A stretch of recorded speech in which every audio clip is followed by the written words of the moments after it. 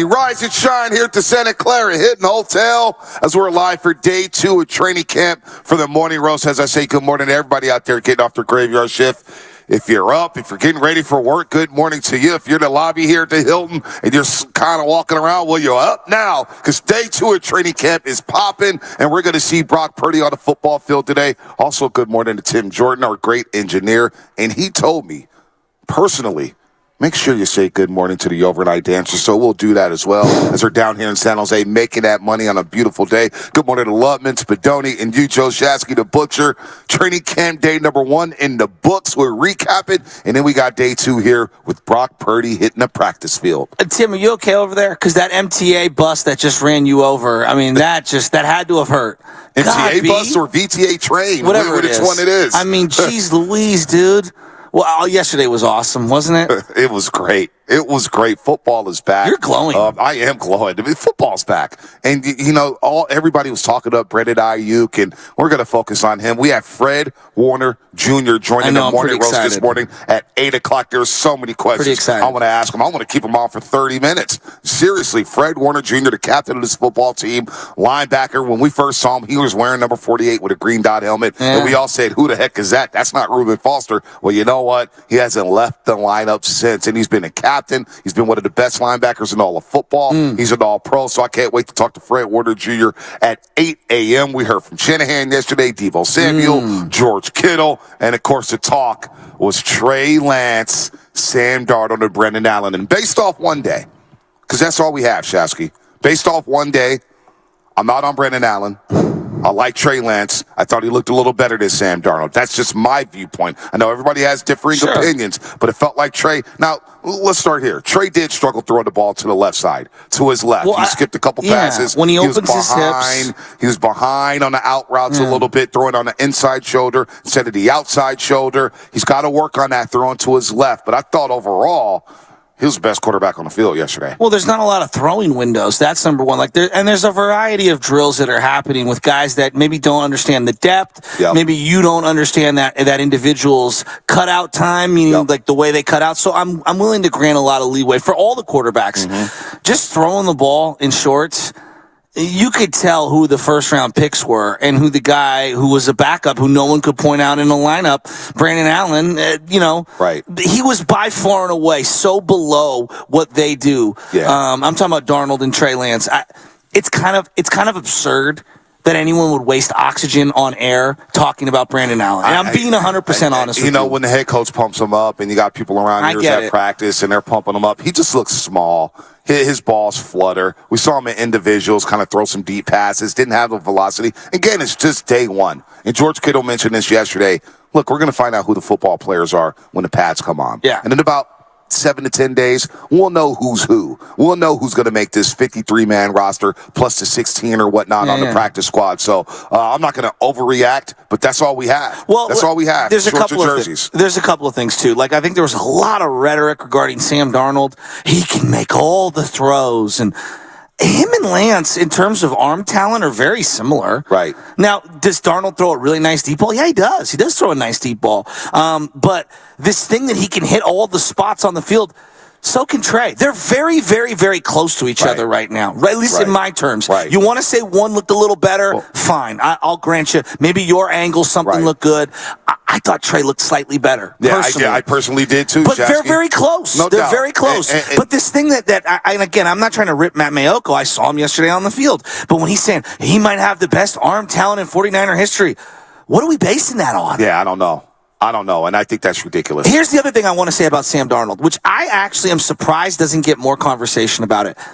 Doesn't the way he throws the ball, isn't it a little loopy? It's a little loopy, and he kind of cocks the ball back, and it feels like it comes out late. Well, like he's a little indecisive, and then he finally lets it go. Yeah. But it's a little funky. A little there. hesitant. Yeah. And it feels... And I'm glad... No, go ahead. No, it feels a little low, and I can see why he gets a lot of balls stripped in the pocket, because that delivery is really low. So much has been made about Trey Lance's throwing motion. Well, that's where I was going to get to. His delivery and his mechanics looked a lot better. Yeah. And the ball came out tighter. The spiral was tighter for Trey Lance, and that velocity was still there. Sam Darnold, you're right. When you look at the turnovers. And by the way, we have 5 years of data on Sam Darnold.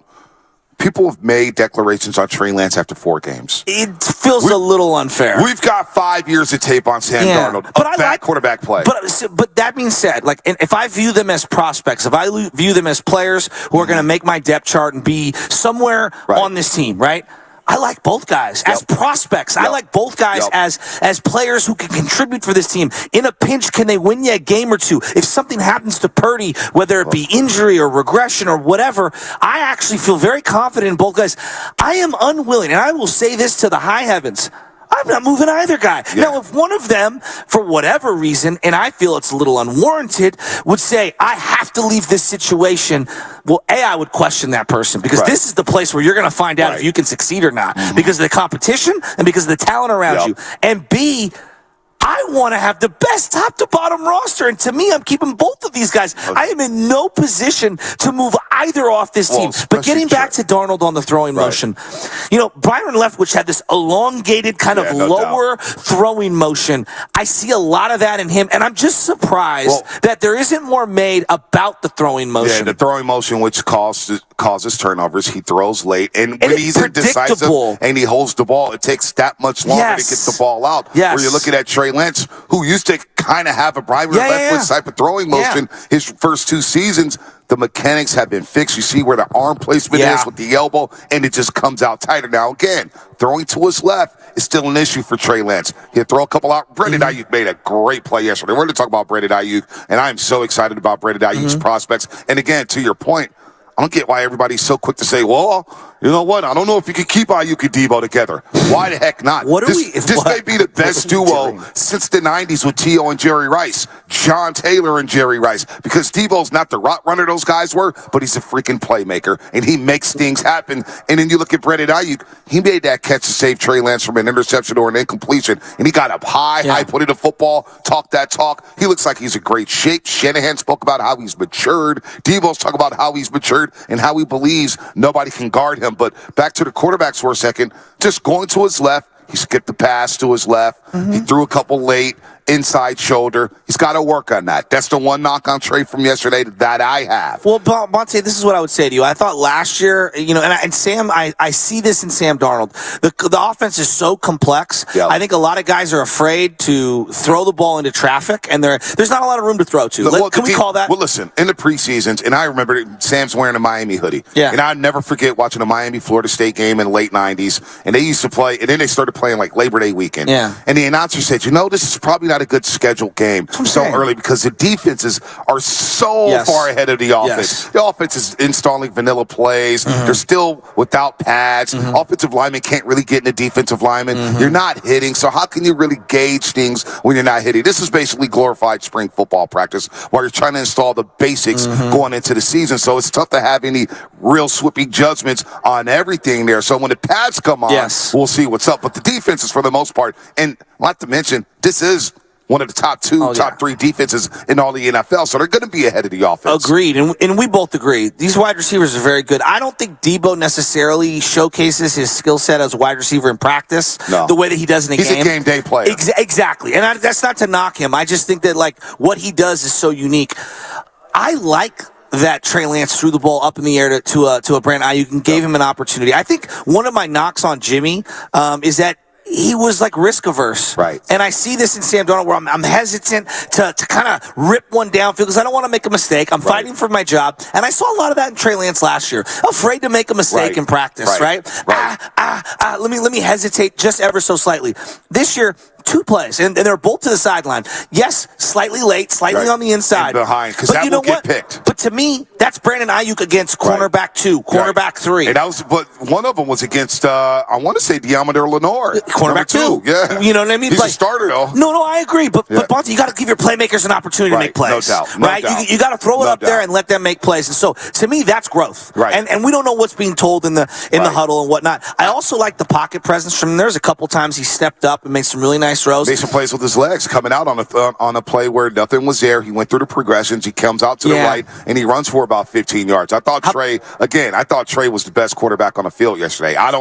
Maybe I'm just blind because we watched Trey a lot. No. We walked around, me and you. I was looking for warts. I was looking for, I was looking for be honest with you. I'm going to be honest with you, B. I was looking for the warts because when you hear all offseason about all the things the guy can't do, I said, well, maybe I need to have an open mind here, and I don't want to go in with any prejudices. I want to be able to just see this. And I actually thought in the drills, he didn't look as sharp as he did as the 11-on-11s, which to me, I want it better in the drills. Right. In the 11-on-11s, in the 7-on-7s, that is more closely resembling football than the drills are, though the drills matter. I'm not trying to diminish them. I actually thought he looked more calm in the 11-on-11s and the 7-on-7s. Sam's pocket presence, there was a couple of times where you could feel the pressure coming from the left or right side, and it was as if he didn't know it was there. He's and I want to see what he looks like today because I think it was a little first-day jitters. Right, he was a little indecisive yesterday. Now, again, Sam Darnold was just 25 last season. I believe he's 26 right now, coming out of USC. He will he just turned 26 back on June 5th. So he's still a young player. How big does it say? A young player. You're looking at this thing real quick. I don't mean to interrupt you, but he's 6'3", 225. Trey looks bigger. Trey looks more compact. Trey looks bigger. Trey looks taller. Looks like he has a better arm. Trey's pretty huge, isn't he? Trey looks like he has a more lively arm than Sam Darnold, just based off yesterday. Yeah. Just yesterday. It's one day without shoulder pads. I don't want to go crazy here, but yesterday. And look, I tried to stay off Twitter. I don't want to, look at somebody's opinion and rip them for that. But a lot of people were texting me and said, so, man, Darnold looked better than Trey, huh? And I said, where'd you hear that from? Because I didn't see it in 11-on-11. Who said that? I didn't see it in team drills. I just got a lot of people texting me and said, hey, Darnold. And then so you go on the internet I see 49er beat writers kind of fighting with each other or bloggers fighting with each other saying, well, I had Darnold for this. And you can see other people. We're going to have Grant Cohn come on at about 9:20. Well, here's a great example. And Grant Cohn was saying, Trey looks so much better than Sam Darnold. And Debo went out of his way yesterday in that press conference where Lubin and I sat. He said, look, man, Brock's looking good. We're happy about him. But, man, the competition is going to be funny. He used the word competition. It's how we'll play. He said, was it a competition for 2? Well, I don't know what the competition was for. I don't know what Debo was referring to. But Debo basically said, Trey Lance has come a long way, and he's throwing a damn good football. When he was a rookie, he threw it too hard. He's learned to put some touch on that it, I noticed. and he throws a more catchable football. Yeah, that I absolutely noticed, and I thought that he got to his progressions really quick. I mean, he seemed like his familiarity with the offense, the processing was a lot faster. Again, it's one day. Bunty, do you put a lot of stock into the Debo comments there? It was very interesting when Debo said that because it was unsolicited. So it's not just a player, right? Saying what he like the cliches that you say about teammates. Let's go play. Let's hear it. Let's play for our audience here. Spadoni, if you could pull it up. Debo said on the quarterback competition going to be a really good one. Here's what Debo said about that. Quarterback competition is gonna be a really good one. Trey has. I mean, you asked me, Trey has got better since the last time I've saw him from due to his injury. He's got better. So I mean, I'm excited to see how this camp going to go. Maybe he's talking about competition for the twos. Yeah, I have no idea. Who knows? Maybe they need clarity, but maybe the players. I think it's I think they're eager to see what Brock Purdy does today. How much velocity he throws with. Can he build up that arm strength? Can you agree with me here?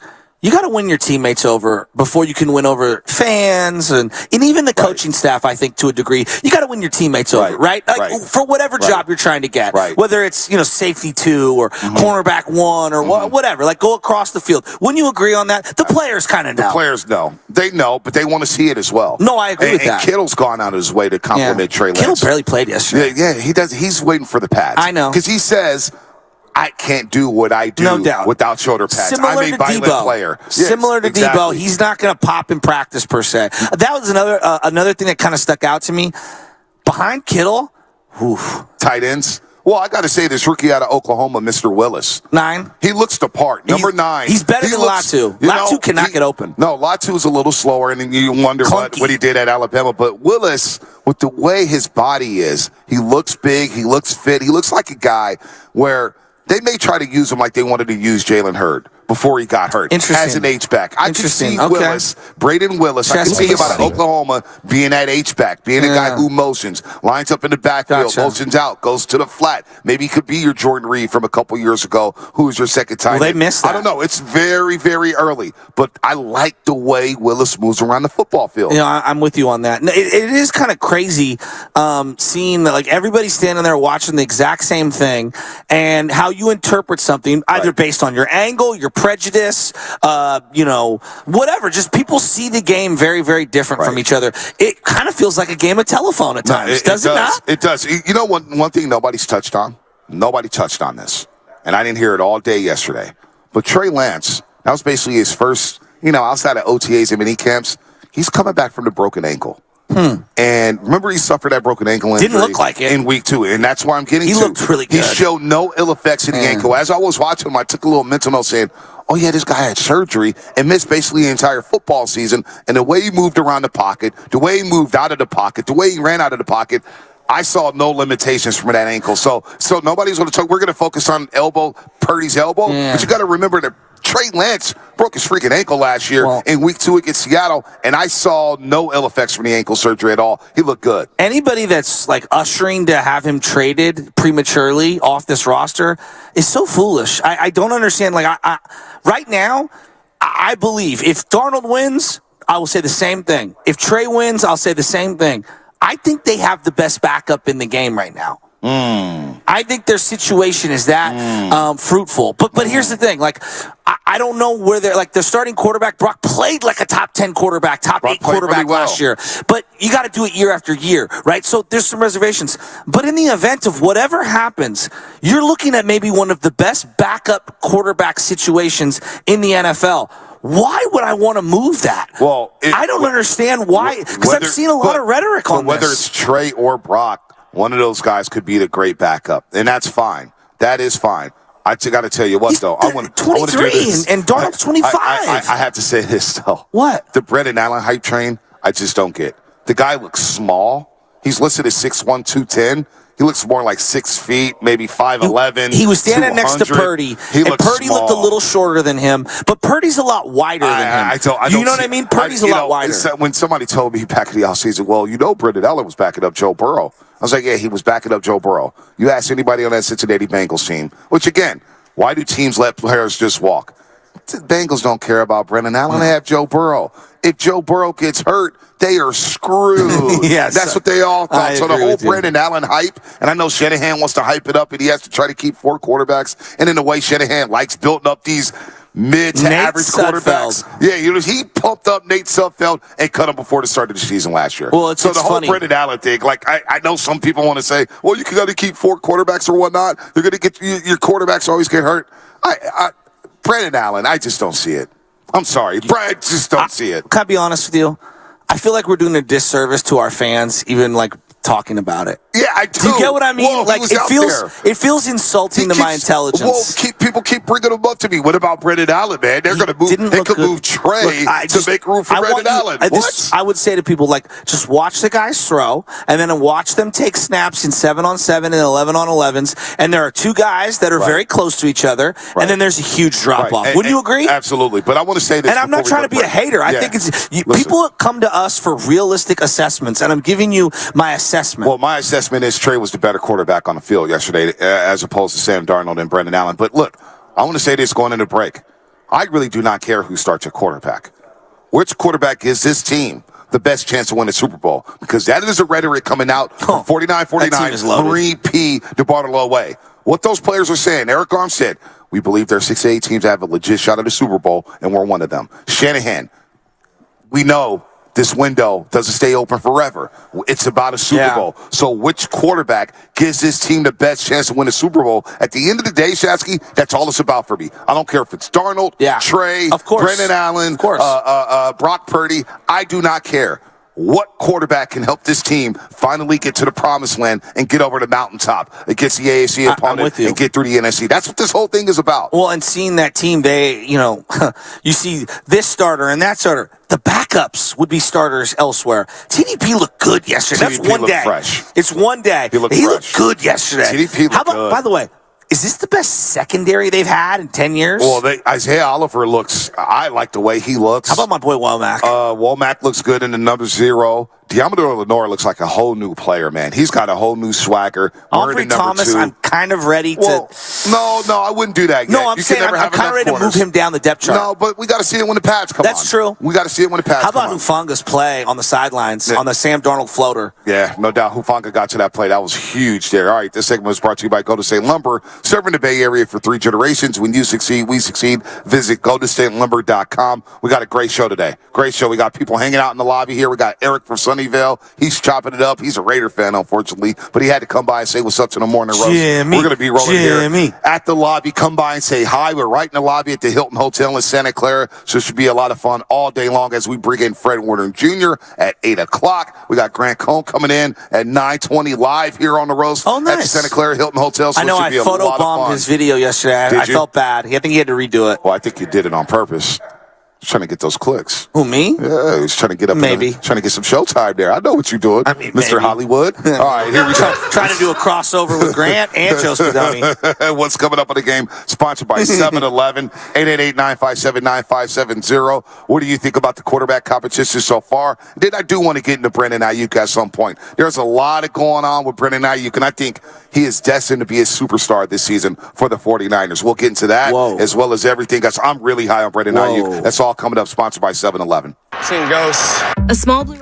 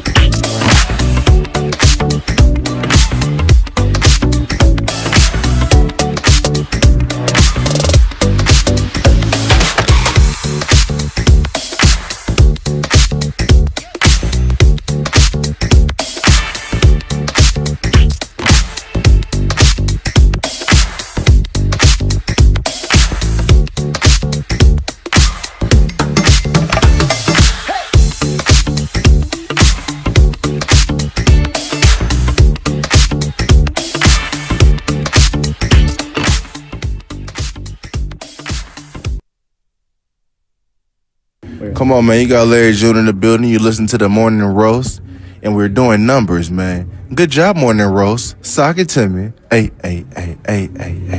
Yee! Good job, Larry. I saw that he was performing yesterday. Shay Diddy, 106 Cameo, was at the concert. I got to get to a Larry June concert. They looked like a lot of fun. Don't forget, we are live right now from the Santa Clara Hilton Hotel for day 2 of training camp, and it is a glorious day. The sun is out. You see people walking around the lobby here as they get ready for day 2, and it was packed yesterday at practice. Packed. Fans galore. You can't get a ticket. Guys were talking to the fans, interacting. Chalk Kittle and the tight ends interacting with the fans. Man, Kickers it was talking to hosts. Kickers talking to hosts, and you had announcers talking to hosts. You had a who's who out there in Santa Clara yesterday. But remember to join us here ahead of every single home game this season for their public tailgate. That's right. It goes down here with all the food trucks. I keep talking about the chicken strips because they're so good with the special sauce. They're delicious. They are delicious. It's got that spice. It's that tinge of spice in the barbecue sauce. I don't know what it is about it, but it just hits hard. Because I like spice. It's some of the best sauce I've ever had. Why sit in traffic when you could enjoy refreshing beverages and delicious eats from their very own food trucks? Open 3 hours pregame and an hour postgame. Always free admission. Plus, you can follow them on Instagram to get the sneak peek on upcoming events and fan-inspired menu items. We saw Michelle here running around the Hilton Hotel, taking care of Steiny and Guru, taking care of Tim Jordan. Tim Jordan's the luckiest engineer in the world. I mean, this guy is the hardest working. Hardest working, but boy, is this guy a freeloader. Oh, my God. Well, he's not a freeloader. I'm a freeloader, okay? Free is me. Give me 3. Bonte, is this a safe zone? I think so. All right. I don't know. You tell me. Well, the YouTube chat's not a safe zone right now. You see the YouTube chat? If you're driving around right now, I will give you about 20 seconds to go hop onto YouTube. I'm gonna bust something out, and I want you to be. You're my brother, right? I think you so. love me. Yeah, sometimes. Okay, all right. So I would wear these on the baseball diamond, but I don't know if I can wear this on that field over there because I feel like I'm gonna get looks. Okay. Not this outfit. Okay. I'm gonna bust this out, and you tell me. I want you to be honest here. Okay. These are baseball glasses. Okay. All right. I'm unzipping them right now. All right. Let me turn around here. I'm gonna turn around, and I'm gonna bust them out for you. And then you know what? Since we're doing it, let me bust out my glasses too. Okay. Why not? Now mine are over the top, Pete. Yours are over the top. Okay. All right. You go with yours, and I'll go with mine. Here we go. Yours don't look bad. You like these? I like it. They don't look bad. So they're like turquoise. You look like Patrick Mahomes. Snowboarder style baseball glasses. Those are Patrick Mahomes They're glasses. the Oakley Sutro lights. Mahomes wears those, huh? I'm wearing these for baseball now. Does Mahomes wear those? I think he does. Yours are, these are Dolce & Gabbana. But those are like hanging out with the wife. Yeah, it looks like I'm going to a date party. This is athletic wear. This is when you're kayaking down the river. This is when you're playing center field, shortstop. Maybe I'm going like this, rounding third for my U team. TJ, what do you think of these? These are some snowboarders. I feel like Guru right now. TJ, you got the mic up. Go ahead, say something to the people. He's dripping. He's dripping? Yep. Wow, look at TJ. Call me Super Mario Brothers because we need a plumber up in here. All the drip from this faucet. Well, actually do need a plumber. My toilet wasn't the working. Shaskys are plumbers. Yeah, well, can they get to room 422 can I and be help honest my with you? toilet out? My dad doesn't want to hear this. The best plumber in the family by far is Uncle Matt. It's not Deli Boy? No, Deli Boy? Deli Boy one time when I had I can't find the Tums. We had one of these wash sinks in the basement, next to the washer and dryer. And so I wanted to put in a new one, and my brother's going to put in new pipes and blah blah. He crisscrossed the pipes. This thing was looking like X's because he had the hot and the cold on the wrong side. Wow. Yeah, Deli Boy, I'm throwing out your information there. By the way, can Deli Boy get down there? I'm serious. Room 422. I'm not going to say who was living in there. But it's problems. It's problematic right now. I can't take you serious. I can't take myself serious. Why not? These glasses. Well, Sam, no, those glasses, you're going to wear them the whole show? Well, I was going to wear them on the field. Do you think I'm going to get looks? Who cares? Who do you care? Looks. Look, what are you looking for? Well, I'm already on the outside. No, I'm already on the outside. Are you looking for some compliments? No, time out. What are you looking for? The real journalists look down on me. So, do they? I think so. So when I'm out there, if I'm wearing the most ridiculous pair of shades possible, am I going to go even lower? Can you go lower than 0? No, dude, you're thinking too hard. All right, I'll put these away. You're trying too hard. Now What do I'm we going to tell think? you not to wear the glasses. Do we like them? Does the YouTube likes them. Somebody told us we looked handsome, good. which is surprising. And Sam, yes or no? My girl doesn't even believe that, but My family looking handsome, gentlemen. Look at that. There we go. Shay's looking good, fellas. That's our boy Rocky New Era 84. Let's What up, go. Rocky New Era? Let's go. I mean, gosh. I mean, now, you look like you're going to play baseball. I look like Yeah. you're going to a day party. Yeah, well, you do. Where's the Mai Tai? Where's the margarita? Can I be real with you? What's up? Your whole outfit looks like you're going to the Hamptons. Yeah, no, it is pretty swaggy. You and Grant Cohn, who said he spent time in the Hamptons. Yeah, he did. Grant Cohn was flexing. Was Jerry West there? Were you putting rings on the table? I mean, listen, man, I got to lie. Miss Antonov call got me these shorts from Saks Fifth Avenue, man, and these feel really good. I mean, they feel great. I've got to tell you, man, I've never felt better. I love you so much. I've never felt better. Should I get up? Should I show the people? Look at these shorts. It's the most self-involved. I mean, look at this, it. man. Look at this. This is, I feel like $1 million right now. Let's go to Tyler in the city. Tyler, what's happening? You're on the roast. Hey, Monte, you got the hoochie daddies on? What's up, bro? You feeling yourself, man? Whoa. Man, Tyler, what's the hoochie daddies? I got the backdrop. Can you explain? I'm looking at the W instead of the Hilton. Hey, no, this is the Hilton Hotel, the finest hotel establishment in the country. Absolutely. Listen, Tyler, what are hoochie daddies? Describe that. I'm 40 years old, man. I'm not a youngster no more.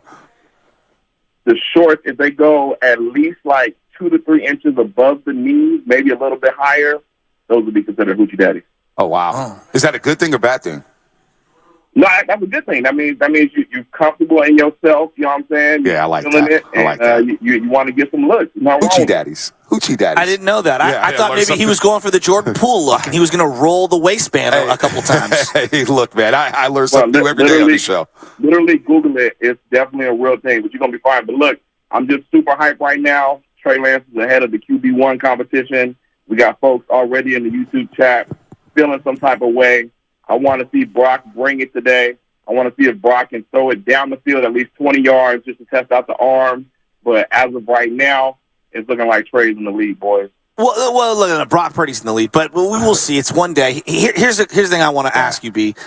You saw a lot of throws yesterday. Lot. Okay. You go from drill to working on individual throws to just check down stuff to footwork drills where you're still throwing to a 7-on-7s, 11-on-11s, back to 7-on-7s. How many throws do you think were executed by each quarterback yesterday? It was a lot. I mean, Kittle was talking about the reps, and Shanahan was talking about the reps. Like quarterbacks, for example, it felt like they got 4 plays at a time, right? 4 plays, boom, next quarterback. It could have been 5 plays, 4 to 5 plays at a time. So they made a lot of throws at individuals and teams. That's what I'm saying. And they ran the ball a lot. I don't want to put a number on it, but they threw the ball. A couple hundred times? Yeah. Probably, when it's all said and done, you probably throw about 200 times per practice. This is just you and me. I just want to see how many of these drills Brock participates in as they say he's fully cleared. I want to see what the velo's looking like. Well, I can't wait for that. I can't wait. It's a big, and let's get into that. We're acting like it's just going to be, he's going to be at 100% from day one, and I don't know. Think about the chance Brock Purdy has as we get into it the next segment. He has a chance to take this job and run away with it.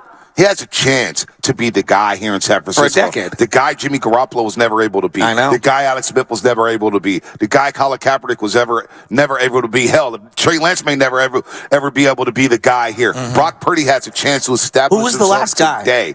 The last guy to be Jeff Garcia. I'll say Jeff Garcia. I'm going to put some respect on Garcia's name because a lot of people talk about Garcia. Those were some fun football teams. Yeah. And Garcia balled out when they had basically T.O., Terry Kirby, Garrison Hurst, and that was about it. Yeah. Ty Streets is a second receiver. He's a 4 receiver on a good team. Not the slender Ty Streets out of Michigan. I like Ty Streets. But it is what it is. Caught a big touchdown pass against the New York Giants in the wild card game. Yeah, there you go. Near the sidelines. There you go. All right, what's coming up on the game? Sponsored by Fremont Bank, full-service banking. No compromises. We'll talk about more drip. We'll talk about the quarterbacks. 888-957-9570. Do not forget, folks, Fred Warner Jr. joining us at 8 o'clock. I cannot wait to talk to Fred Warner Jr., number 54, with that green dot helmet. He's ready to go. Let's do that coming up on the game right here on 95.7. Hi, I'm Aaron, owner of California Deluxe Windows. Ever notice? When your neighbors get new windows, there is a large...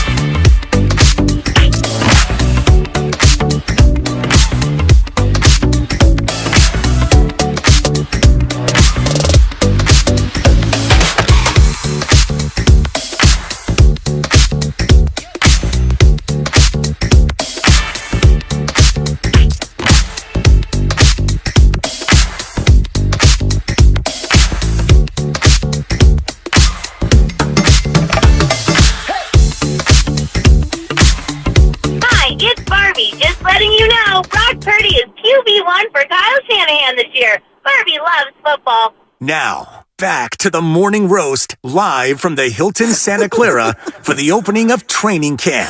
That was Tracy Sandler, CEO of Fangirl Sports Network, and we tried to get her to do a rejoin. She was the real Barbie. She was the real Barbie for 5 years on the website, commercials. I said, Tracy, man, you want to do a rejoin for us in the Barbie voice? She goes, hey, you already got your freebie. It's going to cost to be the boss. So what does she want? We don't have enough. We work in radio, dog. Hi, it's Barbie. Just letting you know, Brock Purdy is QB1 for Kyle Shanahan this year. Barbie loves football. I mean, it's why we're sharing hotel rooms here at the Hilton Hotel. We're broke, baby. Yeah, we're broke. true. This segment is brought to you by... We're kind of like Willy Wonka and the Chocolate Factory. Everyone's sleeping in one bed together. There you go, like Grandpa Joe. Yeah, exactly. That's the only grandpa I know, but it was like 2 grandpas and 2 grandmas and whatnot. It was what was going on in that household. You get nothing. You lose. This segment sponsored by Go to State Lumber. Serving the Bay Area I for 3 got you, huh, generations. TJ? When you succeed, we succeed. Visit GoToStateLumber.com. We're live here at the Hilton Hotel in Santa Clara. People getting up. I think they had a bar exam yesterday, right? There was something going on here in the hotel. There's a lot of people studying with was their laptops Steiny here out. then for that bar exam? No, absolutely not. Was he testing to make sure that the liquor content was appropriate? You imagine Steiny is a lawyer? Oh, filibustering like crazy? Yeah, come on, My man. client is guilty and also innocent. Come on. But all these, I kept looking at these people yesterday, and I was thinking, boy, you really want to be a lawyer. You really want to be a lawyer. It is miserable. I'm sorry, man. Some law is cool. If you do like insurance law or something like that, something lax, but... You could be an injury law guy. I can see you. No, I couldn't. No, absolutely not. Absolutely not. Carlito's Way, you'd be like the crazy, like Sean Penn.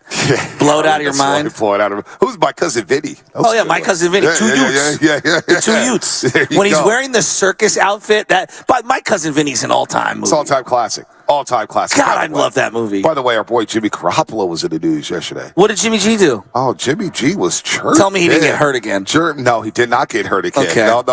He's in that number 10 with that Raider helmet on, with the looking Jordans. good in Henderson, Nevada. Okay. He's looking really good. But Spadoni, our resident Raider fan, he's got to deal with Jimmy Garoppolo. I love when you do the Jabba the Hutt laugh, like the bounty hunter is about to execute a great line here. What? Oh my God! Did you hear that? I did hear that. Listen, Spadoni could hear what? Okay.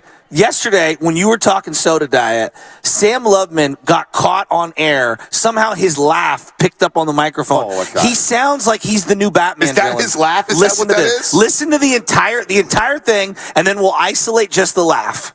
How about the Sunday? You guys had the Sunday. I'm on the soda diet. If I told you that's Joker's kid who is coming to take over Gotham, wouldn't you agree? He's Joaquin Phoenix's kid? 100%. Yeah, Batman, I'm coming for you, Batman. What about the camera stare? Oh, my God. I'm not going to say what other host is on the soda diet, but it was like, they brought me a sandwich right on camera, and I'm thinking, what are you guys doing? See, Guru and he feels me on this.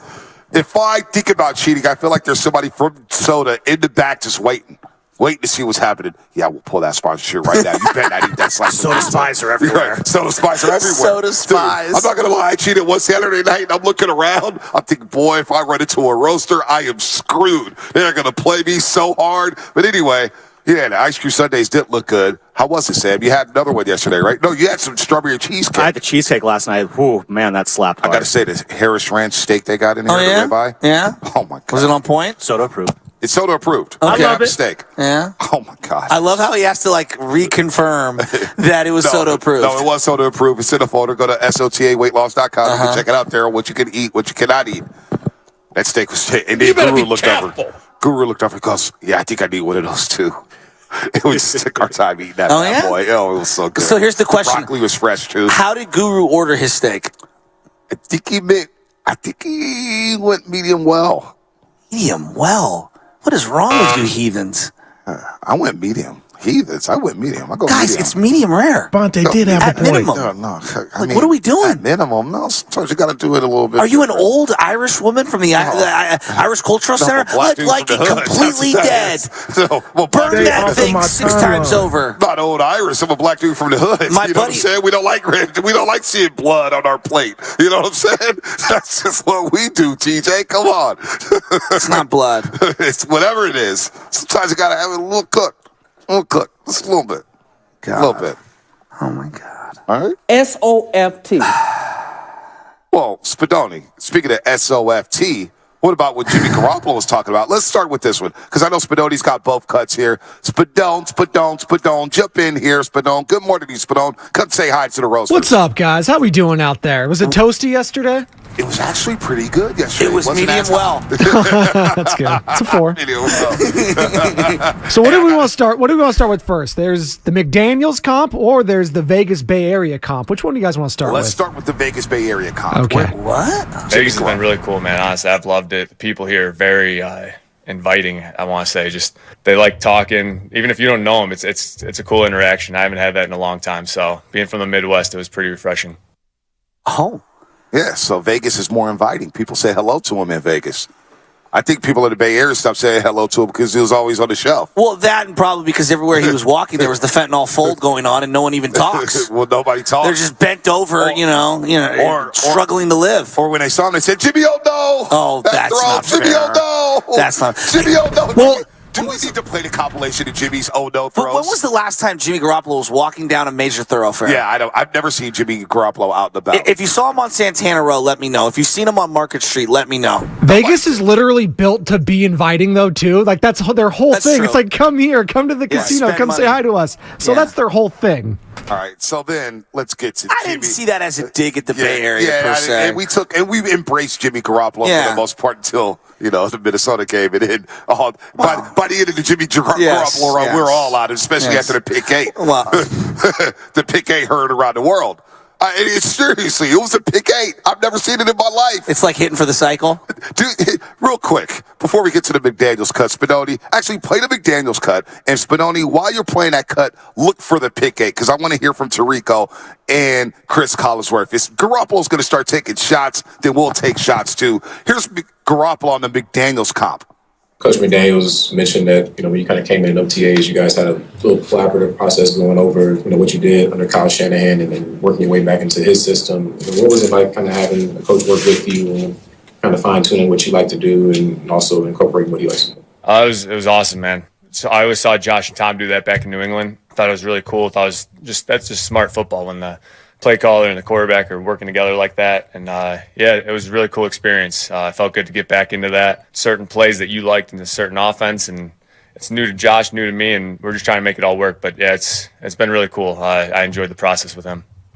He enjoys the process with McDaniels, quarterback, head coach getting together, drawing up plays, getting input. So that means Shanahan was like, Jimmy, step out of my office. I got this. Well, I just think that Kyle can be rigid, and he's very particular about his designs and his plays and things like that. That's the one thing that I don't know enough about Kyle and the kind of how it goes when it comes to how he's setting up the scheme versus an opponent that week. But seeing it on the quarterback doc with Andy Reid and Patrick Mahomes, they kind of spoke to that where, Patrick Mahomes feels like he has some ownership on the play calls and they create things all together with the wide receivers and the tight ends. It feels like a collaboration. Right. Not on every play, but on a couple of plays. And by the way, Tashawn Reed from The Athletic asked that question. Tashawn Reed, one of the fine young reporters in this business, especially when it comes to football. But it also, I could kind of feel Jimmy in a way, and it speaks to their relationship wasn't tight. Whatever happened between Jimmy and Kyle, they never really saw eye to eye, especially after 2018. 2019, you heard Kyle Shanahan complimenting every quarterback but Jimmy. He was hard on Jimmy. They've tried to move off of Jimmy many, many times. Jimmy, when he came back in the Seattle game last season, talking about, it felt like when I first came here, just kind of freestyling and just playing football instead of having a game plan and Shanahan all over you. So, some shots fired, no doubt about it. But the great thing is, the Niners and Raiders scrimmage this year. You don't think Shanahan's going to tell defensive coordinator Steve Wilkes, hey, if you want to call some zero blitzes in practice, go ahead, be my guest. Let's punk this dude. Let's punk number 10 and show him what he's missing here and show him why I moved off of him. It's just Jimmy and Shanahan, for whatever reason, just did not see eye to eye at all. I don't know if it was the injuries, decision-making, what it was. But it's kind of wild to me that they traded for him, and that's how the relationship ended.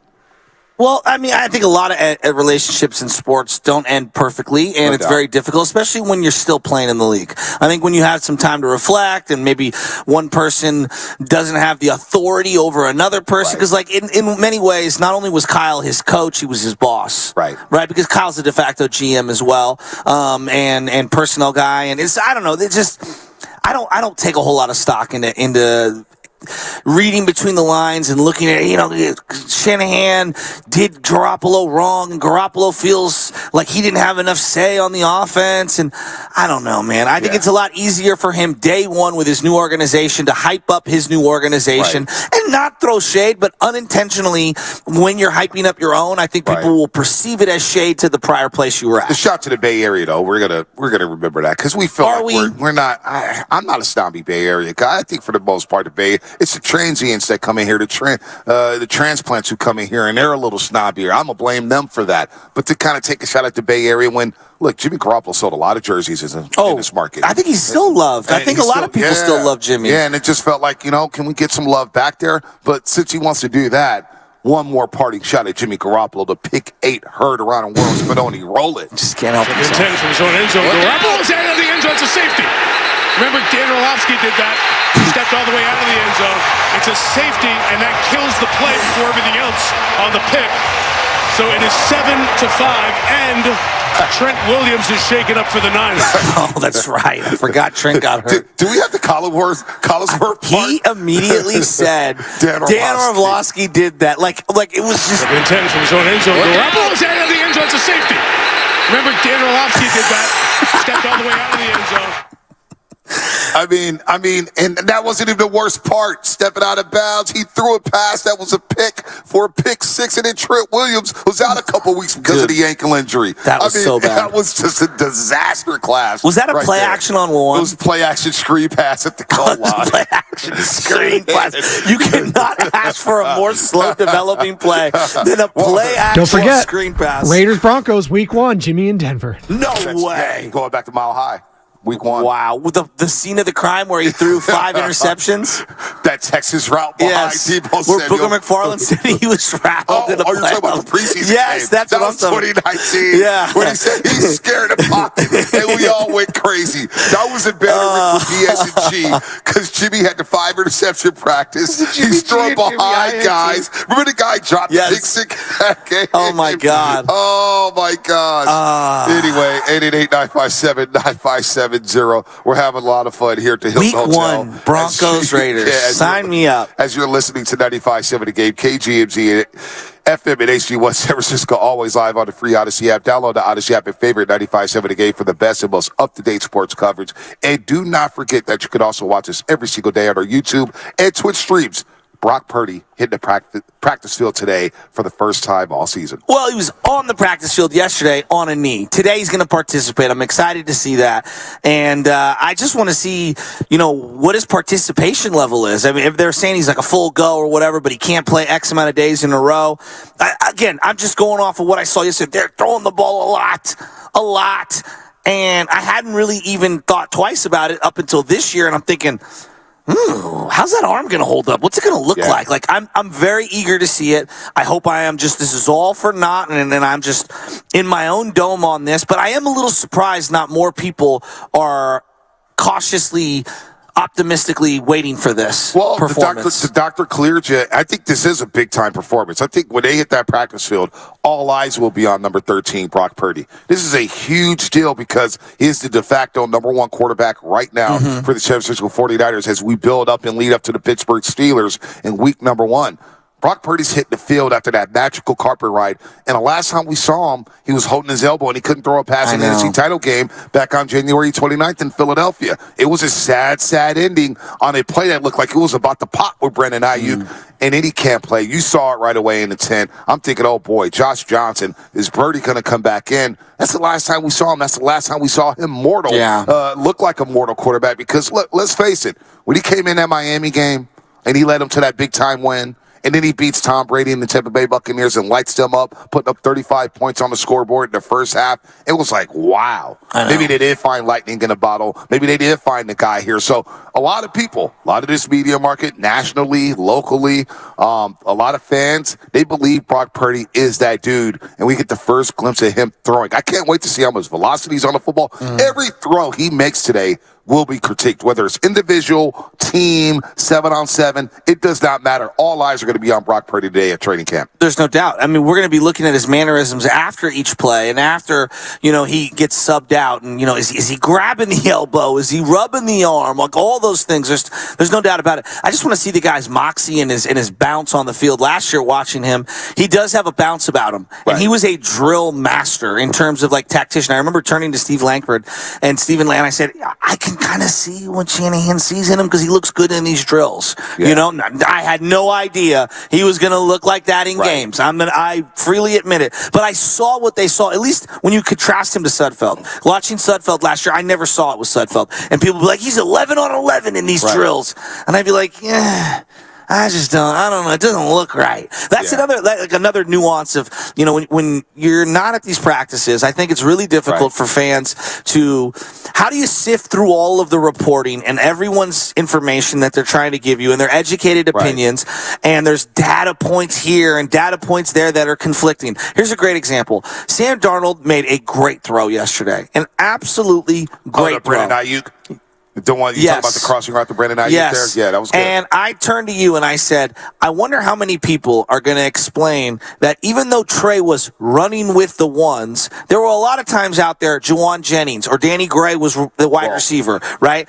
In that particular setting, Darnold made a beautiful throw. It was against the second-team defense, so cornerback 4 and 3, and Ayuk, who's your number one wide receiver, ran a beautiful route, cleared out the safety, cleared out the cornerback, and is wide open. And Darnold ripped it and made a beautiful throw. But there's context to that. Yeah, no doubt. And I thought it was one of the throws of the day. But that's practice, though. Guys, no, I agree with you. The receivers may rotate every 3 plays. The quarterbacks may rotate every 4 plays. Linemen may rotate every 2 plays. But Bonte, context is not in the Darnold was 8 for 13 or whatever people charted him for. And I'm trying to provide that context. No doubt. And so, people have workouts. You can't fit everything into a story. Of course. You can't fit everything into a video. I think David Lombardi does a great job at doing that stuff, breaking down the context of what's happening play by play. Grant Cohn, who's going to join us, he breaks that down very well. So, look, there's context to everything, but that's going to happen all practice. That's true. At times, Debo may be throwing to the 6th-string wide receiver with the first-team offensive line. You never know there, but you got to give Darnold credit. He ripped that throw. It looked great. It was on the line. It was a frozen rope. I was like, wow. Can we talk about the throw of the day? Which was not even a completed pass. The one where Fred Warner deflected it? So we had a great angle. We were at the 50-yard line. We got as close to the action there on the far side of the field. We got as close, and we had a great angle, and we kind of see the entire play. I'm big on angles because you're on field level. You have to have a proper angle, see the play develop, see what the quarterback sees, see the depth of the defense and how they're attacking you. Trey Lance went through the progressions, and I want to say Debo was the third progression on that particular route tree or on that particular quarterback read, and Trey Lance rips a ball layered over the top, and Fred Warner made one of those plays, and I turned to you and I said, that might have been one of the greatest plays I've ever seen in practice. Well, Debo talked about that. Whenever he runs that route, he goes, look, we know Fred Warner's lurking, Fred Warner Jr. that is, and it is tough to get that ball over to Fred Warner Jr. and get him through or actually clear that route where he runs a deep drag route, and it's like Fred Warner Jr. is just lurking in the middle, and we try to get that play on to Fred Warner Jr., and it never works, and he made a great play. No, he made an unbelievable tip. Absolutely. But my bigger takeaway was that was a perfectly thrown ball by Trey Lance. The only person who was going to catch that was going to be Debo because the amount of contortion from the body and reaching out from Fred Warner. I mean, that's why Fred Warner has all-pro talent right there. But I just thought that shows you all of these quarterbacks. Purdy, Darnold, Trey. You're going up against that every single day in practice. That's what was disappointing last season when people were saying that Trey Lance was struggling in training camp. And it was like, wait a minute here. Aren't they going against one of the top defenses in the NFL? Yeah. And that's what he basically did. The Niners had the number 1 defense last year in the NFL. And Trey Lance had to go through that in practice in his first ever season as a starter. Yeah. Of course you're going to struggle at times. You got Nick Bosa, you got Fred Warner Jr., you got Dre Greenlaw, you got the secondary Mooney Ward, who we didn't even know about, who turned out to be one of the best corners last year. Yeah. So it's when it came to bump and run. So look, you're gonna have struggles against this defense here, but I want to hear from Shanahan. Shanahan discussed yesterday the quarterbacks and what he expects from the quarterbacks on any given day. He said it doesn't get worse. Here's what Shanahan had to say about what he expects from the quarterbacks. I don't expect a lot. I expect them to show us that they haven't gotten worse while they were gone, which, they all get pretty good in OTAs, and what we're expecting and what we do today is really exactly what they did on OTA 1. So I expect them to come out and be clean on all their footwork, clean with where to go with the ball, and just show that they've been working their 40 days away. And all our guys they had a good first day, but reps weren't high, and it was pretty basic stuff, and just keep it taking it one day at a time. This is the big one here, and we're going to watch Brock Purdy today at practice. Shanahan joined Tim Kawakami on The Athletic. He sat down with him for about 40 minutes, and Shanahan was talking about what Brock Purdy did last season, and he basically said it's going to be really hard to beat out this training camp. Here's what Shanahan had to say about that on the TK podcast. What I can see is what Brock did in his games last year. People give him a lot of credit. They gave our team a lot of credit, but I know how good he played. And I think anybody who really sits and watches it, whether it's our teammates, whether our coaches, it was strong in the season, but it got stronger in the offseason. It's because what he put on tape was real. And that's what makes it easy, the situation we're in. Now, Trey and Sam, they have the ability to do that stuff. It is harder for them to do it in practice and to jump a guy who we've seen do it in 7 games like that. That's the harder situation. It's a situation I'm happy about, though. Now, maybe he has a setback. Maybe he's rusty and stuff because of his injury and stuff. I don't know. I don't think he will be. I think he'll get back to that point. And then these other guys can play, too. Maybe he does get an injury, and Sam or Trey get an opportunity just like Brock did last year. All of this can happen to each one of them. I know the way that we all would have drawn it up because how we spent our draft picks, and that's the way it was going to go. Injuries happen. And when injuries happen, you don't really lose your job because of injury, but you give opportunities to someone else. And this guy who got his opportunity came in and did stuff on film for me, for John, for all our players. That was as good as we've seen here. And it's going to be real hard to beat out. Going to be real hard to beat out if he plays his game this training camp. And I think we could all agree there. There's no doubt. The practices, this is going to sound absurd. People are going to think this makes no sense. Because you don't get to do the creativity stuff that Kyle's so good at, and because the defense understands every blade of grass that Kyle wants to attack, and the familiarity with the personnel, and maybe their moves to get off the line and things like that, and spaces on the field where they love to attack. Right. I feel like practice at times can be more difficult than the games for these quarterbacks and wide receivers because there's just not a lot of open guys. Right. Are you noticing that? Like my particular, this isn't just this year. I'm talking about year over year over year. Well, the defense is always going to be ahead of the offensive training camp for the most part. When you have talented defenses and you have guys stacking it into the system, it's tough for young, especially in this offense. Yeah. Young receivers struggle. Brandon Ayuk struggled. Danny Gray is struggling. We'll see about Ronnie Bell. One of those guys are going to have to step up, but it does seem like Juwan Jennings has a stranglehold on that number 3 spot for the Niners on that wide receiver depth chart. Well, and Jennings is one of those guys. He doesn't necessarily blow you away at practice, but he makes plays in games, right? Deebo Samuel's one of those guys where he doesn't get great separation in practice. He's an absolute butt kicker on game day. In game day because he's of his completely different. No doubt about that. All right, let's break here. We're going to play more sound from Shanahan. We have some Deebo Samuel sound. Let's get into Brandon Ayuk, and then we'll transition to the defense as we lead up to Fred Warner Jr. at 8 o'clock on the morning roast. That's all going to be sponsored by AC Transit. Get in where you fit in. AC Transit.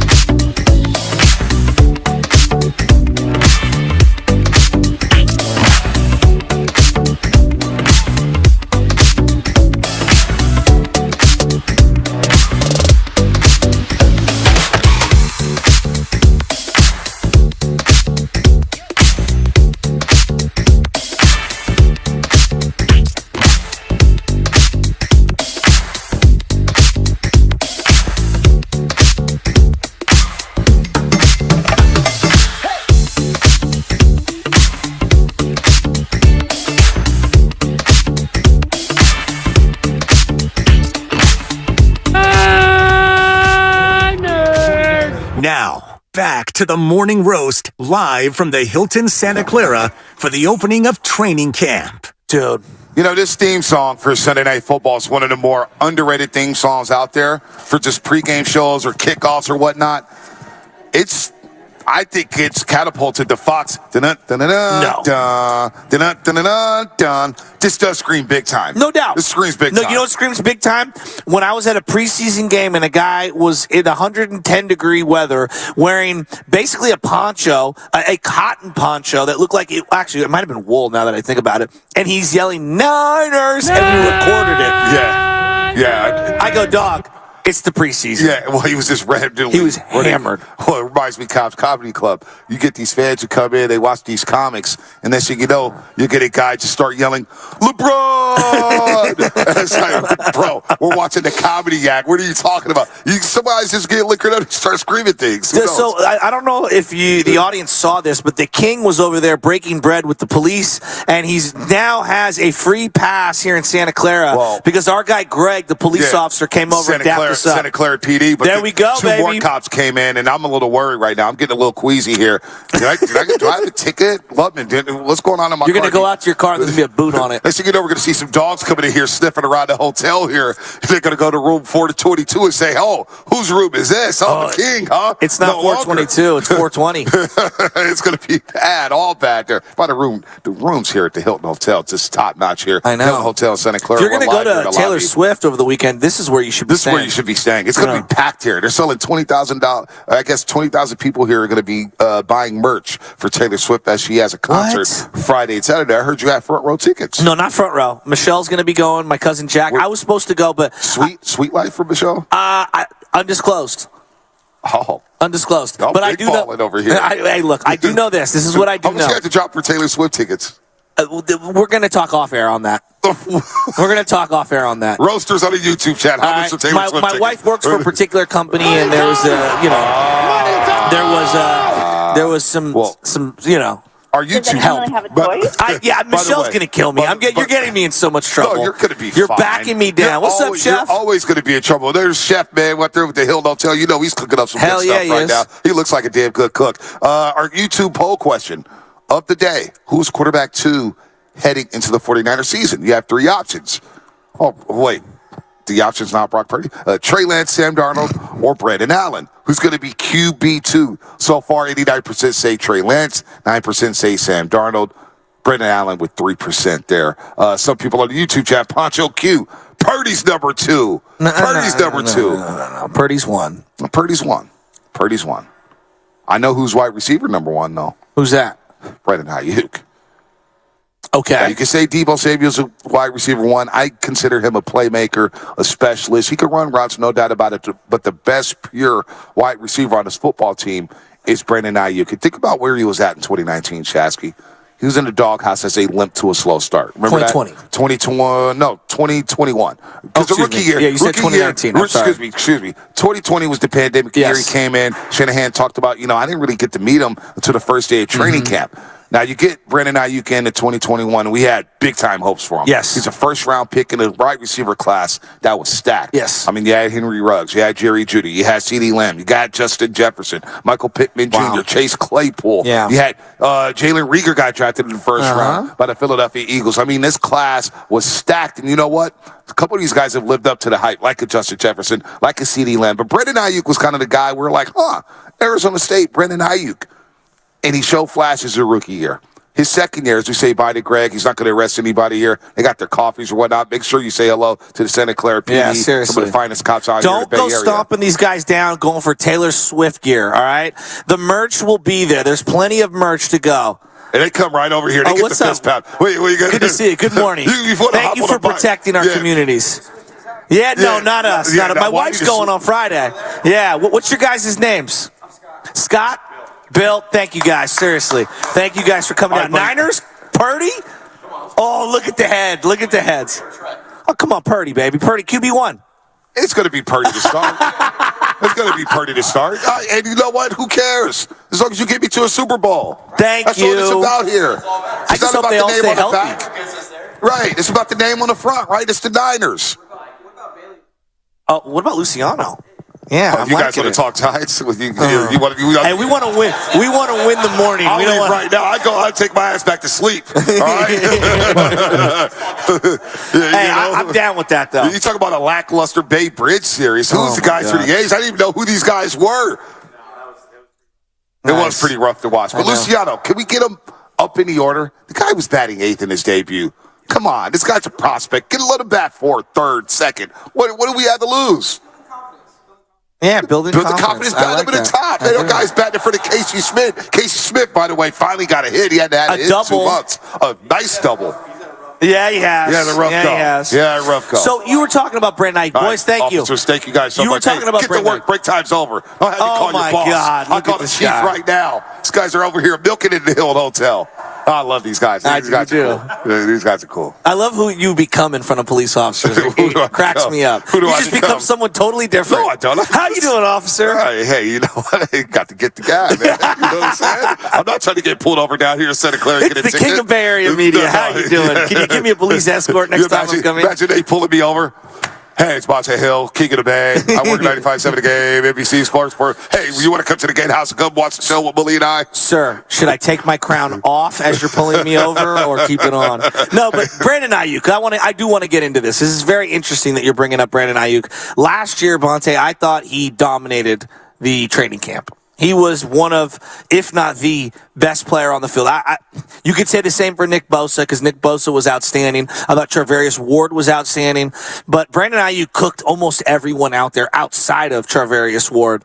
And I just thought that he was absolutely incredible. And he is locked in. And he got in that fight in training camp because Fred Warner Jr. tested him. He said, look, man, we expect the best out of Brandon Ayuk. We want him to get up to speed here. He's a key. So remember in 2021, he was basically in the doghouse. And he had the 1-catch, 6-yard game against the Indianapolis Colts on Sunday Night Football, and it was raining or whatnot. A lot of people make excuses. Monsoon. Well, we make excuses. Oh, Jimmy Garoppolo had to play in the monsoon, but we don't do that with Trey Lance. Go figure. Anyway, they go to Chicago, and he gets 4 catches for 45 yards. And then they play Arizona in a bad loss at home. That's right. But he started to pop. And you saw later in that season, starting in Jacksonville, then he goes to Seattle. He plays against Minnesota, 3 catches, 91 yards. And he started to come on there. Remember, he ended the year in L.A. with the 6-catch, 107-yard game. It's really like, wow, Brandon Ayuk can be a big-time player. Yeah. And he ran some great routes against Diggs down in Dallas in the wild-card game. And Jimmy just missed him. Remember that? Jimmy missed him. He was cooking. He airmailed one. He missed him on another one. And I'm thinking, boy, Brandon Ayuk's going to have a big 2022.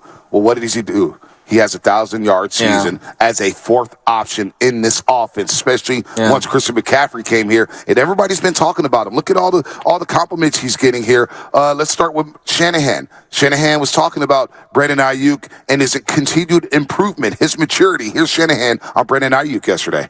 Just how much more he matures just as a player each year. I mean, every year he's gotten better. Brandon came in with a lot of talent.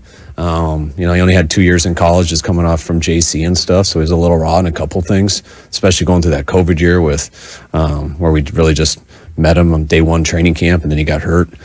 So he's always been trying to catch back, and each year he's done so much better. And last year I thought was the best year that he's had, and you usually know how they react to that based off the offseason.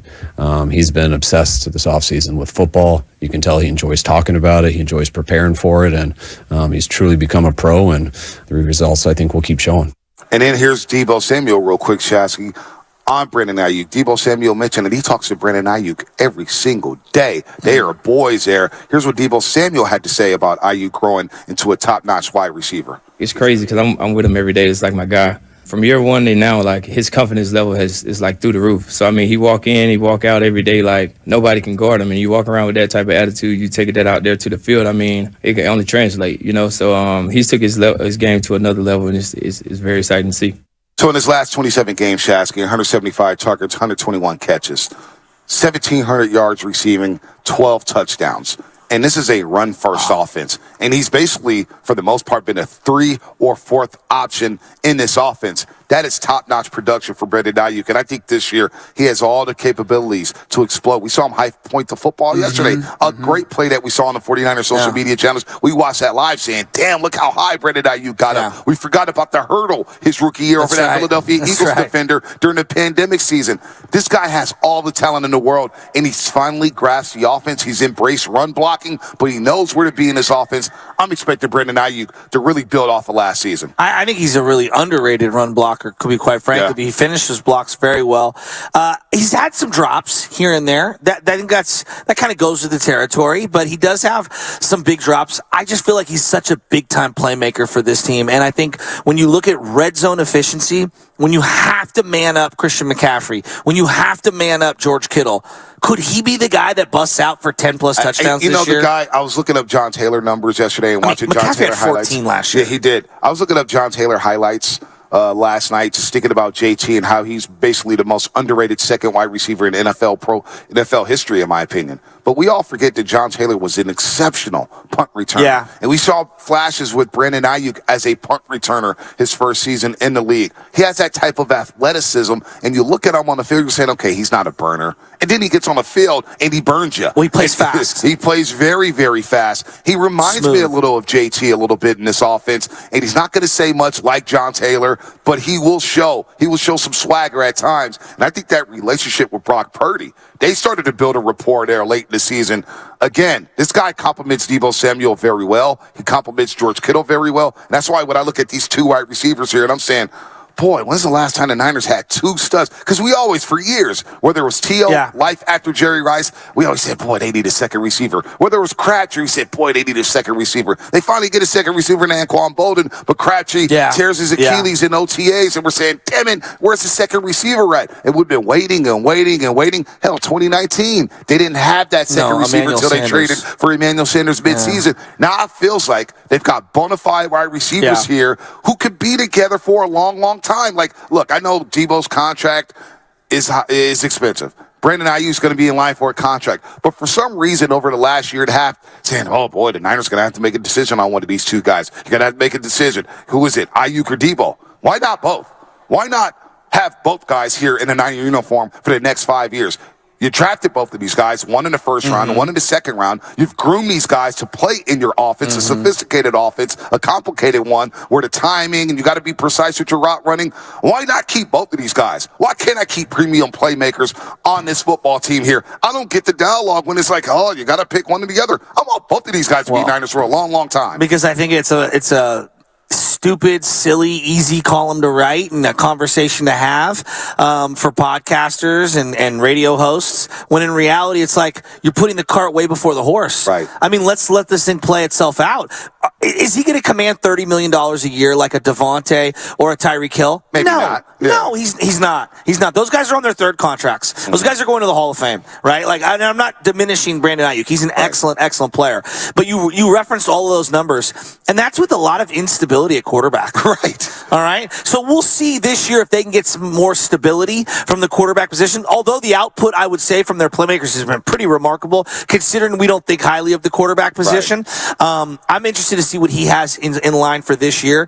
I just don't know why we have to pay everyone 2, 3, 4, 5 years out. It's the NFL. But I don't get why we have to talk about, and we're pocket watching here saying, oh, well, you know what? You're going to have to pick one or the other. Really? I could find other ways to keep both these guys on the roster here. I just don't believe in I'm with you. Grooming guys. I'm with you. Homegrown guys who you spent draft. No, remember, they traded back into the first round to go get Brandon Ayuk. You got Deebo Samuel, who you coached up at the Senior Bowl. These guys know your system inside and out. They're playmakers who play physical. Yeah. They play fast.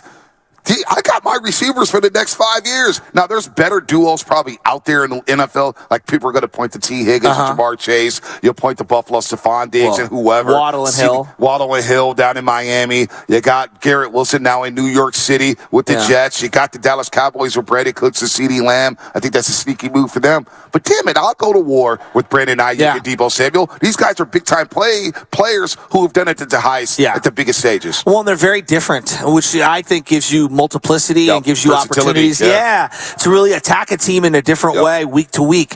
And I just think about like his physicality for how small he is. He's much more physical than we give him credit for. No doubt. And I think he's much more athletic than we give him credit for. He makes tough contested catches.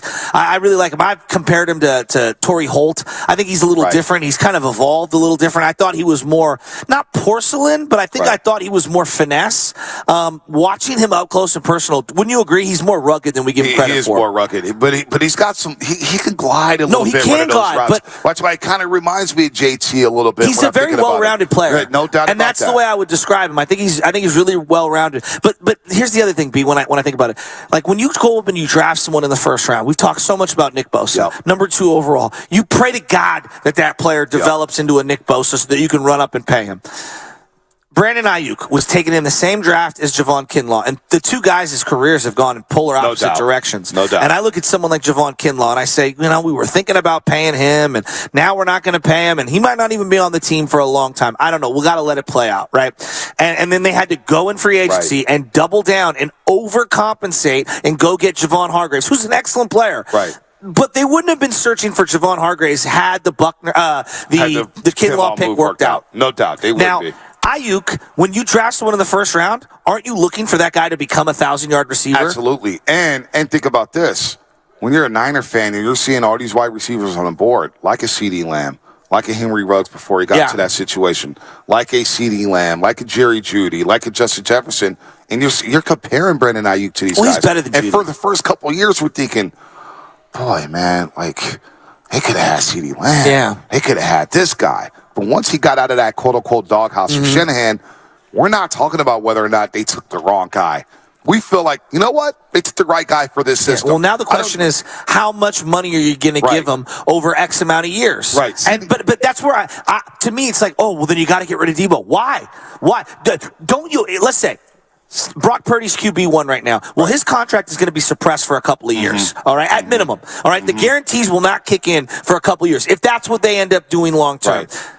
You could spread money around on the rest of the team and have playmakers making big money. Now, George Kittle's number is going to come down in a couple of years. Trent Williams might be one and done. We'll see. He looks like he in great shape, though, by the way. No, I'm with you, but Bonte, he looks phenomenal. He makes a significant amount of money, he does make a lot of money. So as you project moving forward, I know we think, you got to make all these moves. Things tend to work themselves out. They do. And I just think we're way ahead of ourselves. Yeah, we are way ahead of ourselves. I'm not moving playmakers. No, I'm not. I'm with you. I want to keep the playmakers. You protect your quarterback. You surround them with playmakers. But when it comes to the money, it'll work out. The Niners have proven. Yes. They wanted Javon Hargrave. They got him.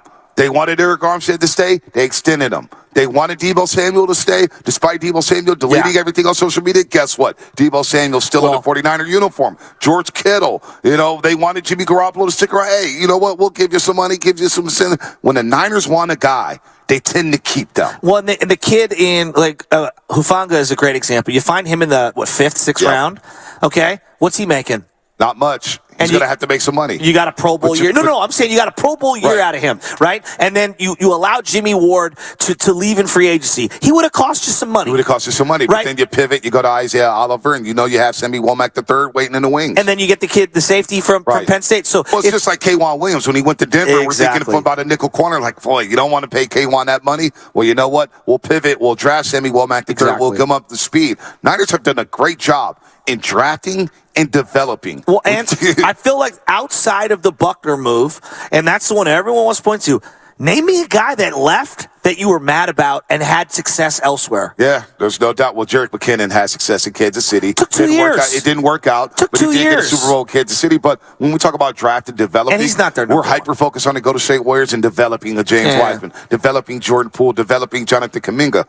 Well, we haven't really had those same issues with the 49ers. Mike McGlinchey didn't work out. But I think a lot of people was waiting for him to move on. Quan Alexander, they sign him. They pivot the next season. They trade him. But think about the guys they've drafted and developed.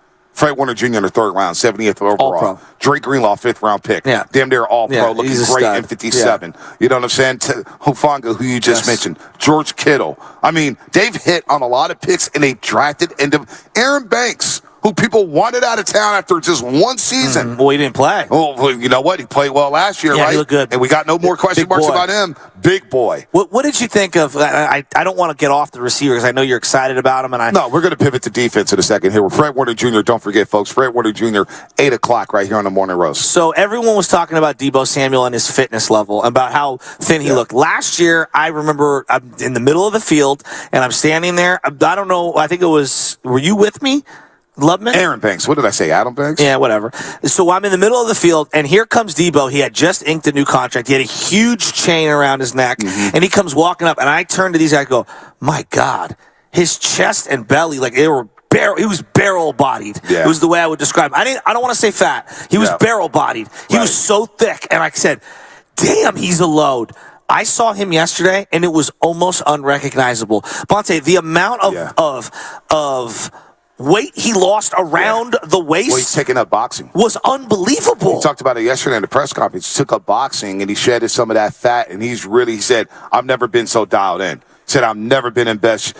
Let's actually hear from Deebo Samuel. Here's Deebo Samuel on saying that he's been in the best shape he's been in since 2019, his rookie season. This offseason was pretty good for me. I say this is probably like the best shape that I've been in since 2019. You got that long time of working out, long time of preparation, and like I took them 40 days away and really got to it and got to where I wanted to be. You feel faster? Yes, feel sir. quick? Feel kind of faster, lighter on my feet, like easier to change direction.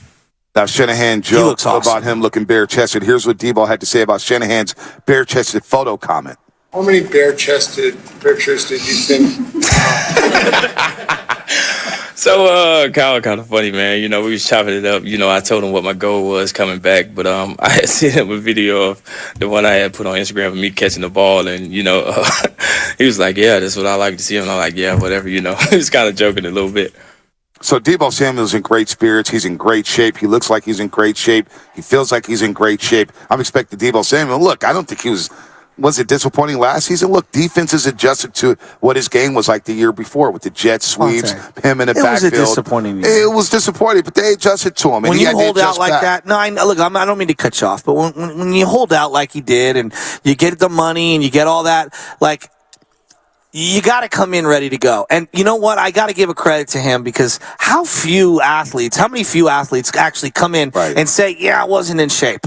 Most are afraid to do that. I think it takes a ton of maturity to look yourself in the mirror and say it out loud. I mean, you and me saying it is one thing. For him to admit it and then to come in and rectify the situation. No doubt. I mean, look, not everyone is going to react like Steph Curry does when you pay him. Right? There's a lot of guys who get happy and maybe content and they feel like they've made it because they've gotten, for example, a lot of guys, they get out of generational poverty and they get some wealth in their hands and they don't know how to act. I mean, you saw the documentary on the 30. two brothers from Cuba. Oh, LeVon Hernandez and El Duque. LeVon Hernandez says I had never had money in my pocket, and I was able to go to McDonald's anytime I wanted. No you doubt. know how much of a lifestyle change that was? No doubt. So the point that I'm getting at is that I think Deebo Samuel is ready to roll, locked in, and to see him in that kind of shape, I legitimately was shocked. Yeah, no doubt. No, he's in great shape here. He's in phenomenal shape. Another guy who's in phenomenal shape is Fred Warner Jr. He's going to join us in 20 minutes right here on the Morning Roast. Our training camp coverage brought to you by First NorCal Credit Union. Come visit us here at the Hilton Hotel. We're here all day. Steiny and Guru will be here until 2 o'clock as we get ready for day 2 of training camp. Brock Purdy hitting the field today. For Fred Warner Jr. joining the roast in 19 minutes. What's up? Well, First NorCal Credit is now sponsoring on the YouTube here, and is it already up there? It's up there now. It's official. I wanted it. So if you're following us on YouTube, look, they've got a sweet logo that's going on there. I mean, how cool does that look right there? That logo looks nice. So if you're looking for any kind of credit lines or anything like that, First NorCal is the way to go, man. First NorCal Credit Union, no doubt about that. By the way, JK, better shape, Bonte or Deebo? Deebo Samuel by a long shot. Deebo is chiseled, but so is Fred Warner Jr. And think about Fred Warner Jr. He was drafted in the 3rd round out of BYU, 70th overall. As a safety that was going to convert to linebacker. But he played a little linebacker at BYU. I want to get into that. Ask him about the positions and whatnot, playing safety, but linebacker. And he comes in, and we were all high on Reuben Foster, who the Niners drafted late in the first round in 2017 out of Alabama. He had the wow plays, right? But then he would get hurt, and he had the wow plays, and then not to mention the off-the-field issues. High ankle sprain. If Fred Warner Jr. comes in that first game against Minnesota, and a game that was forgettable for the Niners, as Jimmy G threw 3 picks. He did have a great touchdown pass to Dante Pettis, but that was a tough game for the Niners. Solomon Thomas jumping off sides there late in the game to give Minnesota an on-back first down and ice out the clock. There's this linebacker number 48. And he was wearing a green dot helmet.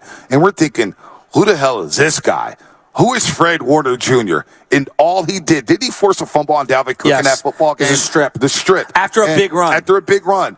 And it was like, who is this? And he's never left the field since. And he's become... Look, man. I think he's the most underrated player in the league. Look, I don't think he's underrated anymore. No, I do. You know why? Because you know why? Because I think we've devalued linebackers in the same way we devalue running backs. And I would say this: name me a great team without a great linebacker. I don't know if he's underrated because I think every team will want Fred Warner Jr. because of the way the game is played today. Does? Not Niner fans. No, I do. I think number 54 is starting to flash because people realize in today's game, you're in your nickel defense a lot. You're playing 2 linebackers, not 3 for the most part. Maybe in your base package, you're playing the 4-3. You got the 3 linebackers there, but everybody's spread out right now. And 80% of the time, you're in your nickel defense. If Fred Warner Jr. is able to play on all 3 downs, I think everybody recognizes that. Whether you're playing on Madden and you got him going sideline to sideline, you see him yesterday make the play in the slot against Deebo Samuel. Play of the day. This guy's on the field every single game. He's a 3-down linebacker. He plays well against the run. When he blitzes, he gets to the quarterback. And then in the pass game, he can defend tight ends. He can guard some of the best tight ends in the football game. Fred Warner Jr.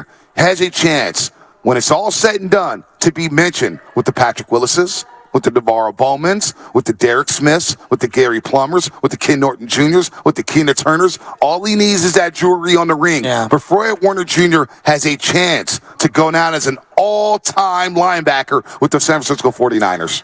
I love Fred Warner Jr. You know that. And the thing that you're bringing up is all the on-field stuff. What about the guy at the podium? Is there a guy that you would more want to be at a podium, kind of being the president of your defense? Well, I just like him in the community. He embraces the Bay Area. You see him at Giants games. No doubt. You see him at Warrior games. Him and his wife, they have a lot of speaking engagements. They go around the community. Forget the podium game. Yeah, he does conduct himself as a professional. I'm so impressed. But like podium the way games he conducts himself, he's a leader, man. Yeah, no doubt. He is a leader of that defense. George Kittle mentioned it yesterday. Sam Lubman and I were in that George Kittle presser, and he said, before we left OTAs and we went away for 40 days, it was Fred Warner Jr. and George Kittle speaking to the team. They basically were saying, look, we know everybody in this room is not going to be on this football team, but here's what we expect going into the season. We expect you to perform at a Super Bowl level. This is about winning championships here in San Francisco. And it's about getting over the mountaintop. If Fred Warner Jr., think about the warrior that he is. When he dropped down to that Philadelphia game, I was like, boy, Fred Warner Jr. is not coming back in. I thought he was done. Came back in that football game, gave a valiant effort, did not quit. He's the perfect leader for your defense. And he's been the leader under Saleh, under D'Amico Ryans, and now with Steve Wilkes as the defensive coordinator. I'm expecting more big things from Fred Warner Jr. Did you notice any differences on the Wilkes defense? I know they were in a lot of base and normal stuff. I saw a couple corner blitzes. Yeah, I saw some blitzes there. But I didn't see a whole lot of. It looked like the old Niner defense. We're not going to see much in the preseason. That's true. You know, we're not going to see much until week 1. Let me give you the guy that everyone's talking about, Debo and his fitness level. Do you know who I was blown away with? Who's that? Drake Jackson. So I walk up, and you and I are, shooting it, if you will, with one of our buddies, and I'm watching the D linemen do their drills, and this guy comes flying over on the sidelines, and I look over and I go, oh, 95, I see you. He takes his chin straps down, and he goes, yeah. And I go, you look so much better. He lost so much weight around the midsection. He looks toned. He looks athletic. He looks strong. Right. And I'm telling you right now, the guy that I'm looking at, who I think is going to pop this year, Drake Jackson. If there was one person that I would bet, you're going to buy low, okay? Because right now, nobody's buying on him. If you're going to buy low, I'm telling you, I want to buy some Drake Jackson stock. Well, no, you could buy that stock. And you know what? It's a good stock because he's going to be able to see a lot of one-on-ones on that edge. Because of the presence of Nick Bosa, because of the presence of Javon Hargrave, because of the presence of Eric Armstead. Drake Jackson, whether it's him, Cleveland Farrell, whoever's playing defensive end, Kerry Hyder Jr., they're going to see an opportunity to see one-on-ones and get to the quarterback against right tackles. Drake Jackson has the perfect opportunity to make a name for himself in this defense this season. He's going to get every chance, and they want him to pot because, look, a lot of people think he slipped in the NFL draft.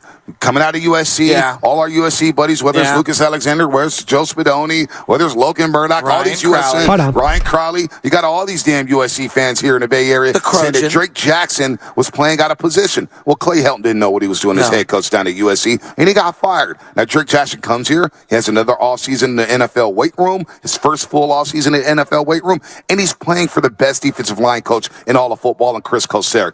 He has every opportunity to shine. They're going to give it to him. I know. They're going to say, hey, Drake Jackson, this spot is yours if you want it. Well, to me, again, you got to play on the field, right? You got to make plays. You got to make the most of your opportunities. In the same way we talk about the quarterback position, can you name a better spot for a young DN to step into? That's what I'm saying. With Javon Hargrave. That's what I'm saying. And all those guys. He's going to see one-on-ones all day long. But to me, he's already taken the big first step where he took care of his body. And it looks like a guy who really dedicated himself to fitness and to slimming up and to putting on muscle up top. I'm really excited to see what he's doing. The other takeaway I had when it comes to the defensive line, and Lubman pointed it out, and I looked over.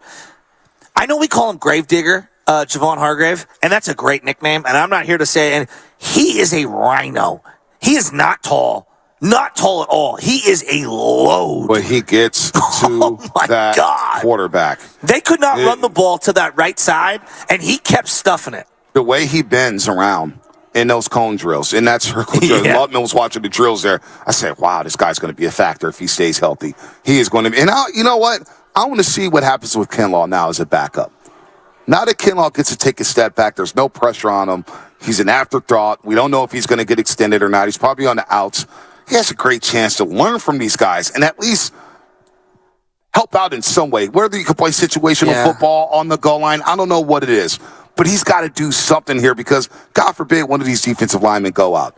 Now you're going to have to throw in Javon Kinlaw. And the tape he produced against the Philadelphia Eagles in that NFC title game, it wasn't pretty. It's hard to defend. It was embarrassing for everybody. But, you know, he actually looks pretty slim because he was really big a couple years ago. Shanahan mentioned that he hasn't had any setbacks with the injuries. This is the first offseason. He's been able to just have a clean bill of health and go through his offseason regimen. Well, here's the big thing for him, and I think Eric Armstead's gotten better at this over the years in terms of playing with low leverage for a tall guy. I just think Javon's so big, he struggles at time getting good leverage, and he gets real upright and gets pushed around. And I think when you look at body types, I mean, you want to talk about opposite body type in terms of height from Javon Hargrave. I mean, Kinlaw's humongous. He's 6'6"? No doubt. He's huge. He's huge. But he's got to get down. And so it's tough to tell in some of the sled drills and things like that. I want to see him do it in a game. You know, I'm looking at Fred Warner's profile. He was a 9th linebacker taken in the 2018 draft. Can't even. The 2018 NFL draft. Now, he was taken 70 overall. Was that the white draft? Where the two linebackers went in the top 10? Yeah, it was Shaquille Leonard. Okay. He was actually one of the first linebackers taken. Leighton Vander Esch in Dallas. 19th overall out of Boise State was the first linebacker taken. Harold Landry, Tennessee. You had a few guys here. Kimoko Ture down in Indianapolis. Oh, yeah, Ture. Yeah, Ture, he's not bad. Not bad at all. Jermaine Carter Jr. in Carolina. Jannard Avery. A lot of forgettable names here. Kenny Young. Shaq Leonard with Indianapolis is a good player, but he's been hurt. Fred Warner Jr. gets taken in 3rd round, 70th overall. If you had to do a redraft, he probably gets taken in the top 20 picks. First 20. Maybe top 10, maybe, with the way he's played. The Niners struck gold here. Again, when it comes to drafting and developing, we're so hyper-focused on the Golden State Warriors. You know I love my Warriors. But it's been a hit or miss with some of their draft picks here recently, and we still don't know about Kuminga. We still don't know about Moody. The Niners have been able to find gold in the 3rd, the 4th, the 5th, the 6th, and hell, with Brock Purdy, the 7th round. That is a Bill Walsh staple. You think about what Bill Walsh did in his drafts, manipulating picks, going into the 2nd round and 3rd round. This is what John Lynch, Kyle Shanahan, and Adam Peters have been able to do here with the 49ers. Well, explain to me what the hole is in his game. I'd Fred love Warner to hear. Jr.? Yes. He has no holes. Sometimes he might over pursue. And that's fine. I mean, yeah, but name me a linebacker who doesn't. Yeah, I mean, he's trying to knock heads off. Yeah, and I think the communication between him and Gibson pre-snap is pretty fun. And watching the two of them go at it and talk to different teammates and yell at the quarterback. Think about the tandems. I love watching it. We talk about the tandems of Willis and Bowman for so many years. Yeah. The tandem of Drake Greenlaw and Fred Warner Jr. is starting to ascend here Bowman in the NFL. and Willis were only together a couple of years. Yeah, and they played at a high level. No doubt. But Greenlaw and Fred Warner Jr., I mean, you know how I feel about Drake Greenlaw now. I know. I mean, the guy's hitting his helmet before the game. I was like, this guy's an absolute psychopath, and I love it. I love it at linebacker. Yeah, I do too. I need me a bunch of Alvin Max. You know what I'm saying? For the program. All I keep thinking about is him wearing number 48, Fred Warner, and the other guy was Elijah Lee. They had two guys in the 40s. I want to ask him about that. Number 48 with the green dot helmet. So we're going to get Fred Warner Jr. I can't wait to talk to in him. 7 minutes. Fred Warner Jr. joins the morning roast right here on 95.7 The Game. It's an underrated jersey to get. But first, we have the injury report.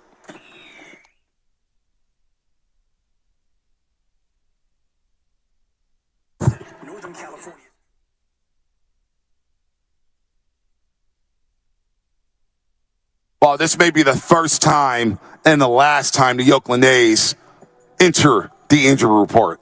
Okay. Estuary Ruiz. This guy has over 30 stolen bases, has a lot of speed. Remember, he was a prospect with the Padres, was in the Soto deal, went to Washington. Now he's with the Oakland A's. Well, he's been out for a while. He's going to begin a rehab assignment with the AAA Las Vegas. What are they, the Aces? Las Vegas Aces? Or the Aviators. They should be the Aviators. They should be the Aviators. Area The Reno 51s. Aces. Yeah, Reno Aces. Reno Aces. They should be the Las Vegas Area 51s. Yeah, they were. I remember that. That was when they were the Dodgers. Yep. So he's been out since before the All-Star break with their right shoulder subluxation. The same injury Steph Curry had last season. He's been with the A's for the last few days, participating in throwing and hitting drills, but he's starting a rehab assignment this weekend in Las Vegas. Good news for the Oakland A's in a loss season as they lose and get swept in the first Babe Ruth series. Of course, we got another one coming up next weekend at the Coliseum. The injury report brought to you by Fox & Gerson, Northern California's premier workers' compensation law firm, helping injured workers get their lives back for over 40 years. There are certain days I come in here and I feel like I'm QB1, and then there's other days where I come in and I go, no, you're HOF1. What? Who? You're just on fire today. What do you mean? I'm marveling. Stop, man. Hey, this is training camp. It's day 2. I got my man to the Trey Lance jersey. I got his 2 cute daughters here. Tim, and his he's lovely cooking. wife. Let my man cook. He's cooking. He's got Trey area, man. I'm feeling it. Football's back, baby. We're live at the Hilton Hotel. What's he got? It's day 2. Jonas. Let's go. Jonas. Wow, that is Number strong 13. right there. That is strong right there. Brock Purdy's going to hit the practice field, but first, before he does, Fred Warner Jr. will join the morning roast coming up next. Do not go anywhere, folks. That's coming up. Brought to you by Fremont Bank, full service banking, no compromises. Soda, the nation.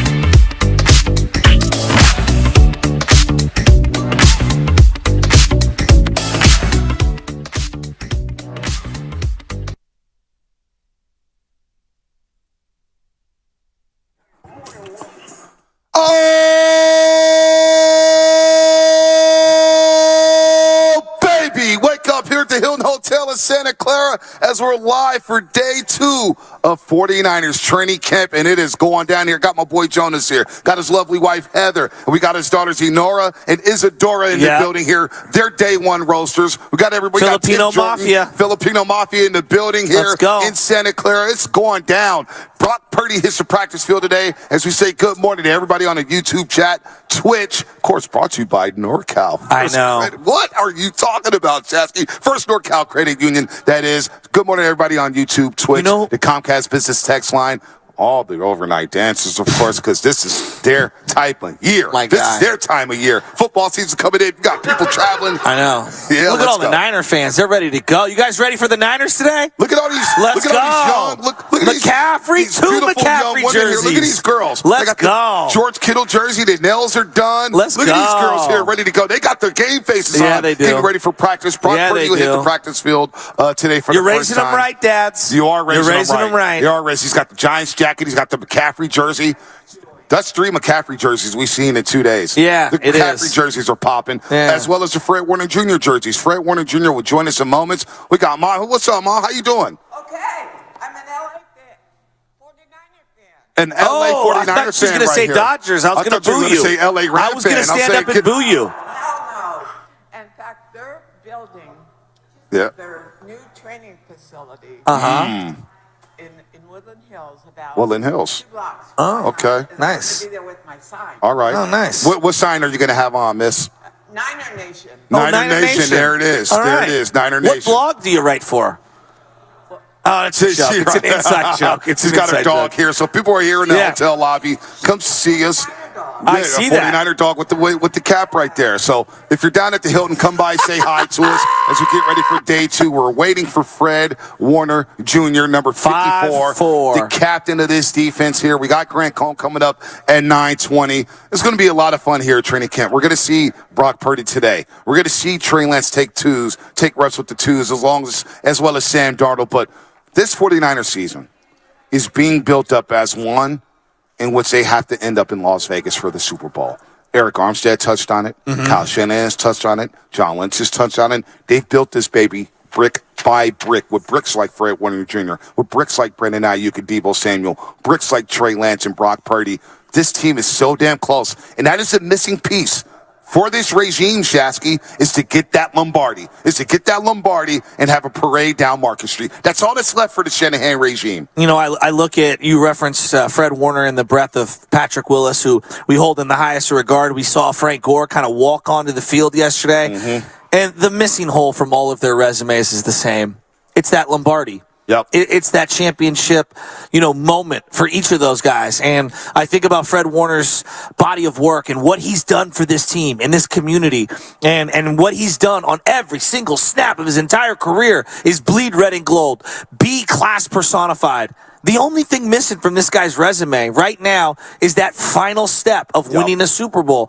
And it must be so difficult to have to go all the way to the top of the mountain and just fall short and then start off at the beginning of a year again, day 2 of training camp as we open up today, and you got to push that boulder all the way back up that hill. No doubt, but it's a new season and new hope and new dreams for this football team. And you think about Fred Warner Jr., a 2-time All-Pro, a 2-time Pro Bowler. Woo! He goes to number 54 after his rookie season, coming out of BYU, and he's been nothing but a stud for this football team. So I can't wait to talk to him about this new defensive concepts. Had they changed now that DeMeco Ryans has accepted a Houston Texans job, a 6-year deal for him? Has it changed since Robert Saleh departed for the New York Jets? This is 3rd defensive coordinator here, and this team hasn't skipped a beat here. I can't wait to see what the defense and the new wrinkles Coach Wilkes has in this defense. Yeah, there's no doubt. I'm very interested to see how it looks. And obviously they don't have Nick Bosa right now because he's going to be holding out until he gets his contract. You got to feel like we're going to get some murmurs on that contract today, right? At some point. Right? At some point. But, I don't stress off of it because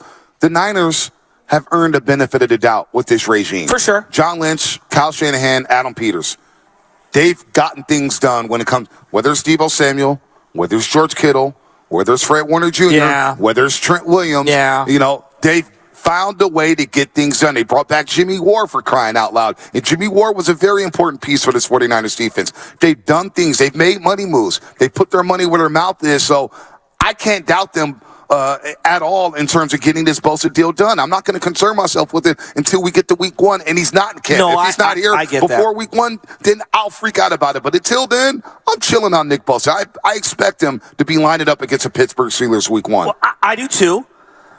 But I just want it to be done, just so I can not have another thing to worry about. Because, I'm the worrier. This is what I do. I worry. And so, I'm very interested to see some of these other linebackers behind Fred Warner Jr., behind Dre Greenlaw, behind Owen Burks. They drafted a kid this year. Right. I want to get a good look at him today. I mean, the one thing that the Niners have proven that they can do, they can identify, develop, and scheme up these linebackers. No doubt. No doubt. I mean, they have found playmakers. And look, in this division, you got Cam Akers down in L.A., you got Kenneth Walker III up in Seattle. Yeah. And that's why you need a Drake Greenlaw. And that's why you need a Fred Warner Jr. You talk about signature football games. Drake Greenlaw, Fred Warner Jr., oh, boy, did they pop in that Thursday night game. In the hat and T-shirt game, in which the Niners clinched the NFC West divisional title. I love that hat and T-shirt game because that's what it was. And those two guys set the tone early and often. In the biggest games, you get great play for Fred Warner Jr., you get great play for Drake Greenlaw. These are two dudes who would knock your head off, but they play the pass so well. So when you get 2-3 down linebackers, I mean, this is awesome. They're one of the best duels in the league. What's your favorite Fred Warner play of all time? Gosh. That Seattle Monday Night Football game. He had 2 sacks. Remember that 2019? I know which one mine is. Which one is yours? So it was week 16, Saturday night. They're playing the L.A. Rams, and it felt like the Rams were dominating the first half. Yeah. And right before halftime, they're going on a drive, a little 2-minute drive. Yep. And I remember my niece said, someone's got to make a play. I brought the girls to the game.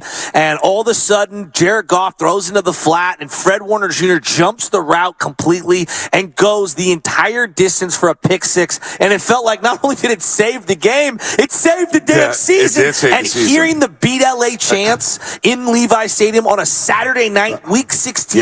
No doubt. It was just, I get goosebumps right now thinking about it. This guy, his rookie year, had 124 tackles, 85 solo, 118 tackles. His second year, 89 he's solo. He's an absolute stud. 125 tackles, 79 solo. 137 tackles in 2021, 79 solo. And then last year, an all-pro season for Fred Warner Jr. And look, he signed a new deal a couple years ago, and it did not matter. No. He's still playing like he's on a rookie deal. He plays like his hair is on fire. 130 tackles last season, 79 solo tackles, and we had the 2-time All-Pro, the 2-time Pro Bowler out of BYU, the captain of the defense, Fred Warner Jr., joining the morning roast here on 95.7 The Game for day 2 at training camp. Fred, good morning. Thank you so much for spending some time with us today. Yeah, good morning, fellas. Thanks for having me on. Hey, man, we're so hyped as you enter your 6 years as a middle linebacker of this football team, and I got to think, coming into training camp, it's your 6th season. And when you first came, you're wearing number 48. We had no idea who you were. You're wearing a green dot helmet in Minnesota. We're saying, who the hell is number 48 out of BYU? And you were making play after play after play. And it feels like you haven't left the field since. So let me ask you, do you still get those rookie jitters when you come into training camp? What is it like coming into training camp, starting a new season? Man, every year it still feels like the first. You talked about it, those rookie jitters, like that excitement. That angst, like everything that you feel on that first day, I still get those butterflies, man. That's how I know I love it, and I know I'm going to continue to love it for a long time. But it's just exciting, man, to get back to it. With the fellas getting out there on the field, on the grass, getting back to playing football. I mean, it's not truly real football yet, but it's still being able to get out there and run around and make plays. So I still love it, man, just like the first. You get everybody so hyped. Like in practice, pregame. I mean, me and B were sitting in the second row in Philadelphia, and you're headbutting, and you're pointing at Jalen Hurts, and you're screaming and yelling at him, and you're making plays. And then you get, I don't know, was the wind knocked out of you? I'm not even sure. I'm going, he's hurt, he's out, he's not going to get it. And the next thing I know, was worried about you. 2 plays later, you're back in there stuffing the run. I mean, is that just, what happened on that play? Did you get the wind knocked out? Did you hurt your shoulder? I thought you were done, man. No, I got a stinger on I think that was the first or second play of the game. I got a stinger in my shoulder, so it's just one of those things where in the moment it feels like you just can't move. Like it's kind of like it's an in the moment thing where it's like this sheer pain, but then it kind of goes away really quick. So I just needed to take a couple plays off, and then I was back in there. Take us back to leaving BYU and you enter the NFL draft. And, of course, we joke all the time, like, why the hell was Fred Warner Jr. wearing number 48? Man, that was a hideous such number. a bad 54 number. fits is so much better. But Fred, let me ask you, did you have an inkling? Because I always love to ask players, did you have an inkling that the Niners were interested in you? What was it like going through the private workouts with the Niners when you got drafted in the 3rd round, 70th overall? I know it was a bit disappointing because they had you projected in the 2nd round. But when did you know that, man, I may be a San Francisco 49er? Yeah, I think I kind of knew that they had some real interest in me after I got done with my 30 visit here. You take these little visits where teams can bring in 30 different guys, and so they brought me in for a visit. I sat down, I spoke with the special teams coach.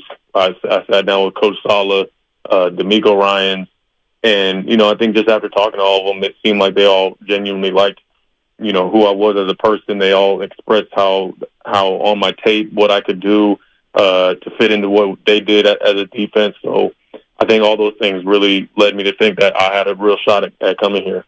Yeah, you referenced Robert Saleh and D'Amico Ryans, and they hit home runs with both of those hires. I mean, you know better than anyone. Well, now you got a guy from outside the building in Steve Wilks. How's he a little different? And I don't mean bad or worse or better or any of that. Just how is he different in terms of personality and how he sees the game versus those other 2 defensive coordinators?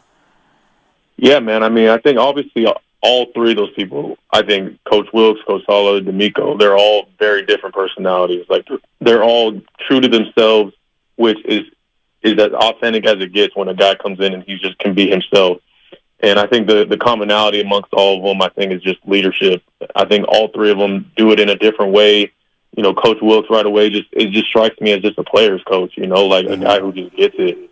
We relate to him really well, and we all are enjoying being underneath him so far and learning. And he just seems like a super humble cat who's ready to try to elevate his defense, and that's what we're trying to do, just get better.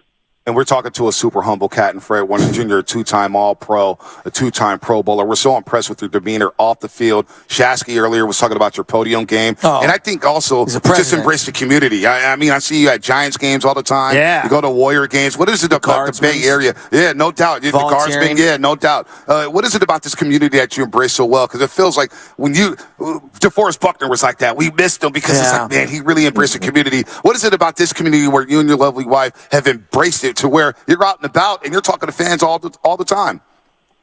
Yeah, man, I just love it. I mean, they've shown love to me since day one of me being here, so I got to show love back as much as I can when I can. I mean, I'm blessed to have been able to stay on the West Coast, being a San Diego kid, just having to jump up to the Bay Area. I mean, I'm so grateful. That's a huge blessing for me. So anytime that I can get myself in the community and help out or reach out to the fans, be around the fans, that's like a dream come true for me. When you talk about day one, being embraced from day one, I think day one, when we saw you in Minnesota, Brian Baldinger talks about it all the time, it's this number 48 guy with the green dot helmet. And I'm thinking, they got a rookie calling the defense? And Shasky and I are freaking out about you in Minnesota. Then you make that great play on Dalvin Cook, and you're just playing so hard. And from day one, it felt like, boy, the Niners found the next great linebacker. And we were just talking earlier, like, when it's all said and done, and God forbid you play 15 years here, you have a chance to be mentioned with the likes of Patrick Willis, Ken Norton Jr., Navarro Bowman, and whatnot. But from day one, what is it about this defense to where you embraced it, and you haven't left the field since? I mean, you haven't skipped a beat. You played from day one to what it is now as one of the best linebackers in football. Yeah, man, it's just been a constant evolution, really. It's a combination of a lot of things.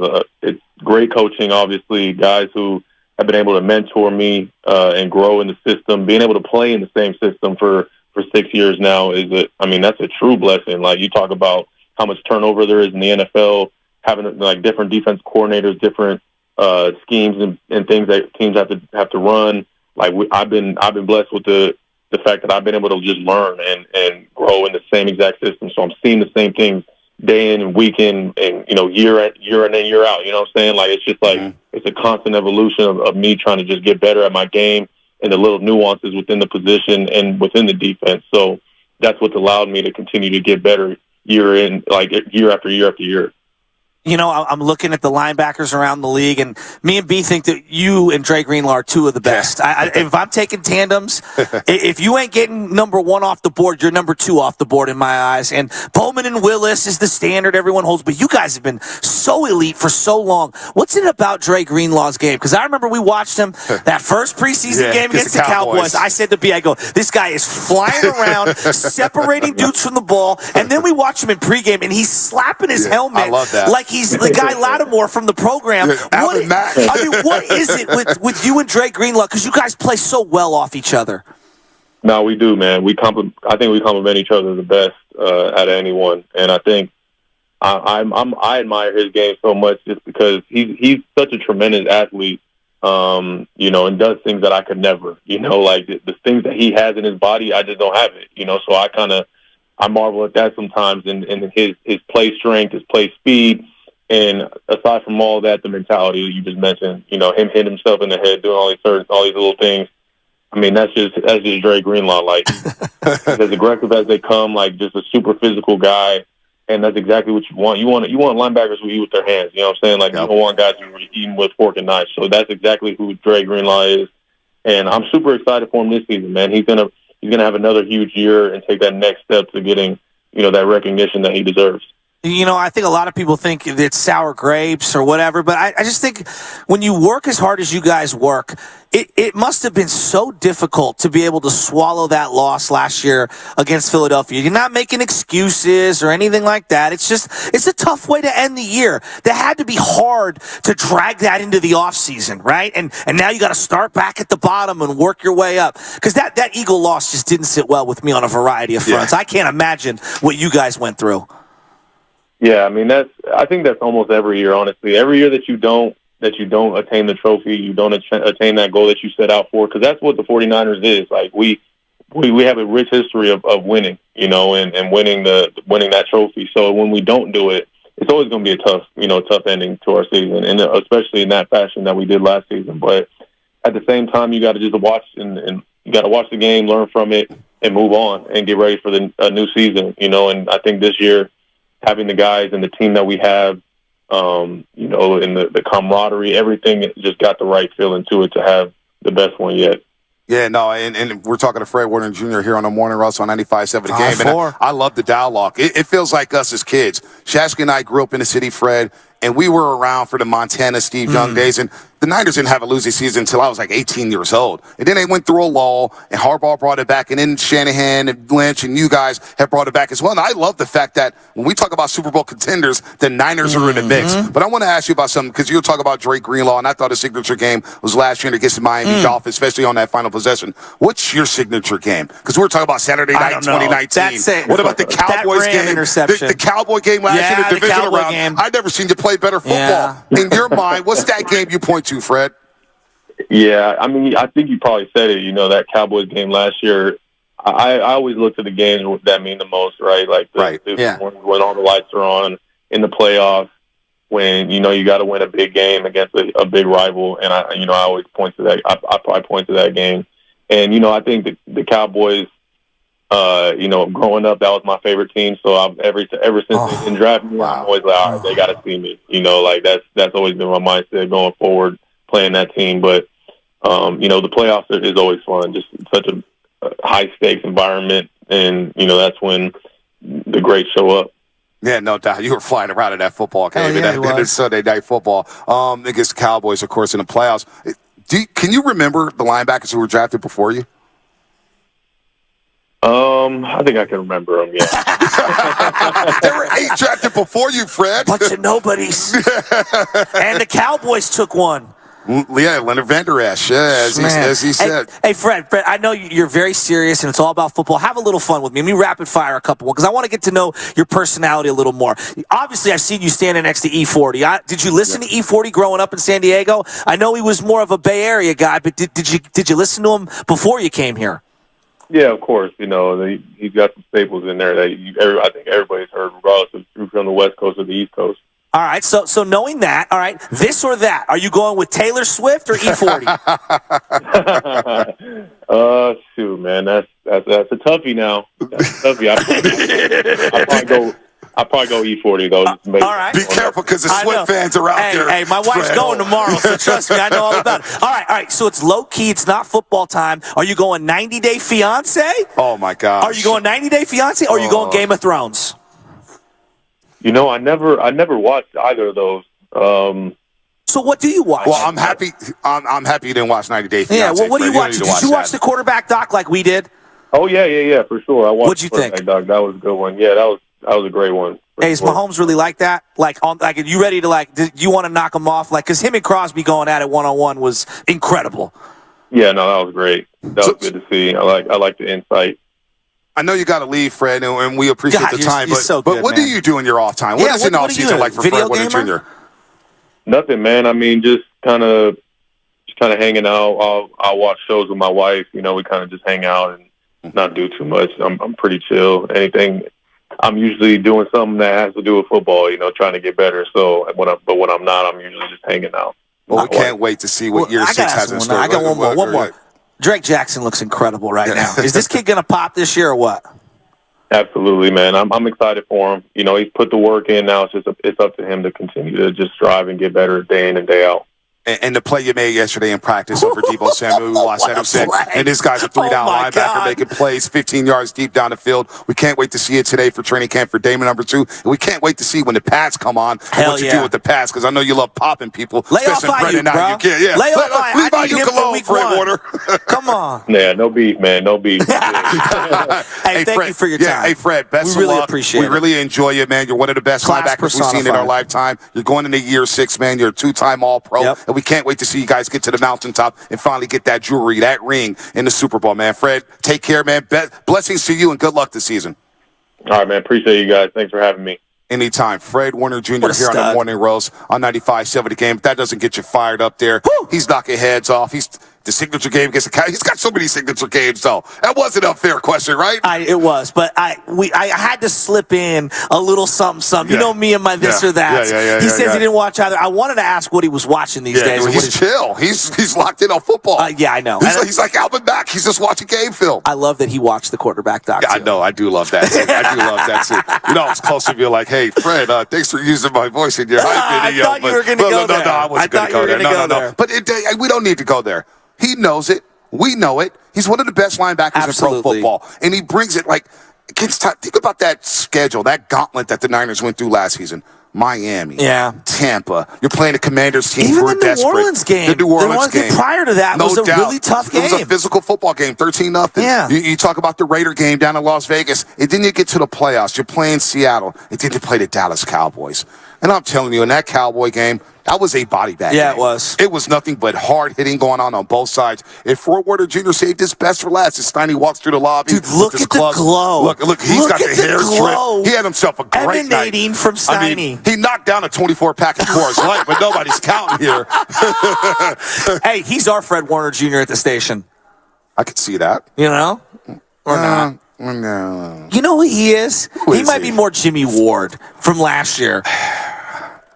I could see him being like Mike McDaniel. Steiny's a little quirky like Mike McDaniel. Yeah, but he's the Miami Dolphins. I'm trying to think who he would be. I don't know. Fred Warner Jr. 888-957-9570 if you want to react to that interview. God, Fred Warner Jr. gets me fired up, man. There's something, you know, we always talk about the quarterbacks in San Francisco.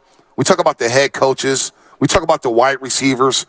But the lineage in linebacker play is going back to pretty Bonds, and you got all these great Keena Turner, and you got Ken Norton Jr., Gary Plummer. You want to go back in the day and talk about some of these linebackers. That is a rich position here in San Francisco 49er football history. Yeah, there's no doubt about it. And, you know, I didn't think I'd see a guy, modernize the game the way that Fred Warner has. He really is the ideal modern linebacker in terms of playing behind the line of scrimmage and playing in space to be able to cover running backs, to be able to cover tight ends. You know what's a matchup I really want to see when the pads come on? Christian McCaffrey, Fred Warner Jr.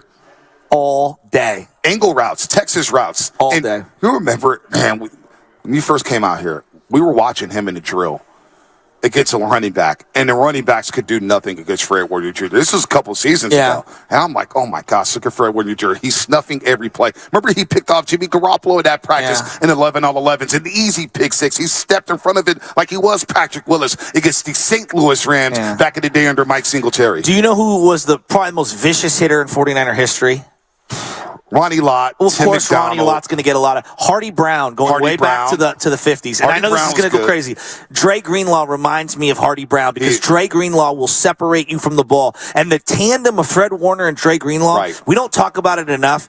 Playing alongside of someone and understanding their tendencies in space and being able to move as they move and cover areas and keep the defense intact. It's such an underrated subtlety. I think the two of them are just maestros at it. When it comes to Dre Greenlaw, you talk about some of the nastiest linebackers in 49er history. Like Derek Smith was a nasty linebacker. Oh, no doubt.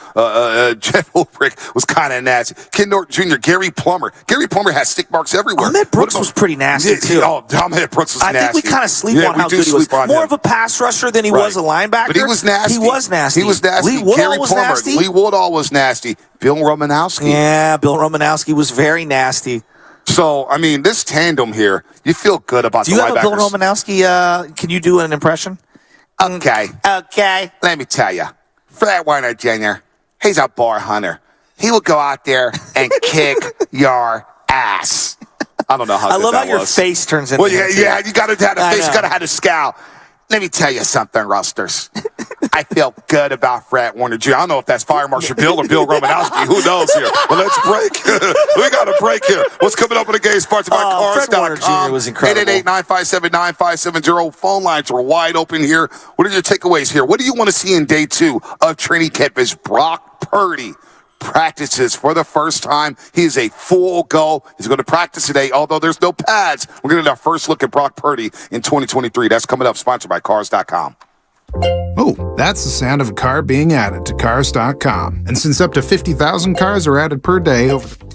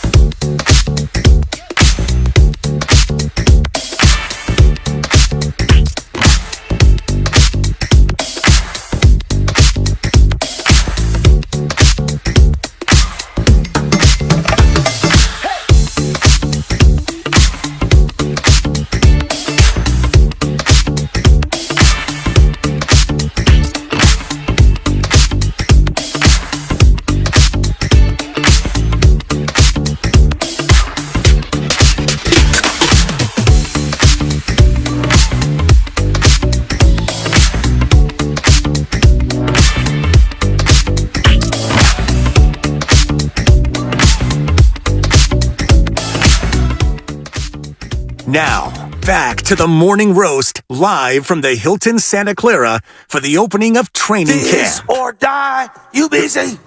There's McCaffrey jerseys everywhere in the lobby. McCaffrey has taken his region back by storm. Told you. There's a Hufanga jersey. There's a Kittle jersey. Hufanga? We got people here for training camp day number 2, and our training camp coverage here live at the Hilton Hotel in Santa Clara is brought to you by First NorCal Credit Union. Shout out to everybody on YouTube, Comcast Business Text Line, and of course Twitch. That is brought to you by First NorCal Credit Union. We're just talking to Fred Warner Jr. and the linebackers. That nicotine and Max Ray's hitting hard. It is hitting hard right now. I'm bouncing, B. Yeah, I am bouncing too. I can't wait to get on that practice field. We haven't talked about the secondary enough. The secondary without Jimmy Ward. It's going to be an adjustment there. But they felt like, you know what? We can move on from Jimmy Ward. Why can you move on from Jimmy Ward? Because, damn it, Tashawn Gibson, the senior, who came in basically as a training camp invite. He was just looking for insurance. Well, the injury to Jimmy Ward opened the door in preseason. And he basically, while he picked Jimmy Ward for that free safety spot. Or Brock Purdy'd him. There you go. And you know what? Jimmy Ward had to go to the nickel. Now, he played well in the nickel. He had the most interceptions of his entire career. But he complained about it. He didn't want to go on, so he moves on to Houston. Now you got Hufanga coming in as a full-time starter for the second year. We forget Hufanga, the first half of his season last year, I mean, he reminded, not just because of the hair, not because of the look, but he reminded a lot of us of Troy Polamalu with the Pittsburgh Steelers, who's in the Hall of Fame. Yeah, the playmaking. In Canton, Ohio. Hufanga was split. That first half against the Chicago Bears to set the tone this season for the defense. He had like 8 tackles in that first half. Yesterday he made a play where he ran all the way across from sideline to sideline, essentially, and broke up a pass that Sam Darnold. Now, a lot of people said it was a great throw by Darnold. I thought he put too much air underneath it. It looked like, to me, Danny Gray, it was a better play by Hufanga than it was a worse play by Darnold. And maybe I'm nitpicking here. I freely admit that. But Danny Gray did win off the line, and Hufanga came out of nowhere and broke it up. The ball was just in the air forever. He certainly did. He certainly did break it up. And pass defense was an issue for Hufanga at times. That's something he'll have to clean up this year, especially with some of these big boy wide receivers coming to town. But you know what? He's a damn good, strong safety. And we keep talking about the lineage of linebackers here in San Francisco. The safety position has been exceptional here in San Francisco. We've seen nothing but greatness from the safety position, especially in our lifetime. Dwight Hicks, Dwight Licks and the Hot Licks, Ronnie Lott, of course, Carlton Williamson. And then, of course, you get the Tim McDonald and Merton Hanks. You get the Hawk, Deshaun Golston. I mean, he was in the hitman, Dante Whitner. Yeah, Jeff Fuller before he got, hurt his neck against New England Patriots in Stanford Stadium. I would even say Lance Schulters and Tony Parrish were good. I love those guys. Zach Bronson had a big year when he had 7 interceptions. You brought up Golston and Whitner. Those guys were awesome. Eric Reed had a good little run. I think people have forgotten Eric Reed was a good player. He was a good player. He came in as a day one rookie and started and had a really good year. I know it didn't end well. He got like positional changes and the defense around him, just everything changed. But Eric Reed was a solid player for this team. And so I look at what they've done the last couple of years, and Jaquaski Tartt and Jimmy Ward were a big part of it. Jimmy Ward was the longest tenured 49er. Yeah, it's kind of wild. It really is. And the first half of his career was forgettable. Well, we didn't know what position he had. As we talk a lot about Trey Lance, it is interesting, and I know I kept saying, like, how many times, because everyone's like, it's over, it's this, it's that. How many times did we say that with Alex Smith and Jimmy Garoppolo? Forget the quarterback for a second. How many times did we say it with Eric Armstead and Jimmy Ward? Well, Jimmy Ward, our first memory of him was on Sunday Night Football in the first regular season home game here at Levi Stadium. And he got roasted in the slot trying to guard Brandon Marshall, who was an elite receiver at the time with the Chicago Bears, and he got beat for 3 touchdowns. And we could not erase that from our memory for so long. And he kept getting hurt. He moved to corner. He moved to safety. He was out of position. And when John Lynch and Kyle Shanahan decided, you know what, we're going to keep Jimmy Ward on the roster, we all said, like, what? I remember JD and I were doing a show. We're like, Jimmy Ward, really? Come on, man. And he actually turned his career around. It became a damn good safety for this 49er football team. And just last year, to adjust to being a nickel corner mid-season and playing that well, showed his versatility, which is something they may miss this season. And a subtle part of why they decided to change directions with DeForest Buckner was not only to keep Eric Armstead, but to keep Jimmy Ward. Yeah. You know, it was thought as a 2-for-1 and really a 3-for-1 because you're getting that first-round draft pick in return. So I know everyone's kind of lost their minds about the DeForest Buckner thing, and they compare Eric Armstead to Buckner. Well, really, it's Armstead and Kinlaw and Jimmy Ward is what you kept instead of just, keeping DeForest Buckner. So you got Eric Armstead as the longest tenured 49er. Yeah. How many Niner fans would even answer that if you asked them that? He discussed that yesterday. He was like, it's been a wild ride here in San Francisco, and he's been here for going on 9 years. It's crazy. He's another example. Was he a D end? Was he a D tackle? Is he too redundant body type to DeForest Buckner to play alongside of him? He really had his pop when it was a contract year and Nick Bosa showed up. Mm-hmm. It's really interesting, the evolution of the defense and seeing where they're at. This defense is loaded. Well, look at the cornerback spot. In the passing league, you need corners. Charvarius Ward last year played exceptional football. Mooney Ward. He was awesome. Thursday Night Football was his brightest moment. Thursday Night Football against Seattle in the hat and T-shirt game in which the Niners clinched the NFC West. Charvarius Ward got the best of DK Metcalf. Does anyone bring up the money? No, nobody brings up the money. Nobody brings it up at all. He was that good. But the wild card game, DK's a great player. DK's going to make plays. But I think Moody Ward, and the biggest development last season was Diamador Lenore. Yes. And he switches his number. He looks sick in number 2. He looks so saucy. Sammy Womack, the third. You didn't like him in 38? Yeah, I like him a lot better at 2.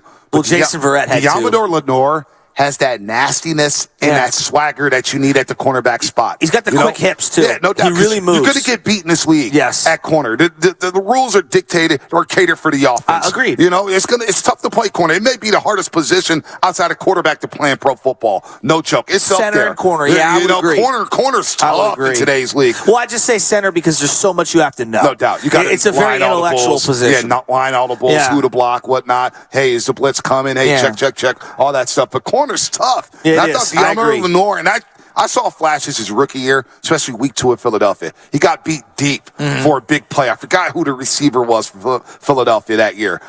It wasn't Devontae Smith, I don't think, but he got beat deep, but he didn't quit on the play. Yeah. And he made the tackle inside the 10-yard line, and the Niners had that goal line stand. Remember that week 2 against Philadelphia a couple seasons ago? I said, you know what? I like that. And he erased it from his memory, and he just kept playing football. I like the short-term memory for Diamador Lenore at the cornerback spot. He forgets about plays, and he continues to play physical, and he talks that talk. I like the development of him. Well, they took him and Aubrey Thomas. It felt like kind of in the same draft, same year, and both were victims of a shortened COVID season in the year prior in their college season. So I think a lot of the maturation was going to happen at the NFL level. Right. You know what I mean? Just because they didn't play enough prerequisite games in college to get some of these things ironed out, and you're seeing a guy develop. I love Sammy Womack. I know Isaiah Oliver may be there, but Sammy Womack the third may be there. Sammy Womack. I find him to be a playmaker. He's got a nose for the ball, and he seems to be a rugged dude who can play inside and outside. I like him. And if you're rocking number 0, that's some swaggy.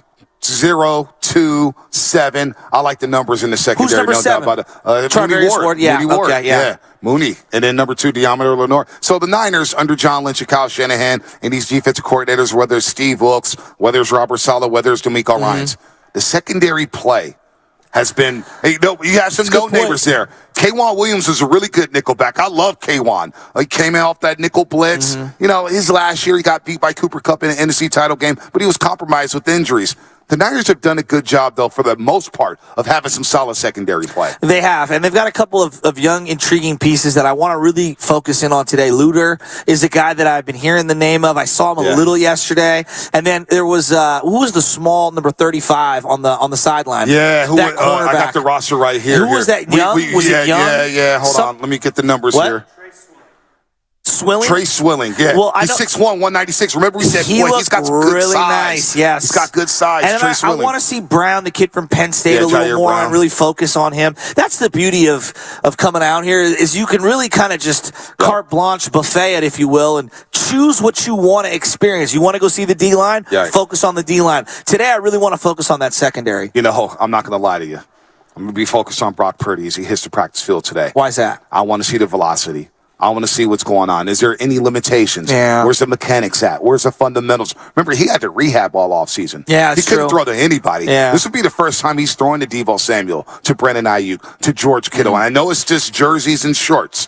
But, boy, this is a big step for Brock Purdy today on the practice field. Let's take some calls, Shasta. Yeah, I'm ready. 888-957. Niner football. Are we ready?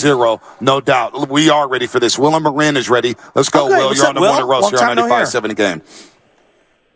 Hey, what's up, guys? Thanks for taking my call. Just got back from Fiji. I missed you guys. I had to give you a call and say what's up. So, two of my favorite linebackers growing up watching from the Niners, I just have to mention, I know I'm kind of segueing, but I love Derek Smith and Julian Peterson. Good call. They were awesome playmakers. Derek Smith had one of the sickest one-handed interceptions, had a goal line stop on a Thursday night game. It was amazing. But the one thing that I wanted to hear about training camp is, I know it's going to be boring because you guys are sports analysts and you guys are always diving deep and you have an awesome sickness for sports, but for me as a fan, no news is good news coming out of camp, meaning just the positivity. You want to hear people moving in the right direction. I want no injuries. I want people, gaining positive ground. So no news is good news.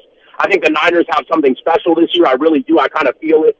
If they're not getting overhyped, there's nothing. We just kind of know what we have. It's set in stone. So I think the Niners are going to come out and smack people in the mouth. And I know that they've been kind of known to be slow starters. I just feel like they're going to come out fast and ready to play. And that Fred Warner interview said it right there. Like, he's got me pumped up. The homie's already watching film. I can't wait to watch his dreads flying one way and offensive players flying the other way because he's going to be laying it. I'm pumped, baby. Let's go. Let's go. Willem Moran, you got me going now. You got me going. Because he said this team, there's no news, which is good news. There's no injury so far, knock on wood. But there is a business-like approach to this football team this season. A. Killian in the Chronicle yesterday wrote, Brock Purdy now that he's cleared, this is a no-excuse season. But you know what? The players, whether it's Eric Armstead, whether it's Kyle Shanahan, whether it's Deebo Samuel, the focus is we need to get back to the NFC title game, and we need to win that bad boy, and we need to get to the Super Bowl. So, you know what? I like that. I like that approach to the season. It is a good vibe here with the 49ers. They still think about Philadelphia because they feel like they didn't get their fair shot. Jake Moody is the kicker from Michigan that they drafted. I walked over to him, and he happened to be over to the sideline near me. And I said, hey, you played at a big-time Power 5 program. Mm-hmm. Michigan, look, whether they've won national championships recently or not, wouldn't most people say it's a top 20, top 15 college football program? Yeah. Yep. That's a big-time program. Big time. They get 100,000 people going to those games. Huge. I said, what's bigger, spring game for Michigan or a 49er practice? He goes, I'm playing for the Yankees of the NFL. Wow. Without hesitation. Wow. And I go, really? And he goes, this is huge. Look how many guys are here losing their minds, because Stunnaman's behind us, firing up the crowd, getting everybody all fired up. And I'm thinking to myself, to me, that was a powerful statement. Because I view college football, the fervor and the fan frenzy. There is a college-like atmosphere when it comes to the fan base with the Niners. Yeah, no, it was packed, and they were on the field yesterday looking at the stands were both packed. Both stands were packed. Dave Stewart was out there. Keena Turner's out there. Yeah. Dr. Harry Edwards was out there. Yeah. Frank Gore was walking around with the hoodie. There was a who's who. Tim Ryan was walking around there looking yoked out of his mind like he was ready to play. There was a buzz in the air. And everybody understands the goal, though. Everybody understands the goal. It's not about winning the NFC West. It's not about winning the NFC. It's about getting that Super Bowl. And I love the fact that they're all embracing it. Yeah, it's one thing, because I know we had conversations saying, it was a really good year. Last year was a really good year. It was a fun football season. A lot of memories with our families, a lot of memories with our friends, a lot of great plays made by this team. But the goal, and they're back to where it was in the 80s and the 90s. We got one thing on our mind. It's winning the damn Super Bowl. And I can appreciate that. When it comes to the Warriors, one thing in our mind, the Larry O'Brien trophy. Yeah. I can appreciate that. The teams that we root for are thinking about one thing and one thing only, and that's a freaking championship. So I love the mindset going into training camp this season. There's so much action on that field. So many stars. Like, they are freaking loaded top to bottom. They are. This thing, no excuses. Like, yes, things can happen. People can emerge from other teams. You can have injuries. You cannot play well. Mm-hmm. You can have turmoil that we don't even think about, whether it's coaching turmoil or whatever. Who knows? Maybe Wilkes is a terrible DC that doesn't fit with what they want to do. I don't want to even put that into existence. But things can happen. It's professional sports. But my God, there is something, like when I take a step back and I take a deep breath, I say to myself, remember when we hired Kyle Shanahan? We were so low. Mm-hmm. We were so low as a fan base. We almost despised our team. We were angry at the owner. We were angry at the team. We felt very alienated. they've hit a grand slam with Kyle Shanahan. I know they haven't won the big championship. I get it. Believe me, I know. You got to win the ultimate prize. And people are going to always say that about him. He can't win the big one until he finally does win the big one. I'm just saying, along the way of this journey, and I'm hopeful it gets there, and I think it will one day. I don't know if it's this year, but one day I think it will. If I would have told you that they would do what they did the last couple of years when they hired Kyle Shanahan, wouldn't you say grand slam? Yeah, absolutely. I got no complaints with this regime right now. Now, do I want the quarterback to be settled? Absolutely. Do you want a Lombardi? Of course. But you know what? 3 NFC championship games in the last 4 years. Multiple primetime football games. Superstars. A Super Bowl down in Miami against Patrick Mahomes. I know they haven't come close, but damn it, they've won some signature games. You brought up the Saturday night game against the Rams. What about Week 18 against the Rams at SoFi Stadium just to get into the playoffs? I know. What about going to Green Bay without scoring an offensive touchdown? That's one of my favorite wins in 49er history. I agree with you. You know what I'm saying? Going down to Dallas and seeing the rivalry renewed with the Niners and the Cowboys 2 straight years and seeing them knock off the Cowboys. There's been some signature wins for Kyle Shanahan and company. We think about 2019 when we started this tandem right here at the Hilton Hotel. They improved to 3-0 against the Pittsburgh Steelers. We said, man, they may have something here. Then they blow off the Carolina Panthers that year in the Kenny Kane whites, the all crispy whites. You know when Nick Bosa intercepted Kyle Allen at like the 50-yard line. Winning a division championship in Seattle against Russell Wilson. How about Christian McCaffrey's first full game against the Rams when he went nuclear and scored 3 touchdowns? And that's the thing. When the moment all Niner fans were like, oh, we knew he was good. We didn't know he was this good. Well, you know. We didn't see him yesterday, by the way. He's limited. Just individuals. They're going to have him on the pitch count. Not Russell Wilson. You don't want to wear limited. Yeah, limited. By the way, speaking of Russell Wilson and Sean Payton said some things about Nathaniel Hackett. He said, man, you know, everybody's got a little stink on their hands, including Russell Wilson. It's not just him, though. The offensive line was poor. He said it might have been one of the worst coaching jobs in the history of the NFL. That's how bad it was. Sean Payton's already throwing shots. Sean, I've won 1 Super Bowl, Peyton, because I did an onside kick.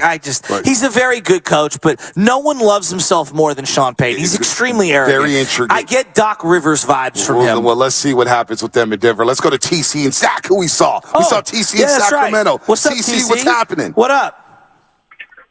Hey, what's up with my 2 brothers? Hey, you know I had to call in today after running into my boys. Let's go. Hey, listen, real quick, TC.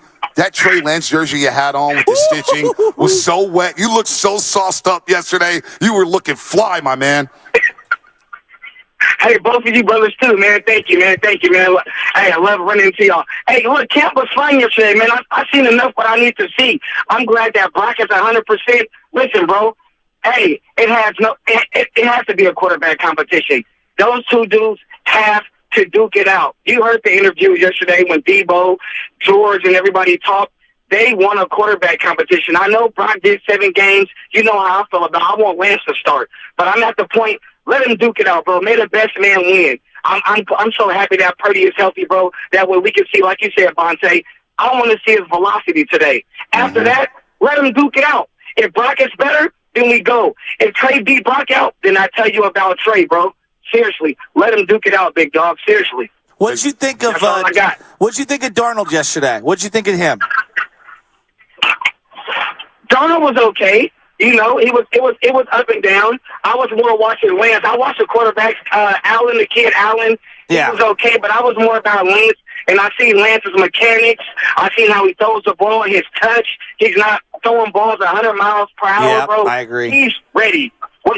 What he did with Jeff Christensen, the team didn't develop Trey. Trey went out and developed himself with Jeff and Patrick Mahomes, bro. And this dude is ready. His back is against the wall, and it's serious. Well, I could tell from Trey Lance, he's really tried to work at the art of quarterbacking. There's all the subtleties. His play fakes, like people are going to roll their eyes when they hear this. Right. We watch them do these play action play fakes, and there's something about the North Dakota system where to me, it's just me. He sells that sell play that action run. He fake does. so well. He does. Now look, you got to be able to throw the ball. Okay, No one is. And the mechanics look better for It's Trey like setting a Lance. screen. Like, Right. Steph Curry sets a great screen. No, he's the greatest shooter of all time. But the mechanics look great for Trey Lance. No, they right really now. do. They look really clean. Good. It's compact. He's got a tight spiral. Yeah. No doubt about that. But, I'm seeing all the Niner beat writers say, today's the day Brock Purdy reclaims his starting role. In a way, it just reads. It's like, okay, I get it. He's the leader in the clubhouse right now. Well, he's earned it. He's earned it. But TC says it should be a competition.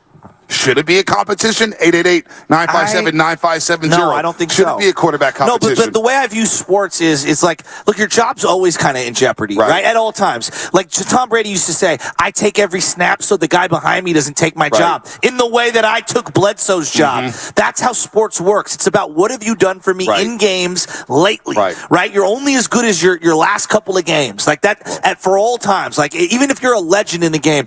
We saw Peyton Manning. He got removed for Brock Osweiler at the end of his career. Anything can happen. So where I'm going at with this is Brock's my number one until he's not. No, but that's that could be a year. That could be 5 starts. That could be 10 years. We don't know. We'll see. Let's go to Mike in Fremont. But Mike his film is undeniable. What he's done, and he's won over his teammates. Mike in Fremont, what's happening? You're on the Morning Roast here on 95.7 The Game. What's up, Mike? What's going on, Bonte and Joe? Hey, I don't know if you guys remember me, but I'm that guy who made that stupid bet last year. What was that? I'm calling, I think that if I was John Lynch, I would lean towards Trey Lance. As a Cowboys fan, I would definitely love Trey Lance over Dak Prescott. But then you got Brock Purdy, who's came in and proven himself from the jump. You know what I mean? So that's my two-piece. Good luck this season. I can't wait till week 5 so I can put on that Cowboys uniform. Oh, whoa. So you say you would rather have Trey Lance and Dak Prescott, huh? Over Dak Prescott. Most definitely I would. Oh. You know how you feeling about the Cowboys this year? Because, like you said, we're going to see you week 5. And I know those 2 straight playoff losses at the hands of the 49ers doesn't sit well with you, Mike. Nah, it doesn't. That bet I made it even worse. What was the bet you made? What was the bet? I don't even remember. So the bet was if the Niners beat us, I would have to wear Niners gear and claim I'm a Niners fan until we play again. Wait, are you Durf's boy? Yes, I am. Oh, yeah, man. I did. Were you at the funeral, YG's funeral? I think we talked about this. No, I could have missed that day, but yeah. Yeah. They told me about that. Yeah, when I hear you saying that you lost that bet, almost like a serial killer, the laugh in my head that I'm thinking of is Sam Lubman's laugh. Spadoni hit me with one of those laughs.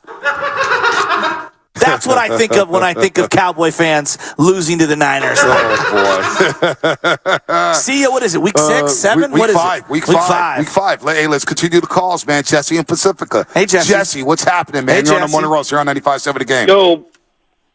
Yo, Bonte, Shasky, I appreciate your guys' morning roast every morning. I love listening to you guys. Thank you. I just have a question. I thought Kyle Shanahan and John Lynch already came out and said Brock Purdy's the guy. I just don't understand why we're calling in, Trey Lance. We want the quarterback competition. I get it. I want them to win. I'm Team 49ers just like you guys. But to me, it seems like the decision is already there for Purdy as long as he's healthy. Thanks, guys. No doubt. Look, again, and we're going to say it over and over until we're blue in the face. There's no personal preference here on the Morning Roast anymore when it comes to the quarterback spot. We just want a quarterback who can play 17 games and help the team win a damn Super Bowl. That's all it's about. Brock Purdy earned his starting job last season with the way he played. Those were big-time games. You think about a 7th-round pick who was the last pick of the NFL draft going up against Tom Brady in that type of game. And Tampa Bay was desperate, and he outperformed Tom Brady. Yeah. I mean, the Commanders game, he outperformed whoever was on the other side, Taylor Heinicke or Carson Wentz, whoever the hell played quarterback that day. Brock Purdy helped this offense put up 37. You know what I mean? You win a wild card game. The moment didn't get too big for him. He makes key throws against the Dallas Cowboys in the 2nd round of the playoffs.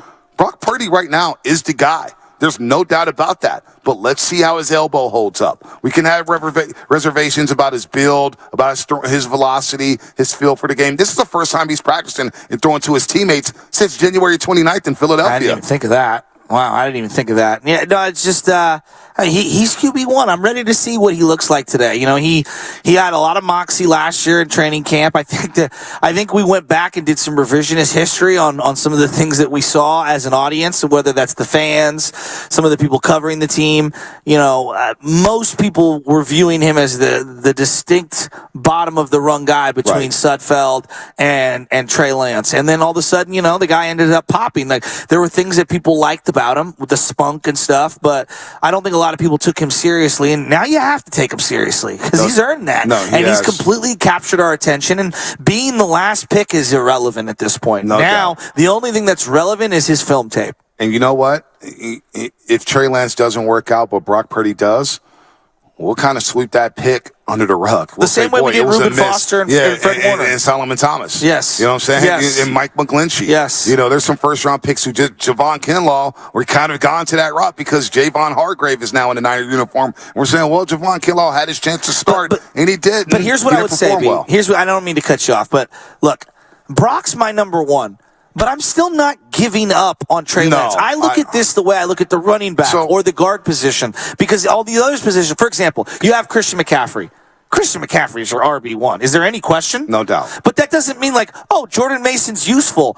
Let's trade him to another team. No. Like, no, if Christian McCaffrey goes down, I'm going to Jordan Mason. You know who I'm going to Elijah Mitchell.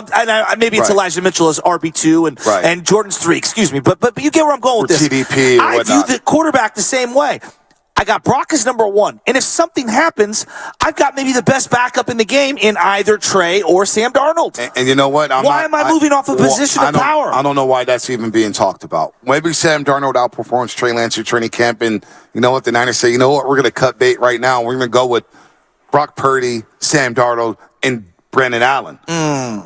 Now, I didn't see it on day one. I don't think Brandon Allen's better than Trey I don't either. I don't either. My eyes. But Shanahan keeps talking him up. I don't even think it's close. He keeps talking him up. That's what he does. By the way, as you're listening to 95.7 The Game, KGMG FM and Nation 1 San Francisco, always live on the free Odyssey app. Grant Cohn's going to join us in 20 minutes live here at the Hilton Hotel in Santa Clara. We know who Grant Cohn is, covers the 49ers for SI, does a good job with that.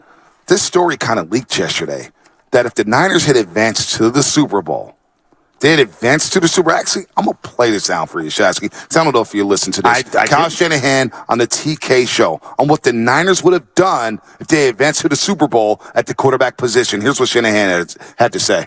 I remember, and I almost got choked up on the headsets because there was like 2 minutes left. It's like 30-7 or something. And it was the first time I got on the headset and I go, guys, I don't think we can do this. And it was the first time I admitted it, and I almost couldn't finish the sentence.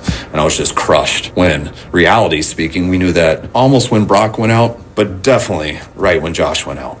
It was tough just because emotionally, I still thought we were going to win the game, and which is somewhat comical when you look back on it, but that's how you feel as a coach and a player when you're in the heat of battle. Whole thing I'm just thinking is, man, I hope Brock's not as bad as they're saying, and what's going to be our plan B? We're going to have to go get Phillip Rivers, someone like that for the Super Bowl, because that's what I'm thinking, because I didn't think Jimmy was going to be ready, and all I'm thinking is, man, I hope Brock's not as bad as they're saying, and I hope someone like Phillip Rivers is working out and ready to go here in 2 weeks, because that's still our plan. And when I accepted reality, it took me a while to get over. Knowing that he said that sentence right there, knowing he just said we were going to maybe get Phillip Rivers, who...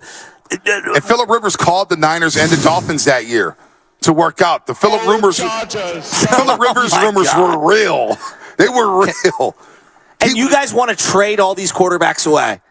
After what we just saw last year, they were going to go. Honestly, God, could you imagine that? Hold on. Could you imagine that though? What are people thinking? You're going to the Super Bowl in Glendale, Arizona, and Brock's out, and he doesn't believe Jimmy's ready to go. But they would have made a call to Phillip Rivers to start the Super Bowl against the Kansas City Chiefs. Insane. That would have been a crazy Super Bowl story. Agreed, but it's a moot point because it never came to happen. You know what I mean? So, it didn't happen. It is interesting. And I know that the Philadelphia radio is going to aggregate this and say that we're, the Niner fans thought they were going to beat us. Screw Philadelphia. We'll see them week 13. All right. So, but here's what I was thinking of, because you brought this up to me, watching Mahomes basically on the high ankle sprain, gut it out and play. Jimmy couldn't play, really? Well, I don't even want to go back down that road. I didn't see a limp. I said this. We were talking. I said, Do you think that injury would have held out Mahomes in an NFC title game? No, you would have had to amputate his foot. Phillip Rivers, who we just brought up, played an NFC championship game against the New England Patriots on a torn ACL. Yeah.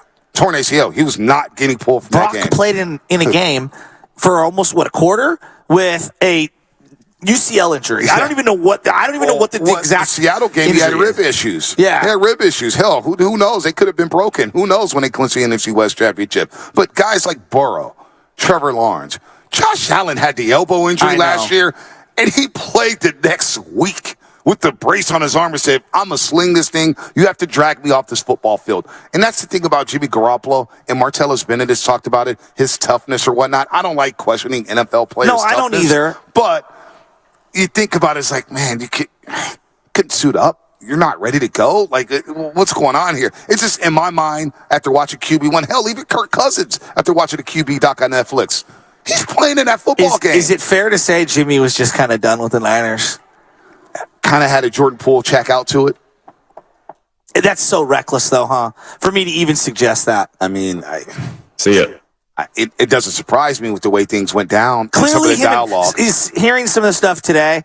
It clearly feels like Jimmy and Kyle were done with each other. Yeah, they were done with each other. They did not see eye to eye at all. I mean, Jimmy talked about Las Vegas and how welcoming it is. And then here's what Jimmy Garoppolo had to say about his relationship with Mike McDaniels, which feels like a shot towards Kyle Shanahan. But don't he roll it? Coach McDaniels mentioned that, when you kind of came in OTAs, you guys had a little collaborative process going over, what you did under Kyle Shanahan and then working your way back into his system. What was it like kind of having a coach work with you and kind of fine-tuning what you like to do and also incorporating what he likes to do? It was awesome, man. So I always saw Josh and Tom do that back in New England. I thought it was really cool. That's just smart football when the play caller and the quarterback are working together like that. And it was a really cool experience. I felt good to get back into that. Certain plays that you liked in a certain offense, and it's new to Josh, new to me, and we're just trying to make it all work. But yeah, it's been really cool. I enjoyed the process with him.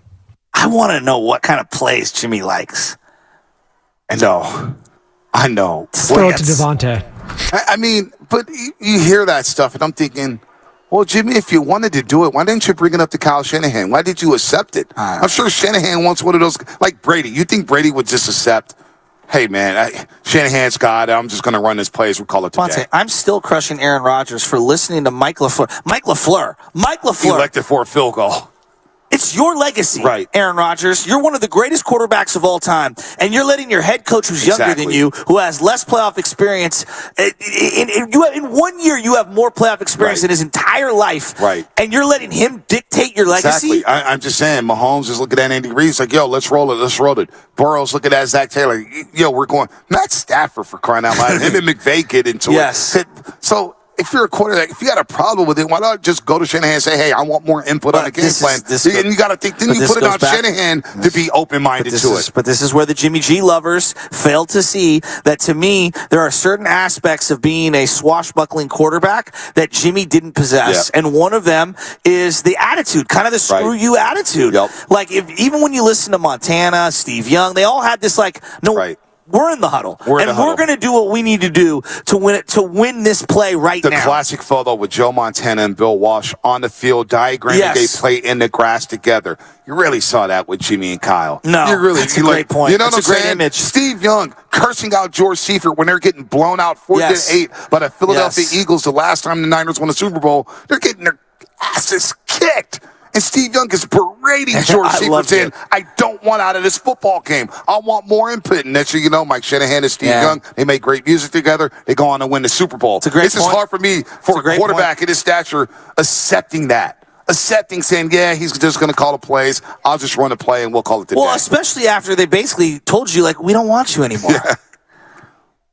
Play with some FU. You know what I'm saying? So anyway, Jimmy G saga is not going away, huh? Well, you know what? It is, because you got Brock Purdy hitting the practice field today. How excited are people with Brock Purdy hitting the practice field? Grant Cohn's going to join us here at 9:20 at the Hilton Hotel in Santa Clara to talk about what he saw yesterday in day one in training camp and what he expects to see from Brock Purdy. What's the number one thing you're looking for when you see Brock Purdy on the football field today? I want to see how his teammates respond to him. I want to see the bounce and the energy that he's got going. Obviously, we're going to look at the arm and the arm strength and how many throws he actually makes. I would love to ask these quarterbacks, because someone's got to have the data. Someone's got to know how many throws does an average training camp, how many throws does a quarterback throw in an average training camp? If you're a starter or a backup.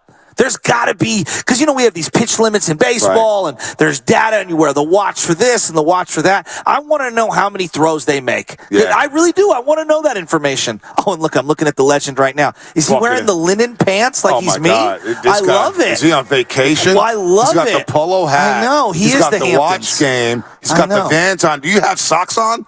No socks? Oh, so this guy's really got Miami.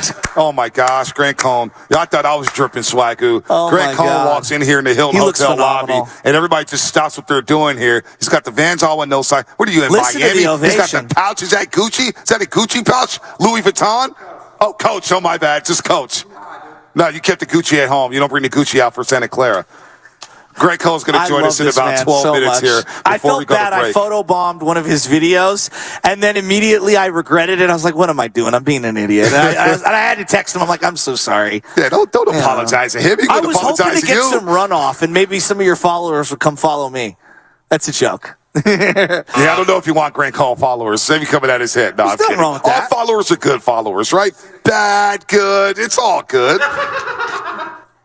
Dude, that's a terrible Tell me laugh. that is not a villain from Batman. Hey, by the way, it looks like Lubman's ready to go get an ice cream sundae right now from the Hilton Hotel lobby. Lubman, I love you. You're wearing giant socks with a University of Miami polo with some, khaki shorts, and then you have the giant City Connect keychain. And then look, this is getting incredible. Goo. So this is just getting. Goo. So you got Steiny walking out with the golf clubs. Steiny's got the drip in the hair. He's got gel. Guru's coming straight from Maui with the white shorts, looking good off the soda diet in the wave game.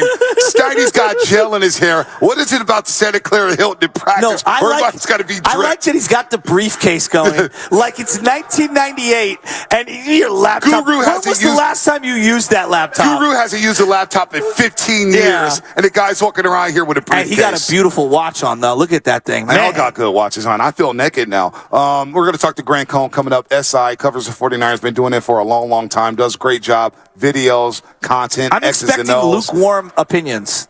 No, that's never happened. He's shooting straight from the hip. We have Fred Warner Jr. on. Go back to the Odyssey app. Go back and check out the Fred Warner Jr. interview. It was really, really fun at 8 o'clock here on the Morning Roast as we get ready for training camp day number 2. And again, Brock Purdy's hitting the practice field. And I think the number one thing for me is I just want to see the velocity on the football. Yeah. Is he throwing ducks? Is he throwing quackers? Is he throwing tight spirals? How's he looking? Yeah, quack, quack, quack, quack, quack, What is this, quack. Mighty Ducks? Yeah, but if you throw a duck, that's what it is. All right, well, look, I'm expected to see, and again, I want to ask Grant Cohn this, because I'm curious. I was thinking about pitch counts and all these things, because I did this with Little League, where they're like, hey, you're only allowed 75 pitches. I go, well, wait a minute. The kid throws 75 pitches, then he goes and plays catcher, and he's throwing the ball back to the pitcher 1,000 times. Are we accounting for those throws? So, like Brock Purdy tomorrow, he's on a pitch limit. All right.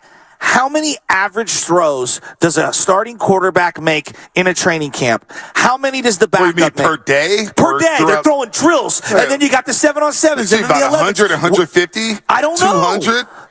It's a great question, because I was watching yesterday and I go, damn it, man, maybe I underrated the amount of throws that you actually make. This guy's coming off a major surgery, and I feel like I'm the only one going, are we a little worried? Even a little? No, you're not. There's a lot of people. Even a little? There's a lot of people worried. And I love the guy, but come on. There's a lot of people worried, but think about it. Before practice, they're throwing. That's what I'm saying. They're warming up. Then during practice, you're throwing. Then you go to individuals. But You got 7-on-7. You got 11-on-11. And then you saw Sam Darnold yesterday. He's throwing after practice. Yes. And who knows what they're doing in the evening in the hotel lobby. And even Trey is throwing in between drills to the side. What did dudes doing like Steph Curry? What would he taking per day threes in the offseason? Hundreds of threes, right? If not quarterbacks may be thousands. throwing 1,000 times a day. That's my point. And so, like, I find it to be, everyone goes, well, it's genetic freaks and modern medicine. And look, I can still say, yes, all of those things are incredible, and go, damn, that's a lot of throws for a guy coming back in 3-4 months from that injury. I'm just amazed. We're going to see it in about 1 hour and 4 minutes when Brock Purdy hits the practice field. But in the meantime, we're going to take a quick break. Yep. Brought to you by I'm going to change up so I'm ready. All right. Brought to you by First NorCal Credit Union.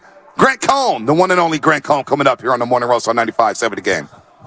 The best time to get a great deal on a Ram truck is now, during the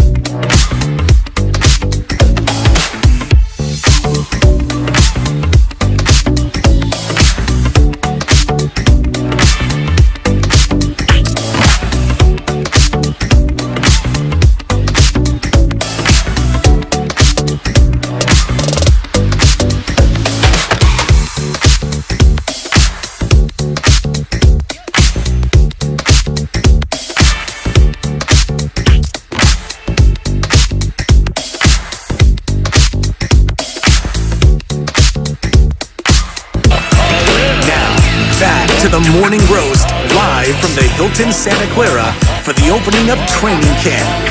All right, man, we're having a lot of fun here at the Hilton Hotel live in Santa Clara for day 2 of training camp. And do not forget that during the regular season, every home game this season for their public tailgate, the Hilton Hotel will be open for a free public tailgate. And why sit in traffic? We can enjoy refreshing beverages and delicious eats from their very own food trucks. It is really good. Grant Cohn, you got to try out the chicken strips, man, with the special sauce. It is on fire here. The Hilton Hotel here in Santa Clara, right next to Levi Stadium, about 200 yards from the practice field. We're going to see Brock Purdy on the field for the first time all training camp. He was cleared.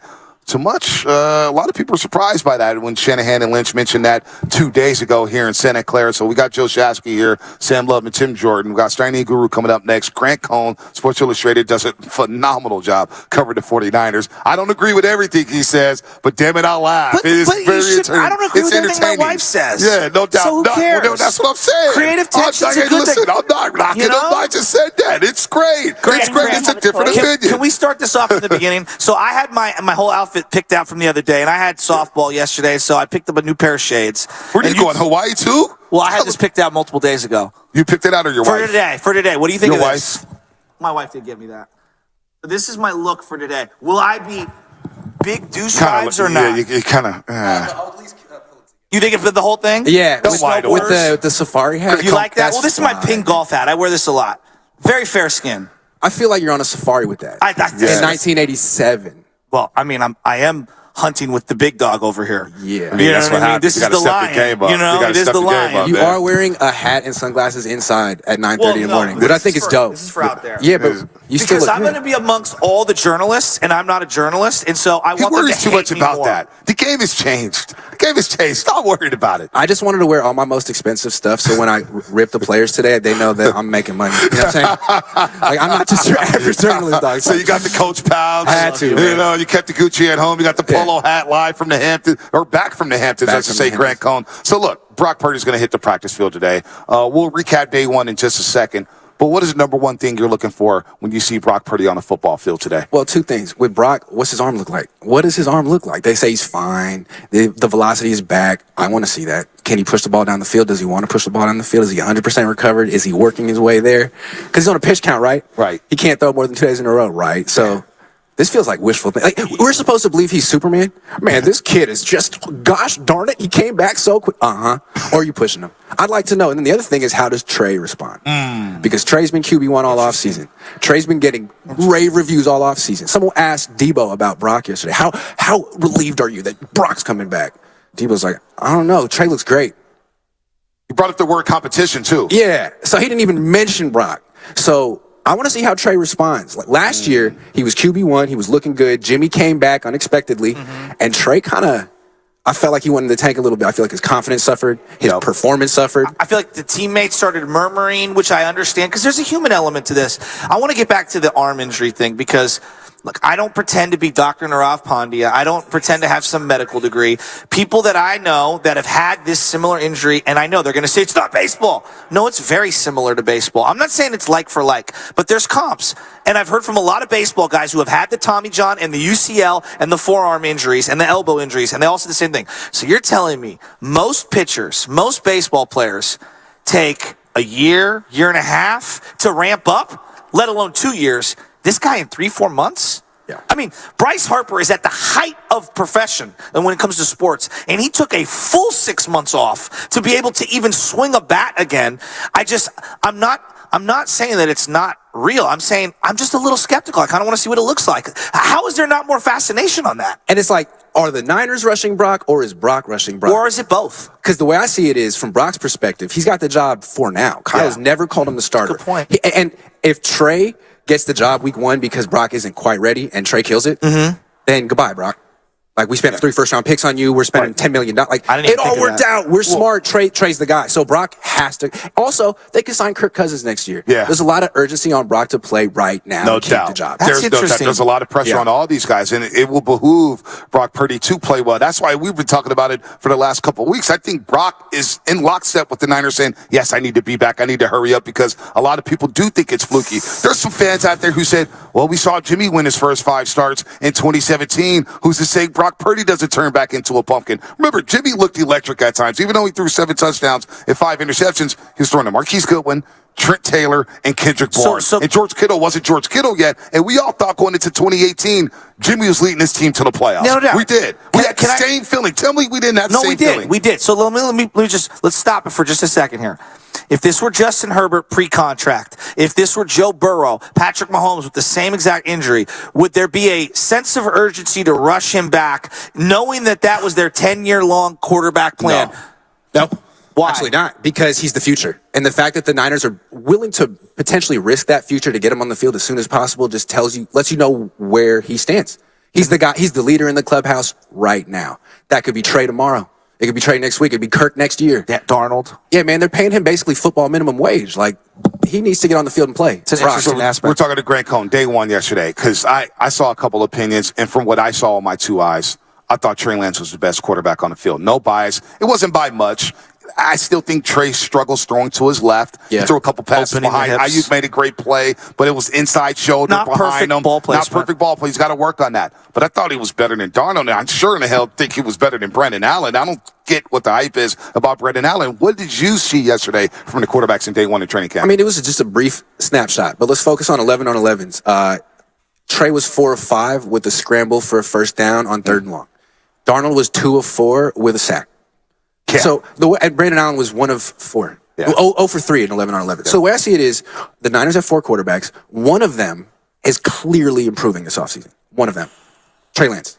People say that Sam Darnold's going to get better on the 49, like he's going to be Geno Smith, like maybe, but it hasn't happened yet. Brandon Allen was awful yesterday, and Brock Purdy hasn't had an opportunity to get better because he's been rehabbing. Yes. So that's why I feel like when asked about Brock yesterday, Debo, who's very smart and candid, was like, let's talk about Trey. Yeah, we were in there with him, and it was fascinating. He brought the word competition, though. Well, let's get into Sam Darnold for just a split second. I see what some people see. The thing that I don't see being mentioned, why is everyone afraid to critique his throwing style? He throws like this loopy. You see it too. Because we do this with Trey, which is fair, because I do think Trey's mechanics needed work. Why is no one examining how elongated and loopy and low? I can see why he gets stripped in the pocket as much as he does. It's a low, goofy, long, predictable, do you get where I'm going with this on the Darnold, on the arm slot? We were standing there on the sideline yesterday watching them warm up, and I was pointing out to you guys, we were all pointing out. Look at how much shorter, quicker Lance's releases. It was really cool. And he doesn't bring the ball down. No. And then we're looking at it, and then Darnold throws next. And you're like, are you seeing what I'm saying? Yes. He's the one with the loop. And everyone's like, man, Darnold, the way he throws a football, he's just so great. He's got the most arm talent of anyone ever. It's like, man, if Trey threw like that, people would nitpick him to death. There's no doubt. There's no doubt. Yeah. Doesn't Trey have the most arm talent of anyone? And his spiral was tight yesterday. It had velocity. And we watched the individuals as well. Darnold threw a couple good deep passes. He actually threw a really nice deep ball. But the one that Ayuk was nice too. It's been the same since USC. He's the same guy. You watch Pac-12. You're a UCLA guy. Watch Sam Darnold in college. I can't unsee it. There was one possession, he'll throw a pick six, and it looks terrible. Next possession, okay, nice little touchdown drive. I look at the big games against guys like Ohio State. Sam Darnold did not look like an NFL quarterback. He did not look like a quarterback who belonged on that football field. And yet we have 5 years of data to tell us that Darnold has been very poor at the quarterback spot. And yet we still look at Trey Lance saying, 4 games? He's not NFL ready. Let me give you one play from yesterday that encapsulates Darnold, okay? He gets Danny Gray on Ambry Thomas. I mean, that's a win before the play starts. And he had steps. Danny Gray kills Ambry Thomas. No offense, Ambry. And all Darnold has to do is look off the safety and make the throw. Can't do either one. Leads Talanoa right there and underthrows the pass, hangs it up in the air, and Talanoa breaks it up. He's always late, right? Always. Indecisive. Indecisive, late. And just for a guy with all this arm talent, you just hung up this awful deep throw. He doesn't seem like a good deep thrower to me as opposed to Trey Lance. And with Trey Lance, he's a really nice deep thrower. Everyone's like, oh, yeah, but 85% of the throws in the offense are short throws. He can't hit the layups. Now he can. And everyone's like, oh, well, is it going to translate? Everyone keeps moving the goalpost. Some people seem to really not want Trey Lance to succeed. Well, it's there's crazy. a confirmation bias by all of us in a lot of things that we do. And I noticed that yesterday from a lot of people. So, for example, Hufanga breaks up that pass. And if you're a fan, like I used to not be at practice, so I'm reading you, and I'm reading all the other people that are basically reporting what they're seeing. And there's 2 pass breakups, the one with Darnold and Hufanga, and then the other one with Fred Warner. And I turned to him and I said, that was one of the best throws, because there was nowhere to put that ball from Trey Lance. Both pass breakups, yet Fred Warner's play was an infinitely more incredible play by Fred, and actually a perfect throw by Trey, and just a better play by the defender, whereas the other one, I was like, Darnold had him. He missed him by just a tick. So there's context between the 2 pass breakups, yet to report that to the fans is very difficult, because that's the job. Because with Trey's, he was literally trying to layer a pass over Fred Warner and in front of a corner while Debo ran a deep crossing route. That's very difficult to do and pretty ambitious and aggressive, and you appreciate someone trying to do that in practice. Third read. What Darnold had to do was hit a wide open receiver down the sideline and not lead the safety there. And he couldn't do it. And that ball hung up. Yeah. So I don't get the dialogue. We're talking to Grant Cohn here on the Morning Roast on 95.7 Game for a few minutes. Brendan Allen, where did that hype train come from? Is that a Shanahan-created hype train? Is that 2.0 beat writers? Because I told him, I said, look, it's only one day. This guy looks small. I just don't see it. He's throwing wobblers. I don't see it. I have a theory, and I can't prove it. So I'm on the record here. It's just a theory. I wouldn't be surprised if Trey Lance went up to the Niners during OTAs and requested a trade. I don't know that. But when they said Brock's coming back and Brock's our starter, if I were Trey, I would ask for a trade privately, respectfully. Guys, if Brock's your guy, please trade me so I can get another team. And I could see them being like, we can't until Brock's like back. But maybe then, and he's back now, right? So what does Kyle say? He says we got to find more reps for Brandon Allen. That sounds like you might trade Trey Lance, right? But Brandon Allen. But you look at him on the practice field every day, and you're like, man, he really is getting better. Is it really smart to trade this kid, knowing that we can't keep quarterbacks healthy, and the guy we want to start, we don't even know what he looks like. So I feel like he might be playing himself back on the team. Real quick, Shasky, we were talking about this yesterday, Shasky. You can whiff on certain positions. They've whiffed on Reuben Foster. They ripped on Solomon Thomas. They whiffed on Mike McGlinchey. Right now, Javon Kinlaw's a whiff. Yeah. But whiffing on quarterbacks that high is a bad look. So it's like if Brock Purdy doesn't work out and you have Trey Lance waiting in the wings and you decide, hey, we're going to move on from Trey Lance, that falls on Shanahan and Lynch. Yeah. Shanahan, we all said, who's your guy? Who's your guy? Who's your guy? You didn't like Jimmy. You didn't really like Mullins. You love CJ, and then you got rid of CJ. That looks bad on Shanahan if Trey Lance doesn't work out. And they're trying to sweep it under the rug like, oh, well, who cares? We found a quarterback anyway. Yeah. But you just burned 3 first-round picks. Let's say you use one of those on Penei Sewell instead of Trey Lance. Do you win a Super Bowl? Wow. Maybe. Micah? Wow. And you have to live with that question the rest of your lives. So work it out with Trey. Oh, well, I would say this, and you were saying that if I was Trey Lance, I would request trade. I would go in the opposite direction. If he was my son, there's just this me talking to him. It don't get much better than this. Look at this weaponry. Yes, it sucks right now. Think about what happened last year. 2 different guys benefited from this situation. Jimmy benefited from it, popped right in. Everything was good to go. Brock jumped right in, and they made the most of those. Make the most of your situation. And I think being a malcontent is actually a disservice in this one. I think of Carson Wentz. Everybody hates him.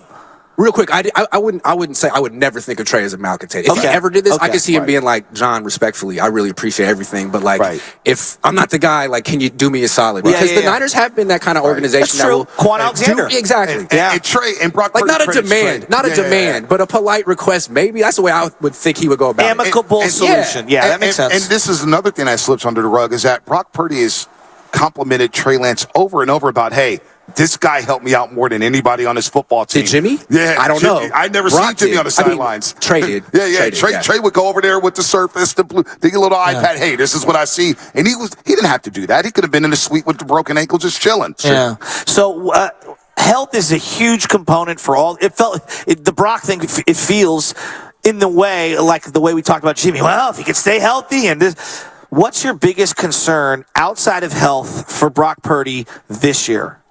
Ooh, confidence, timing, rhythm. Like when he came in last year, what blew everyone away, it wasn't necessarily his like physical attributes. It was like, man, this guy's really confident. Yeah. He's really in tune with the offense. It's like he'd been on the team for a few years. And it's like he was 30.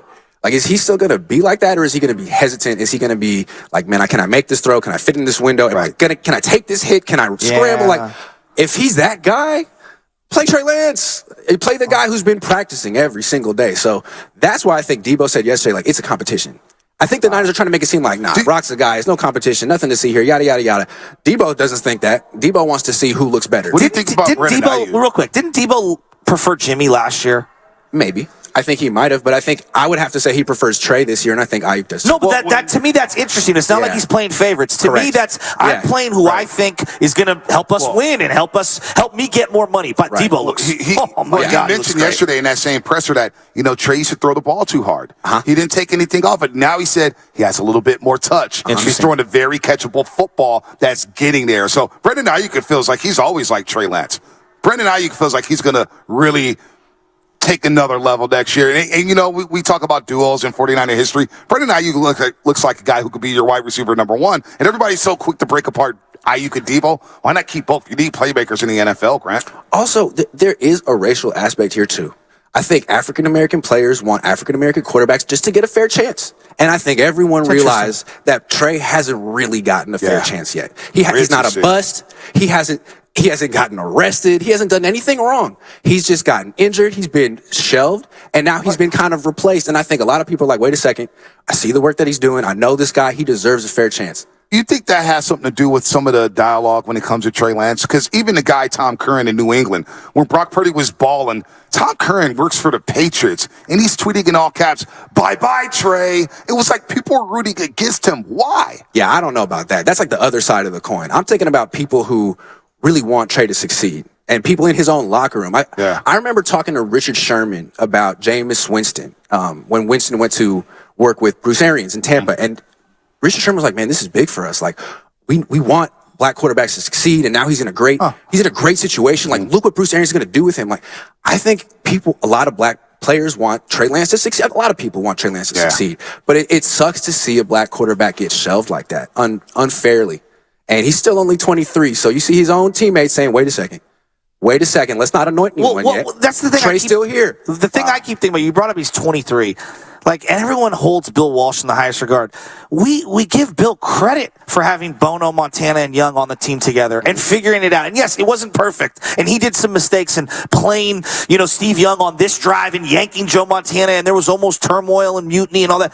But it got the best out of all those guys. And when it was all said and done, if we're being totally honest here, wouldn't Bill just stand pat with what they have and let it play out? I think he absolutely would. I think he would love to coach Trey Lance. If Jeff Christensen wants to coach Trey Lance and can get results, imagine what Bill Walsh could do. Point. I mean, I'm sure he would love a guy like Brock Purdy, but I'm sure he would keep his options open as well. I mean, this is a guy who had Joe Montana in his prime and was like, guys, we need another quarterback. Yeah. Guys. Twice. 83 draft, he tried to get Elway, and then in the 87, he traded for Steve Young. And then bench Joe Montana in a playoff game against the Minnesota Vikings in 87. But whoever plays quarterback, I think we can all agree on, they've got the best weaponry they've had under Kyle Shanahan. Starts with Christian McCaffrey and what he does to open up this offense. You get Debo, who's in great shape, George Kittle, and then Brandon Ayuk. But this Christian McCaffrey, he's a quarterback's best friend, Grant. And that brings it all the way back to Brock Purdy's urgency. Why does he need to get back on the field? Because what happens if Trey Lance plays with Christian McCaffrey and George Kittle? He's never done that. Brock has only played with all these guys. Lance hasn't yet. So what if he just kills it with McCaffrey? Brock will never play again. So, I mean, the McCaffrey effect is real. And I really want to see, how can they keep him healthy? Because I think that's the key for the McCaffrey? Season. Yeah. If they can keep him healthy, they can go to the NFC Championship game again. But as soon as he goes down, the team is way different. They were scoring 19 points per game without him last year with all those guys. So, wow. That really is crazy. Yeah. I look at the Debo Samuel with Christian McCaffrey thing, the combination of the two, the spacing that it provides. I mean, you saw it in the Seattle game, the playoff game. Mm-hmm. I think this is a great year. To all the schematics and the chess moving, you got to do it. And I really want to see with a healthy offseason and all these guys together, what does it look like for this team with Debo looking like he's looking and Kittle? How do you keep everyone happy? I think that's an element we haven't touched on. Like in basketball, touches is a big thing, right? Hey, I'm going to get my shots. You think that's a problem here? Even a little? I mean, it was a problem for Ayuk, right? At the end of last year, he was like, fourth option on a run first team. That's exactly what he's talking about. Now he's in a contract year. So you can't do that to Ayuk anymore. Ayuk needs to get a session. So who's going to take a step back? Someone you already paid. George Kittle. Are you cool with that? Not as many targets, but maybe we'll give you more touchdowns. Or Debo. Are you going to do that? You paying Debo too much, so he can't take a step back. It's tough.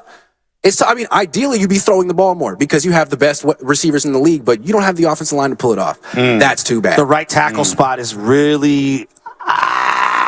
I'm hesitant. That's all. I'm just hesitant. Jake Brindle in the middle. But I was hesitant last year. Are we sold on Jake Brindle in the middle here? I want to go over to the defense before Grant leaves here. Yeah. Defensively, last year, obviously, a top 3 unit. How do they stack up this year with Bosa, Drake Jackson on the other side, and then, of course, you got 2 of the best linebackers in football, Joey Greenlaw, Fred Warner Jr. Where are you at with the defense, Grant? It's still a great defense. It could be even better because the weakness of their defense for like a decade has been their secondary. And Steve Wilkes is like a great secondary coach. The front seven, it's gonna. Kasaric is it's gonna be great, but they need the back end to pick up the slack. And it started last year. Now you're gonna have, I think, a great secondary. Like Talanoa Funk is gonna take another step forward. What about Lenore? I want to talk about Jair Brown. I think Jair Brown is the guy. I think he could be special for the Niners. Like, I'm not saying Ed Reed, but like I think they have the same exact measurables. That he's that guy, and he's with the twos right now. But I wouldn't be surprised if he starts week 1, and he's the best safety they have, not Talanoa. Interesting. Yeah. Wow, that's a statement because Talanoa was very good for about 8-9 weeks last year. Did you hear Talanoa talking about him? No. He was like, "Man, this guy is rangy." Like I didn't realize. Like he's like saying, "Like I can't do that. I can't do that." Where are you at with the corners though? Because you kind of scoffed a little bit at Lenore, and I think Lenore took some steps forward. I like him last year. Where are you at with these guys? Lenore's a great pro, and he goes against Ayuk every day. He's just 5'10", and he doesn't have a 42-inch vert, so he's not really Jason Verrett, and he kind of does get mossed at the catch point sometimes. But other than that, he's really good. I mean, he tackles. He had those big picks in the playoffs. Yeah. We'll see. I mean, Ambry had some big picks in the playoffs and then fell off. But Ambry, to me, I take shots at Ambry so much. And I saw him yesterday, and I was like, I can't look you in the eye. I'm so sorry. I feel like Ambry hasn't quite I'll be nice.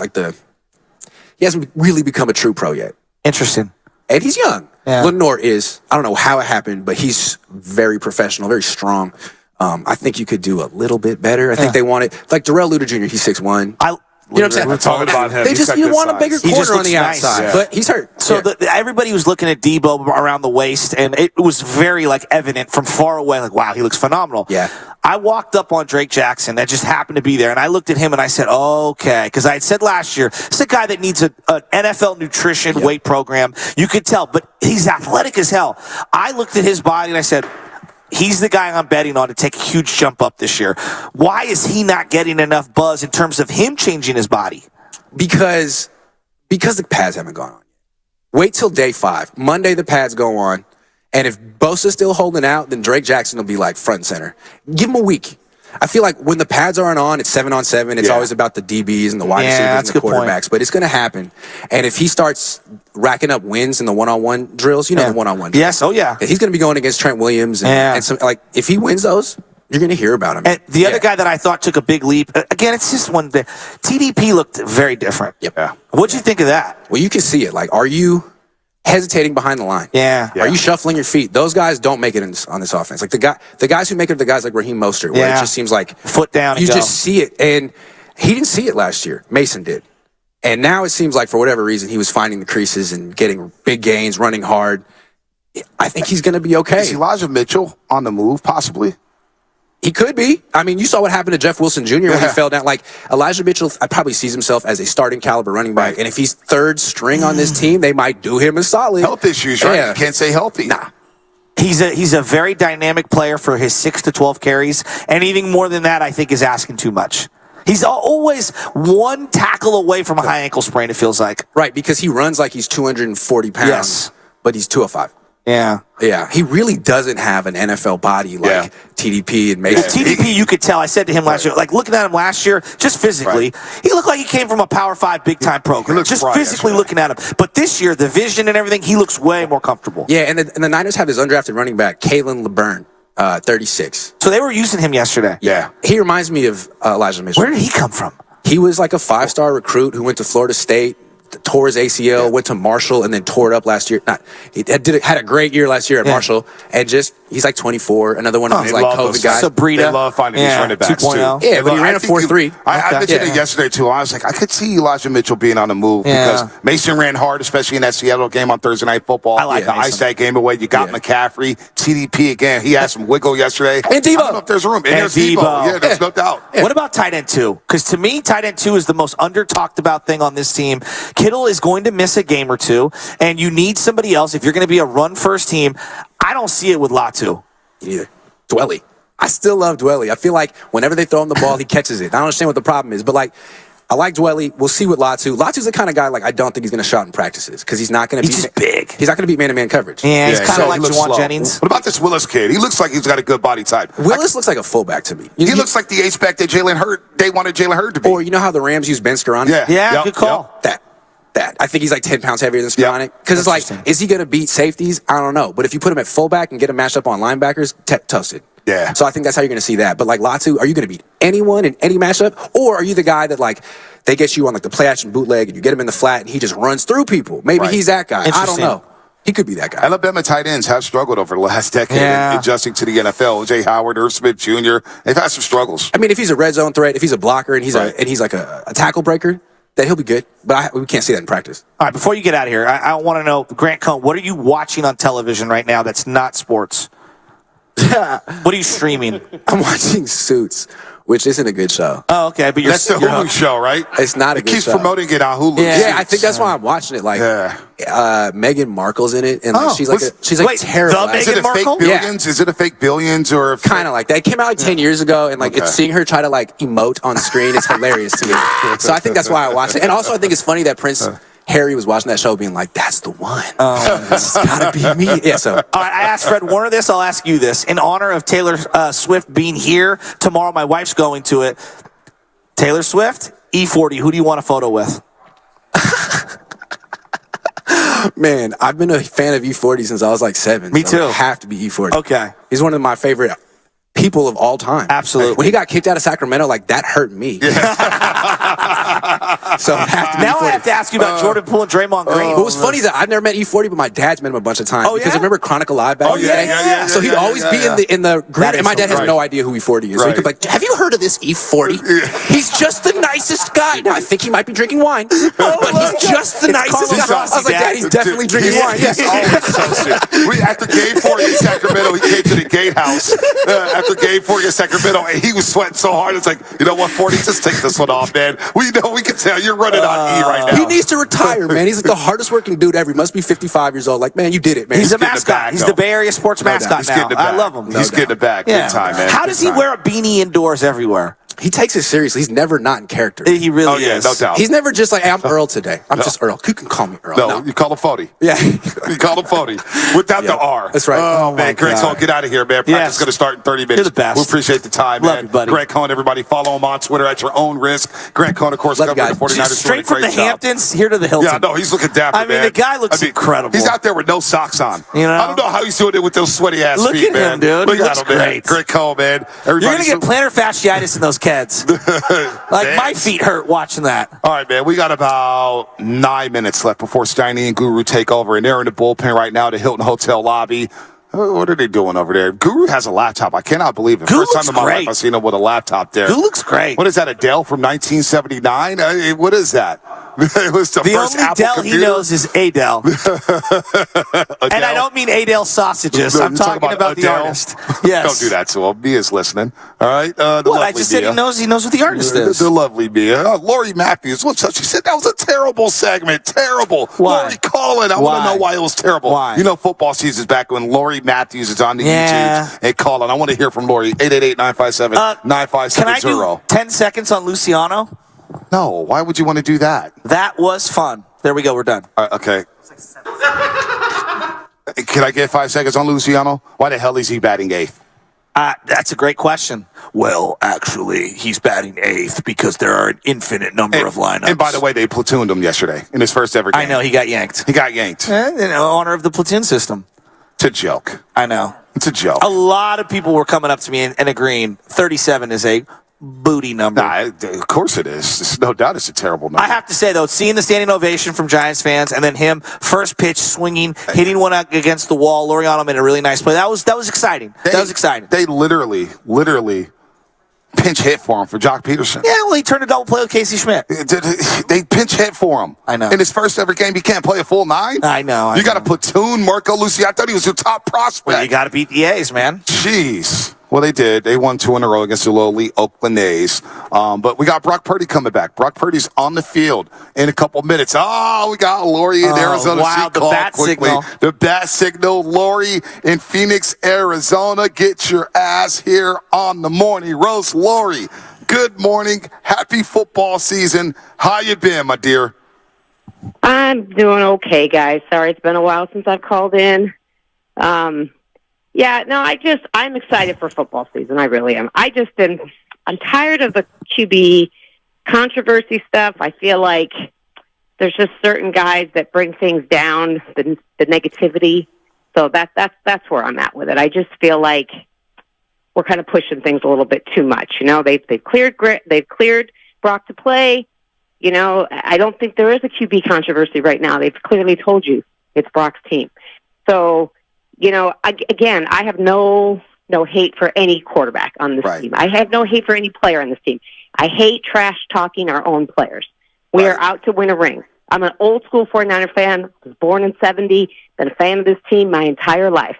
Okay, so I hate seeing people rip anybody down. So that's all. I just don't like that. That it's controversy creation, that kind of thing. I'm just not. Wouldn't you agree, Lori? Wouldn't you agree? Like, if you went into last year, Trey was the number one. He's the number one. It's his team. Jimmy's throwing on the side. Trey goes down. Jimmy goes back in. Jimmy's playing the best football of his life. In comes Brock. Like, it's been a whirlwind at quarterback. It's fair to say, like, until this kind of like settles down with one guy playing 17 games and leading this team to the playoffs, you know, there's going to be more controversy. It's the number one position in sports. Yeah, but have you guys not found it to be exciting? I mean, come on. Like, they're winning games. They're still going to the NFC Championship. No, I don't that's think the biggest question. No. You know what, Lori, though? I think we are excited. I think this team they're in a position to contend for big stakes here. They're in a position to play for a Super Bowl. They have top-end talent, some of the best talent in the league. But quarterback is important. And quarterback, you know, Lori, you're an old school 49er fan. You lived through Montana. You lived through Steve Young. You lived through Jeff Garcia. It's just what we do here in the Bay Area when it comes to the 49er quarterback. It is. There's no doubt about it. I do. I want to see them. I mean, I would love for Brock or Trey to be the guy, right? I mean, for me, I don't care. I love the story with Brock. I mean, he's an Arizona boy. He came off, Mr. Irrelevant. I mean, how could you not love that story? But I also realize that, you know, the Niners did trade big to go get Trey. And the guy's got some physical attributes that, you know, I mean, he should be a good quarterback. But at this point, who's going to help you win now? The Niners have said it's going to be Brock. For me, it's good enough for me. So I'm just excited to go get my popcorn and watch the games and go win a Super Bowl. That's all I care about. How exciting is this defense for you, Lori? Because I know you love your defense. Yeah, you mean the addition of Hargrave? I mean, once they get the Bosa contract done, which I have no concern about, I'm super excited. I mean, I think that they're going to be the best they've ever been. It hasn't mattered who's been the coach. I mean, think about that. We're going to have 3 different coaches in, 5 years, 6 years? Yeah. I mean, it doesn't matter. They don't miss a beat. I'm super excited to watch. And I think that's going to be the big part of it, too, is that because you have the defense you're not going to have to score, 35. It doesn't have to be that quarterback carrying you the whole way.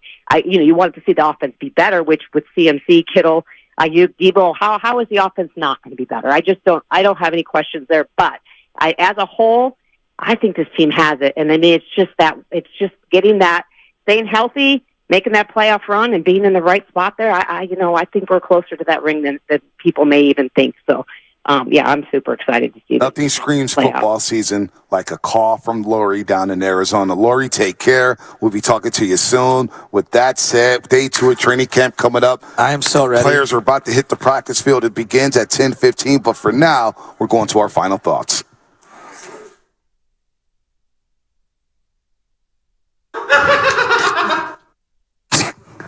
The laugh.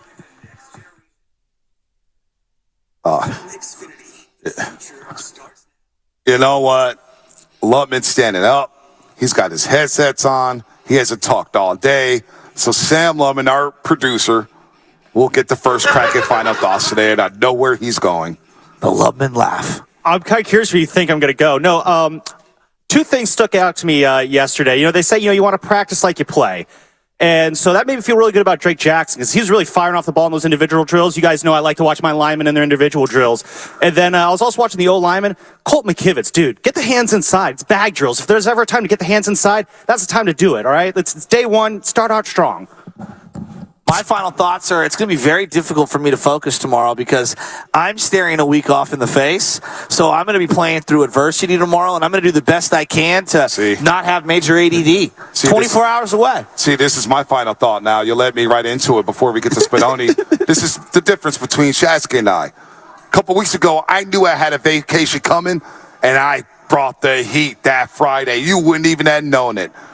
You got to be a pro, Shasky. Well, wait till you hear my top 7 king of the trio of what I will not miss when I'm on vacation.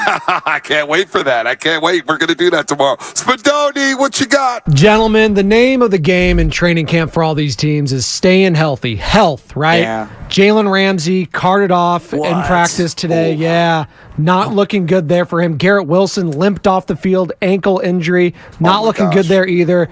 Stay healthy, guys. That's all we want, right? That's all we want. That's all we want. We want good health. That's our final thoughts. Brought to you by Xfinity, the next generation 10G network, only from Xfinity. The future starts now. We got McCaffrey jerseys everywhere in the Hilton Hotel lobby. Tim Jordan, he's got a Niner coat on too. Look at Tim Jordan. Tim, I want you to be honest with me. Thumbs up, thumbs down on the outfit.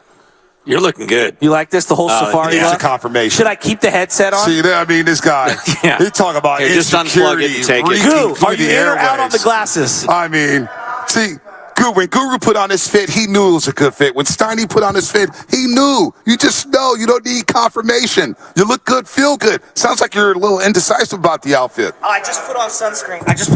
I feel great. You already got your headsets on? The show's not over. The guy's already checked out. Folks, we're going to leave. We're going to go. Hey, Spadoni, how much time do we have? I'll pull the Steiny here. I haven't heard that in a while. 2 minutes. We have 2 minutes. Get your damn headset on. We got 2 minutes left. Brock Purdy's hitting the practice field. He's hitting the practice field today. The velocity on his throws. How deep is he throwing? How is he moving around? Remember, he hasn't thrown to his guys all off season. Hasn't really thrown in this situation since January 29th in Philadelphia when he suffered his torn UCL. So all eyes will be on Brock Purdy today. Absolutely. All eyes are going to be on Brock Purdy. And I also think all eyes are going to continue to be on the other two quarterbacks, Sam Darnold and Trey Lance, because how they deal with limited reps is going to be something that is going to determine who wins the number 2 quarterback spot right now. And so I'm very interested to see how this thing kind of shakes down. Where does Brandon Allen fall and all of that? Where does he get reps? Well, what was crazy was Grant Cohn talking about, how is Trey going to respond to being the number 2 after being the number 1 all offseason? OTAs, minicamps. How will he be supportive of Brock Purdy? Will he get a little indecisive? Will his confidence be shaken? I think Trey Lance, who wants to stay in San Francisco, just continue to do what you do. Yeah, I Hone agree. in on your craft. I agree. Throw those tight spirals. I think he'll be fine there. All right, we're going to say bye-bye. See you tomorrow, Spadoni. Spadoni, we'll see you in the studio. TJ, Steiny you're the Guru best. next live here at the Hilton Hotel. Thanks for everybody stopping by here. Day 2 of Trading Camp at Steiny and Guru. We'll continue to talk about that right here on 95.7 The Game, the Bay Area sports leader.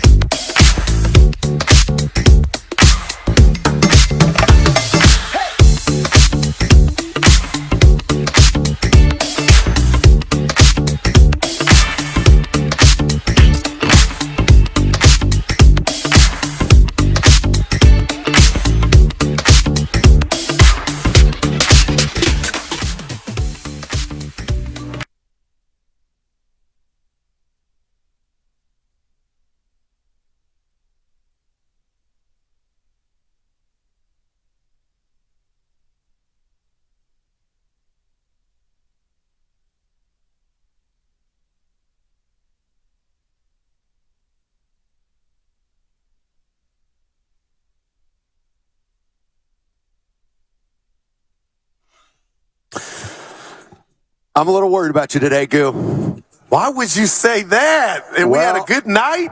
Oh, we had a terrific night. So yesterday we were tucked into a little corner at the Hilton Santa Clara, but now we're in the middle of the lobby.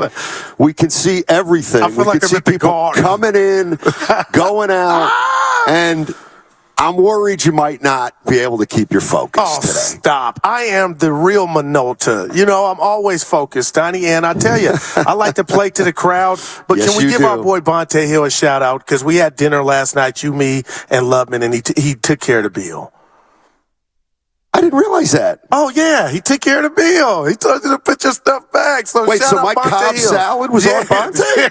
Oh, man, I didn't even know that. I would have thanked him this morning. Bonte Hill. See, that's that TV money. I had alligator arms initially, but anyway, he got it. So, yeah, you got that beautiful salad, by the way, Stoney. Yeah. Bonte took care of that. So shout out Mr. Hill. By the way, I'm already engaged on the YouTube chat Somebody's with many of our impersonating you. listeners. No, it's me. I've actually Bird's the only white guy I like. Yeah, Larry Bird. But I'm getting instructions from one of my adversaries, Rebel 4444, and he wants me to let you cook today. I'm going to be able to do that. So what's going on, buddy? How are you? I'm excited, and I got to tell you, Stoney, right now, today to me, day 2 of camp is about Brock Purdy and the velocity on the ball. Again, I know it's not an actual game, but everything is set in stone from a verbal standpoint. But again, we know science. We know the human body. It's going to be dependent on how his body reacts. And we got all the guys that are invading on the ground, Shasky's and Bontes and Willard and Dibbs. They'll be able to see if that velocity is there. But Steiny, he wouldn't be out there if he didn't think he was ready. So, I mean, he's the key to the season. And on top of that, the Niner quarterback position is the key to the season. You know, I was just thinking about what you said, and you said something that just illustrates the difference between you and me. But, dude, go ahead. You're worried about velocity. I worry about touch. I worry about touch. And I like touch. Get that touch back. I hope you don't think I don't like touch either. We don't need to be throwing snowballs as hard as we can. Just lay it in there. Lay it in there. I guess what I'm asking, Stoney, is when you take your car in for, you got a tranny problem or engine problem. Careful. When you get it out the shop, you want to put your foot on the gas to test it to see if it's really. Not right away. That's what I meant by velocity. Don't they tell you not right when away. you buy a new car? Do they tell you to not drive it over like 65 for the first 1,000 miles? I've never heard that. Yeah, I would say I heard that I'm talking about a repaired car, Stoney. You want to test it. Gotcha. Not too much too soon, though. And they're going to be. Well, that's why they got them on the 2 days on 1 day off. Yeah, yesterday it was Trey Lance and Sam Darnold taking the snaps. Today it will be Brock Purdy. They got big crowds out here watching this training camp. We're at the Hilton Santa Clara, and we got a little bonus. While we're down here. Taylor Swift in town. That's incredible. How much were those tickets? Oh, I don't know. Yeah. But they're, I guess she's playing at Levi's tomorrow. Yeah, and, Shasky was saying his wife's going. Yeah, there's a lot of people staying here and going to stay for the concert, et cetera, et cetera. So we might see some big boys or big gals, you're saying. Well, I don't think Taylor Swift's staying here, but maybe she is. I don't know. But a lot of excitement down here in Santa Clara, no doubt about it. Here's something I got for you, Goo, because we were talking about Brock Purdy a lot yesterday, and it's his job, at least for now. So I was driving away from the show yesterday, and I was listening to Dibbs and Willard. And they just got me to thinking. They were talking about the trade for Trey Lance, moving up, swapping a pick, and then trading 2 first-round picks. And they were talking about how much it means that they made that move, and at least as of right now, we're in limbo with it. And it did get me to thinking, okay, so let's say the 49ers, let's say Trey Lance doesn't work out here. What does it mean? I mean, is it a blemish on Lynch and Shanahan? Well, the answer is probably yes, but in the grand scheme of things, they've been to 3 NFC championships in 4 years. How do you hold it against them if that's what you want to do? Or just do you move forward and let bygones be bygones? And the reason I'm thinking about this is because I always think of, Robert Parrish and Kevin McHale for Joe Barry Carroll. And that's been 30 plus years ago. We still talk about it. We still talk about it as a mistake. But what is it? Is there going to be any consequence to it? Does it change the way you look at Shanahan and Lynch? What does it matter right now? Right now, it doesn't matter at all. And we talked about it, and I love you for throwing this at me. And the reason it doesn't matter, Stoney, because there are no repercussions. You say, why, Goo? Because right now, it looks like you are in good hands like Allstate with Brock Purdy. And that is the best cologne and deodorant for Trey Lance not being ready or under center. But as we move forward, nobody in this world is perfect. I don't have to tell you that, Stoney. But this will be a blemish on... I'm sorry. I'm not putting this on Lynch's ledger. I'm putting this on Kyle Shanahan and the guy that I've given kudos to about his uncanny ability to identify quarterbacks. So if Trey Lance ends up not working out and he's James Wiseman, that will definitely go on his resume. And you know why it'll go on his resume in red ink, Steiny, is because what you did to jump up and get him. Okay. But that doesn't taint everything that you bring to the table and have accomplished. But if Brock Purdy doesn't work out, Stoney, then the stench from Trey Lance not being the guy, oh my gosh, articles left and right. Then you could say, where are we at as an organization? What could we have used those picks on? Now we don't have a franchise quarterback. Now we're looking to get Kirk Cousins when we could have did that or went that route 3 or 4 years ago. So to me, the guys were right, Steiny. It doesn't matter right now because it looks like you are in good hands with your next franchise quarterback. And I got to be careful with that because he ain't even quarterback the whole season, and I'm rooting for Brock. Yeah, I'm struggling with this too because, again, I was listening to Willard and Dibbs, and our guys. I think it's fair to say, well, if they would have just stayed where they were, who would they have picked? Is that a player who might have been able to help them now? Yeah. Like that to me is a game that's always going to be played. I think about, it would be like, so the 49ers, I don't mean it this way, but the 49ers drafted Trey Lance and he hasn't played. And maybe he won't end up playing for this organization. Well, he did play and he got hurt. He did. That's why I give Kyle But what I'm saying credit. is you can't ask, the Celtics fans not to think about what it might have been, if Len Bias would have not passed. Okay. It's not fair. It's not fair to add, for Warrior fans to not think, well, what if we would have gotten Kobe Bryant instead of, Todd Fuller? Yeah. But the thing I just don't know how we talk about the move and whether it, do you just wipe it clean? Hey, that's the way that one went. Or is it something? Now, what would that entail? Wiping it clean? Well, to me, it would be, because he's always going to be remembered for what they wanted him to be if he doesn't work out. And they blew it. Well, there's two things. If Trey Lance doesn't work out at all, it's going to be obviously a bad pick. But if Trey Lance goes somewhere else and gets playing time. So sort of like Wiseman. Exactly.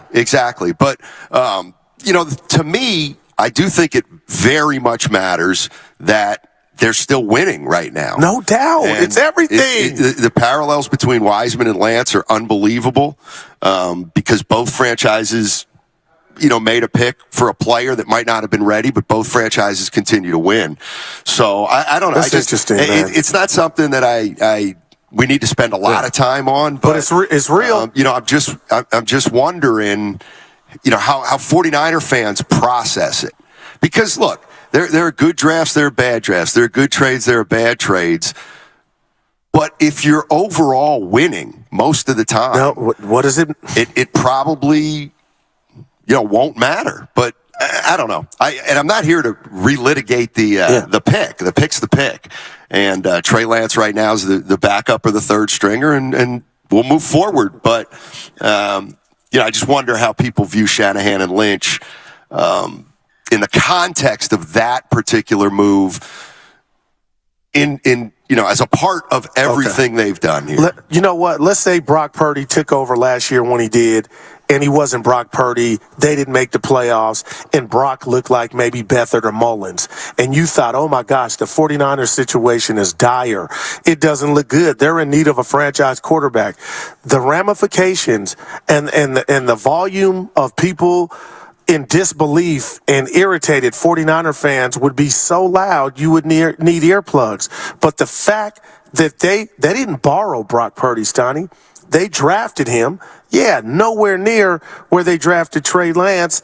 But at the end of the day, he's still our quarterback, and we're benefiting from that. So right now, if I'm Kyle Shanahan, I don't want to say he got lucky, Stoney, because something went into what they saw in Brock Purdy, but you're avoiding the Jackals, really, because you don't have to, because right now it looks like you hit on the pick that we didn't think you were supposed to hit on. Exactly. If that makes any sense. No, it is, and we can do this. Who cares where it was? We got one. Yeah, exactly. Like I can't remember. I'm terrible at remembering drafts, but did the Warriors have a first round? Did the Warriors pick Harrison Barnes the same year they picked Draymond Green? I can't remember. Draymond Green obviously was a second round pick. The point is let's say the Warriors would have, they strike. Okay. It's like the Warriors. They drafted Ike Diagne with the 9th pick, and then they drafted Monte Ellis with a second round pick. So, yes, you got to give them credit for Monte Ellis. And the fact that it was a second round pick, so be it. You were asking an interesting question before the show, and it got me to thinking I'm going to throw it out to 49er fans because this is a team that's knocking on the door, and they've got expectations. There's no doubt about it. And the question you asked is, kind of not only how you feeling about the Niners, but if the Niners, if they're to break through this year, if they're to get over the hump, and we all know what that really means, if they're to let's just say push through that wall, what's going to be the reason why the 49ers win it? What's going to be the reason that this year would be the year they win it all as opposed to the last few years? And if they're not able to push through, if we kind of have a season like last where, it's frustrating at the end, what's going to get them beat again? 888-957-9570. I thought it was a good question. And so I'll throw it out to 49er fans. If the 49ers break through and win this thing, win the Super Bowl, what's going to be, to you, the biggest reason why? And again, because we're fair and balanced, if they can't get it done, what is going to be the reason they get beat? Let's start for me, Stoney, with the positive. All right. And tell me if this even qualifies. Damn it. Health. Because I could sit up here and tell you right now that health is the reason they didn't go to the Super Bowl. And I know you're going to say Guru Philly kicked their ass, which they did. I take nothing from the Eagles, but nobody watching that game could ignore that we all got robbed of the Niners offense being the best version of itself. So I do understand when I say that. I know Philly could have stopped Brock Purdy if he remained upright. But the bottom line, Stein, is he didn't. And injuries to me, especially the last game and in the first quarter, derailed the 49ers' chances to go back to the Super Bowl and hoist up that Lombardi trophy. And I mean this because I got some close seconds and thirds. But number one, with this team as we know it, is health. And you think and the other thing you threw out was what's done them in what do you think's done them in last year, or what got them beat last year? I think most people would say health. I don't want to set you off like Queen Latifah early, Stoney, but Vivica Fox, shout out to you. I don't That's know a great what you're movie. Set about. it off. Yeah, with those women. So Kyle Shanahan and his conservative play calling and the thing that set you off yesterday, Tim Jordan, buckle up. Him not throwing the flag. I know that set you off yesterday when I brought that up, but little stuff like that. So the one thing that held the 49ers back last year. Now you're changing what I'm saying. No, that's what the question you asked, I thought. Yeah. What was your biggest, or am I misunderstanding? And I said it abroad. I said him being conservative overall, not just pointing out that one play. That was an example. I wouldn't dare say, he was conservative because of that. But Steiny, he's got to step up his game in high leverage situations. That's my, if we had to do a report card for Kyle, it's high leverage situations. I need you to be at your best. And I just feel like 2019 Super Bowl, the most high leverage situations, the halftime, right before halftime, John Lynch is in the suite calling timeout, and Kyle, for whatever reason, let it go. Let the clock tick out. Like, you got to be aggressive if you want it. And maybe they throw a pick if they call timeout and get the ball back. But damn it, those are the little things, Stoney, that the hoodie and all the other great coaches we've seen, they maximize and take advantage. 888-957-9570 is the number, and Guru's throwing it out. What's held the 49ers back the last couple years from getting over the top? And if they can get over the top this year, what's going to be the big reason why? 888-957-9570 is the number. Brock Purdy taking snaps at Levi Stadium as we speak. It's his first practice at the official training camp. Guru and Steiny right here at the Hilton Santa Clara. We'll be here till 2 o'clock. If you're around, come by, say hello, and we'll have some fun talking 49er football. Let's go to Mike. Mike's in Sausalito. What's up, Mike? How you doing? Mike. Hey, guys. How you doing today? Doing well. Good. Hey, I think there's a couple points that people are missing in Bay Area Sports Talk Radio, and the 3 number ones and the third round pick that nobody mentioned also that were spent on Trey Lance. Does it affect them this year? Not really, but it does provide a dynasty. And Mike, you're breaking up, but I think I know where you're going. Yeah. You're going to, right now, they're not really paying the price, but down the line, they may pay the price if A, they need a quarterback, or B, those picks weren't able to be used in other areas where they can help. And I tend to agree with you, but I'm also kind of with Guru. If they happen to stumble on Brock Purdy, who cares why, then I guess he's going to be the quarterback into kind of the next 3 to 5 years. That's kind of the way I look at it. So 888-957-9570 is the number. People are asking if I'm a little tired or hungover. The answer is definitely not. Where you hear that at? And you went golfing again. You shot in the 80s? Yesterday. I went golfing after work. Yeah. JD, you kind of left us. You did the Irish goodbye. Well, yeah, I had a tea time. But you didn't say bye. You I think I nodded. You tricked us. I nodded on the way out. Yeah, you tricked us. We waited for you 20 minutes. I go, maybe he's in the parking lot.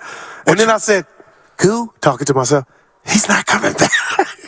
And then what were you waiting for? What were we going to do? I don't know. You guys had plans without me. We had 2 lovely young ladies. They had cookies for you. They had some concoctions of medicine to rub on your joints because you were talking about you were kind of sore a little bit a couple of shows ago, and you set the doctor's appointment. So we're sitting there like, he's coming back. I'm like, just relax. Chocolate chip cookies for you, sugar cookies. Are you telling me?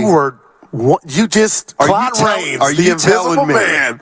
Are you telling me that there were some listeners here that wanted to chat? Oh, there's no doubt. Two lovely young ladies. I said hello to them. Yeah. Boy, you might have did that on air. They were waiting for the press conference. Well, and JD and I were like, is he coming back? I've won 7 consecutive Mr. Congenialities, so I guess it's going to be trouble this year. Let's go to Sam. Sam's in San Mateo. What's going on, Sam? How you doing, man? Hey guys. What's up, man? Hey there. I wanted to give you my 2 cents worth as far as what the problem was as far as getting over the hump last year, and if they get over what's going to do this year. Yeah, I think it all comes down to one thing because they've got everything going in every aspect of the game except one. And that's the offensive. That's the offensive line. It kind of started. It came together somewhat last year, but then you could see it in the NFC Championship game. Philly just was blowing the offensive line off the ball. And then conversely, their offensive line was blowing our lines off. So it's going to be both of those lines.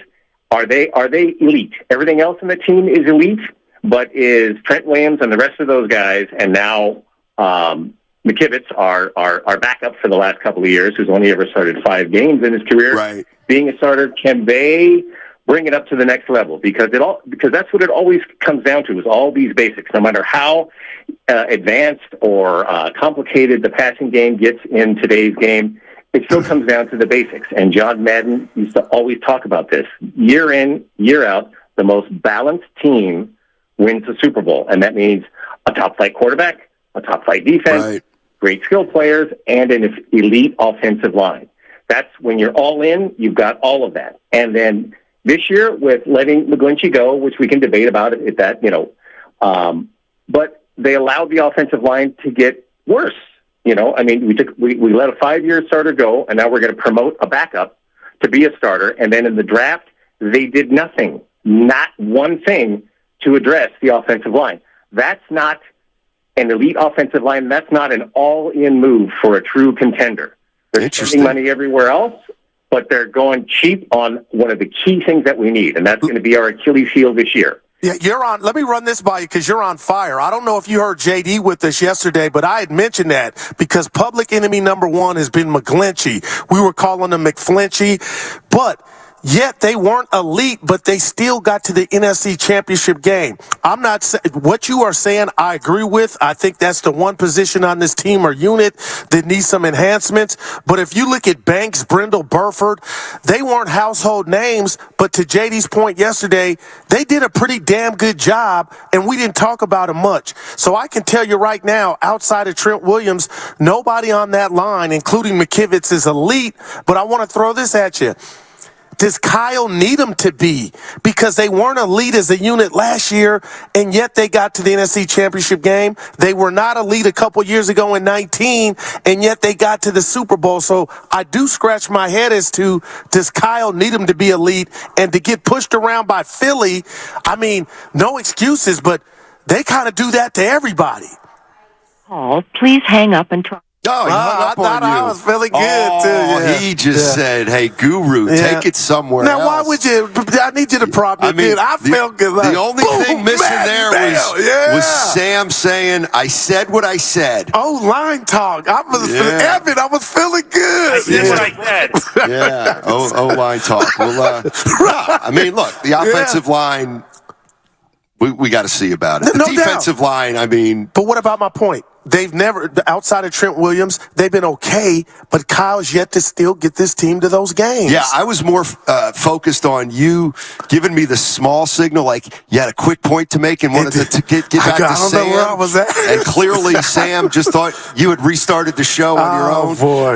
Sammy! But that's all right. Thanks for calling, Sam. Appreciate it. Sam's very worried about the offensive line. There's absolutely that's the weakest, no doubt about it. The big. Well, it's what looks like it's going to be the weakest. You know what's scary is the quarterback, health-wise, and just Brock Purdy. Can he do it over 17 and the O-line? I want to ask 49er fans that too. I mean, are we? And I'll say we. Are we really? Are we worried more than any other team about our quarterback getting hurt? Because, like. You know how they say about the stock market, past performance is no indicator of what's going to happen in the future. Okay, but if your right tackle is brand new and your quarterback's coming off a the elbow surgery, that's scary if he gets off to a rough start. So if you tell me the number one concern for your team is the health of the starting quarterback, I got to believe you think you're going to win. You're going to win a Super Bowl. You know what I mean? Because that means you think you have the best team. Yep. 888-957-9570 is the number. What's going to get the San Francisco 49ers over the hump this year? And if they can't push through that wall, what's going to be the reason why? 888-957-9570. We are live at the Hilton Santa Clara at 49ers training camp right here on 95.7 The Game. Join Lucky Rewards today. You'll earn points.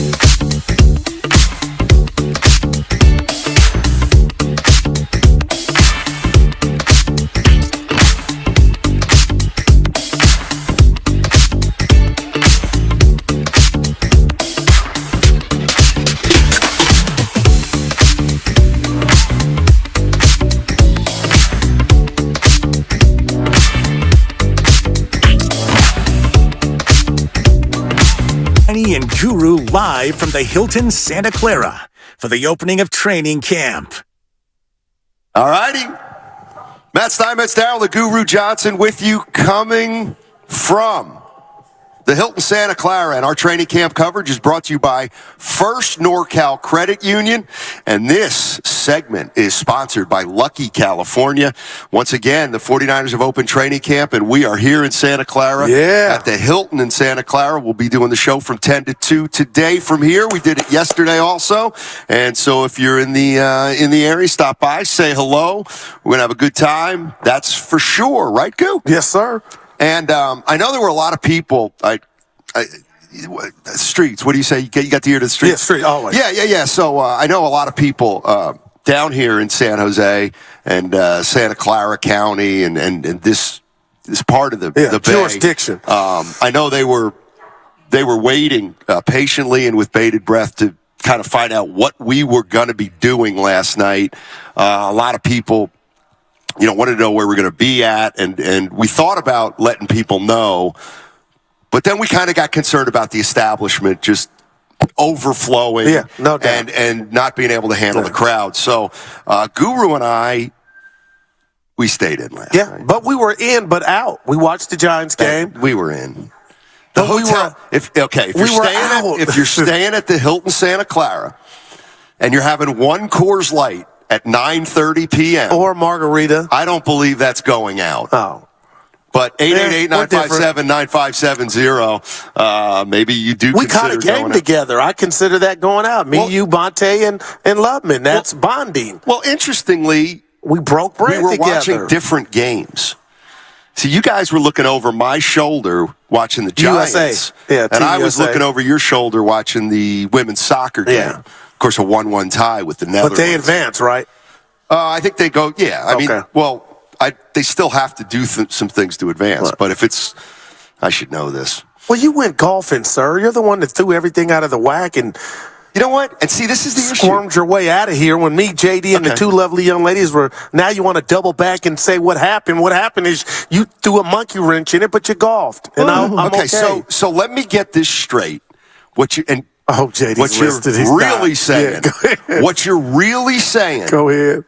Is you wanted to start at 2:30 yesterday. And Carlos was ready. Carlos had a driver for us, said we didn't have to worry. Not that we needed a driver. But so where'd you go? We didn't go anywhere because I didn't want to go without you. So we turned it down. Okay. We turned it down because you were not around. That's what type of dude I am. You saw me leave the hotel. Dude, it was incredible. With my golf clubs. Yeah. I mean, what? Blues Clues would have figured that out. But we don't get down here much, and I just thought maybe you'd put the golfing to the side so we can kind of turn up one time. You come down here, you put the golfing at the 4. Right. At the 4. Well, quit your complaining, because it sounds like that's what you're doing. What am I complaining? That we didn't go out, that we didn't step out. No, I'm not. I'm okay with staying. You're the culprit. Everybody knows. No. Yeah. There was a special night planned. You went golfing. It's okay. And I was back at 8:30. Dude, that's 11:30. We got to work the next morning. We don't have to get up till 9. We ain't 18 no more. We were supposed to leave right after happy hour. Happy hour. We were early for happy hour at 2:30. This isn't the old ship. Hey, we start there. You know what time we start. But that's a home game. Yeah, that's a home game at the old ship. Nobody plays as well on the road. Oh boy. I'll tell you what. Maybe we'll stay down here tonight. All right, maybe. We'll see. Well, I can't. Why? Yeah, I got some stuff. You got nothing. Milan's party. I got to get ready for it this weekend. It's Saturday. But you got to do other stuff, Stoney, to prepare. Come on, bud. Guess what? I mean, I feel like I've said this 7 times in the last month. Family's out of town again. Yours? Yeah. Dude, you got a good Stoney. I need it. It's not good. Enjoy it. You could just lay around in your boxers. Yeah. Order pizza. I could. And just... I could do that when they're there. Well, you can. But, I do. I mean, it's fun every once in a while, but... Back to Wiggins. So, now I got to go home to an empty house. Poor baby. The dog will be there, though. Yeah, there you go. The dog I'll come over if you like. I'm trying to think what I got going this week. Nothing. Yeah. No, I'm golfing. Okay. I'm golfing. People said you're GOE, golfing over everything. There's family over everything, golfing over everything. I mean, it's important that we all get to do activities that we love to do to help keep us fresh and things up to date. Yeah. Hey, I want to get to this sound from Kyle Shanahan. This is from the TK show, Tim Kawakami's podcast. He had Kyle Shanahan on a few days ago, and he talked about Brock Purdy last season, what he did, and how tough he's going to be beaten out for the position. Take a listen. This is interesting. What I can see is what Brock did in his games last year. People give him a lot of credit. They gave our team a lot of credit, but I know how good he played. And I think anybody who really sits and watches it, whether it's our teammates, whether our coaches, I mean, it was strong in the season, but it got stronger in the offseason. It's because what he put on tape was real. And that's what makes it easy, the situation we're in. Now, Trey and Sam, they have the ability to do that stuff. It is harder for them to do it in practice and to jump a guy who we've seen do it in 7 games like that. That's the harder situation. It's a situation I'm happy about, though. Now, maybe he has a setback. Maybe he's rusty and stuff and because of his injury and stuff. I don't know. I don't think he will be. I think he'll get back to that point. And then these other guys can play, too. Maybe he does get an injury, and Sam or Trey get an opportunity just like Brock did last year. All of this can happen to each one of them. I know the way that we all would have drawn it up because how we spent our draft picks. And that's the way it was going to go. Injuries happen. And when injuries happen, you don't really lose your job because of injury, but you give opportunities to someone else. And this guy who got his opportunity came in and did stuff on film for me, for John, for all our players. That was as good as we've seen here. And it's going to be real hard to beat out. Close the book. I believe everything he said. No, did you hear? Close the book. You're burying the lead. Oh, no. You know, and nobody's wishing for this, Donnie, another injury to a starting quarterback, but this is the NFL. It happens, and it happens a lot, particularly to this team that we're talking about, the San Francisco 49ers. He said it. It's game on as well as it should be, Stoney. If something were to happen to their starting quarterback, and that's for any team. But what he's not ignoring is the other two guys obviously got to stay ready because they can do what he saw Brock do, and nobody thought we'll see. Walking this free earth that he would be successful at it. Yeah, no wishing injury, but he's saying this is the nature of the beast, and those guys. I mean, he almost was sounding like he said, like Trey and Darnold may. If something happened to Brock, they'll be right there in the. That's the only way they're going to be. No, I believe. Like to me, that part, like. Kyle Shanahan said, something could happen to Brock, and then we got to go to the backup. Well, something could happen to Herbert, and they got to go to the backup. But what I heard was Shanahan saying at the end of the season, we started looking at tape of the 10 games that Purdy played, and we thought he played even better than we thought he played live. Right. And so that's a hell of a book, to me, this thing's a wrap. At least for the time being. Brock Purdy's going to quarterback this team. And I'll tell you what, there is no way, and 49er fans, feel free to chime in here at 888-957-9570. They have no doubt that Brock Purdy will be 100% by week 1. They just wouldn't be talking this confidently about him and where he's at. I don't think, unless they are assuming he is going to be 100% healthy. And I feel you on that, man. I have nothing for you, but I agree with that. The other thing is, and here's a question that, we were talking to Evan before the show, and he said, well, how long a leash you think Brock Purdy has? And I said, I'm interested to I think this guy's got the longest leash of any quarterback we've seen under Kyle Shanahan. I think he's got a longer leash than Garoppolo had or would have had. So, I'm telling you, I've been blown away the last 2 or 3 days by how this front office and how this coaching staff's talking about Brock Purdy, and it's leading me to one place and one place only, and that is what I said yesterday. Okay. This is his team, and it's going to be his team unless he gets hurt. But even if he gets hurt, the minute he's healthy, he's going right back into the starting lineup. What I'm hearing is that Brock Purdy is noticeably and obviously better right now than the other two quarterbacks. All right, and let me say this to you about that leash, and Evan did bring it up, Steiny. Let's just say for Brock remains healthy. Let's just say, and this is highly unlikely, but it could be a possibility, the Niners are 3-6. Okay. Somehow they're 3-6, and Brock Purdy doesn't look like the Brock Purdy from last year. He looks like, he's not getting a lot on the throws, maybe, more interceptions and touchdowns. And it's obvious to anybody that's watching the Niners that maybe Brock's taking a step back. That's 9 games. I got to believe maybe week 10, week 11, maybe not forget Purdy, Darnold, there would be talk of maybe one of the other two getting on the field, because that window that we'll get to, what George Kittle told David Lombardi about, they do know or feel like and are operating like it's a window and they want to cash in. Well, let's take that a step further, because you say let's say they go 3-6.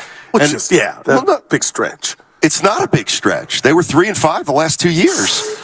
They haven't had good starts the last two years, but okay. So let's take it a step further, because you said, let's say they're 3-6, and I think you said something like, he's not throwing. Yeah.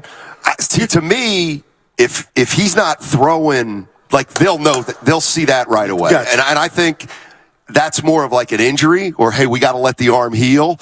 And so, I could see him going to the number 2 at that point. But this is the way Kyle, and see if you follow me here. And again, I said this yesterday. I feel like Kyle Shanahan coaches in a way that the quarterback never looks terrible. Like, even Jimmy Garoppolo, he missed throws, but he never had the no touchdown 3-pick game. One was taken to the house. So when I bring up Beathard and Mullins, do you take offense to that? What? Well, like they didn't look great. Or are you going to say they're not? Yeah, okay. I mean, the way you said that, it was as if, long as you're under his tutelage, you're the guy who thinks he can make it better. No, you're the guy who thinks that he can win with any quarterback. Well, those two were examples. Well, they were backups. Yeah. Garoppolo is at least But we had Kurt Warner on NFL Network before Mullins quarterbacked against the Eagles on Sunday night, and he was saying that he might be better than Jimmy. And I'm sitting here thinking to myself, and we talked about it on air, is Mullins, did we miss something? And we come to find out he's just okay. He's not that good. Talking about Nick Mullins. But, Steiny, you're right. Jimmy Garoppolo, I think, is better than you're giving him credit for. Maybe some people are out there, because his winning record here, you can't argue it, Jimmy's. And he got you to a Super Bowl and damn near 2 with this play. Yeah, I mean, he absolutely did. And, the question is, and it's going to be asked until they win a Super Bowl, is can Kyle Shanahan win with a number of quarterbacks? But what about the big one? I mean, Elizabeth. And this is where you and I kind of go back and forth, although I agree with you on this one. The whole NBA title or bust, championship or bust, that's for very few teams. Very few teams really have the right to think that.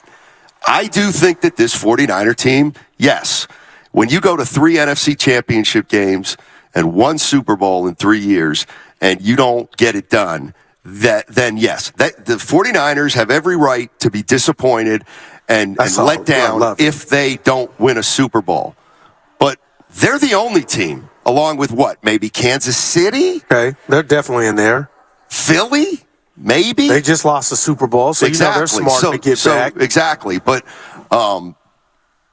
that's a special case. And so the other thing is the expectations for this team make it more likely there's going to be disappointment. It's because only one team wins a Super Bowl. And if you're telling me the 49ers could go 14-3, steamroll teams in the NFC playoffs, get to the Super Bowl and lose 31-30 to the Chiefs,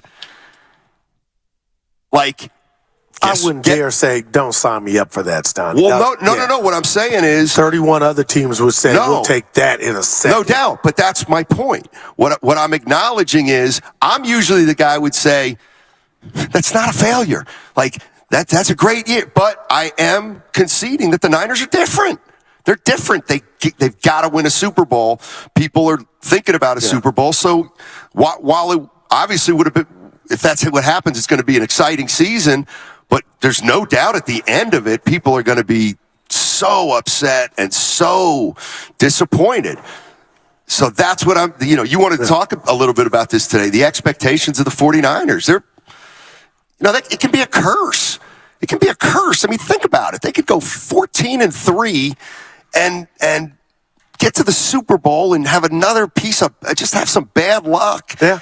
And but here's the other thing. Every player in that locker room's going to say we missed an opportunity. Yeah, and I just look at the totality of it, Stoney.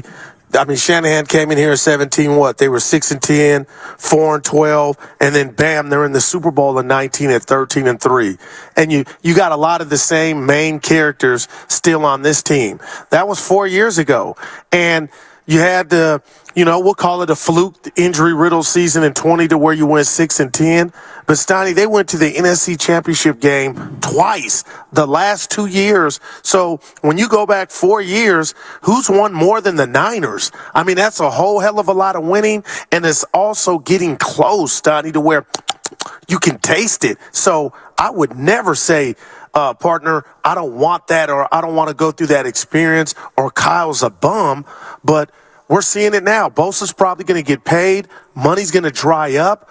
Ayuk could be in another uniform. We don't know what's going to, they want to win with this cast right now. And how do you do that? You go out there and kick ass. But, Steiny, we are, again, 2 back-to-back years of NFC Championship game. You just want to, just how you started the show, you want to knock that door down. Absolutely.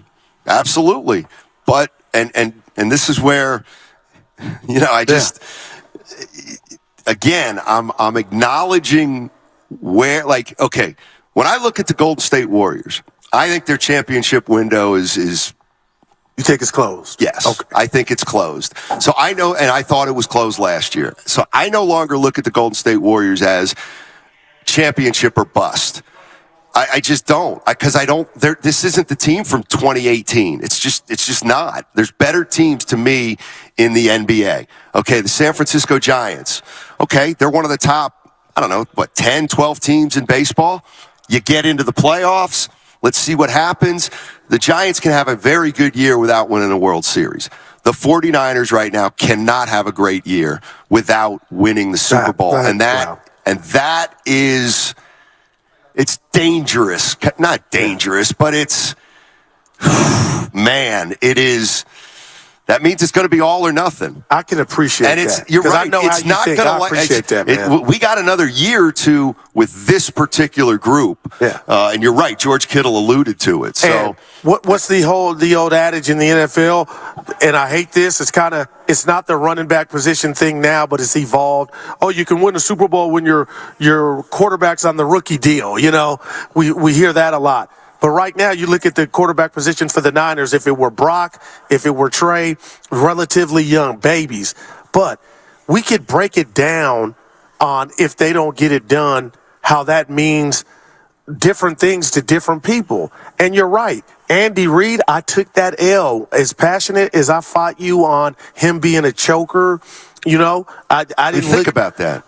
But he went and did it somewhere else. Think about and that. Now he's getting them. He's just eating. But, Steiny, Niner fans don't want Kyle to go get his somewhere else. But as you keep doing this and you keep reporting to training camp and you have these high hopes and Vegas is saying, hey, the Niners are one or two teams, 3 teams, they can get there. That right there is a good thing because it's good for business. It's expectation because you're good. So it's like, when's the baby going to come? Andy Reid, you would assumed it was going to come in Philly. Guess what, Stoney? They had their chances, lost the Super Bowl, and never got another opportunity. Andy Reid's let go, and now he's the man somewhere else. I don't want Kyle to go somewhere else, but I am puzzled as to how close are they going to continuously get and not get over the hump. I mean, it's a good question. Yeah. It's a good question. This is Kyle Shanahan's 7th year. But who would say? I'm not dare saying. I hope you would have if said. He has 7, I'm not saying fire him. There's no way he deserves that. Well, you just wonder, can he get it done? I don't wonder if he can get it done. I don't think it's up to him to get it done. I don't think he. I just. What's okay? What would so? Do you think Kyle Shanahan is the biggest thing holding the Niners back? Wow, that's a loaded question. I think it's the quarterback position. That's what I would say first and foremost. It's the quarterback position, and then I'll go from there. But to me, I have never once looked at Shanahan and said, I don't know if he's going to be able to get it done. Well, I'll tell you this. I don't look at coaches like that. Okay. I don't think they're that important. They are important, but I don't think if Kyle Shanahan had done anything differently in the last 6 years, a decision we'd have a Super Bowl right now. Okay, he can't throw that ball for Jimmy Garoppolo. Yeah, but he could have called the run plays in the 19 Super Bowl and not had Jimmy a part of it, and they would have scored. In the Super Bowl against Kansas City, they were gashing him on the ground, and he alluded to throw the ball when they didn't need to. And the Honey Badger came out after the game and said, I wanted to send them a gift basket every time they threw the ball because we couldn't stop them. There's one guy, his job is to call the plays. So Kyle, under pressure, was probably, he's such a genius, he was thinking too much when he should have just dumbed it down and said, we're going to run this thing 8 straight times. I believe they would have scored on the Chiefs. That's just me. So that's why I hold him not accountable, but the blame is a little more for me, Stoney, because I watched that game 100 times. Why did you pass? But we hear it all the time. Coaches get too cute. 888-957-9570 is the number. And I guess this is where I want to jump off because I can't disagree more right now with Darryl the Guru Johnson. I'm here for I've always thought there's 3 kinds of coaches. There's coaches who make your teams better. There's coaches who make your teams worse. And then most coaches don't make your team significantly better or significantly worse.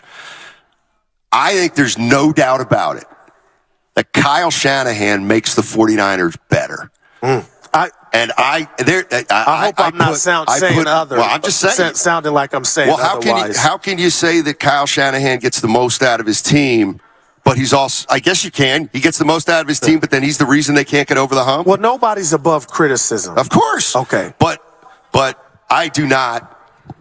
I have never once looked at Kyle Shanahan and said, I wonder if he's going to be able to get it done. Wow, I think we're staring that in the face. Like for me, with Kyle, and yet I could tell you he's stellar. But I just listed one example of why I feel that way. There's some blood on his hands, too. There is. 888-957-9570 is the number. Kyle Shanahan, is Goo alone out there, or do you have doubts about Kyle Shanahan? I think the sample size is just too small to start thinking, when he might not be able to win the big one. But we've been there a few times, and he hasn't been able to win the big one. 888-957-9570 is the number. I guess the question is, where are you at on Kyle Shanahan? I mean, is there a point when he becomes a liability as a coach? Is it on the sidelines in a big game? I'm not ready to go there yet, but I'm not the only one with an opinion out there. 888-957-9570 is the number. It is training camp here in Santa Clara, and we're at the Santa Clara Hilton. Yeah. And we're going to be here a lot this year. There's no doubt about it. And ahead of every home game, they have a public tailgate. Why sit in traffic? You can enjoy refreshing beverages, delicious eats from their very own food truck. 3 hours pregame and an hour postgame. They have a public tailgate, always free admission. Plus, you can follow them on Instagram to get a sneak peek of upcoming events and fan-inspired menu items. It is our training camp coverage, and it's brought to you by First NorCal Credit Union. Are you as harsh on Kyle Shanahan as Guru seems to be? 888-957-9570. Let's talk about it in the other side. 95.7 The Game is an equal opportunity employer.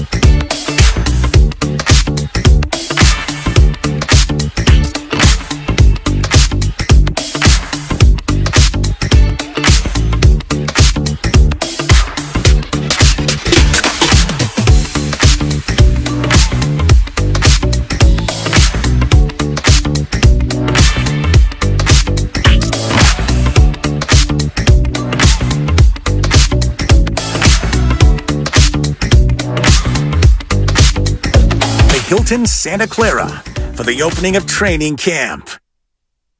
All right. Yes, sir. We're at the Hilton Santa Clara. And 49ers training camp has begun. Training camp coverage brought to you by First NorCal Credit Union. And this segment brought to you by Fremont Bank. Full service banking, no compromises. And we just got to visit Greg. No, he walked over, so he might not be. I wanted to get back in his car. Well, do it now, and then we'll double back. Greg in San Jose. Coming by, saying hello. You want to do the same? We're at the Hilton Santa Clara. We're sitting out here in the lobby. A little quiet right now. And that's because early. It's because everybody's at practice right now. The practice is open. Big crowds out there. And so people will be filing in probably about noon, 12:30. Guru and I are here if you want to stop by, say hello. And you're burying the lead. Not Greg surprisingly. Did say we were the favorite. Yeah. But that's like any baby. It's a beautiful baby, right? It's so pretty. Yeah, I actually disagree with that. I've seen. Oh, I disagree too. But the politically correct thing is to say. Here's the thing that was interesting, though, that Greg said. I came over and I said, "So, I obviously Guru's your favorite host." And now, why would you do that? But go ahead. Because I think a lot of people do like you more than anybody else on the station. Well, so I just said, so Guru's your favorite host probably, right? And he goes, well, yeah, I do. You guys are my favorite show. So that's how that came out. Yeah, because he didn't come over and I have my hand out. So anyway. By the way, Austin in San Jose. He's become one of my favorites. He said something like, Steiny, there's no such thing, or everything's year to year. In football. I want to say sports. I want to put sports on that. It's different, Steiny. Yeah, I sports. See, I think it depends how you interpret it. The Warriors 2022 championship. Like the 49ers cannot escape that they're in a window. Oh, there's no. And so to me, if you're in a window, then it's not really a year-to-year proposition. Then you want to kind of pepper the playoffs for a couple years in a row or 3 or 4 years in a row and see if you can break through. Like this season for the 49ers, and maybe I'm interpreting Austin's comments wrong, but this season for the 49ers is, yes, it's going to stand on its own, but it's being defined by what's happened leading up to this, which is their inability to win an entire Super Bowl. So let's say another year goes by and they get close, no cigar. Would you allow any fan or myself to just become more skeptical about maybe it won't happen? Nope. Because now we're another step down the road, Steiny. No. And it's like, you know what's funny is when's that window going to shut? Kittle said it to Lombard. And Randy Cross, the great Randy Cross, and I know he was 3-time Super Bowl champion with the Niners. What did he say? Finishing seconds, like, what was that? Nothing worse than your second cousin? I mean, usually when you quote something that you like, usually it is something that you remember. Well, I was throwing you the lob. Yeah, it's like my dad used to say to me. Well, he still does. Shout out Pops. Not over the hill yet. He said, if you ever say, oh, shoot, I forgot what I was going to say. Couldn't have been that important then. Randy, I love you if you're listening. That's what Pops used to say. Let's go to Daryl real quick in San Leandro, because I want to get back and look at some numbers, too, here. What's up, Daryl? How you doing, buddy? Hey, how you guys doing? I'm looking at you guys on YouTube sitting in my truck. I'm a truck driver for R&L Carriers, and I live in San Leandro, and you guys just make my day. Even if I'm having a bad day with these customers, turn you guys on, and it's on for the rest let me hear of the the day. horn. Can we hear the horn? Good job, you guys. Can we hear the horn, buddy? Starty. There you go. Trucking. Hey, you guys keep up the good work, and you two make you guys are like oil and water, but you guys just make it work. I don't give a damn. There he is. This guy. Hey, Daryl. Yeah, brother Daryl. All right. Let's stay safe out there, Daryl. All right, so I'm looking at Andy Reid. I'm looking at Andy Reid right now. Give it Philly. to us. So he had 1, 2, 3, 4, 5, 6, 7, 8, 9, 10, 11, 12. He had 13 years in Philly. Is that what it was? How did you ever leave? Go ahead. Well, that's a long stretch. He got fired. Right. He got fired. And you know why? Well, his last 2 years, they didn't make the playoffs. But So let's talk that's why about he that got window fired. where he was NFC Championship, losing to Tampa Bay, going to the Super Bowl. So he went 5-11 his first year. All right. Second year, 11-5, and they won 2 playoff games. 11-5, won 3 playoff games. Losing the NFC Championship 12-4, game. they won 2 playoff games. 12-4, 2 playoff games. 13-3, 3 playoff games. So in the span of 5 years, the Philadelphia Eagles won 12 playoff games, but not a Super Bowl. Like, if we're talking about your home to Philadelphia, those fans. Well, the fans don't matter. They don't get guys fired and hired. It's the front office. And I'm not saying the fans might not have been disgruntled, but Kyle Shanahan will never be fired if that's what he does. I don't think. I ain't mad at you. I mean, then they missed the playoffs a couple years, went back, and then they went through 4 out of 5 years, and then the last 2, they didn't have really good years, and then he got fired. But why I would tell you to proceed with caution is when it was going good for Andy, and you talk about those 15 playoff games, Stoney, you would think if you step back, like they're going to get it done. You would assume, okay, they've been to a couple. I would never assume that. I'm dead serious. I would be like, Andy's a damn good coach, better than I was giving him credit for.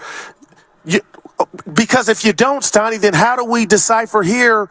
How are we so confident that if another year goes by, that year after that's going to be the year? Sometimes it's just everything changes, like Austin was alluding to, and you suffer an injury or you're just not as good. So you got to cash in. You got to strike while the iron's hot. What if you don't? What if they don't cash in this year? Like I think we're so far, and I'm not saying you're saying this, but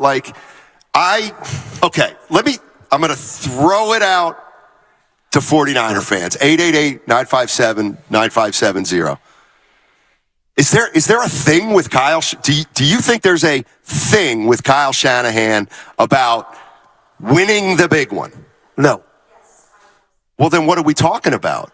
The fact that I could have a civil conversation with you, an intelligent sports conversation, and say 2019, forget Jimmy Garoppolo's overthrow to Emmanuel Sanders. The play calling in that game, I feel like, was a big part of why they lost. Not the only reason, mostly getting lost on 3rd and 15.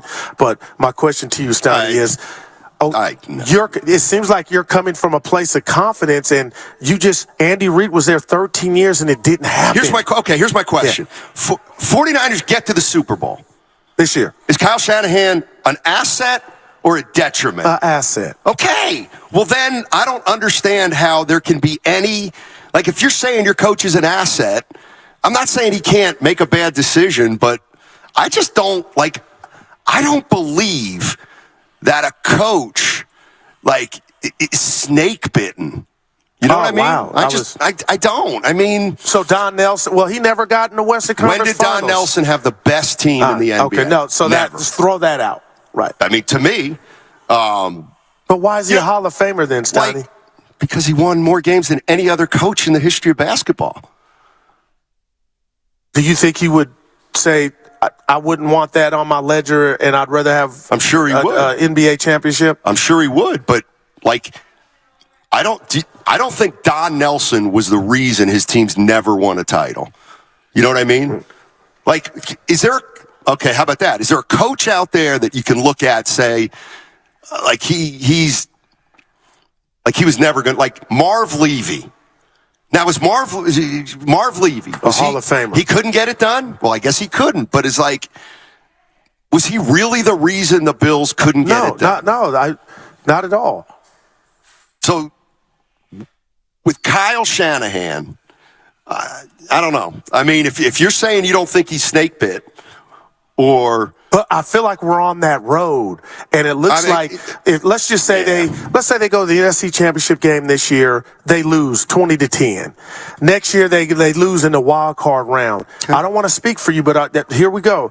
I feel like you would say, Goo, you know what? They're still winning. They're having some success. I would then be able to, me personally, use those 2 years to add to the theme that close, no cigar. Okay, so then I would turn around and answer your question a bit differently and say, Steiny, you know what? I think he's just Marty Schottenheimer. I just think for whatever reason he can't get it done. He can get you close, but I just don't see him winning it. It's just hypothetical. How long would you let this go? Now, if you're telling me it's... because I'll tell you right now, if this year what'd you say, NFC Championship game. Lose 3 20, in a row. Lose 2010. Okay. Next year, they lose in a wild card game? Is that what you're saying? I'm not firing him. And again, I'm not Woody Harrelson, True Detective, but my antennas would be up if I'm York. Like, okay, then the next year they don't make the playoffs. Or is it what's going on to where we're getting lemon booty, or we're not performing at our best? On the high, the biggest stage. And I want to say something to you about Kyle. Do you think, I know my answer, do you think Kyle Shanahan is closer to a Super Bowl than his franchise quarterback?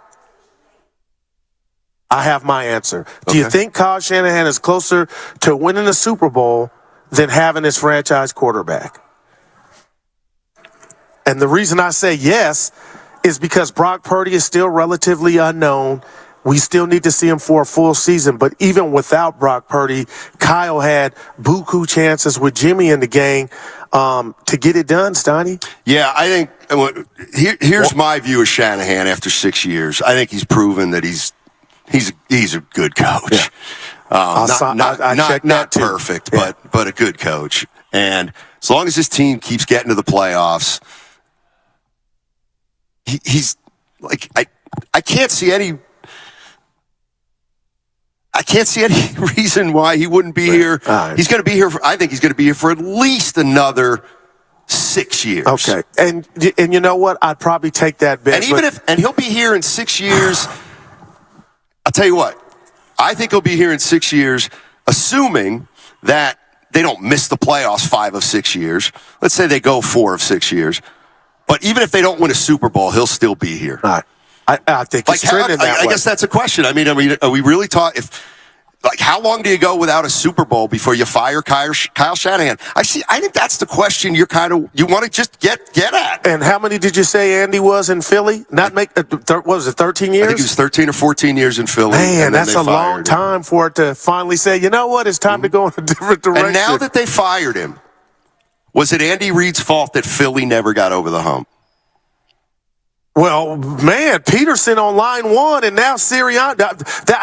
I would be a fool to put all Philly's new success at the doorstep of Andy. I'm just saying those two guys, well, one's got it done, and Sirianni had his team in position to get it done last year. But I guess I want to say everybody's replaceable. I don't know, but I would dare not take any stripes from Andy to answer your question. But Philly, your Peterson cashed in. I'm just telling you, Steiny. Yeah, this is where the trucker's right. I think you want me to say something. I'm trying to. We're oil and water on this one. You don't want to take any stripes from Andy Reid, but you didn't want to give him anything till he won a Super Bowl. Well, I need more balance. Well, I want that conversation. I can't live life into those extremes. He was the quarterback coach. He was the coach of Alex Smith in Kansas City. Nobody knew the world was going to change. The football world was going to change when they got Mahomes. And then now my goodness, it's incredible what he's doing. So name me a coach right now who you would take over Kyle Shanahan, who's not a head coach right now. Or at least who's not Andy Reid, Bill Belichick, or give me another coach of a team that won it in the last. That's it. Yeah. Jim Harbaugh. Because Jim Harbaugh. You think Jim Harbaugh is a better coach at the pro level than Kyle Shanahan? No, I'm not. I'll put what he did up to what Kyle's doing, and I believe, because I'm a big Jim fan, Stoney, I believe he would have got it done. That's just me, Jim Harbaugh. Had he been as close as Kyle was, had he had that headset on, that's the guy I believe would have threw the flag. The same guy who called the same play four times in a row? Or would have had. Why would you give Harbaugh the benefit of the doubt and not Kyle Shanahan? That was Roman. That wasn't all him. That wasn't all him. Some other guys in your own division too that won Super Bowls: Pete Carroll and Sean McVay. Man, yes, yeah. Thank you, Spadoni. But I don't think 49er fans would take McVay over Kyle Shanahan. And Pete Carroll's a little bit of an outlier because a lot of people don't like him, and he's older. But we talked about this last night. Why wouldn't you take? I'm not saying McVay, but he's got his ring. What are we talking about here? Because that's not the beat. Because it's easy to say this guy's not a good coach. Oh, he won it. Now he's a good coach. Andy Reid was always a great coach. Yeah, and McVay broke through. Sean McVay's a great coach, Donnie. That's right? fine, but he's smart, innovative. I'm not saying McVay's a better coach than Kyle because he's got a better resume because he's got one title. But is Frank Vogel a better coach than Don Nelson was? Hell yeah. No! He's coached in bigger basketball games. Oh, my God. I'll say this about Don Nelson, Stoney. It's the 49er fans, would you trade in Kyle Shanahan right now? Well, no. What do you mean, no C? You said McVay beat Kyle Shanahan in the NFC Championship game. I'd rather have Kyle Shanahan. Well, hey, I beat you 10 times in the regular season. Use that in the restroom. Because what happened in the NFC Championship to go to the Super Bowl? There's no coach without a ring that you would ever take over a coach with a ring. Well, that's interesting. And that's why I brought up Harbaugh. I would take Harbaugh over Kyle Shanahan. That's just me. Why? Can I ask why? Because I think he's a man. He played the game. What does that mean? He doesn't pucker up. He doesn't get lemon booty, and he knows what he wants to do. Hey, 49er fans. And you can say, Guru, they lost the Super Bowl underneath him. Jim Harbaugh. Yeah, I'm not sure. You want to talk about it? He's a man. If you're going to use the word gagging and puckering up and lemon booty, Harbaugh's right there with anybody. Not in the NFL, Sonny. Where do you give Jim Harbaugh the benefit of the doubt? He hasn't won anything. Yeah, he took his Niners to the level. Really, he took the Niners to the Super Bowl and almost won that game. Yeah, and almost won the game. Who's a better play caller in the pro? No, it's not even. I'll give you that. So how can Harbaugh be a better coach? Because he's. I just told you. I don't think to me he's more of a man. What does being a man have to do with anything? There's more fear. There's more accountability. I think he connects with the players more because he played the game. That little stuff matters, man. I told you I know a phony coming a mile away. So Shanahan a phony? No, not at all. So why would you bring up a phony? Because I'm telling you on my metric what counts. I just think Jim Harbaugh has more of a he's one of us type presence to him to where I think it's about being an overall gets coach. The mental game of it to get his players ready and put in positions to win is greater than that of Kyle's. Yeah. I'm not going to be ashamed of liking Jim Harbaugh. You don't have to be. 888-957-9570. We're talking about Kyle Shanahan and what's where to put him. Where to put him. You think he's a better coach than Jim Harbaugh was for the 49ers? I'm taking Shanahan. What? Harbaugh's a college coach. Shanahan's a pro coach. He did take him to the Super Bowl. Who? Jim. And the reason he's no longer the head coach here. Now, you could say, if you're going to tell me that he's responsible for the stuff that was going on upstairs, Steiny, but when did you become the highlights? Who cares? It was working. No, it wasn't. They went 8-8 his last year, and the team basically quit. Yeah, but that's when it all had got sour. I'm talking about Frank Gore, Kyle Williams. If he doesn't fumble, then we're talking about. No, I'm just saying. What are we talking about now? And possible another Super Bowl trip for the Niners. Some guys just got that moxie and that presence to them. So you're saying Jim Hard's a bad? I'm not saying that at all. I'm saying why are you flabbergasted right now? I am flabbergasted that Jim Harbaugh. You don't give any coach who's never won a title much credit, but Harbaugh gets credit even though he's never won a Super Bowl. Why is Jim Harbaugh the one guy you'll go to war for who hasn't fulfilled the criteria that you use to describe a great coach? Because on those biggest stages, I don't believe he had his hands in the cookie jar for the reason his teams didn't win that game. The lights went out. They came back against the Ravens in the Super Bowl. Those play calls at the goal line. Maybe he could have told the offensive coordinator, call what I want you to call.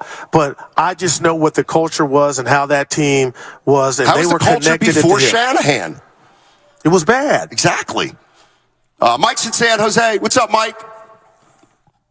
Fellas, having a great time listening as always. And I, for once, I want to agree with both of you. Yeah. And say that that's a loss for me. To say the Andy Reid conversation. Yeah. Andy Reid didn't become a great coach till he got Patrick Mahomes. Disagree. If we go to Bill Belichick, who was an average coach, he sure became great when he got Tom Brady. I think we all know Don Nelson could have won multiple championships with Steph Curry. So a lot of it is the great coaches always seem to coincide with a Hall of Fame quarterback. So my issue with Shanahan, who I believe will never be fired, isn't that he's not a great coach. It's that his ego and his pig-headedness is so big that he constantly believes he can win it with a 15th-place quarterback when he could have moved up many times to get Brady or got Aaron Rodgers and won Super Bowls. His ego outmatches his talent. You're talking about Kyle, right, Mike? Yeah. Coach. Okay. I'm sorry, yeah, Kyle. Okay. I'm sorry. No, you were right. Go ahead. I just think his ego outshines his talent in play call. He believes his offense is more important than the quarterback, and all the other coaches we mentioned weren't as good as coaches until they got a Hall of Fame quarterback. Yeah. So appreciate the show as always. Thanks, Mike. And, thanks, Mike. I appreciate it. But Andy was great with McNabb, who should be in the Hall of Fame. I think Andy Reid was a great coach in Philly. Yeah, that's what I'm saying to you. And then he got a great quarterback and was able to make that great quarterback. But you know what he did before? To his potential. He identified that great quarterback. Why didn't Kyle see greatness in Mahomes or Deshaun Watson? Well, that's different. It goes That's back not to our coaching. conversation at dinner. That's evaluation. Or is That's it their not coaching. preference? Does Kyle not want Tom Brady, Steiny? Does he want lesser so he gets more of the credit? I think it's a fair question. Especially when you have a chance to get a Deshaun Watson or Patrick Mahomes and you bypass. That's fine. But, to me, that's two different things.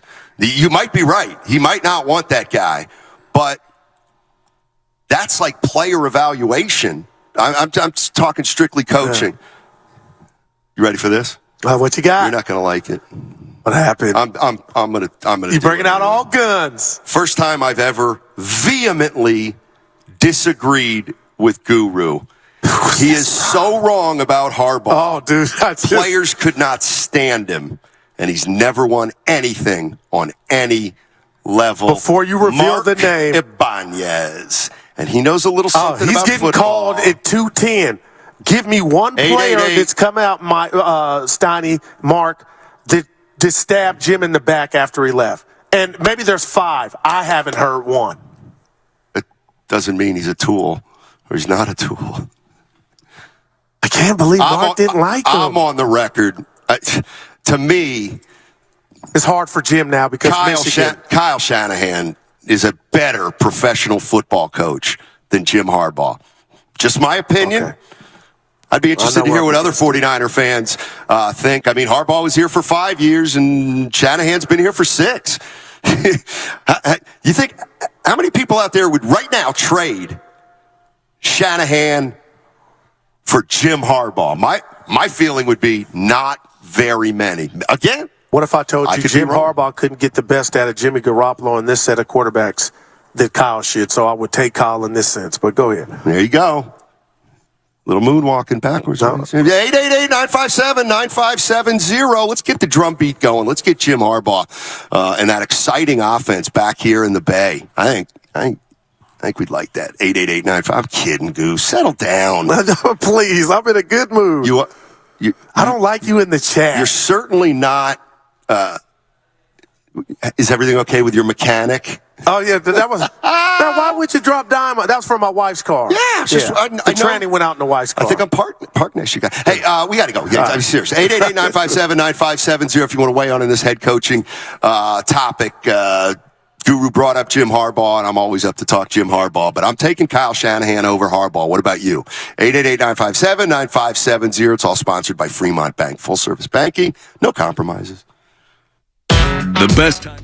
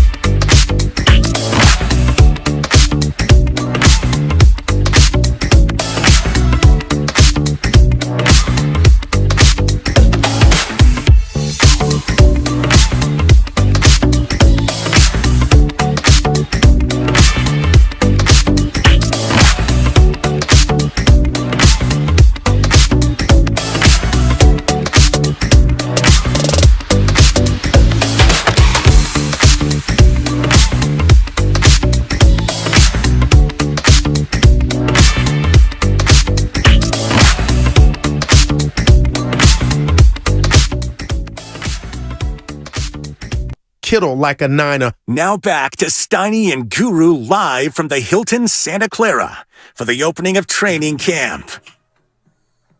All righty, we are live at the Hilton Santa Clara, and we are at 49ers training camp. It's day 2 for San Francisco, our training camp coverage, brought to you by First NorCal Credit Union.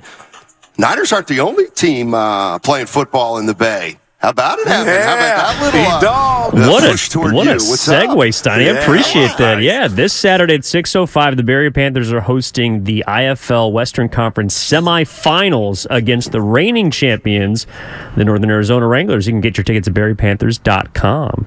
Wow. E-Dog and Grandy. You'll be the play-by-play, right, on this call? Yes, for this game I will be. Grandy did the last one, did an awesome job. Look at Evan. He's going places. I know you don't have to say he's done an awesome job, right?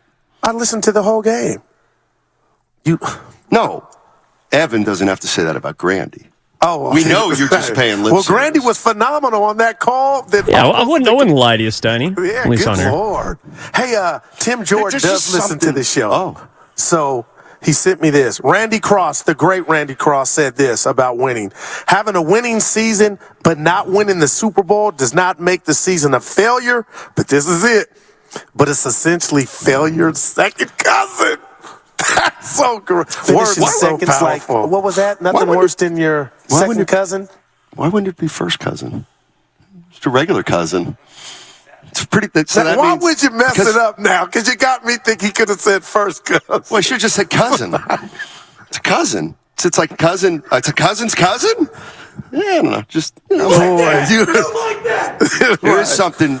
I took a little walk over the break, and I called Ibanez, so 2-10. We're getting at it over Harbaugh. And I'm just like, there's something that really bothers me about you, and it's this coaching thing.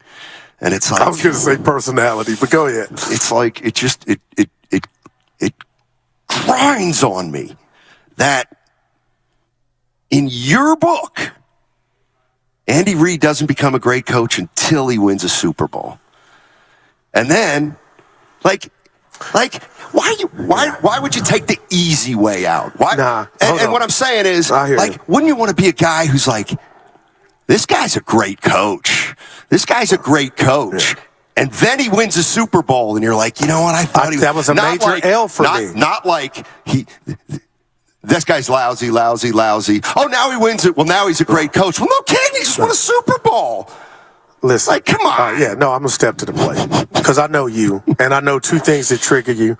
And you always thought when I brought up the word choker that was with no perspective. I know what it takes for these pro guys to make it. They all were big men on campus. Even the 15 men on the bench, the guy that doesn't play. If you make the pros, you're a stud. Steiny, the only reason I took the L for Andy Reid is he was a great coach in Philly. But when you continuously lose on the biggest stage, to me, in my world, let me finish, the theme or the noise becomes louder than what your resume is. So I was wrong because he was a great coach in Philly, Steiny, to reach those heights. And he closed in Kansas City, and now he might be arguably one of the best to ever do it. That's where he's put himself. That's where he's put himself into the conversation. Okay. So when we talked about, initially and had that 15-round fight on air about Andy, I kind of was. It was unfair of me to put his whole resume in a box of almost got it done, but Guru not being short-sighted saying, okay, well, what did it take for my team to get here? So I'm going to leave that there. I took an L with Andy. Kyle's a good coach. I think Jim Harbaugh is just as good a coach, not play designer, but I mean that. Jim Harbaugh, it was one of my favorite coaches. Man. Well, one of your favorites. That's fine.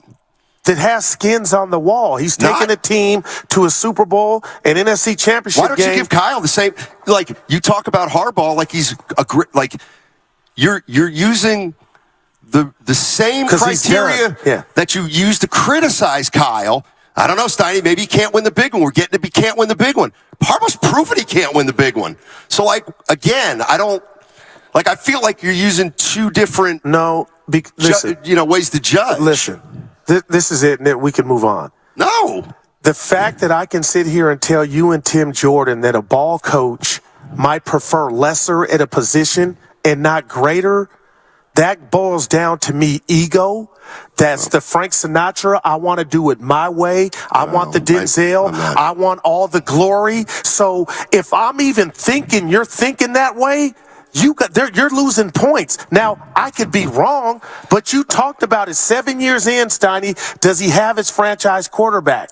I'm going to say right now we would lean towards no. I disagree. I'm going to say Andy Reid had the wherewithal to identify Patrick Mahomes' talent. Identifying a franchise quarterback is not really coaching. I'm just saying, Kyle had the same opportunity, and he said, you know what?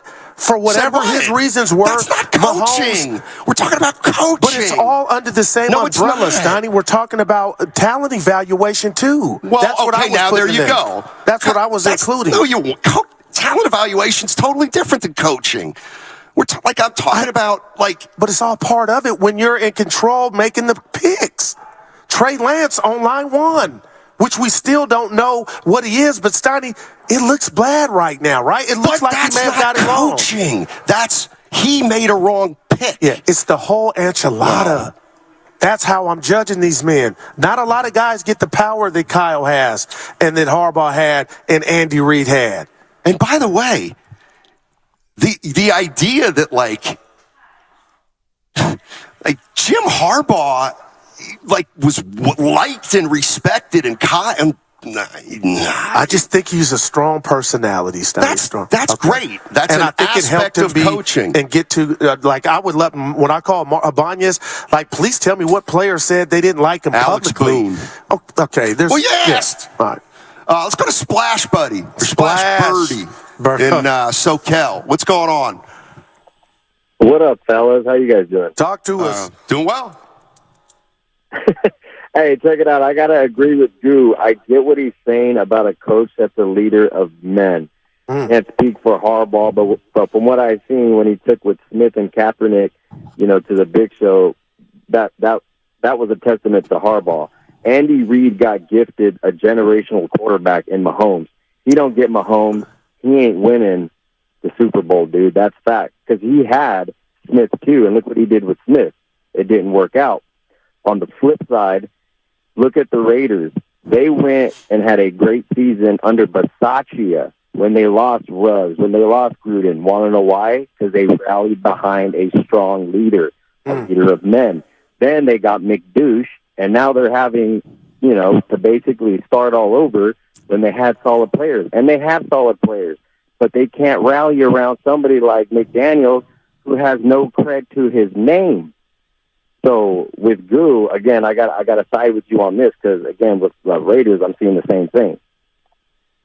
Yeah, appreciate the call. Thanks for the call. Man, I just got triggered like you, Stoney. Never go full. Jeff said this about Jim Harbaugh. He said in the YouTube chat, Guru, he's Mark Jackson of the NFL. That's a great comparison. Mark Jackson never got his team to the championship game. So please, there, that doesn't resonate. Oh, my God. So Mark Jackson got the Warriors to the second round of the playoffs. Harbaugh got there's a big difference there. He got him to the Super Bowl, Stoney, and 2 NFC championship games. Would Mark Jackson have gotten the Warriors to the finals maybe the next year? Maybe. I think he's his biggest culprit of why he didn't get that chance. I mean, they both are. Well, when you mentioned, so he mentioned Mark Jackson outside of the political game, the relationships to where I am interested to know how many 49 fans would actually right now want Jim Harbaugh over Kyle Shanahan. So you're not saying Harbaugh's a bum. You're not saying I that. I never said he's a bum, but Kyle Shanahan to me is a better NFL coach than Jim Harbaugh. And to me, it would be, hey, Steiny, who'd you rather have as your head coach of an NFL team, Shanahan or Harbaugh? Shanahan. I would, but. And I just think of that 2019 Super Bowl with Harbaugh in that close game, would they have closed that game out? I think that's fair. If Harbaugh was coaching in the Super Bowl against the Chiefs, the way that they had a 10-point lead, they had a 10-point lead. Why are you not doing it the other way?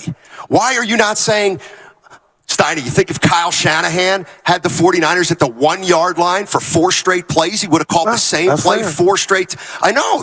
That's like all I'm saying. The other thing about Kyle Shanahan or Jim Harbaugh, he's a man. He's a leader. Nobody liked him, and that's why he got run out of town. Bye-bye. Like if you're gonna if you're gonna say, oh, a strong personality, well, okay. Part of being a head coach is working with other people.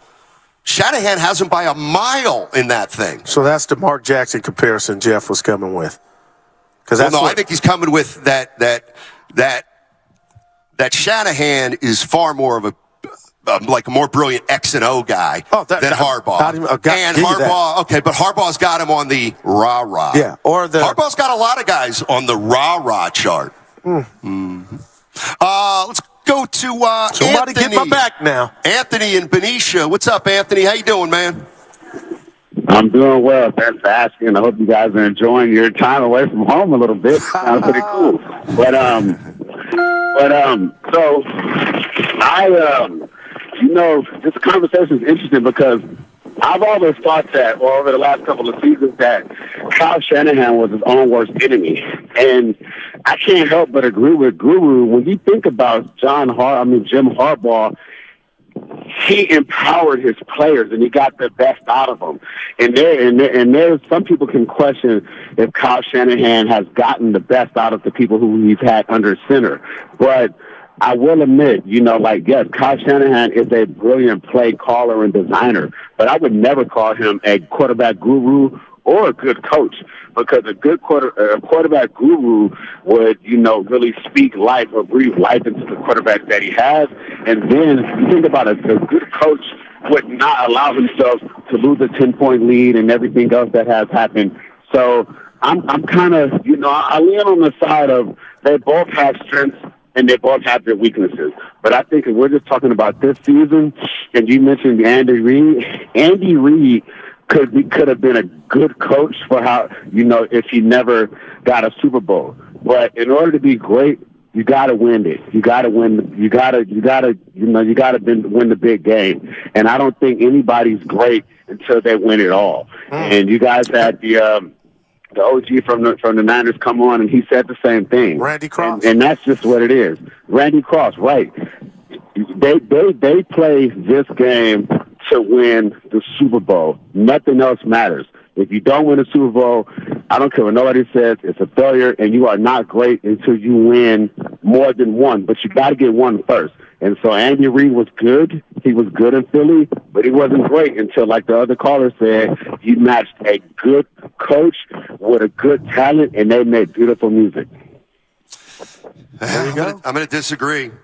I think you can be a great coach and never have, so under this definition, okay, Don Nelson is not a great coach. And I would never look you in the face and say he's not a great coach. And I just love what you're doing, because you don't know that I know you're doing it. I've whispered, and you said he was my boyfriend. I've given Kyle Shanahan credit at every turn, but also I can say areas that needed to be improved. That's all. And I feel like he played the big part in his own team not winning. And so did Harbaugh. So did Jim Harbaugh. Okay, but for right now, we're not talking about Jim. We are talking about what you just said. Great. We're comparing Harbaugh to... It's like, okay, you said it yesterday. You didn't know I was listening to you. Karl Malone, Charles Barkley. I would never say they're not... F a ring. They're great players. Yeah, they didn't get it done, but I don't do it. I don't live like that. Oh, you didn't get it done, I'm taking away. I know how badass you were. You took it away from Reed until he did it. And I told you that was an error and a major L for me. When we had that conversation, I should have said, but you're starting to do it with Kyle. I'm going to be honest with you. You're starting to do it with Kyle right now. Yeah. He's coached 6 years. No, there's just 6 years. The first 2 years were garbage. So really, he's had 4 knocks at the door in trouble brewing. So he would have 7 more years. Brewing here. He would have 7 more years if he went Andy Reid here to get it done. Right, and you're bringing it up already. No, I'm just telling you. How close are you going to get before fans get agitated? I think some are now. Not to where they're blinded by him, what he brings to the table. Steiny, if the coach's name was Tom Thumb, you couldn't ignore the theme of, under his tenure, this team's getting damn close. why are they not getting over the top? And that I guess would that's be the other fair. That's it's reality. It's too soon for that. Like, I guess that's my thing. Like, they have been, that's 3 out of 4, like, to me, 3 out of 4 years is not, we just can't break that door down. Like, to me, that's the Pistons, who, 7, 8 years, I haven't they said couldn't. that Kyle can't, Stoney. But you're already, like, you're planting a seed that doesn't even need to be there right now. But what's in your garden? How long I'm just amazed. I'm not saying you're wrong. I'm amazed. It's almost like a scholarship of it doesn't matter long as you win a couple games. That's how you sound to me. Start going to the playoffs 8 out of 9 years. Then we'll get 3 out of 4. They may have an injury at quarterback and go 6-11 this year. Like, I'm talking about the Andy Reid teams where it's like, oh, he went to the playoffs 8 of 9 years. Okay, once you get to 8 of 9 years, fine. Then we can talk about it. But to talk, like, this is one of the best young coaches in football who's actually just getting started. And we're talking about, I don't know, not being able to. Yeah, and we're not talking about it. I just can't ignore just how close they've come and why they've lost the games. So but you didn't even do though this he's with young, Harbaugh. I don't think, and I'm being real with you, Sonny, you could say the goal line plays against the Ravens in the Super Bowl, they were awful, those throws, and not giving Gore the ball. But I don't believe Jim Harbaugh had the Jedi, I'm an offensive guru at play calling like Kyle had. So that means Kyle gets, there you're was holding it against Kyle for being a better play caller. Yeah, well, no, Harbaugh wasn't even doing that. He had somebody designated to do that. So I think we're saying the same thing, Stoney. I think I don't am think not you're sitting here judging telling Harbaugh. you and the listeners that you are not Kyle assessing Shanahan Harbaugh. is not a great coach. I know, but you're not assessing Harbaugh in the same way you're assessing Kyle Shanahan. I don't think. But Carlos in San Francisco. What's up, Carlos? How you doing, man? Hey, what's up, dude? Hey. I just wanted to make a quick point real quick that whatever Guru's saying, it doesn't make sense. As tiny as you said, he's trying to play it both ways. It's like both. Explain the both ways if you can. In the Super Bowl. Explain the both ways if you can. Yeah, so as you said, like he's trying to make a point that Kyle's not a good coach because he never won a Super Bowl, but for some reason Harbaugh is a great coach, even though he never won a Super Bowl either. So you can't apply that same idea or understanding to both coaches and not say the same thing about Harbaugh, especially when Harbaugh came into a team that already had a great team. The team was already built. Harbaugh never had to go to the trouble of rebuilding a team as Kyle. When he came in, they had to draft all these players, and maybe the quarterback position has been an oversight, but overall, the rest of the build of the team has a lot of Kyle Shanahan's imprint on the build. So that's all I wanted to add to this. I appreciate the call. But before you go, I never once said Kyle, who I'm a big fan of, I've never once said he wasn't a good coach. Stoney asked me, and the reason Harbaugh came up, sir, is Stoney said give him a coach that's not in the NFL currently coaching, and I went to Jim Harbaugh. And if you look at Jim Harbaugh's resume and Kyle's, either one of them, they're ringless. And Kyle's had more opportunity to put a ring on the finger, and they haven't got it done. And I just said, in high-leverage situations, I think Kyle, especially the 19 Super Bowl, play calling was a big issue. And so I'm not saying Kyle's not good. That would be crazy. I get what you're saying, and that makes sense too. But at the same time, you said that like Harbaugh is a man's man. Well, like now that I believe, a lot of the reasons why those teams didn't succeed was because Harbaugh wasn't liked by his players, and the way he carried himself, whining on national TV. Like I remember there was a time when he was like the coach that had the most live TV appearances because he was running up and down the field crying, breaking stuff, whatever he was doing, acting very childish. Well, that's hard. Consider that being a man. Hey, thank you. Yeah. Thank you. I ain't mad at him. Jim Harbaugh's a child. He's not a man. I would He's a man child. I would love for him to be my coach of my football team. Yeah. And I'm not including Michigan. You'll That's never just win a debacle. Yeah. Right? Because he's never won anything. When he ain't had opportunity now. But see, I'm saying things that I don't believe either. Like Jim Harbaugh's hasn't won anything. That's ridiculous. I mean, he's a great coach. Right. Jim Harbaugh's a really good coach. Yeah. And like Mark Jackson, he's out of here because of he didn't play the game. When you're arguing with your owner or saying get out of meetings, but that's not like it's. Oh yeah, like that, and that's the other thing. Oh, Harbaugh's a man. He's a man's man. So, but we don't know cool everything to say that Jed went York down. men No, only. I know. Like that's stupid. What is? Jim Harbaugh telling Jed York this is men only in here. Right. Well, like that is. Okay. But you know, with guys butt heads, Steiny and gals, once a relationship is over, it's over. It's not about what was said. The bottom line is they were having too much success to not be on the same page. Whose fault was that? I from afar, I don't know, but obviously, has Kyle Shanahan had any trouble? No, none. He's in year 7 now. None. Okay, so does Kyle Shanahan Is Kyle Shanahan better at managing relationships than Jim Harbaugh? 100. So that's a big part of coaching. You know what? Maybe Harbaugh never got it done because he couldn't work with other people. 888-957-9570 is the number. We're talking San Francisco 49ers football. Talking a little Kyle Shanahan and where you are with Kyle Shanahan. Where does he fit into this puzzle? I mean, I know he's not on the hot seat. That's ridiculous. Yeah. But at what point does he have to break through? Or aren't we even close to there? I think we're so far from there that it's kind of not even worth talking about. I think we're 5 years from talking about this guy not being able to get it done. Talk to me in 5 years if they haven't won it and they've had really good teams and he's been the coach for most of them. 888-957-9570. This is NFL Training Camp, and it is brought to you by First NorCal Credit Union.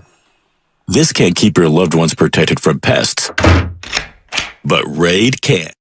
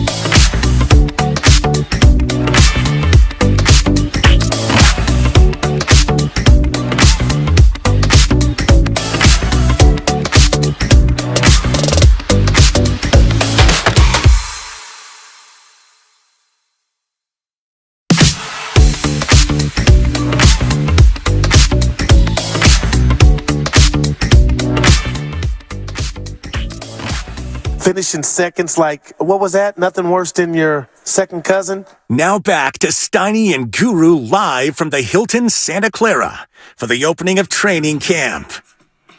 I kind of like this YouTube chat. I don't like you in it. You're like, I don't like, it's like we're in the same neighborhood or club. I don't like it. Yeah, I'm working in the room and I'm like, there you go. It's pretty cool. God. Like, it is cool, it's like talking behind your back. Yeah, it's awesome. And I've been doing it to you almost a year and you've been oblivious. Now you're caught up. I don't like it. Leave it alone. We're talking about lousy coaches. Oh, man. And, Guru driving me nuts today, Matthew Stein. Talking about lousy coaches, which is every single coach that's never We're won not a title. saying that. Austin in San Jose said something on YouTube that before you grab these calls, because I got a text saying, "Goo, there's no pregnant pause there. Kyle, Kyle's a great coach. I just told you guys that. I've called him the boy genius, all that." This is what people mean by both ways. Okay, but go but ahead. no, here the fact that we don't know if he bypassed on a top-tier quarterback or what he deemed top-tier in Mahomes and Watson, because those are strikes. Nobody can take that away, because the Kyle that I thought I knew is a guy that can recognize a quarterback in a barn. He's just that. He has that uncanny ability. So, okay, no harm, no foul. You miss Watson, you miss Mahomes. Maybe he didn't want those guys. So the fact that you and I, as you sip your coffee, can sit here, and you said it early on in the first block of the show, hey, Goo, you might be right. That's a demerit to me, because Andy Reid or any other quarterback, Steiny, or a Don Nelson is not going to bypass a better player to do it with lesser. So that boils down to ego. And if it is, maybe he would have that ring already or multiple if he had a Patrick Mahomes. I think that's the valid thought. In the NFL moved up to get Mahomes. Like, why is Kyle, like, do you think in other markets the team, like, those coaches are getting drilled? Like, I could sit here and say, it's a good thing they didn't draft Deshaun Watson. Well, I get that, but let's just say that hadn't happened to him. See, here's the problem. Here's the problem. In Houston, he was the bad dude. Here's the problem to me with your blanket statement. Back in the mid-'90s, you would have said, yes, Steiny, Jerry Sloan, can't get it done. They never won it. The Jazz never won it. Jerry Sloan couldn't get it done? Listen. Could Jerry Sloan, was he a good coach? Was he a great... But he couldn't get it done. But there was a reason. Why? Michael Jordan was the reason he could get it done. Jerry Sloan so had there can presence. be great. There can be a great. Jerry Sloan was one. I love that dude. Okay, so I'm just telling you, I'm not that guy, Steiny. I can't say somebody's great and they not hoist up a trophy. But it's got to be a guy you like. No, it's a guy that what's Kyle Shanahan's go-to? His reputation is he's a quarterback guru. Well, to me, and I thought he could recognize a quarterback in his sleep. So that's why I bring up the Mahomes, and I rebuke you saying, well, some other coaches bypassed on those guys. You're right, but I don't believe they had the reputation of a Jedi like I've bestowed on Kyle. I've done that. Why? Like, we've now watched Kyle Shanahan RG3 in Washington, Steiny. RG3 was Rookie of the Year. If I say to you, what do you think of when you think of Kyle? Right now, I don't care about Washington. You've now seen him up close for 6 years. And you just asked me, what do you think of when you think of Kyle Shanahan? I would say, there's something about his play calling that's really, obviously really good and different and scheme. I got something else for you. You wouldn't say, would you say quarterback Jedi? Yeah. You wouldn't say that now. Well, hold on. Before I would say that, I would tell you he can make the most out of nothing. And that's what he's done with Jimmy Garoppolo and almost reached the heights. Like, that's his claim to fame. Hey, guys, I'm not working with But you can't be a quarterback Jedi if in the next sentence you say he can't identify quarterbacks. Like, I think that's fair. You bypass he's not a quarterback Jedi. Yeah. I don't know what you mean by Jedi. Well, when you get under his tutelage, you're going to be the best version of yourself. Just like Brock Purdy and just like Jimmy Garoppolo was. Let's go out to some calls, man. Let's go to Connor in San Leandro. What's going on, Connor? How you doing, man? going on, everyone? Hey. Thanks for letting me call in. Steiny, you asked about what our thoughts are on Kyle. And just putting my cards on the table. I'm a huge Kyle Shanahan stan. Like, I love the guy. I think he's way more than a play caller. I think he teaches us about the right way to coach, to manage relationships, like you say, how to talk to the media. He's always like 2-3 steps ahead of folks. If it was me, I'd give him the key to every city in the Bay Area, make him coach for life. But the one thing that we know, and there's stuff that, is rumored, and then there's stuff that we know. And the rumor is that he has in his contract a lot more personnel control than other teams grant their coaches. I guess he got him over from the Falcons, and he was given that extra level of personnel control for the next contract, whatever it is, for the next big chapter of his tenure here. I think we got to dial that back. And why? Why? Because if we look at what he's saying now about Trey Lance, it's his third year, even though he can take the top off of the defense and make it so that I'll have fewer people rushing my run-first, run-heavy offense, I still don't like him. Well, you know what? Then if we're there, then, sir, as the person who had control over personnel, you moved up to draft third for one of 3 quarterbacks that we rumored to know about. Right. Justin Fields, Trey Lance, Mac Jones. Now, whoever it was, that was shenanigans. We now know that was shenanigans. Like, what are you doing, man? You don't get to have this level of control as a coach. Then again, I just want to back off and say again, just to sandwich this. Yeah. I love that guy. He is everything I want in a coach and more. I think he's fantastic for Bay Area sports, and I wouldn't have it any other way than for him being the coach of this franchise. Thanks for taking that call. Appreciate it. Mike McCarthy, a great coach? Forget he's got a Super Bowl, Johnny. Right. But his teams have led the NFL with the most penalties. It's a yes or no. Do I think he's a great coach? No, I don't. We won a Super Bowl. Yeah, don't see, and that goes against your myth that I think it's bling or bust. No, it is bling or bust, but I just got you. Basically, I found the guy. Yeah, it's a gotcha move. Dude, you're special. No, I just need you to stay out the YouTube chat. It's bothering me. Yeah. David's in Brentwood. Now you're seeing What's what I'm up, talking David? How you about doing, you. man? Hey guys, give me just 1 quick second.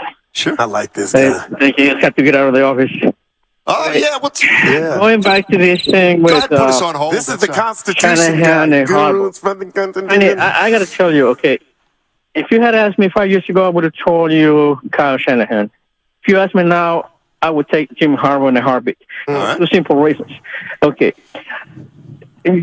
Kyle Shanahan keeps getting branded the quarterback guru. Okay. Quarterback guru, I would call that Jim Harbaugh. Look what he did with Colin Kaepernick. Okay. That's one part. The second part, Kyle Shanahan keeps getting on his own way of winning the Super Bowl. That's on him. His play calling, his conservative play calls. Okay. Jim Harbaugh spent the last 3 years of his tenure being sabotaged from the inside by his own GM and another guy that wanted to take his place. And he still made it to 3 NFC championship games in the Super Bowl in 5 years? So, yeah, going back to what Guru said, I mean, I wouldn't change Kyle Shanahan right now for anybody out there. Right. Except for Jim Harbaugh. I think Jim Harbaugh would get more out of this team than Kyle is, mainly because, like I said, not because Kyle doesn't know what he's doing, but because his ego is too big for him. Okay? If that wasn't his biggest problem, if he didn't have that problem, he would have won at least 2 Super Bowls by now. That's what I have to say. Man. It's a hot take. Man, that is a hot take. It's a hot take. It's good, Scott. There was something about Harbaugh. You want to wrestle? Because I'm going to say something to make you wrestle, and I'm not doing it on purpose. I mean, people. I know you looked at me yesterday about the same time. I'm very confident in the throwing of that red flag and that challenge. Yeah, that's what you think coaching is. That's like you think that's coaching. You're having a good year. That's pretty funny. You think that's coaching. But whatever's happening out there on the practice field, that doesn't mean anything. They would have said no other player is going to be as good. I was interrupting. Start over. Remember yesterday you were like, it was ludicrous, Goo, of you to say or condemn, and I didn't. It was just a thought I was sharing with you that Kyle didn't throw that flag. He choked on the flag. And everything in life could have changed. He froze. Okay. He froze. Jim, remember you say that? Harbaugh, he would have threw it. That man, he would have threw it to be like, you know what? Hell, okay, we don't have any more. Nothing will be more important than taking this 7 off the board. But what you're missing, partner, is they would have galvanized the Niners as a team and coaching staff knowing that 7 came off the board. Okay, everything is good now. Take a deep breath. Woosah. And where's Ricardo Montalban and Tattoo? We're now entering Fantasy Island. No. Jim Harbaugh would have thrown the flag. There's no doubt. Thrown the flag. That's Exhibit A. And the 49ers would have had a Super Bowl this past Look year. at you, boy. You're special. That's the guy that would not have been indecisive. No. He would have threw. Even if he would have been wrong and rash. As long as you're decisive, but as long as you can get 26 shots up, it doesn't matter. I recognize Kyle's genius, and that's strong, and I mean that. Don't. But the ego is a part of this, Donnie. And you had mentioned it. Like, does he want to win with a Brad Johnson? Does he want to win with a Garoppolo? So, hold on. Shanahan's got a bigger ego than Jim Harbaugh? Because you mentioned ego. Thank you. I'll let you think about that one for a minute. Dawn in Sunnyvale. Sorry, we got another call. Hey. Dawn in Sunnyvale. Hey. Hi. Hey, Dawn. I wanted to comment on that last caller about Harbaugh. Okay. The choice. Yes. He seems to have forgotten when we were in the Super Bowl, goal line, 4 downs. We've got Frank Gore on our team. He doesn't get Yeah, keep talking, Dawn. The floor is yours. Yeah. No, I mean, I know. I think Shanahan's the right guy. Definitely. I can't think of anyone else. And I'm excited about this season. No doubt. And you should be. Thanks, Dawn. Appreciate the call. Yeah, you're right, Dawn. People just they forget. You know, they end up remembering what they want to remember. To back up false narratives that they believe.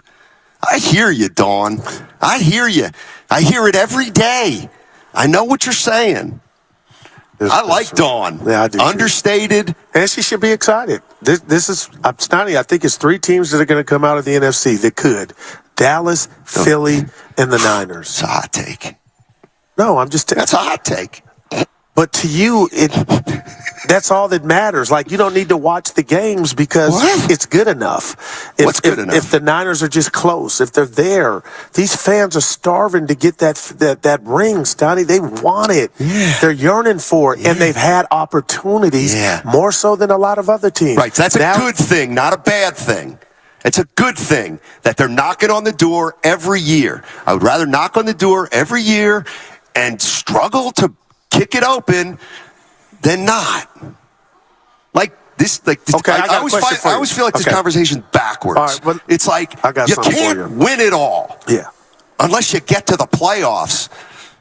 You know, so it's like start getting it. Like, okay, so what's the first thing? Like, stop thinking about winning the title. Start thinking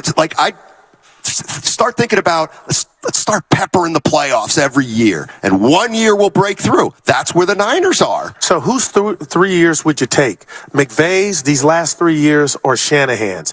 To where McVay got it done, they just totally fell off. You could say they got reasons, injuries or whatnot, but that's where we are just fundamentally different. Because Steiny, I would take McVay's because our greatest, we were at the top. We were the champs, and McVay's got that ring, and nobody can take it away from him. I get it. You use the safety of rings. I'm not being a jerk. It's like Steve Martin. It's like, okay. I mean, you'll never lose the argument. McVay's got one, Shanahan's got none. You'll never lose the argument that it's McVay. Yeah. And all I'm trying to say is Shanahan might be a better coach than McVay. But there's two different things. There's the reality and there's the resume. To me, McVay's got a better resume because he won a Super Bowl. I don't necessarily just say, well, he's a better coach than Shanahan because he's got a Super Bowl on his resume and Kyle doesn't. And I think that's where we go differ, Steiny, because to me, it's basically what it boils down to. So who's a better coach, Jerry Sloan or Frank Vogel? I would take Sloan. Okay, well, Sloan never won a title. And I think now, just by me giving you that truthful answer, you know what it is with me. I'm not just doing what you're saying. But I do understand, and I never foo-foo at the importance of a title. I use foo. All the time, or you just messed up this time? No, that mess up. I use foo-foo. Yeah. Come on now, you talking goo. Hey, Stotty, so listen to me. I think of a chip more than, I hold it in higher regard than you do. No, I hold a chip in high regard, no doubt. But I don't penalize a guy who hasn't won a ring yet. And had a chances to win? That's what we're talking about with Kyle. But it's to our caller. That's who was my saying point. His ego may have got in the way. That's not what I'm saying. What I'm saying is Kyle Shanahan hasn't won a title. He's been to 3 NFC championship games. That's damn good. I don't say good. That like that's not a negative. Like, what would you, like, seriously, this is what it sometimes sounds like with you, is you would rather the Niners have gone 8-8 under Shanahan and not been a contender, because at that point, we wouldn't say Kyle Shanahan can't win the big one. He's just a coach. Like, the reason we're talking about is because he's, 5-3 in the playoffs now? 6-3, I think. Like, that's really good. That's a great playoff record. How many AE? Wonder how many coaches have a better playoff winning percentage than Shanahan? And I get it; it's only 9. Yeah. Nate's in San Bruno. What's up, Nate? You here for Taylor Swift? Yeah, they're getting in. Woo! He's gone. All right, we'll go to Eric in San Jose. Taylor Swift. Do the Taylor Swift fans have like a nickname? Don't they call like the Beyonce's like the bumblebees? Yeah, no, Swifties. Yeah. They're Swifties. Shout out Bill Swift. Yeah. DeAndre. Do we have tickets? No. Back at the studio? No, we don't, unfortunately. Yeah. Things are like gold. Nope. I'm hearing those tickets are like gold. What's her number one hit? What's her biggest hit? What are you, live in a cave? Look at... It's Taylor Swift. What's her control? Back to like Wiggins. Janet Jackson. Erica. Give me one. She's got so many. Thank you. Yeah. Here comes Shasky. Oh, looking like Indiana Jones. Shasky's going to be like, hey, you want me? You need me? Eric in San Jose. Hey, Shasky, Guru'd rather have Harbaugh than Shanahan. As a coach of the Niners. He knows what I'm working with. You see what I got to deal with? Are you down on Harbaugh, or when it's all said and done? It's a joke, Joe. What did he bring to the table? There we go. There we go. Put some respect on my guy's name. That's all I ask, Jim Harbaugh. I made it up. Here we go, Shasta. I'm going to pull a Joe Fortenbaugh. You've got 38 seconds. Because I'm so busy. No, I'm just that's what Fortenbaugh used to do. Wow. I've only got 16 seconds because I'm the only man who's busy in America. Newsflash, Joe. You're not that busy, nor that desired. I can't wait There's to hear a haymaker out of nowhere. Yeah, I love it. Hey, Go ahead, Shasta. I'll keep my thoughts to myself. My grandma told me, if you got nothing nice to say, run him over with the bus twice. Hadn't heard Harbaugh, quite honestly, look, Harbaugh did some great things, right? What Shanahan did from scratch, like taking over adversity. For example, the kid who grew up in a perfect household with 3 or 4 other siblings, and the parents made generational wealth for years and years and years. If you get into Stanford, that's impressive.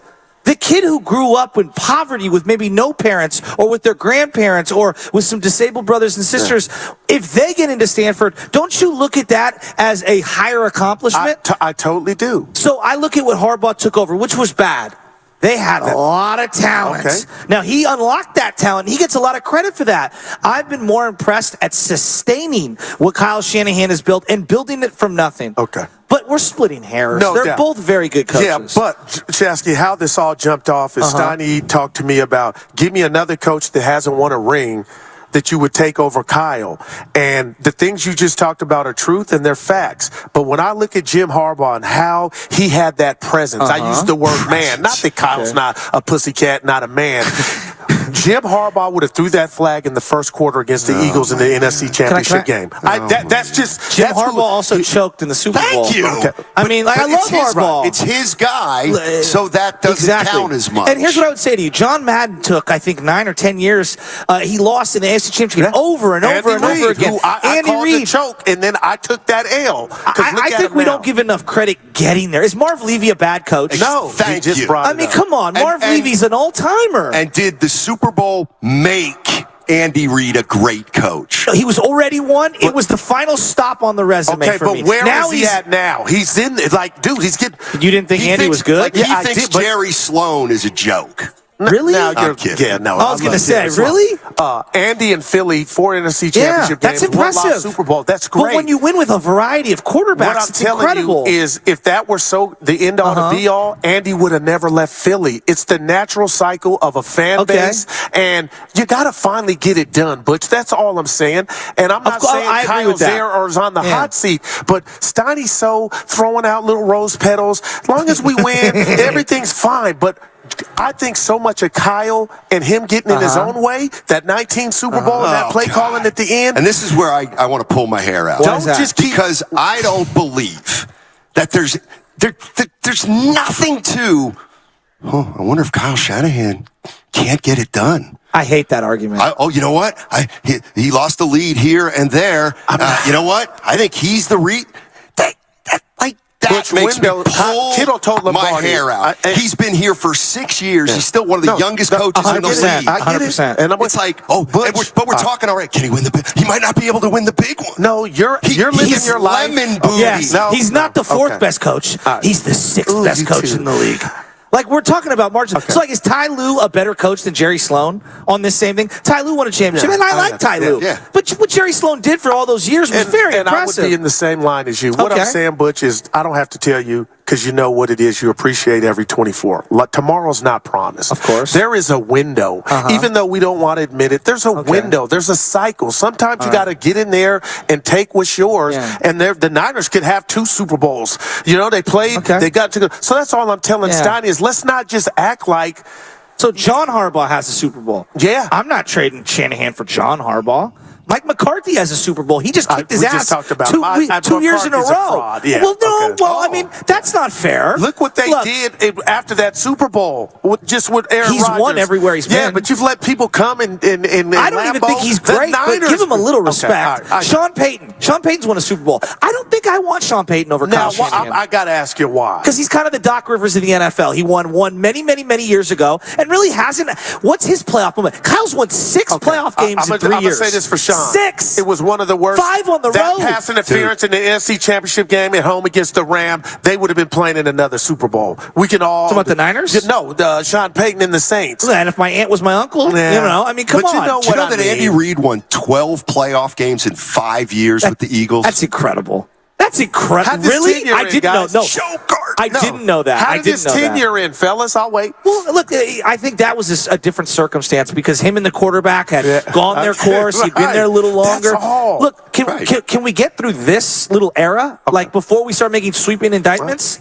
That's all I'm saying. I know Kyle's genius, but I think this is what it is. I know you got to go. I'm starting to think that he might not want a Tom Brady. He may not want a Mahomes or Watson. He may want to do it so you get more glory. The Denzel. If he Can I be honest with you? No. What I just saw? You want to hear about some practice stuff from today? Can you stick around? It's 26. I'm sorry. Let me go to the restroom. Actually, I have to go. Yeah, okay. Look, I don't mean to be rude. I do have to go. JD coming. Hey, let JD do it. Okay. But give us a quick one. Yeah, give us Purdy, I don't know. It's his first practice. He looked sketch. Darnold looked good. But here's Darnold, full bag. Great throw. And then where are you throwing that throw? To me, Darnold looked the best today. How about Trey? He barely played. Okay. It's hard to. He was running. He wasn't running with the 2s. In the words of Dibs, he was running with like the 4s. Nice. We're wasting time on Brandon Allen, folks. All right. Thank you. Gotta go. I love you, All right, Joe, have a good. So you're not around tomorrow? Okay, have a great hold on one sec. Training camp, that's right. That's where we're at. And it's brought to you by First NorCal Credit Union. This summer is bright at Whole Foods.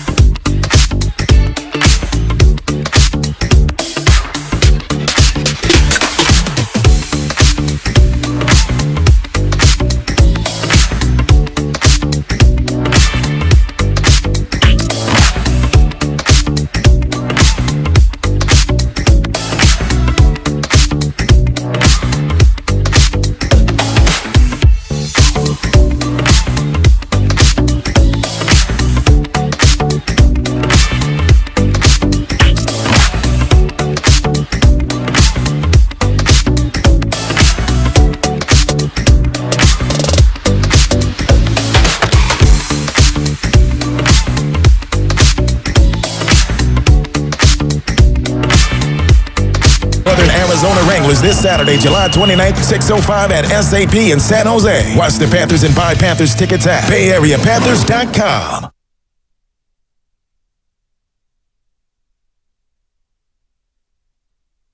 Now back to Steiny and Guru live from the Hilton Santa Clara for the opening of training camp. Baby! It's Chris Brown, Steiny. Whoa. Dang. Let me tell you what's going on.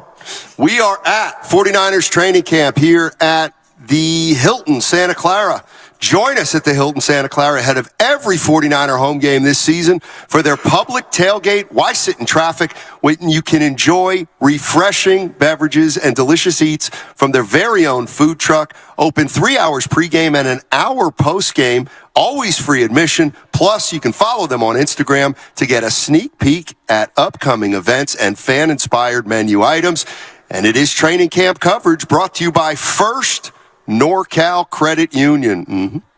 I cannot wait. I Googled Taylor Swift's top 15 songs of all time. Look What You Made Me Do, 2017. You know that track? Yeah. I have daughters. Okay. Damn. If I hear it, I probably know it, but just off the top. I bet you would. I bet you would. When did this... When did this crap start? What is it? When did this crap start? And you know what? Shasky's probably in his car, so I can take a shot. Yeah. No, I'm just kidding. But Shasky came over and said, Brock, I didn't like and apparently that. On Twitter, they said, hey, Brock didn't look great. When did that crap start? Yeah, dude just came back from surgery ahead of the game. What? They got to go to Trey Lance. It's clear. Yeah. Purdy stinks. His arm is not fully healthy. That was obvious out there at practice today, apparently. I mean, can a brother work it out? I mean, I'm rusty, man. Yeah, but Shasky said, He said Brandon Allen. Looks good? Nah, he was like, he's a four-string quarterback. No doubt. Some people wonder why he's here. Well, he's because...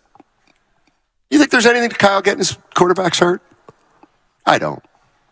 I feel like I'm the one that came up with it, but I don't, Steiny, but... now, hold on. Hold on now, Steiny. So, let's keep it real. You do, but Trey Lance, yes and no. Hell yes. And I told you I was offended. You, Willard, and Div set me up and said I just woke up out of bed and wanted Kyle fired. No, it was that anybody with a pair of eyes that work could see the play calling. Let me finish. That you were the book that you were calling for using for Trey Lance was going to get him hurt, and lo and behold, he breaks his ankle. Come on, man. You know what, Goo? Give me my victory lap. I saw that coming. For what? Saying that Trey Lance was going to get hurt. Let me tell you something. Everybody was saying that. That makes me mad. In fact, a lot of people said it before you, and then you piggybacked. Oh, dude. But can I ask our listeners a question? Go ahead. Because I finally realized, and I'm okay with it, but I just need it to be official. Oh. People like you more than me. And I'll tell you why. Because years later, I'm still getting it stuck to because I was doing something goofy and picked the Dallas Mavericks. I always have your back for that. But you get to say, Kyle Shanahan, I'd fire him. I would have fired him after Trey Lance. For negligence. It doesn't matter. You wanted him fired, and now you get to do this. No. Like it never happened. Nobody ever holds your feet to the fire like they hold my feet to the fire. I got and you know why? It's because you're a nicer guy than me. It has That's the only reason. to do with it. Because I give you the PSA when I say it. When I said he should be fired, it wasn't because what he's done as a ball coach. No, I told you it was the way he handled my guy, Trey Lance. And I still feel that way. But Trey's back. Well, hey, 415 is going to try to stick it to me here, and you know what? Bring him on. You're not going to be able to stick it to me because I'm not giving in on this particular one. 415 says, Curry's not a true point guard. He's not. And he wasn't. Oh, boy. And I did say he wasn't a true point guard. And he wasn't, and he's not. But what I failed at, 415, What'd you fail at? I failed to realize he was going to be great enough to change the nature of the position. Curry was one of the reasons that we got away from true point guards. So, yes, when they were drafting back in the day, Johnny Flynn, oh my gosh, Peyton and Stockton, and yeah, it was like, can he play point? Is he a 1 or a 2?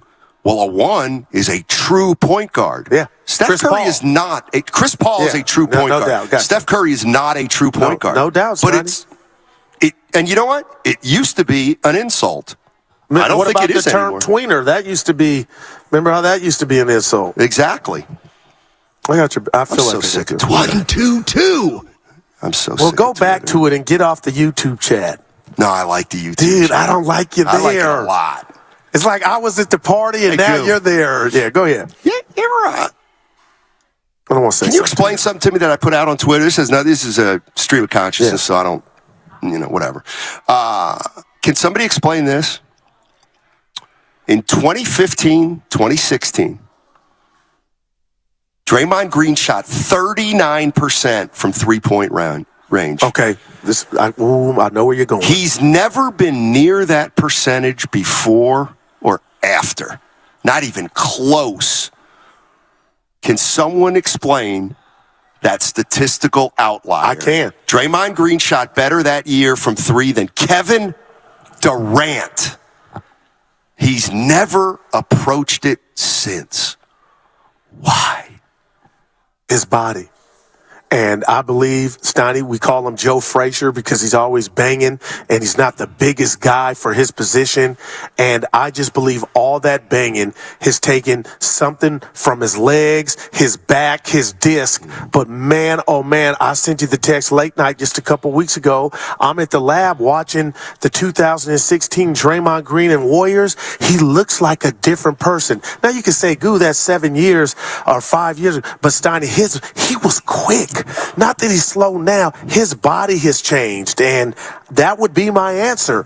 He was incredible. But you talked about him going at the coach. Where'd this come from? Draymond slander. It's not. Going at Coach Kerr in OKC, you know what that was about? Him shooting threes. And that's why when Luke Walton was on, interim head coach, he was letting them fly. He was empowered. And that, to me, is why Draymond Green, just the bruising, the Joe Frazier thing is taking something out of him, and that's why that shot is flat. He was special, man. Offensive, we're talking about he's still special offensively. Yeah, So where'd he go? I just said in the chat, I just say to the chat people in the YouTube chat, I just said, you notice Guru won't say, yeah, Draymond just didn't work hard enough on his three-point shooting. Remember? We saw him in the gym. Why don't you take an L for saying, I think Draymond's going to work. Oh, he's going to get in the lab, and he's going to start knocking down threes again. Well, he got 400. Yeah, but I did say that. I don't know why I want to. Well, no, that part of his game, he said, you know what? He'll let him go, but now it's an afterthought. But that Draymond Green was incredible, Stoney. I don't know. I just told you my thought. Yeah, I don't know the answer. It's funny. Like I just said, can somebody explain it to me? What? Sometimes you can ask a question and just want an answer. Wow. It's like yesterday we were talking about the Barbie movie. Yeah. So, I just said, can somebody please explain to me why it seems like the Barbie thing is so popular among women and girls, and yet I thought Barbie's reputation was being superficial and, it's just all about physical beauty and stuff. And I met a woman here yesterday. I forget what her name was, maybe Lorraine. Okay. And she said, Steiny, here's what, and we talked, and she just said, this is kind of what I think. I said, okay, that makes some sense. But I asked people, hey, why do you think Draymond Green shot 39% one year and never has come close I told since? you the body. And I get vitriol. Oh, okay. I get vitriol. Like, give me an example of vitriol. Why would somebody get mad if those are facts? For even wanting the answer. You're asking, let me hear your answer. What vitriol could you get from that? Because it's fact. And he did put in work. I just said I thought it was going to work. He did not put in work. Remember the videos went up where he was shooting the threes and you laughed because I get off on the videos. Come on now. You got to. Draymond Green. You know what? See, this is where the results prove. Like Draymond Green has not worked enough on his three-point shot. Like, I can say that definitively because he hasn't gotten better. But people get testing anxiety. Students in high school and college. This, DK? Do you watch basketball or just read charts? I don't even know how to read a chart. But that's not the answer to the question by DK. So this is so funny, dude. This is where you... And I got a confession. This is where you're just so... I need you to be stronger and tougher. Had Draymond practiced more, he would be a better three-point shooter. Like, what? You're not going to give me that? You know what? I'm going to my answer with the body. So if you're telling me he invested in it or worked on that body like Steph and I believe LeBron, then I believe the three-point shot would have been there. So I'll go to that. How can I not if that's my answer? His body changed, Steiny. Look at his body then and now, and you look at Curry's average, his went the other way, but I'm saying I think that has something to do with his shot. The banging and the fact that maybe he wasn't in the lab because he couldn't. He was hurting. Disc. We saw him miss some umpteen games a couple years ago. That's the answer. Listeners. You sound like he was just fat rat. Listeners, he just went to the give pool. Me the benefit of the doubt that Guru gives to pro athletes that he's scared of. Everybody knows I'm not afraid of that. Please. Now, I got to say something to you. This is random. I'm ready for it. I need you to let me nerd out, okay? I'm a nerd out for you. Don't say anything. Just take a play off. And it's the second day of camp, and let me tell you what I'm feeling. And maybe this might give you some insight to why I say the things I say about this 49er football team. The great Randy Cross solidified what I was thinking and what I feel about this team. Growing up in this market, watching the great Joe Montana, Jerry Rice, Steve Young, my friends and family, going to the Niner parades, when the Niners went, they won. And I know you hate that, but it's a fact of life. It's a joke. Okay? That's why. Steiny, this team has not won a Super Bowl since 1994. So what? Is that Kyle Shanahan's fault? Hell no. But what I'm telling you, it's bigger than Kyle. It's a fan base in Campbell, Oakland, Union City, Fremont, the greater Bay Area. And I'm just the nostalgia that I'm taking in. That means a lot to a 35-year-old. For why? But what about the 55-year-old? Don't age shame. Let me just get this out. Yeah, my bad. It's been too damn long, and they've gotten too damn close, and the fans want it. Quit trying to go to the third. Just take that. My premise is it's been forever and a day. No, they've been to the Super Bowl recently. This is one of the most storied. I ain't talking about getting there. I'm talking about winning. And just like TJ, can't win them all. TJ said, we're not used to this, Donnie. Yes, you are. The Ibanez. It's been the last decade. You haven't won anything. They lost to the Ravens. Niner faithful. They're tired of being second place, Donnie. Listen. I'm telling you, there is a lot of that out there. A 55-year-old 49er fan appreciates the 4 Super Bowls and would never just assume they're coming. They have more coming. There's more coming. More Super Bowls are coming, and a 35-year-old has no idea about a Super Bowl win because they weren't around. A 35-year-old Niner fan's just used to not losing. All right. Or not winning Super Bowls, I should say. For the sake of this conversation, let's just do the math. 94 is too long for it to be any team's last championship. Them and 20 other teams. Why do you gotta always default to that? Doesn't make it better. No, I don't feel better because of what's going on in somebody else's Don't act as though 49er fans are they're hungrier than other fan bases. But my point is they're used to winning when they got to the big stage. They closed. That was 30 years ago. And that's why you can't use that anymore because they've lost 2 since. And that's why I want to hug you. So when you keep saying it's just going to keep I'm going to hug you. It's going to keep going. Everything's good. No, it's not. People want a parade, a new parade. Look at the Warriors. We go, bam, bam, bam. You know who Maybe else? we don't win, but they we come want a parade back, in Tennessee. They want a parade in when's the last time the Washington football team won anything? We're talking about the Niners. Yeah. Joe Montana. Yeah, we're talking Rice. Washington's a Randy storied franchise. Cross, Ronnie Lott. So? Bill Walsh. George Seifert. Keep naming fossils. No, and that's your problem. You think people care about that I care about history. You don't. Their history I care about history. What they're doing now is completely and utterly irrelevant. Like, Joe Montana has no bearing on this team. Like, why?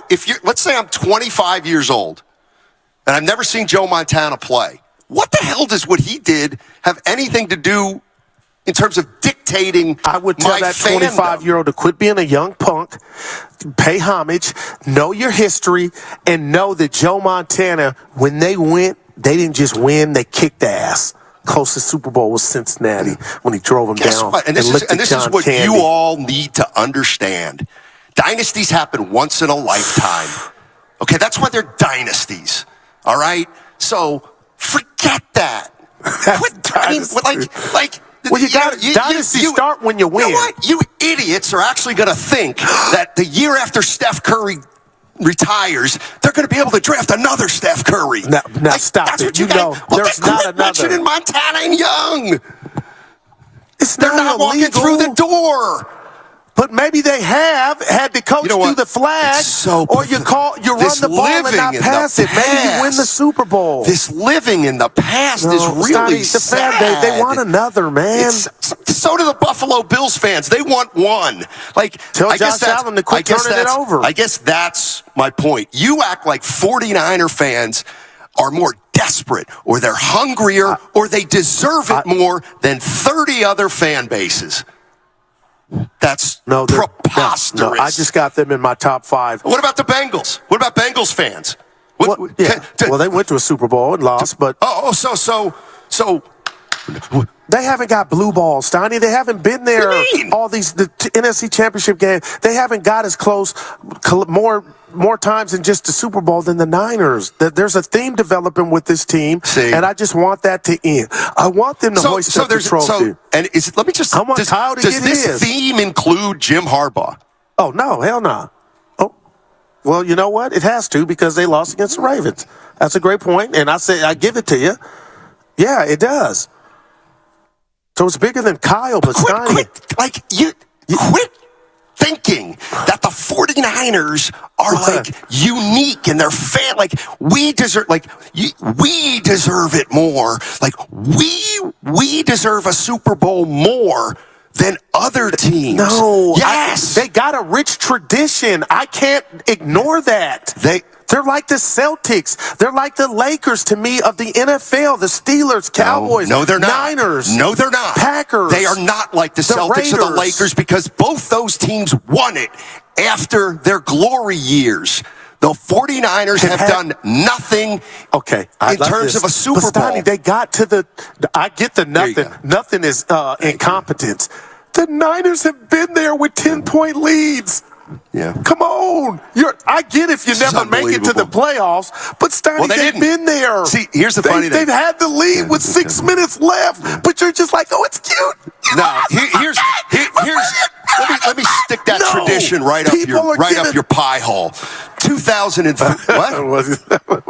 What? Sorry, someone paid for a comment to be read. Yeah, we got a donation. I'm not reading it right now. I am. 2003, 7-9. 2004, 2-14. 2005, 4-12. 2006, 7-9. 2007, 5-11. 2008, 7-9. 2009, 8-8. 2010.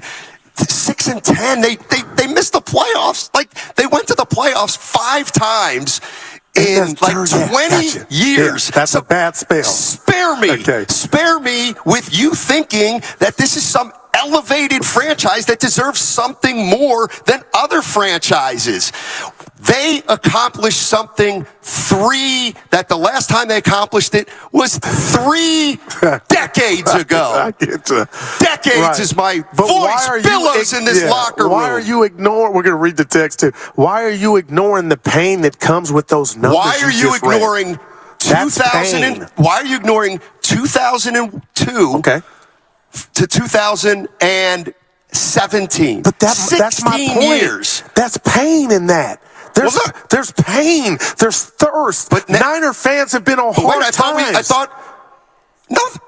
Have they been on hard times, or have they knocked on the door and deserve to and need under to go? Kyle, they've knocked on the door, but it goes back to the bad times, Donnie, the dire times. They are not. They haven't done anything lately. Yeah. What happened in 1994?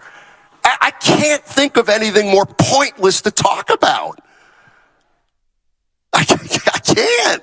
So you it has no bearing on anything. So what do you call, and I'm going to use the Cowboys, who haven't won since 95, the Niners 94. Sure. Two storied franchises. Okay. Two teams that get a lot of media attention, and rightfully so. Right. Rich history. Sure.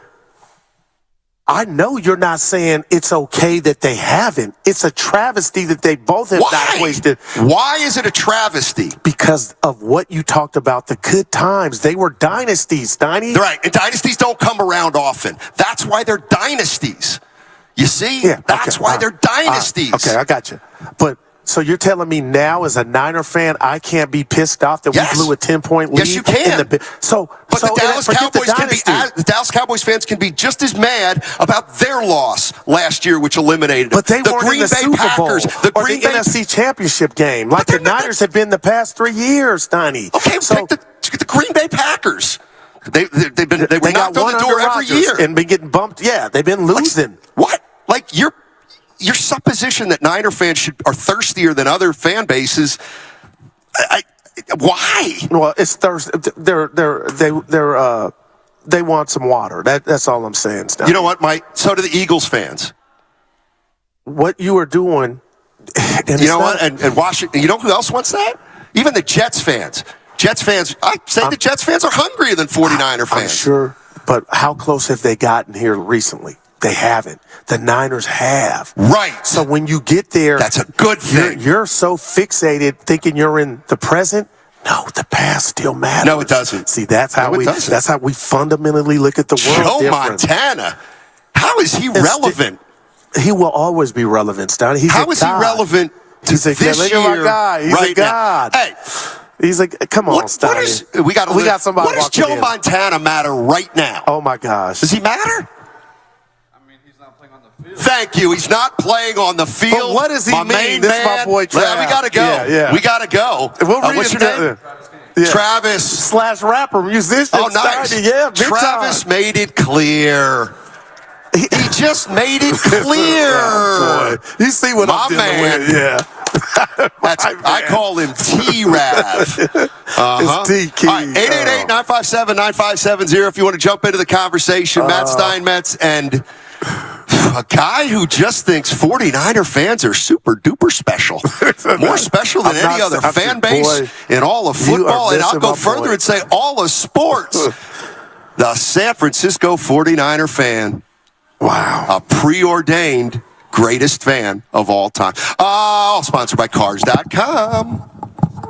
Oh, that's the sound of a car being added to Cars.com. And since up to 50,000 cars are added per day, over the course of this ad, 8 new cars will have been added. Ooh, there's a nice truck. Oh, a purple one. Cars.com. Where to next? If new Heineken Silver was a bitter breakup song. I feel so betrayed by you, like a broken shell that can never be glued. Heineken Silver.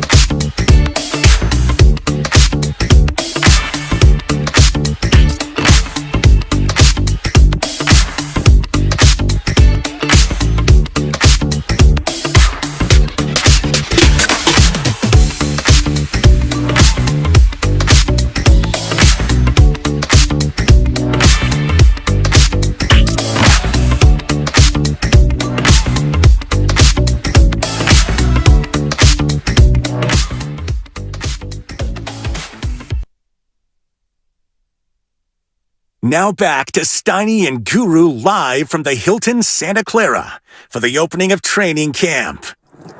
By the way, welcome back. Matt Steinmetz. Hey. And Daryl the Guru Johnson live from the Hilton Santa Clara. Day 2, San Francisco 49ers. They're filling it out. Training They're coming camp. in. And let's take care of some business right now because somebody paid some money. $4.99 donated on the YouTube chat, and it goes as follows. Dre has been on air saying, why would he shoot or take the shot when he has Steph and Clay, shooters in general, that can shoot better than him? So that's a response to your why doesn't Dre, or why hadn't he got better, or why is he not even trying to do it? That's not an answer. Mm-hmm. I don't, Xavier, wow. Pony up another $4.99 and I'll have a little dialogue with you. Wow. No. That's not the answer. But he had Steph Curry and Klay Thompson when he had Steph Curry and Klay Thompson when he shot 39%. I can't wait for the reviews. He was taking 4.2 per game. Hey, you want to sit down? If you were practice? You look like you ready to go. Are you ready to go? Oh, yeah. Okay, you want to sit for 5? Look at me. All right, Bonte Hill, Morning Roast just walked in the... Because we're getting teased here. Shasky came in and then left and said he went Brock Purdy. He's worried. He's worried about Brock. But let's put it in perspective. Yeah, it's his first day. It's his first day after having Tommy John on that UCL. Yeah. So he was rusty and he was late. He was indecisive. I had 4 sacks on him. It's his first time back, but he was getting swallowed up. I had 4 sacks for him. He threw a pick. I'm telling you right now, the guy who's the most impressive at quarterback today was Sam Darnold. He was decisive. He threw it with zip. Yeah. He anticipated throws. Okay. Darnold looked by far and away the best quarterback on the field today, and then we get to Trey Lance. He didn't look as good in team drills. He looked better in individuals. How's the ball coming out? The ball's coming out well, but the problem is when you look at these practices, who's playing with the 1s, who's playing with the 2s, who's playing with the 3s and 4s. So my thing is this. Why waste reps on Brandon Allen when you have Darnold and Trey Lance? You need to figure out who's going to be the backup to start the season because obviously Purdy's going to be the leader in the clubhouse. Stop wasting reps on Brandon Allen. He's not that guy. Right. It is interesting.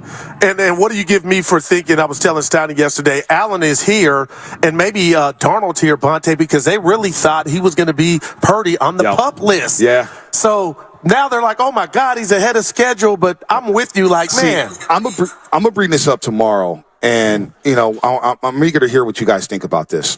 Purdy was a 7th-round pick, was the last pick in the NFL. Mr. Irrelevant. He's not submitting himself in the NFL. Like, the guys who are the guys, right? The Mahomes, the Burrows, the Herberts, the Allens, so on and so forth. Purdy, even though he had that magical run last season, he's still only making $900,000. If he has another great season, he's going to be in line for a lot of money. Woo. However, if he misses a few games and Darnold or Trey lights it up, who's to say that he gets that job back? Because he hasn't submitted himself. So I don't think the Niners are rushing him back. I think Purdy's rushing himself back because he's looking over his shoulder saying, boy, they just signed Darnold. Trey's still here. I need to come back ASAP and continue to hold on to this job. So I think Purdy may be rushing himself back. Go ahead, Stein. Well, it's a fascinating dynamic. And I told you what I heard from Kyle early in the show. Well, it's a part of it. That sounds like what he was saying. Well, it's a part of the equation that we haven't even talked about, but you better believe it's important and big to these guys. They're only going to be able to pay Purdy or Trey Lance. Like, they're not going to pay them both. Right. Well, guess what? Purdy, I got a 4-year contract. He's got 3 years left. And, Trey Lance is still on that rookie deal, but they're going to have to make a decision on him at the end of the year whether they're going to pick up his 5th year. Yeah. Like, they're not both going to be on the roster, beyond probably beyond this year, I would think. I don't want anybody hurt. I mean it, because I can't. We know, and you haven't done it. Nobody can take away what Brock did. But what you just said and what I heard Kyle say this morning is the way Brock got the job could be the way he lost the job if somehow there was a setback and Trey or Darnold went out there and lit it on fire. So again, who's to say you got that they're giving you that leeway to where it's your job or no. I don't want nothing to happen to Brock, but dude, if somebody gets in there and lights it up, and you think Sam Darnold is coming here just to be the 3rd-string quarterback, signing on the 2nd day of the season? When he signed, we all talked about it. It's like, dude, there's a reason why he signed here, because the smoke that was 3 years ago that, boy, the Niners may trade for Sam Darnold. They're looking to trade some picks for Sam Darnold. And we're like, no, don't touch Darnold. Now he becomes a free agent, and he's on the prove-it deal. This may be his last shot to start in this league. Who knows goes with Sam Darnold. So that's where Brock Purdy,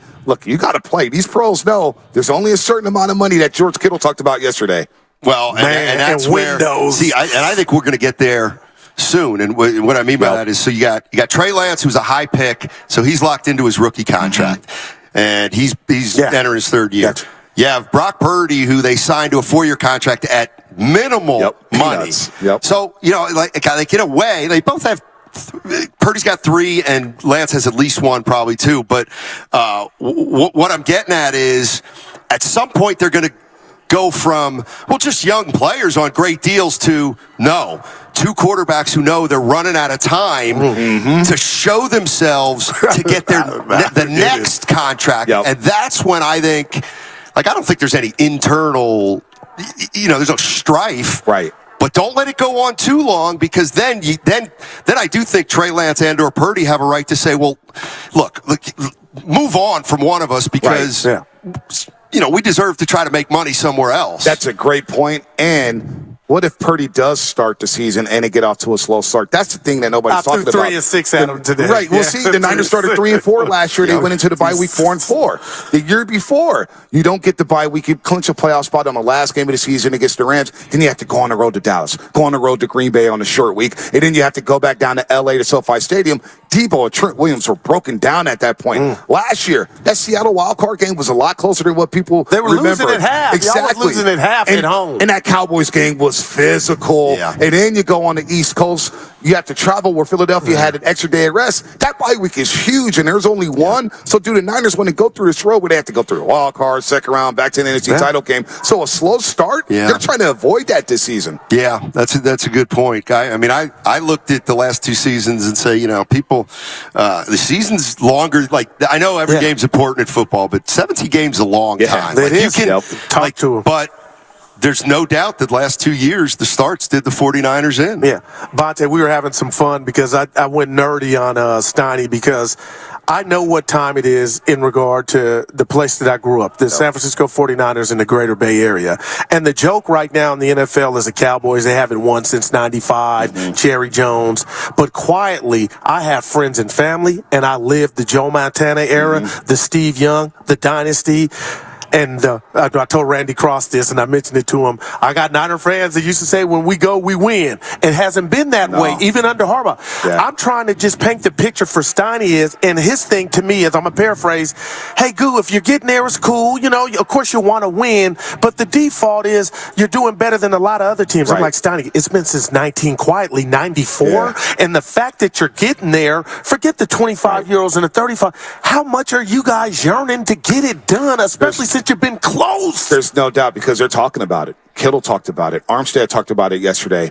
And they know that that's the missing piece. There was a missing piece to the Harbaugh era, and so far it's the last missing piece to the Shanahan era. There's been great memories. The fact that the Niners are a stable organization again, they deserve credit for that. Jed York put the people in place to have a stable run organization. They're drafting good players. They're drafting in the mid-round to turn in gold, like Kittle and Fred Warner Jr. and guys like Hufanga and Dre Greenlaw.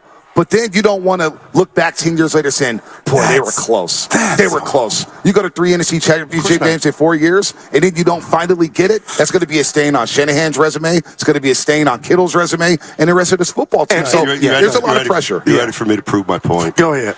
And I don't usually do that. But it's no secret. You're a Cowboy fan, right? Bonte, go ahead. Yeah, we don't need to. Appreciate the but my point is this. too. But so according to your argument, Bonte wants and deserves a Super Bowl more than you as a 49er fan. No. Right. So you have the same amount of hunger. No, there's Bontes and Goos for this fan base. It's more than we're gremlins. It might be the same. Well, you see, the Cowboy fans haven't been to an NFC title game since 95. Right? They haven't been to an NFC title game. Yeah. So that hunger, I get America's team, I think it is the same. Okay. Cowboy fans are hungry for a Super Bowl. They want it so bad. And to lose to the Niners 2 years in a row in the playoffs, that's got to hurt. Okay, but Bonte, I told them this, and I mean it. I will take McVay's last 3 years and the fall off in the debacle, which was last year, for when they cashed it in and had the parade. I'm just trying to tell him that's how much people would give their right or left arm to get it. Not just this cute little stuff of getting close. McVay, I know it's hard times right now. You're speaking for every fan of every team. Everybody. And I'm not saying but those teams aren't like Dallas ain't got close. They haven't sniffed it. That might make They were in the Super Bowl twice. That might make it worse. You haven't been to the Final Four since '95. Right, but so there's nothing for me to take. See, I think we all again. This always feels like a backward argument to me. It's like, well, would you rather make the playoffs every year or win one Super Bowl and not? It's like you can't win a Super Bowl unless you get to the playoffs. To me, and I said this like 3 or 4 years ago. I'm like, what the Niners really want to do is start peppering playoff appearances year after year, 4 out of 5, 7 out of 9. I got you. To me, that's the way to do it. They're doing it. Does it guarantee a title? No. Does it guarantee? Is there going to be more heartbreak if you don't get it done? Yeah, because you get close, but it's still the way there's no other way to do it unless you come out of nowhere one year. If you're going to just tell me what you think real quick. There's a 1% example to everything in the world. But Andy Reid, 13 great seasons in Philly, 1 Super Bowl, 4 NFC title games. And I went in and I was wrong. I took the L. I said, he's a choker. He got his somewhere else.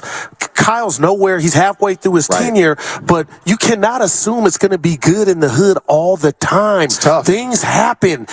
Kittle, I love telling Lombardi that we're operating under the mindset that there is a window. There's no doubt. I remember when we were doing the Super Bowl shows and we were talking about Andy Reid, and we brought up the question about whether or not Andy Reid was already a Hall of Famer. And you could have made the case that he was a Hall of Famer. Now, a lot of people point to the Super Bowl. But when you were that dominant, there is something what Steiny is saying, and we were talking about this on the Morning Roast. We wake up and we start training camp, and they're saying, boy, there's only 8 teams, maybe 6 I could say, we have a shot at the Super Bowl. And the fact that the Niners, after some really dark years, remember, they didn't have a losing season until I was 18 years old. And then they went through the dark ages. Harbaugh came back, and they had that good 3-year run. But the fact that you could wake up and say, boy, the NFC goes through Philly, Dallas, or the Niners. And that's a start there. And then you get all the primetime games and all the big profile games. There's a lot of good memories they've created over the last 5-6 years under Shanahan, but they still got to knock that door down and get to the mountaintop. There's no doubt. No doubt. Let's go to Chucky in Oakland. What's going on, Chucky? How you doing? Yeah, my buddy in Detroit says Lions fans just want to win a playoff game. I get it. That's right. What's going on, Chucky? How you doing, buddy? I was going to have my opportunity to meet you guys, man. I was 5 minutes away from the Hilton because I was out in Santa Clara, man, at the job site, but I didn't have enough time. I was there longer than I thought I was. So I was way by, man. So I had to call in. Yes, sir. Next time. What do you got for us, buddy? Yeah, what I wanted to say is, man, it's ugly, man. You know what I mean? I don't like how Shanahan handling this quarterback thing. It's ugly. It's ugly. Guru, you ain't saying it, but, you know, if you read the fine print, man, I'm with you on this one, man. And Bonte, you and Bonte on the same page. Look, I'm from the old school, man. And what I mean by that is that I should not lose my position due to injury. If I was starting and I lost my position due to injury, I don't care how well the backup played. Let me have my others. Let me have my shot. Let me have my position back. Trey was the starter, and I don't care if you can put me on the short rope. Put me on the short leash. Chucky, but put me back in there. Chuck, I got to break. I don't agree with him. Chucky, let me ask you. Were you feeling that way when Kaepernick took Alex Smith's job? Because Alex Smith was playing the best football of his career, suffered a concussion, and never saw the field again. Wow. Chucky?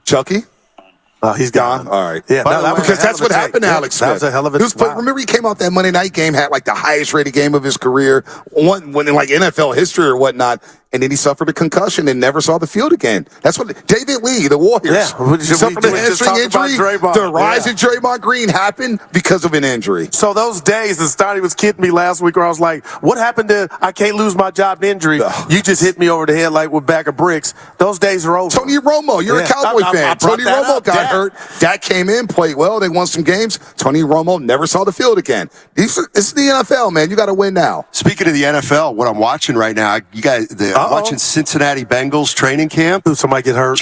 Burrow got hurt. Joe Burrow pulled up, and you can see the video, and it doesn't look good. Oh, and we have these every year, right? It was non-contact. And he was kind of running through a hole, and all of a sudden he pulled up, and he just sat there, and everybody kind of started walking off the field. Oh, boy. And right now, oh my goodness, it happened a few minutes ago, but oh my gosh, yeah, I'm looking now. He's hopping to the cart. He got to the cart. Yeah, I'm seeing that right now. Can you? Oh my goodness! And the Niners play Cincinnati reported this it's season. a calf injury. Oh, calf injury. Okay. All right. Oh, look but at those Evan. linger. Yeah. Look at Evan Giddings. Look at the producer. reunion of BS and G. Remember Now that, Hey, somebody Hilton, put that on the YouTube. Hey, we had a great night last night. The Hilton Hotel served us well. Thanks for the Wish you dinner, guys would man. have. Oh man, hey, we were talking about that ribeye. I didn't realize you paid for that. Hey, Scotty, listen, man. I learned from my OGs. I learned from my OGs. When you're a big boy, like the Ray Woodsons, the Gary Radishes, all these guys, you take care of your people from time to time. On air, he goes, I thought that was calm. Thank you. Hey, man, this TV checks help every now and then. Last night. Well, I told Daisy, who was serving us, she did a great job. It's like, hey, let me take care of my guys. Hey, we were having, before you go, B, we were having some fun. He goes, Goo, just about Shanahan, because I call him a genius, and then I'm frustrated. I know this, bipolar with him. Yeah. But he said, name me another coach that hasn't won that you would want in his place. Ooh. I did this to Shasky before he left. I went Harbaugh. Because I believe Harbaugh would have threw that challenge flag. Just when I think of him, hey, he's not perfect, I don't but know he's at least Harbaugh could get a playoff in the most important Super Bowl. Harbaugh kills him. You watch him at Michigan? I was shocked. I don't watch. That ain't the real Harbaugh at Michigan. I don't know, man. Shanahan's up there. Who's another coach who hasn't won yet? Mike McDaniel's still young. We don't know about him yet. He's in his second year. Andy Reid's won now. I don't like to mention the name, but Sirianni is off to a good start. He's off to a good start. 2 playoff appearances in his first 2 seasons in Philadelphia. Not bad. Who else? Mike McCarthy, he's got the rings. Well, that one has cobwebs on it to where he got fired. Let me throw this one out. Aaron Rodgers now only has one chip. What about Zach Taylor, Cincinnati? You just brought up Joe Burrow. I think Zach Taylor, nobody thought about him. But he makes Jamar Chase, T. Higgins, Joe Burrow, that offense is prolific. You got a couple AFC championship appearances, Super Bowl appearance. They go to Arrowhead and beat Kansas City. Yeah. Zach Taylor may be in a conversation. Yeah, it's not too many, though. I don't think. I don't know if I'm not saying I would rather have Zach Taylor than Shanahan. I'd rather have Shanahan, but it speaks to who Shanahan is. When did they put the pads on? I was asking Monday. Okay, next. Monday. That's when it gets real. That's the other thing, too. And I learned this, Shask and I learned this by going on the field and saying, oh, my God, Trey Lance looked incredible. But you weren't the only Until the pads come on, then you're going to find out who's who, who's a football player and who's not. Yeah, and that's when the practices are closed, too, right? Yep. Oh, okay, wow. And George Kittle spoke about that. He says, we're going to find out Fred Warner. Trey Greenlaw was holding back today, and he was flying through the holes or whatnot. But there's no pads. I heard Warner, which you guys speak on. Fred Warner Jr. We saw Trey Greenlaw on the side there, talked to him a little bit. But how can you, really break down offensive line and defensive line play when they're not hitting? Exactly. It's like trying to judge a basketball team during a shoot-around. Right. Pre-game warm-up. The Draymond question, you hit the listeners and myself. Oh, I just, see what Bonte, how he answers the year before Durant got to the Warriors, Draymond shot 39% from 3, and he has never been even close before or after. And I was just like, what do you think the explanation is? I said the banging of the body is taking the toll. I think part of it was Durant came and he's like, look, I don't even have to shoot. I have Clay, Steph, and Durant. However, once Durant left, and the 2019 finals should have been an indicator when Toronto left him wide open. Yeah. And Guru and I were talking about it last night. There was a possession where him and Iguodala passing it back. Steiny remembers, and it's just like, boy, he won't even shoot. Right. He won't even look at the basket. Mully talking to Mully about this. In 2019, Draymond should have just been letting them fly. Now, people will laugh, and I'm thinking, you know what? It's a 3-and-D league. Everybody's shooting threes in the league. You're wide open. Why not just jack up 7 to 10 threes a game? Who cares? It's a lost season. Curry's gone. I know it's going to hurt your basketball card, but just work on your jumper, because when Clay does come back and Steph does come back, you have Andrew Wiggins. You're going to be the guy who's left open. Those are warm-up threes that I see you hit in pregame warm-ups. So then I question, well, Draymond, why are you practicing threes in pregame warm-ups when you're not going to take them in the game? Man. So Steiny, I don't know what happened. Is it a confidence thing? It is something in his head saying, oh boy, if I miss this, they're going to laugh at me. I'm going to lose my confidence. Because when he does hit hit him, he makes sure everybody knows that he hits him, right? And he's barking at everybody. Yeah, they're lethal then. That's when they were unstoppable. I mean, I think it's like, remember last year when Curry, or 2 years ago when Curry didn't have a great shooting year by his standards. Yeah. And I think, the 3-point record. Yeah, that was all on his mind. Yeah. So we're talking about the new ball. Yeah. Different rotate. He didn't have the same substitution pattern. Right. I think that's the same with Draymond. I think there's a bunch of things. I think his body's one thing. I think there's no doubt he emphasized it less after Durant got here. I think there's something to the Luke Walton. He did that with Luke Walton. Luke empowered him, man. He always like, who are the coaches? Right. That's what they do. And let me be the best version of myself. And if I fail, I know you still got my back. No That's doubt. what Luke was doing. Yeah, to Luke Dre. was doing that. But Kerr said this last year. And he said it a couple times over the past couple seasons. We want Draymond Green to be more aggressive. And when they won Game 6 against Memphis, what's a gotta-have-it game? They go back to Memphis for Game 7. I don't think they're winning that basketball game, even with John Moran out. But Draymond Green attempted 14 shots that game in Game 6. Now, I think he went something like 6 of 14, Steiny, and Goo, 7 of 14. Right. But it's the fact that you're shooting it, and the defense has to respect it if you hit a couple. Because Steiny knows, covering the NBA, these coaches don't want to leave players wide open like that. Game 2 against the Lakers at this series, he was aggressive offensively. That to me is the key for the Warriors. It is. No matter, like, Kurt is going to do his thing. Clay will be hot and cold at times. Wiggins, he's got to play and shoot his 35 to 38% from three. But Draymond Green, are you going to add something to your offense? Because teams are going to sag off him more and more. I'm the Warriors all day on mine. I think Sack in that two big lineup, that was a glimpse into, is it a problem? Like, I just cannot wait to see who are the 5 on the court to finish Warrior games. Well, you know what's funny? Steiny, I cannot. Corey Rush, who does it, he's the Raymond Ritter of the 49ers, and he starts to ask me, he goes, so who's going to be the point guard? Is Chris Paul going to start? I say, Corey, it's about who's going to finish. What's that final 5 going to look like? And that to me is the biggest thing for the Warriors this season. I wonder, and I mean, I know what you would think he'd say, but I wonder if he said to Chris Paul, hey, you got a choice. You can either start or you can finish. Like, in a weird way, I'd almost think he'd say, well, start me, and then you'll have to use me anyway. But when like, you're at gladiator level and pride is everything, isn't it both?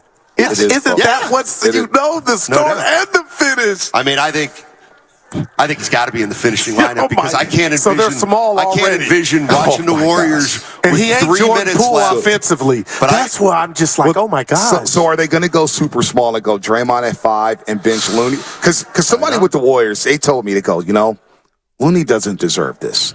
Looney deserves time. Looney played just as well as Draymond at times during that championship run. And last year against Sacramento, not the Lakers. Whatever happened to him, he got sick. Sure. He was just not the same. AD ate his lunch. But at times, Looney's the best pick on the team. There's no doubt. Are you going to bench Dre? Time. Can you imagine them giving Draymond a contract and then saying, hey, Dre, this game, we're going with Chris Paul, Curry, Clay, Wiggins, and Looney. He's not going to like that. That would be Wolverine Part 5. But I'll tell you what I can't envision is Warriors home game, Memphis. It's 100-99 with 1 minute and 52 left. Chris Paul and I'm looking at Chris Paul sitting on the bench. Oh, he would be.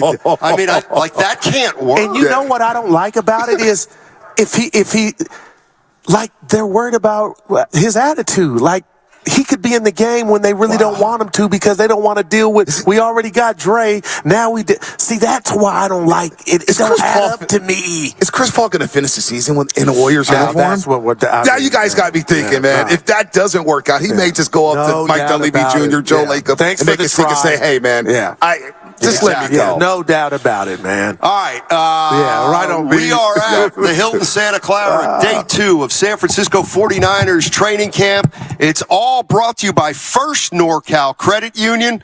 On the other side, Bonte's going to take off. On 95.7 again. O'Reilly.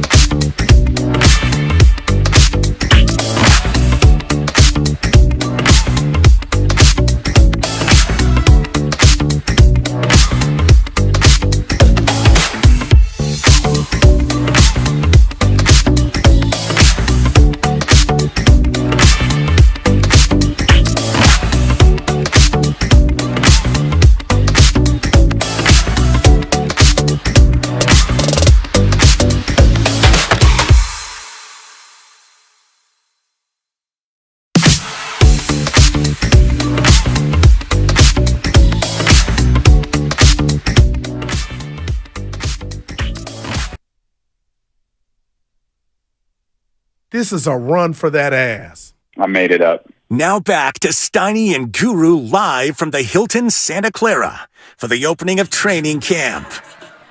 Yes, sir. That's exactly what it is. Day 2, San Francisco 49ers training camp. It's brought to you by First NorCal Credit Union. And you are listening to Daryl the Guru Johnson and Matt Steinmetz. We are live from the lobby of the Hilton Santa Clara. Starting to fill up a little bit. Yeah. And it's one of those things, people walk through and I could say, Taylor Swift, 49ers. Look at him. Taylor Swift, 49ers. You're either here for the Taylor Swift concert, which is going to be tomorrow and Saturday, I believe, correct? Or you're here for 49ers training camp. But, Taylor Swift. Down. Now, my kids saw Taylor Swift a few years back at Levi Stadium, and they said it was just incredible. Yeah, I looked at her top 50. Did I bother you from doing a hobby? I think we're supposed to be working. Hey, I'm trying to. It's unbelievable. Our boss gets on a plane for somewhere back east, and it is just. Tim, I'm a man of the people. The lovely Stacy came out and saw us yesterday. Sent us this picture from years back, and I want to shout out Stacy. Look at a young Steiny 7 years ago. Let me see. You look way thinner now than you did there. Yeah, that's what I was saying. I was looking. I guess. Well, yeah, you're good. Where the hell did that green overcoat come from that I'm wearing? Wow. So the girls, your daughter's not going to this one. Mary Page's not going to this one. They're grown up now. And this came from they're out of the area. Okay, right this now. came All from three of my daughters gone. Dude, look at you. This came from John, our board op extraordinaire. Be careful.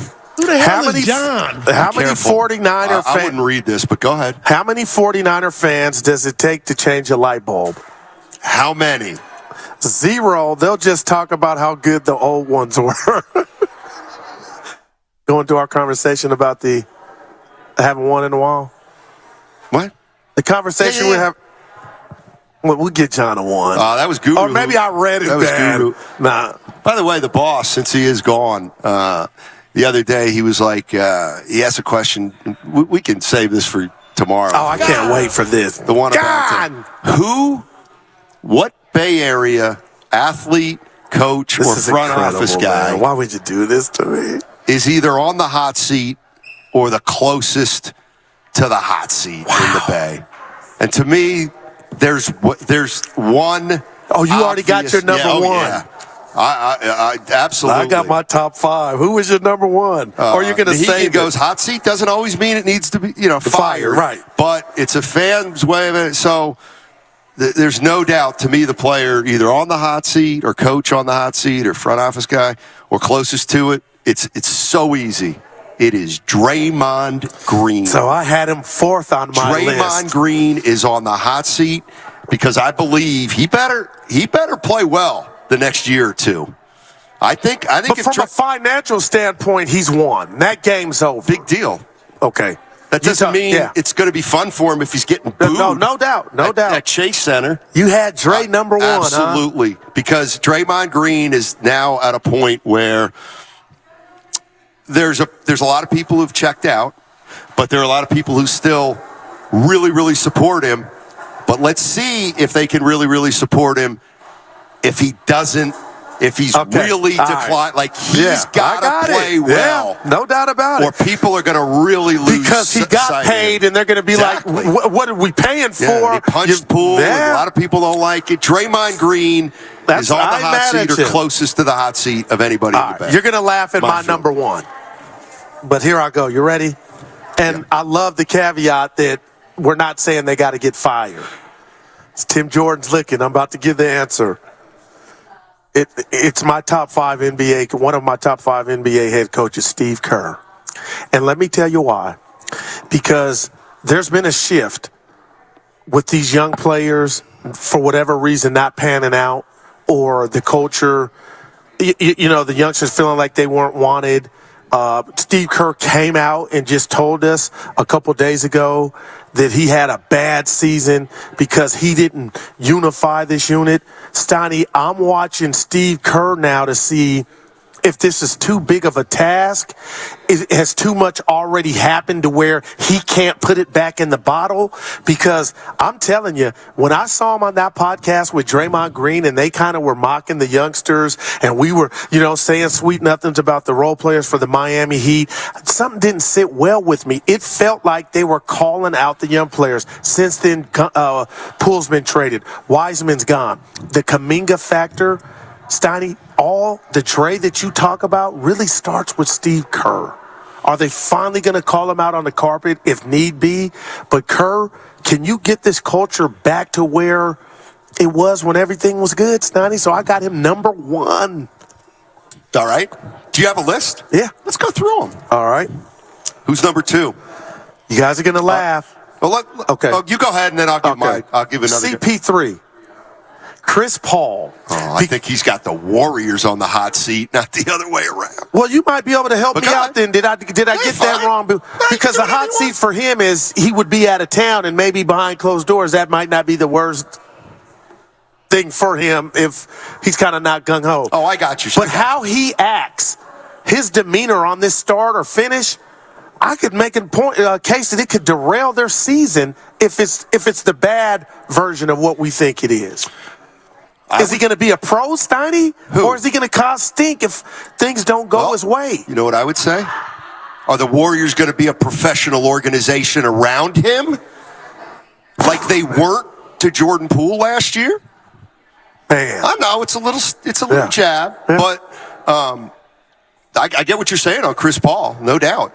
I would say, believe it or not, I'm putting Gabe Kapler there. Go ahead. Because if the Giants fade, let's say, or they just, they don't make the playoffs, Luciano. Then at that point, I think people are going to be like, well, so Kapler's one time in 4 years. Like Farhan, I think at that point, Farhan Zaidi will have to maybe make a decision he doesn't want to make. I think what I'm saying is, because Gabe is his guy. If Gabe Kapler and the Giants don't make the playoffs this year, I think he's going to go into next season really under the gun. Okay, so that's wow. So he's about 2-3 months from being on the hot seat if they don't make it to the postseason. All right, and then I got my third. Yeah, Dunleavy Jr. I don't know what to make of everything that's going on. I do like the pick of Trace Jackson Davis, so that's a check in my book. But Steiny, I think if the things that we talk about with CP3 and there's infighting or the Kuminga or the youngsters and the veterans do not mesh, that's why I like seeing Clay with Moody in Arkansas at the camp. I think that there was a message behind the message. That's just what I feel. But how is he going to – he doesn't have that relationship to go down and calm Draymond Green down during a New Orleans Pelican home game to where the Warriors were at Chase. Myers saved that from going somewhere else. This has the ingredients of being so combustible.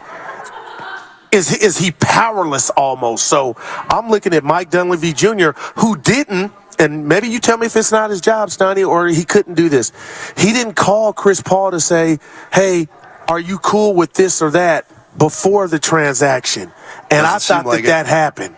I think that's risky, Stoney. I think it's I hear all you're saying, and it's your list. As Gary Radnich said, you feel the way you feel. But Mike Dunleavy got a job 5 weeks ago.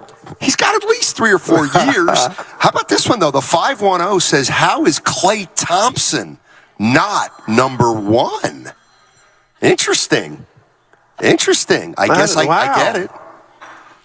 Yeah, go ahead, Evan. Time to break? Yeah. Time to break. Crossover next. Crossover's next. But let me tell you something about what's going on. We were at the Hilton Santa Clara, and it's sponsored. Our training camp coverage is sponsored by First NorCal Credit Union. Mm-hmm. Have you been in a car accident? Chilton Auto Body.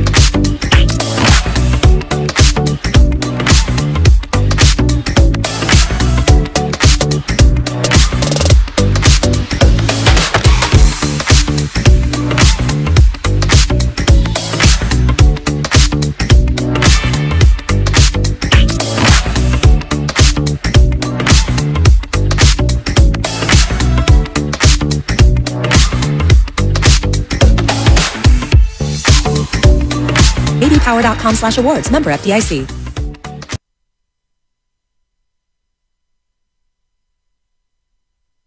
Finishing seconds like, what was that? Nothing worse than your second cousin? Now back to Steiny and Guru live from the Hilton Santa Clara for the opening of training camp.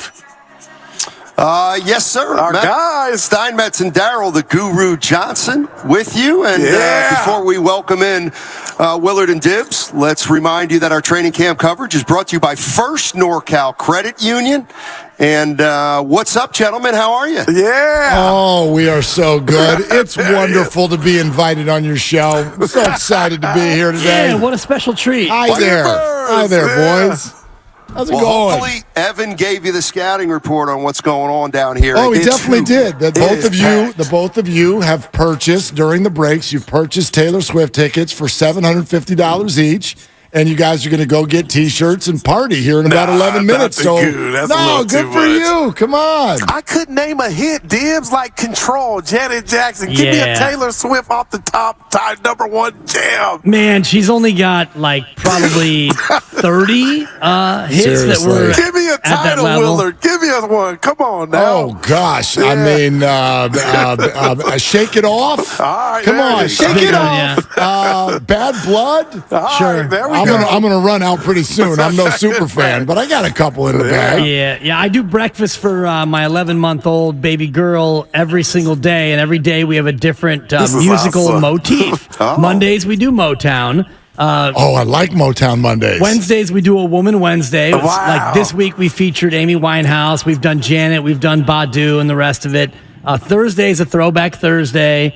On Saturdays, we do jazz. On Tuesdays, we do Taylor Swift. Wow. Because I got a baby girl, so I'm trying to indoctrinate her. Taylor Tuesdays. It's an indoctrination sensation. Good for you. So on Tuesdays, we play Taylor with her mashed up banana and her rice cereal. I like that you give her Taylor, and then by Thursday, you're like, it's time to show you the dark side of life. Here's some Amy Winehouse. Just a little darker. That's pretty good. It's a Woman Wednesday. Yeah. One day we did Tina Turner when she passed, and Private dancer for money. Yeah. That's a 4. The Bay does love it when you sing, Goo. If you want to sing, live in the lobby out. takes that from a 3 to a 4. Hey, I want to ask you guys something. Kyle talked the other day, and it blew me away.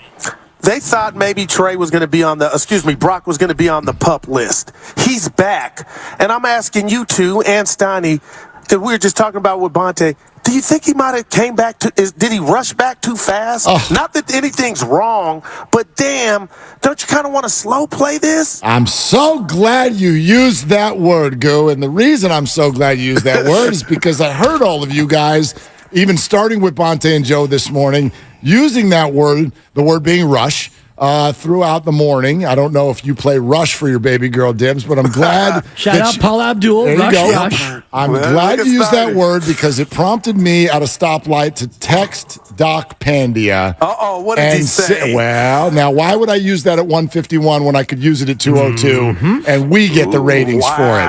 I'll just tell everybody. We're brothers. He's already got his car keys in his hand. I know. Look at this guy. I mean, come Look at this on. guy. It's a key play. It's a key play. Is that what you're doing, Steiny? Shot Look at you. 85 yesterday, Dibbs. 87. Look at you. In benign conditions at his home course.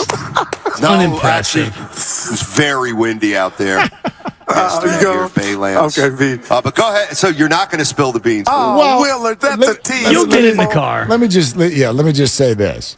If Brock Purdy were on the side, you'd expect him to be doing that, right? He's been doing that for 6 weeks already. Right. What's different between this and that? I got you. No pads. But wait, that's a genuine question. I'm not trying to lead you somewhere, but he's not being hit. Right. He's throwing a football. Wouldn't he be doing that anyway?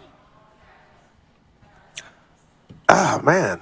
I'm not sure kind of where you're going or what you're asking. Where he's going is if he were not back at practice, what would he be doing? He would be throwing a football. Yeah, he'd be throwing a football. Yeah, He wouldn't be soft tossing a Nerf with his 7-year-old. He would be throwing a football. And instead, he's at practice and he is, wait for it, throwing a football. He's not being hit There aren't pads. There isn't any rush. This is not joint practices in 2.5 weeks with the Raiders or 2 weeks from today. He's just throwing a football anyway. Dibs, that's a great point, but that's why yesterday I didn't want to sound like a hater, guys, because I was saying what we're getting from the coaches is they're ecstatic at where he's at. It's almost like he's ready. I can't hear you, but I see you laughing. It's almost like they're saying he's back.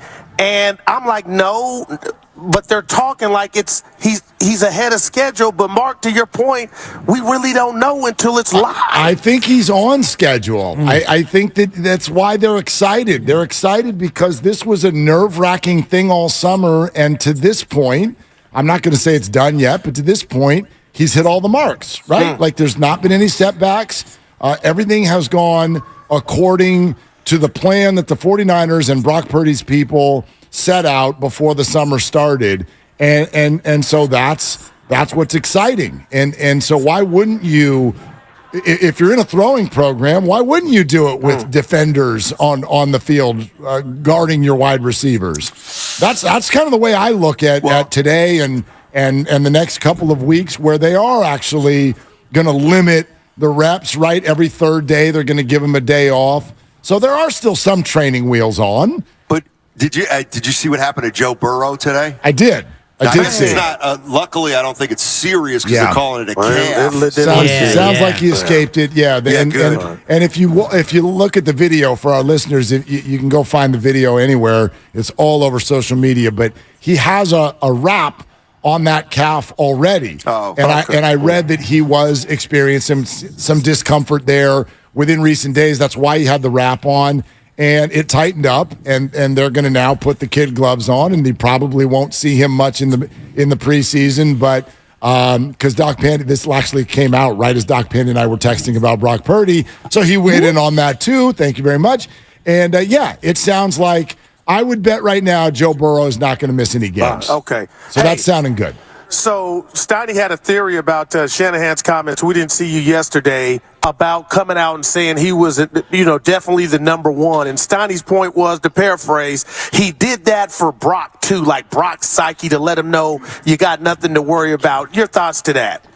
Well, he's got nothing to worry about. And Brock Purdy is the number one, which is why I think the whole notion of Brock being rushed back because he's hearing Trey Lance footsteps, I think is nonsensical in many ways, because Brock Purdy is not being rushed back. And Mark made this point in the green room, Goo. Shout out the green room. And you haven't been there in a couple days.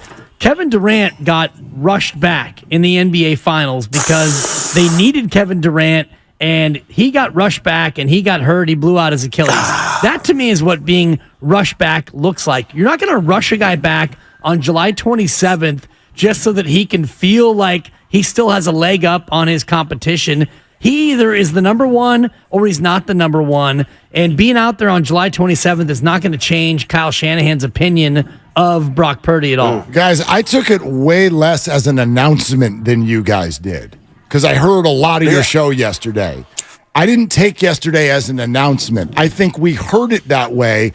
I think Brock Purdy and everyone in the 49er organization, and I've been saying this for 4 months, everybody there already knew Brock Purdy was the one.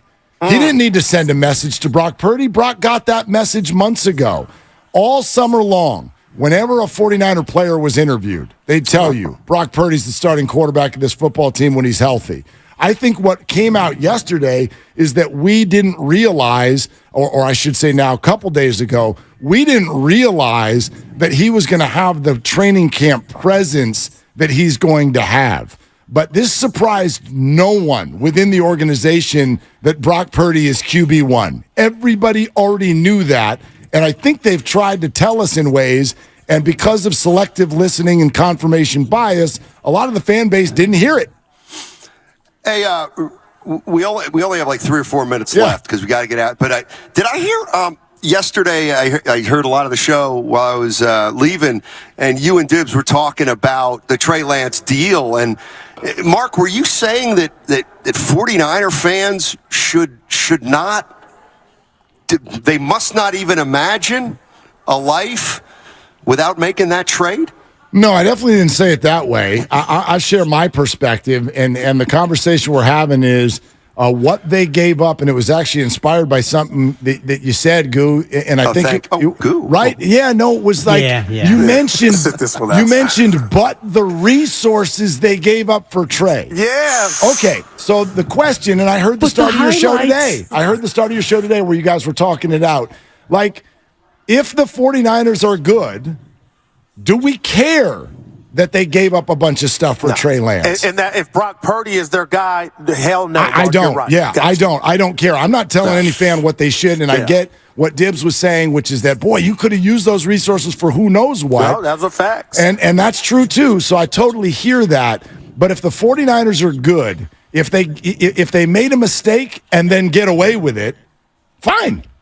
They made a mistake, but they got away with it. There's only one way you get away with it, Goo, and that's win the Super Bowl, in my opinion. Wow. I mean, because you got away with having Jimmy Garoppolo your quarterback, and, well, he got you to a Super Bowl, but you didn't win it. He couldn't hit Emmanuel Sanders, and, you lost Tyreek Hill on 3rd and 15 and all the rest of it. But and you went away from the run, Dibs. Go ahead, I'm sorry. You did, and your Harbaugh-Shanahan convo was fascinating. Until one of them actually gets it done, you lean towards Shanahan right now. Although, if Harbaugh was a great 5-year guy, and you've seen it now at Michigan, and, imagine that, sanctions, Harbaugh. Right, and suspensions. It wasn't sanctions for his illegal recruiting. They were going to give him level 2 violations, but he got level 1 because he was trying to evade the NCAA, and he was trying to play the shell game with them, and he was denying them access. So Harbaugh is ultimately a child in many ways. It's Shanahan. It's close. It's a split decision, but I lean towards Shanahan. I hate to agree with Steiny. It was an evasion sensation. Willard, you out on Harbaugh? I know we're up against it. Yay or nay? Were you a fan? Jim Harbaugh, he helped turn things in the right direction, but he was a jerk. That sounds like Mark Jackson. He was. like Mark Jackson. But I know less about sort of the way Mark was viewed within the organization. I know Andrew Bogut doesn't like him. You know what I mean? But Harbaugh was a pain in the rear. So anywhere he goes, he's going to have a short shelf life. Gotcha. Well all said. right, gentlemen. All right, You have a great show today. We'll see you back in there tomorrow. And enjoy Taylor tonight. No, I think it's tomorrow. Have a great. No, I thought it was both. Is it? Was it 2 nights? I don't know. Let's get a quick answer. Yeah. When's the Taylor Swift concert? Tomorrow. Tomorrow. Okay. Yeah. All right. Yeah. All right. Yeah. All right. Well, have a great one, guys. See you later. All right. See you, boys. You're listening to 95.7 The Game, KGMC FM at HD1 San Francisco. Always live on the free Odyssey app. They're longtime friends. Let me tell you something real quick about Dibbs that I'm sure not everybody knows. And first-time partners. Hang in there, big guy. There'll be brighter days ahead. Now, these two homegrown Bay Area boys finally come together to take over sports talk. Get the hell off of my doorstep. Major League Baseball, you stink. It's Willard and Dibbs on 95.7 The Game. Do you want me to read the text right now? Do you want me to tell you what Doc Pandia said? You said 202, so build up to it. Oh, well, we got 25 seconds. Okay, watch this. Hey, everybody. Twitch, YouTube, good afternoon. So glad you're with us. Back live in our 95.7 The Game San Francisco studios with everybody who was down at camp today. We're going to have a bunch of them on. Shasky's going to join us in about an hour and 15 minutes. Kruger's on the show. David Lombardi's on the show because it was important for us, we felt, to get multiple eyes. Because, again, if the whole story is confirmation bias, one person's Brock Purdy eyes may not equal someone else's Brock Purdy eyes. If we just had Kruger on, he's going to be like, well, Brock Purdy actually looked like the best thing that has ever happened to quarterbacking because he's a huge fan. And I'm teasing a little bit, but I'm already seeing on social media the differences between the way 1, 2, 3, 4, and 5 people look at the way Brock Purdy threw the ball today. And he looked apparently statistically rusty. Accuracy was... Statistically rusty. Accuracy, rusty, but physically good, although I'm just hearing what other people say. We weren't there today. So we will see on that, and we'll cover camp from every single angle on Brock Purdy Day glad you're with us. And 888-957-9570 is the number. The Xfinity mobile text line is at your disposal as well. So I hit Doc, and I said, okay, I need a response. I need a response from you. Wow, that's pretty demanding Doc, for a guy on his free time. Yeah, I'd like a response. I would like a comment on the idea that Brock Purdy is being rushed back to action. Quote, I don't believe that's the case. As long as he is not taking contact, this is what you would expect to be doing from month 4.5 to month 6, which is the window in which we sit. If he was taking contact, then I would think he would be rushing back. He is essentially doing what he would do in rehab at this point. It just happens to be in front of tons of people at training camp. Right. And there's no possible chance that he's getting hit when he throws. And if you watched practice as you and I did, when pass rushers get around the offensive lineman, they don't go to the quarterback, they go around the quarterback and maybe tap him on the behind. The only sack we've seen is when Sam Darnold fell down. That's it. Exactly. So he's not in jeopardy of being hit or having his elbow be hit. No one's trying to challenge or deflect passes. Defensive linemen in 11-on-11s are just trying to get around the offensive linemen, and that's it. You get around them. You don't go near the quarterback. You're not even trying to block the pass for fear that maybe you get your hand up there and you jam his hand on the release. We didn't see any tip balls, did we? No. We saw no defensive lineman even trying to bat a ball down. They're working on their own moves and their own mobility. Dibs, we've been doing this for a long time. Decades. Not just this show, right? We've been doing sports radio for a long time. I don't know if I've ever been more intrigued by a subject, a continual subject, than this year's 49ers quarterback discussion. Reason being is you can find almost any opinion you want out there. And people I respect on both sides of this, and I hate even calling them sides because they're not sides. The 49ers are one team, and I would continue to reiterate what my thought is on the overall quarterback position. I would like the guy in there who's going to win the game. That's it. I don't care what his name is. I don't care where or when he was drafted. I certainly do not care what color his skin is. None of that has anything to do with anything remotely near a hill of beans.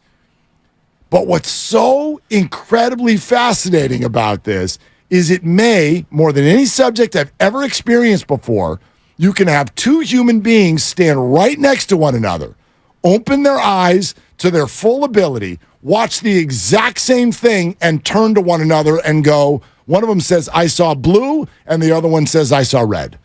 It's incredible to me.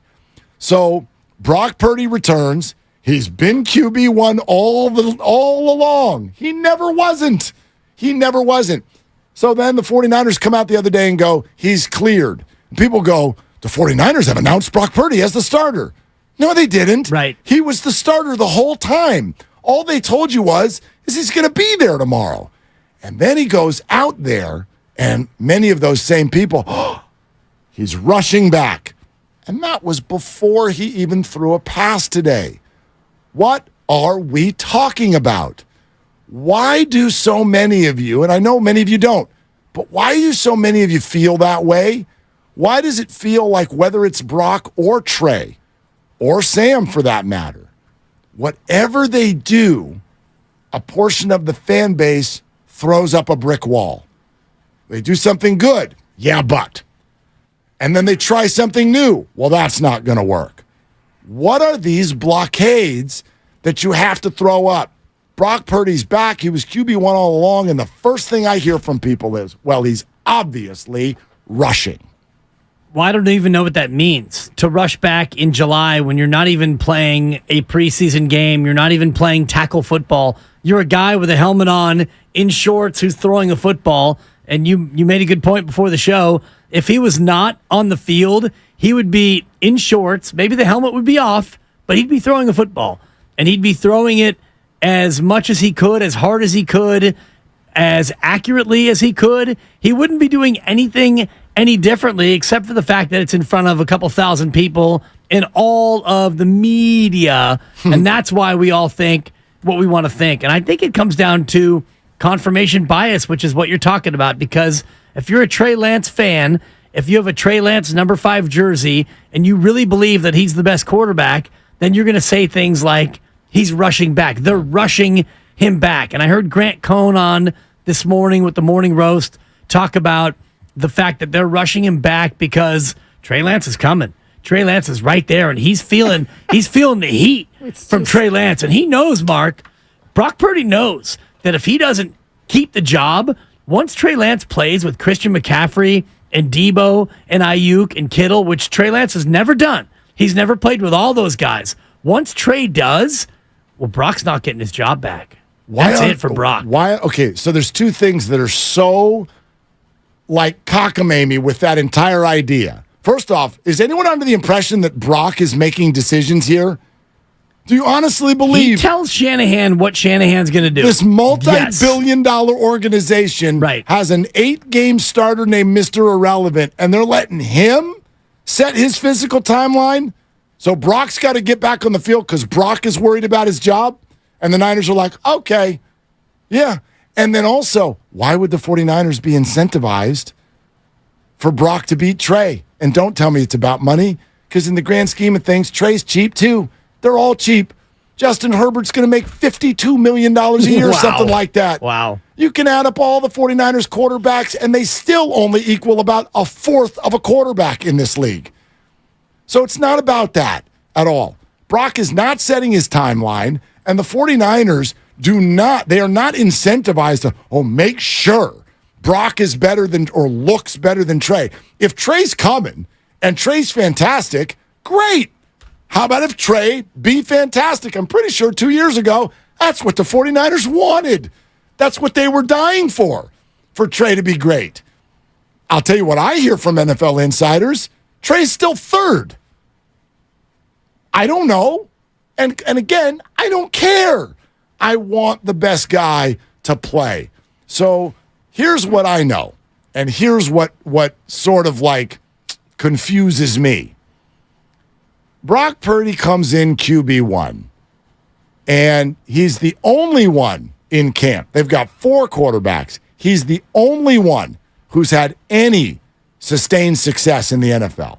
He's the only one that can be like, yeah, I went on an 8-game run. He's the only one, I won 2 playoff games. He's the only one. Yet, he's the one that also seems, in many respects, to garner the least belief. Couldn't I argue, as far as belief in Brock, is there a possibility that this is Cinderella and the slipper doesn't fit? Absolutely, I'll acknowledge. And if it does not fit, then he must sit. Then and they will acquit. Thank you. Isn't the likelihood way higher that he's good? And if we were going to handicap this, I don't know if it's way higher, but it's higher. It's higher. Give me every quarterback who's had an 8-game stretch of high-level success. And sure, we can give you 3 or 4 names where it didn't work out. Carson Wentz comes to mind. Yeah. You might say Colin Kaepernick, though that's very complex. We could do tit for tat on both sides of this argument, but I think you would find more cases where it did work than cases where it did not work. Geno Smith's a great example, because what Geno did last year, many people now are saying, oh, Seattle. I got Seattle as my 3rd best team in the NFC, maybe 4th best team. Seattle's coming. Geno Smith, that might have been a flash in the pan. That might have been a 1-year, wow, Geno is amazing, and he's really not that good. But because Geno Smith was drafted higher than Brock Purdy. Oh, thank you for saying it. Geno Smith had a better statistical year last year than Brock Purdy. He played more games, and he did more things for a team that wasn't as good. But isn't it just as likely that Geno Smith regresses than Brock Purdy? Absolutely. How about Jalen Hurts? He's been good for 1 year. Yeah. And he didn't play in all the games either. He also got hurt. He's played in what? He played 16 of them, I think. No. And he missed 2 or 3. Yeah, he missed it. So maybe, yeah. I'm so glad you mentioned the draft position, Gosh, it's wild how we buy into it. Just because where they were drafted. This is a cool exercise.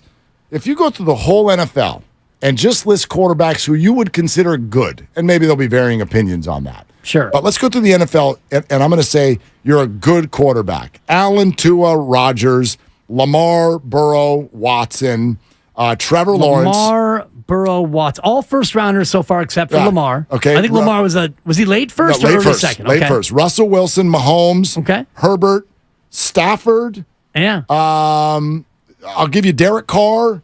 Do I have to take Derek Carr? Kirk Cousins. He was a second rounder. Even if I went Goff and Fields, we can be really liberal here. Hurts, first, and Dak.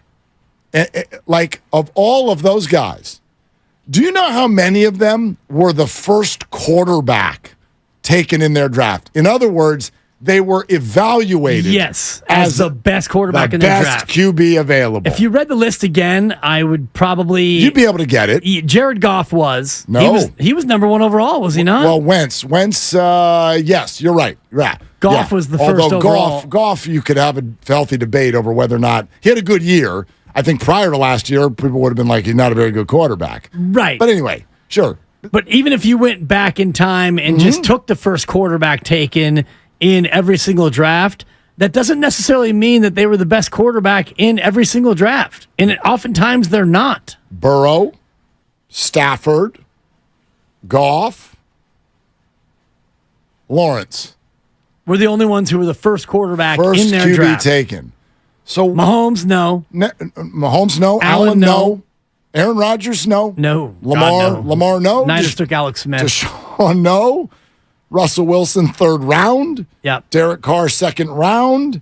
I know somebody's going to go, Kyler Murray. I'm putting him on the not good list, at least for right now. Well, he's hurt, too. Yeah. Dak not good right now. Prescott, Jalen Hurts. Yeah, no. These guys didn't even sniff the first round. Yeah. So I know that it's wobbly in spots because Mahomes and Allen and guys like that, Herbert, they were early top 15 picks.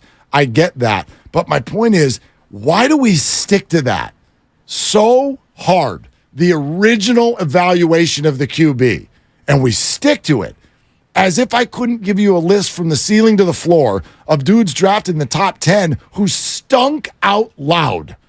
I mean, stunk out loud.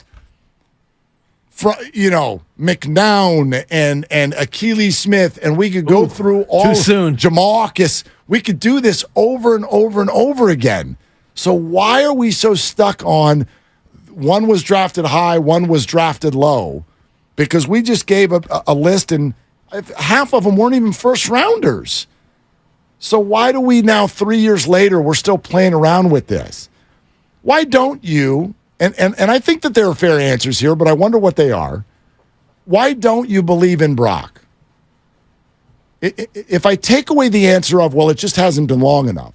Okay, I'll acknowledge that. It's been longer than Trey Lance. Yeah, it's been longer than everyone in camp by far. And it's been longer than the majority of QBs in the NFL. It hasn't been longer than Sam Darnold yet. No, but we feel like Sam Darnold is ahead of Trey Lance. But I'm saying longer in terms of a run of success. Yes. Sam Darnold has never had it. Right. Trey Lance has never had it. Brandon Allen has never had it. There are other QBs around the league who have major resource put into them. And they could not boast an 8 to 10 game stretch of good play in the NFL. So why does it feel like for so many of you that it's more likely than not that this is fake, what you saw last year? It's draft position. It's measurables. It's, it's a certain sense that Trey Lance has to be better than Brock Purdy. I think the first two answers that I gave are the most powerful. Number one, he was the last player taken, which means every team in the NFL passed on him 7 times. I was going to say, because the Rams probably didn't have 7 picks. The Rams might have had one chance to draft him because they don't believe in the draft, but some teams had 10 chances to draft him. So between 1 and 10 times, every team in the NFL passed on Brock Purdy. And the other thing is the measurables. And not only the measurables, but you look at him, he doesn't look like a baller. He's got ruddy, red cheeks. I'm not going to say he's doughy as a guy who has called himself a fat red pumpkin, but he does have those rosy red cheeks, and he looks kind of like just a little guy. No, I told he's you. Not big. He's not muscular. When he leaves the game at Levi Stadium, he looks like the kids walking home from high school down the street. He has a backpack on, and he looks the same size. I understand all of those things. What if I even said it this way? And I'll acknowledge this. This would probably be my opinion. What if there's a 20% chance? A 20% chance that Brock Purdy's actually not that good. Okay, I'll buy that. Okay? Even if and I'll say that my opinion rests somewhere in there. So I'm not here to tell you it's a done deal. Right. But wouldn't you take that? When you say, if I could tell you, hey, we got someone and there's an 80% chance he's really good and he can consistently be a playoff performer, you would draft that number one overall, wouldn't you? 80% is a percentage that hits very close to home with me. Why? Because when I had my reverse vasectomy, the doctor said to me, based on the age of my partner, he said, I'll give you an 80% chance that this works. Okay. And I said, you know what, Doc? I'm in. Cut me, Mick. That's right. His name was Chupin. He's a great surgeon, microsurgeon. And it's not only just a microsurgery because of me and my anatomy, it's a microsurgery anyway. But I digest. He told me 80%. So you're telling me there's a chance? When I hear 80%, it makes me think about my own life. And I said, yeah, 80%? I like 80%.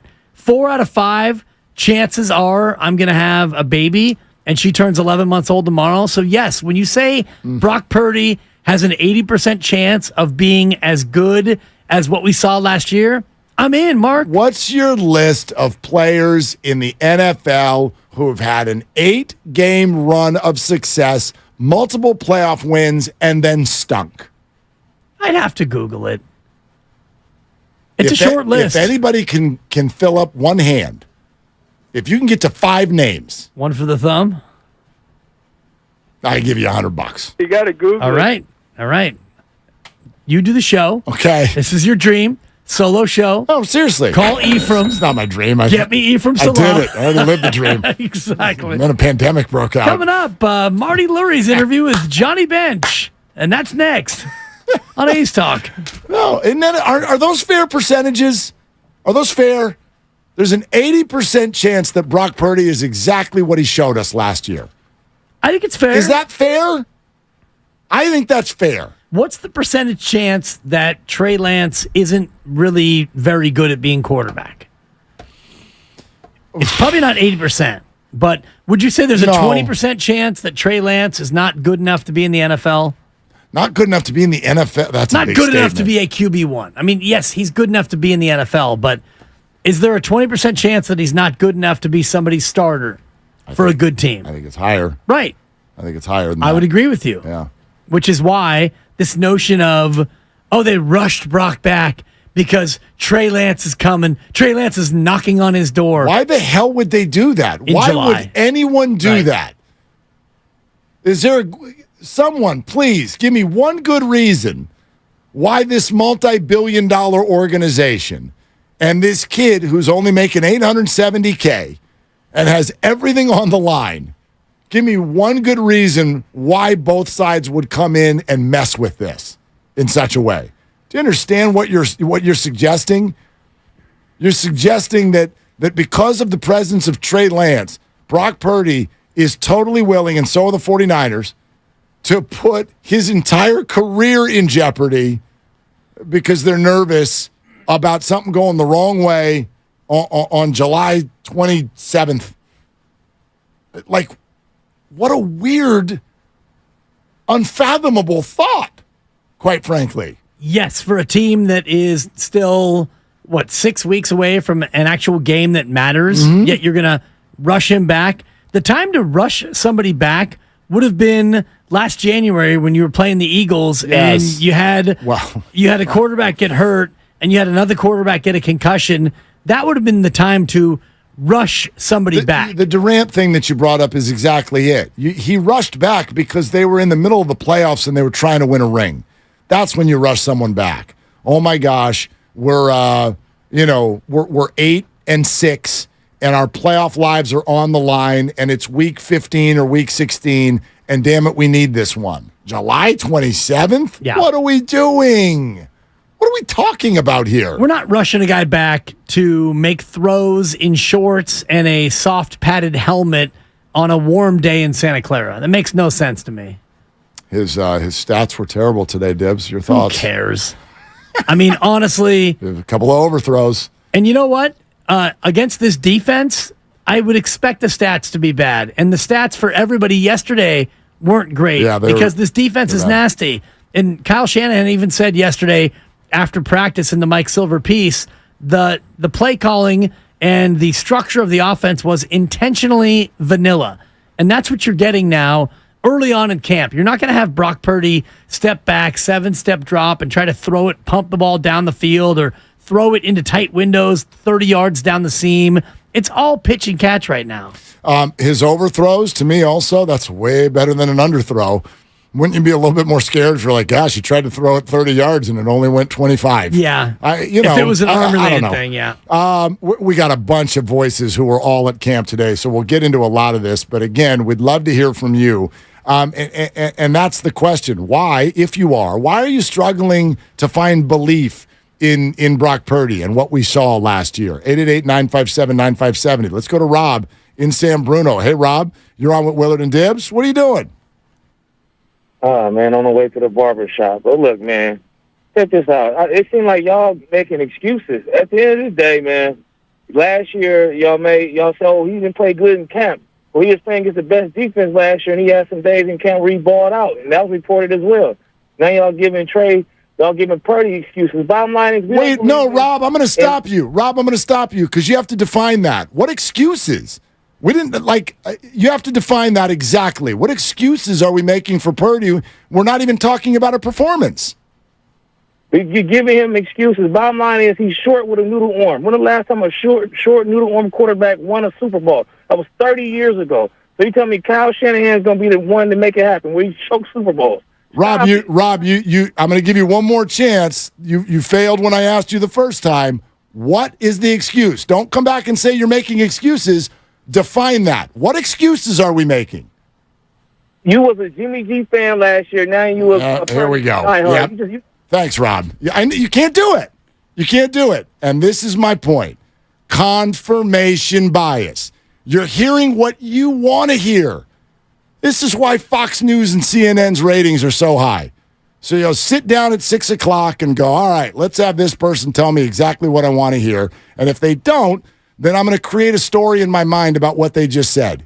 I gave you 2 chances to tell me what we said. And the second time you brought up Jimmy Garoppolo, who plays for a different team. What excuses? I don't need to. It's day 2 of camp. It's camp. Yeah, exactly. I don't even know what we're talking about here. I wasn't even there today. I don't know how he looked. I'm wasn't just looking even there. at throws on video and trying to dissect what I don't even think can be dissected, which is you got guys making throws in 11-on-11 where there's no pass rush, there's no pads, there's no tackling. This is level 2 on a scale of 1 to 10 in terms of meaning to me. This is meaningless. Short guy with no arm. 8-0. What matters more? The way he looks in shorts or the way the 49ers record looks when he plays? I know which one I'd pick. Man, we'd love to hear from a lot of you today. And Butch is going to join us here in 45 minutes. So let's get your thoughts in right now. 888-957-9570. We're sponsored by AC Transit, Swillard and Dibs. Get in where you fit in. AC Transit wants you to.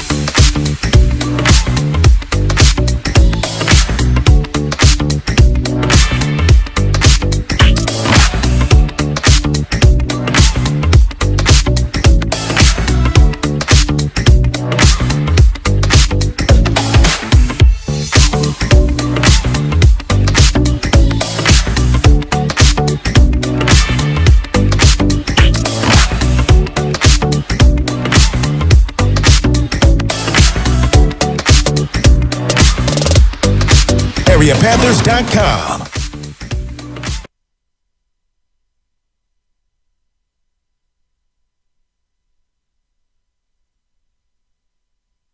I'm also short, round, and angry. Now, back to Willard and Dibbs on 95.7 The Game. All right. Camp so far, 2.5 days in, looks and sounds exactly like I thought it would. Controversy? Is that the right word? I mean, there's a lot of opinions and perspectives. Unfortunately, not that it should have been. It's just the first example that came to mind. Colin Kaepernick's conversation was controversial. Is this controversy? I guess controversy is not maybe accurate in terms of the way they see it, but fans are already angry because you're either a Brock Purdy stan, oh, you just love Brock because of what he's done and how he looks and who he is, or you love Brock because you hate Trey. And the other side of it is, oh, you love Trey because he's never done anything wrong. He's never had a chance. He got hurt. You don't lose your job to injury. Or you love Brock or you love Trey because of where he was drafted and what he possibly can represent. I do think there is a divide. And ultimately, when we get to September and the season starts, true 49er fans will line up behind whoever the quarterback is. Well, sure. And I think, sure, when there's a game, you sit down and you watch the game or you go to the game and you root for the 49ers. But However, right now, where we are, it's it's easy in July. If you're Team Trey, it's easy to say, well, Brock they're rushing him back, and Brock is just a couple of bad throws away from getting the hook. And if they don't give him the hook and they lose, well, then Shanahan's an idiot. You said Team Trey. And I did have, and I'm not going to say who, but one of the assembled media yesterday came up to me and goes, yeah, yesterday was a really tough day for the Trey people. And I went, gosh darn it. Okay, Team Trey, the Trey people, Brock stands, all of this stuff that we hear. I would understand that if there was a quarterback controversy, but there isn't. That's what's different here. Normally, fans and media are allowed, or the normalcy would be, you start to pick sides when there are sides to pick. But the 49ers have not made any bones about this from the second that last year's winning streak took place. There is no quarterback controversy. There isn't. They're not yet. They're not. If there is, it's between Sam and Trey for 2. So they're not sitting here going, boy, well, let's evaluate what's going on here and otherwise so that we can pick a quarterback. And therefore, in the fan base, there's Team Trey and then there's Team Brock. Like, that's what would normally be the case. But that's sort of what the picture that I've been trying to paint the whole time. There's Team Trey and there's Team Brock, and then there's the 49ers. They're over here like, we're not even talking about this. We're not even thinking about this. They're not fans. They're the people who actually make the decision. And I would guarantee you right now, if I went to Twitter or X, whatever they're calling it now, and I put out a poll, who do you think should start for the 49ers at quarterback in week 1 this year? Brock Purdy or Trey Lance? I bet you it would run probably 70-30 Brock. But the fact that even 30% of the people would say Trey speaks to the fact that in fans' minds, maybe it's not a controversy, but we are 1 or 2 bad games away from fans thinking that it is. Now, you asked me on Monday, I think, or we talked about it with Steiny and Goo, maybe like, how many games would it take for the Niners to look and say, whoa, we need to make a change? How long is the leash? I thought 8 or 9, whatever the bye week was. I think it was 8. They have 8 games, and then they have a bye. So I think the leash would be 8 games. But for fans, it might be 8 plays. If they go 3 and out on back-to-back series. Oh, we can't do that. And let's say they go 3 and out, and Wishnowski drops the snap on the punt, and it's a sharp field, and Pittsburgh scores at 7-0. And then Brock comes out again. It's run, throws it in the dirt, and they punt again, and Pittsburgh marches down, and they score, and it's 14-0. Twitter's going to melt down. Yep. After 2 series. Well, that's the way Twitter is, though, right? LeBron James' legacy is on the line with every shot. Every play. So that's kind of my point, though, about the team thinks there's no controversy, and the fans think Well, they rushed Brock back. Right. And, I mean, Brock better look good against the Raiders on August 13th or else. Or else. I mean, is anybody worried after him going 3 for 10 with a pick today? Is that what it was? 3 for 10 with a pick. He threw a pick? Yeah. It's over. On one of his first throws. 3 for 10? 3 for 10 with a pick. Because you know I don't believe in practice stats. I hate practice stats. Yeah. Apparently it was a Darnold day. Bonte said that. It's a Darnold day. I buy that. He looked the best of the three.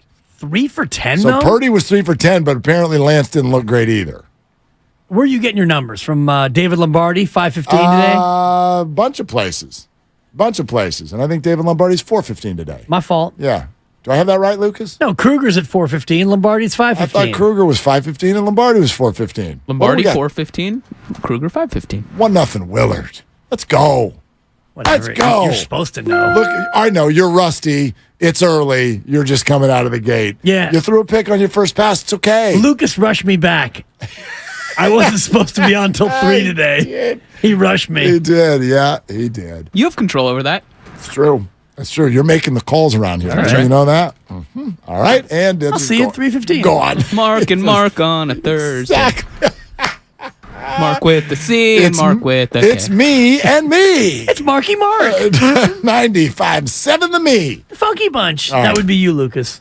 I guess what I'm after today, Thanks. and we're going to take your calls here in just a second. 888-957-9570. You know what I'm after today? I don't care if you're Team Brock or Team Trey. I hate that. I don't want teams here. I'm on Team 49ers. But no matter where you're at on this is what I'm trying to figure out. If we all acknowledge, and I already have, I'm not 100% sold that Brock Purdy's going to be exactly who he was last year in terms of results. But why are you having such a hard time believing what you saw? Because it wasn't in actual games. It wasn't 1 week. It wasn't 3 weeks. It was 10. Like, it was a long time. Different scenarios. Road, home, from behind, from ahead, regular season, playoffs, Thursday night, Sunday afternoon. It was all of that. And it kept looking the same. And so with that as the backdrop, I would argue, without using the number 100%, I would argue we are well north of 50-50 on whether or not that was quote-unquote real, sustainable, who he actually is. And he did it all as a rookie with no reps. Now he's going to be a second-year player with reps. Yeah, ugly reps. I mean, 3 for 10 with a pick. He might be better off without reps, quite frankly. Fair or foul, like way more likely than not that Brock Purdy is good. It's more likely that he's good. That's all I'm saying. Than he's not good. I'm But not it's telling you he's good. I'm saying it's more likely than not. Okay, Patrick Mahomes.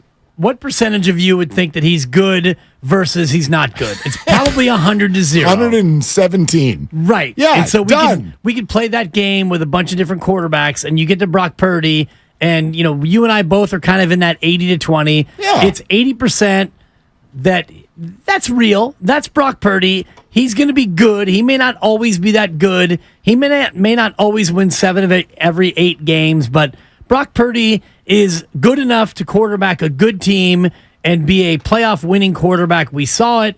I'm 80% certain that is not flukish. 20% of me, well, the elbow injury and the surrounding cast and lightning in a bottle and defenses adjusting, whatever you want to put on that 20%.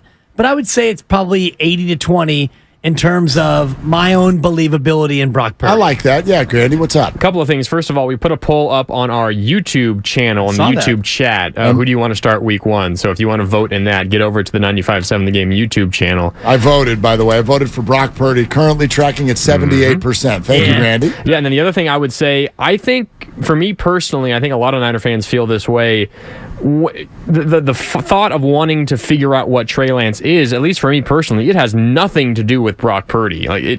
Brock Purdy could be great, he could be fantastic, but Trey Lance, it's just an unknown, and he clearly has some sort of potential. I just want to know at some point. I totally buy that, and I guess I'm glad you brought that up, because isn't the response, boy, we'd all love to see it if only there was a way. Yes. Because I deny the only way, which is, well, I just take the first 4 weeks of the season and see. No, it is way too valuable. It is not doable. If there were minor leagues in the NFL, sweet. Let's check it. If there was a way to do what baseball does, well, let's call them up. Sprinkle them in for 3 weeks. Let's get a look. Oh, it didn't work. There's no way to do that. I have the same thirst that you all have to see what Trey Lance can do. Right. If only there were a way to do that. There is a way to do it. Without potentially ruining the season, I'd be all in. Well, there is a way to do it, and it's the same way that we do it in our business. And I think about Mark Grandy and Evan Giddings as great examples, guys who have gone from relative anonymity to being voices on the station. You don't just say, hey, Mark, I like your style. Have a gig. You're now doing 10 to 2. No, you have them do a podcast. You have them do drop-ins as, technical directors. You have them do play-by-play for the Panthers. You have them do all these other things. And it's like, good at that. He's good at that. He's great at that. He can do that. He annoys dibs. Perfect. You're hired. And so there's a certain assessment period that happens before you give them that platform. I'd have moved the annoys dibs thing higher on the resume. I don't know how this much station that matters loves to me. it. Well, no, a lot. Trust me. I've been in meetings. You It's get a him big mad deal. and he has to look back at you. I like that. You like that? You piss him off, you win. We all win. It's the same thing with Trey Lance. You see him in practice, in the meeting rooms, in OTAs, in mandatory minicamp, in 7-on-7, 11-on-11, with pads, without pads. You see everything you see, and then you make your call. I hate saying this, too, because I don't want anybody to get hurt, but I also have learned enough in life to know that this crap that we're all talking about usually works itself out. They're really going to let Trey go without seeing what he can do? Probably not. He's probably going to get a shot somewhere along the line. This will work itself out, and then we'll know what we know. We will know more. September, October, November, there will be more information coming in. But as we go with what we know right now, and that's sort of where I sit and why I get confused by some of the opinions out there. If we go with what we know right now, this is all rather obvious. There's only what we do know. The rest of it, you're all guessing. Trey got a big arm. He got a good leg. Great. Here's what we know. Brock has achieved blank at the NFL level. And there's a word in there. And Trey has achieved Trey blank. has not. Well, he's achieved blank. Blank. But I can fill in Brock's blank with a word. He has achieved something. He's won in the playoff NFL. games. Yes. As predicted, Mark, and I said that if I put a poll on Twitter and the Grandy Man and Lucas took the initiative and did it on YouTube, right now it's 71% Brock Purdy, 29% Trey Lance. So I told you it'd run probably 70-30. Yep. And that's about where we are 5 minutes in. 30% of you are nut jobs. That's what I got to say. You watch your mouth. Nut jobs. The question is, who do you want to start week 1? It doesn't mean they're nut jobs if they want that. Okay, who do you want? Yeah, I read it as who do you think should? Yeah. That's a different question, isn't it? It's your own confirmation bias. Yeah, there you go. Although I think that's what people are answering. I don't think it's who are you a fan of. Well, if you're a but Niner, actually, even if you want it, I'm still going to call you a nut job. Don't you want the Niners to win the game? Are you saying they can't win with Trey Lance? I'm saying they're more. You're such a nut job. I'm saying they're a lot more likely to with Brock Purdy, aren't they? I'm saying this team could win with Brandon Allen at quarterback. Maybe. You could go 11-6 with Brandon Allen at quarterback. Maybe. Well, that's a pretty big statement. And you and I've already made this. I made this statement for years, yeah. And I said this about Jimmy Garoppolo. The quarterback of the Niners is not the most important player on the field, nor should he be in the way that Kyle Shanahan runs his offense. You and I firmly disagree on that. Yeah. Because, well, me and most people. Well, no, I don't agree even with that. I don't think you can take majority opinion on that. A quarterback is always the most. Most people agree with you. Yeah, the quarterback is always the most important player on a football field, and quite frankly, usually in an entire market. Number one, and number two, based on the history of Kyle Shanahan, wouldn't you suggest that somebody who's such a play calling guru and someone who's had such success with it at the NFL level, like who he's got as his extension out on the field, that being the right person, is huge. It's huge. And Jimmy, while often good at it, was also maddening. And in the end, short of the overall goal. So, like, that person is very, very important. Because would you say Brock Purdy's better than Jimmy Garoppolo at Jimmy's best? I don't when think Jimmy took you to the Super Bowl, Brock Purdy's already better than that? I don't think Jimmy ever had an 8-game run that looked like that. Statistically or otherwise. Yes. Jimmy also didn't have what Brock Purdy had in terms of weapons. This is the best collection of skill position players that the Niners have had in 30 years. Except for, remember, Jimmy did get this group also for a short period of time. They won all their games, but they didn't score nearly as many points as Brock did. He had McCaffrey. Yeah, a little bit. And Kittle. A little bit. And Debo and Brandon. You had the guys, yeah. I mean, I have to see for how long. There might have been that one game that he got hurt. I'll look back on where that, because Christian showed up in the Chiefs game and then started the next week. That was still Jimmy time. Before he went down. I'll look how many games it was until they got to Miami. You talk, I'll look. Okay, let's go. Actually, let's have Alex talk. Thank you. Alex on the Bay Bridge. What are you doing? Listen, guys, you're totally right. There's no reason two things can't be true at the same time. Brock Purdy showed us that he can be an elite quarterback last year, and Trey Lance is a victim of circumstances. He's been injured. There's been quarterbacks in front of him. He didn't play enough in college. Whatever it is, he hasn't had a fair shot. That being said, there's no reason to doubt that Brock Purdy's the guy week one if he's healthy. Also, clowns like Rob come on talking smack about Brock Purdy, not real Niner fans, because if you watched the season last year, you saw the truth. I mean, that's the thing. This is what's weird to me. Alex, thank you. This is what I have trouble understanding.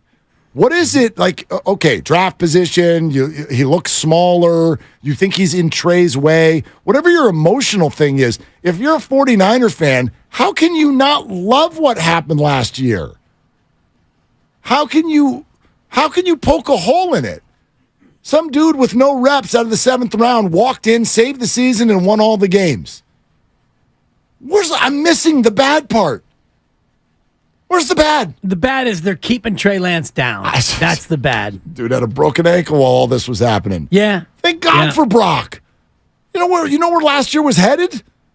I mean, Phillip Rivers and Ben Roethlisberger are calling the Niners because they're like, sorry about your season being over. Yep.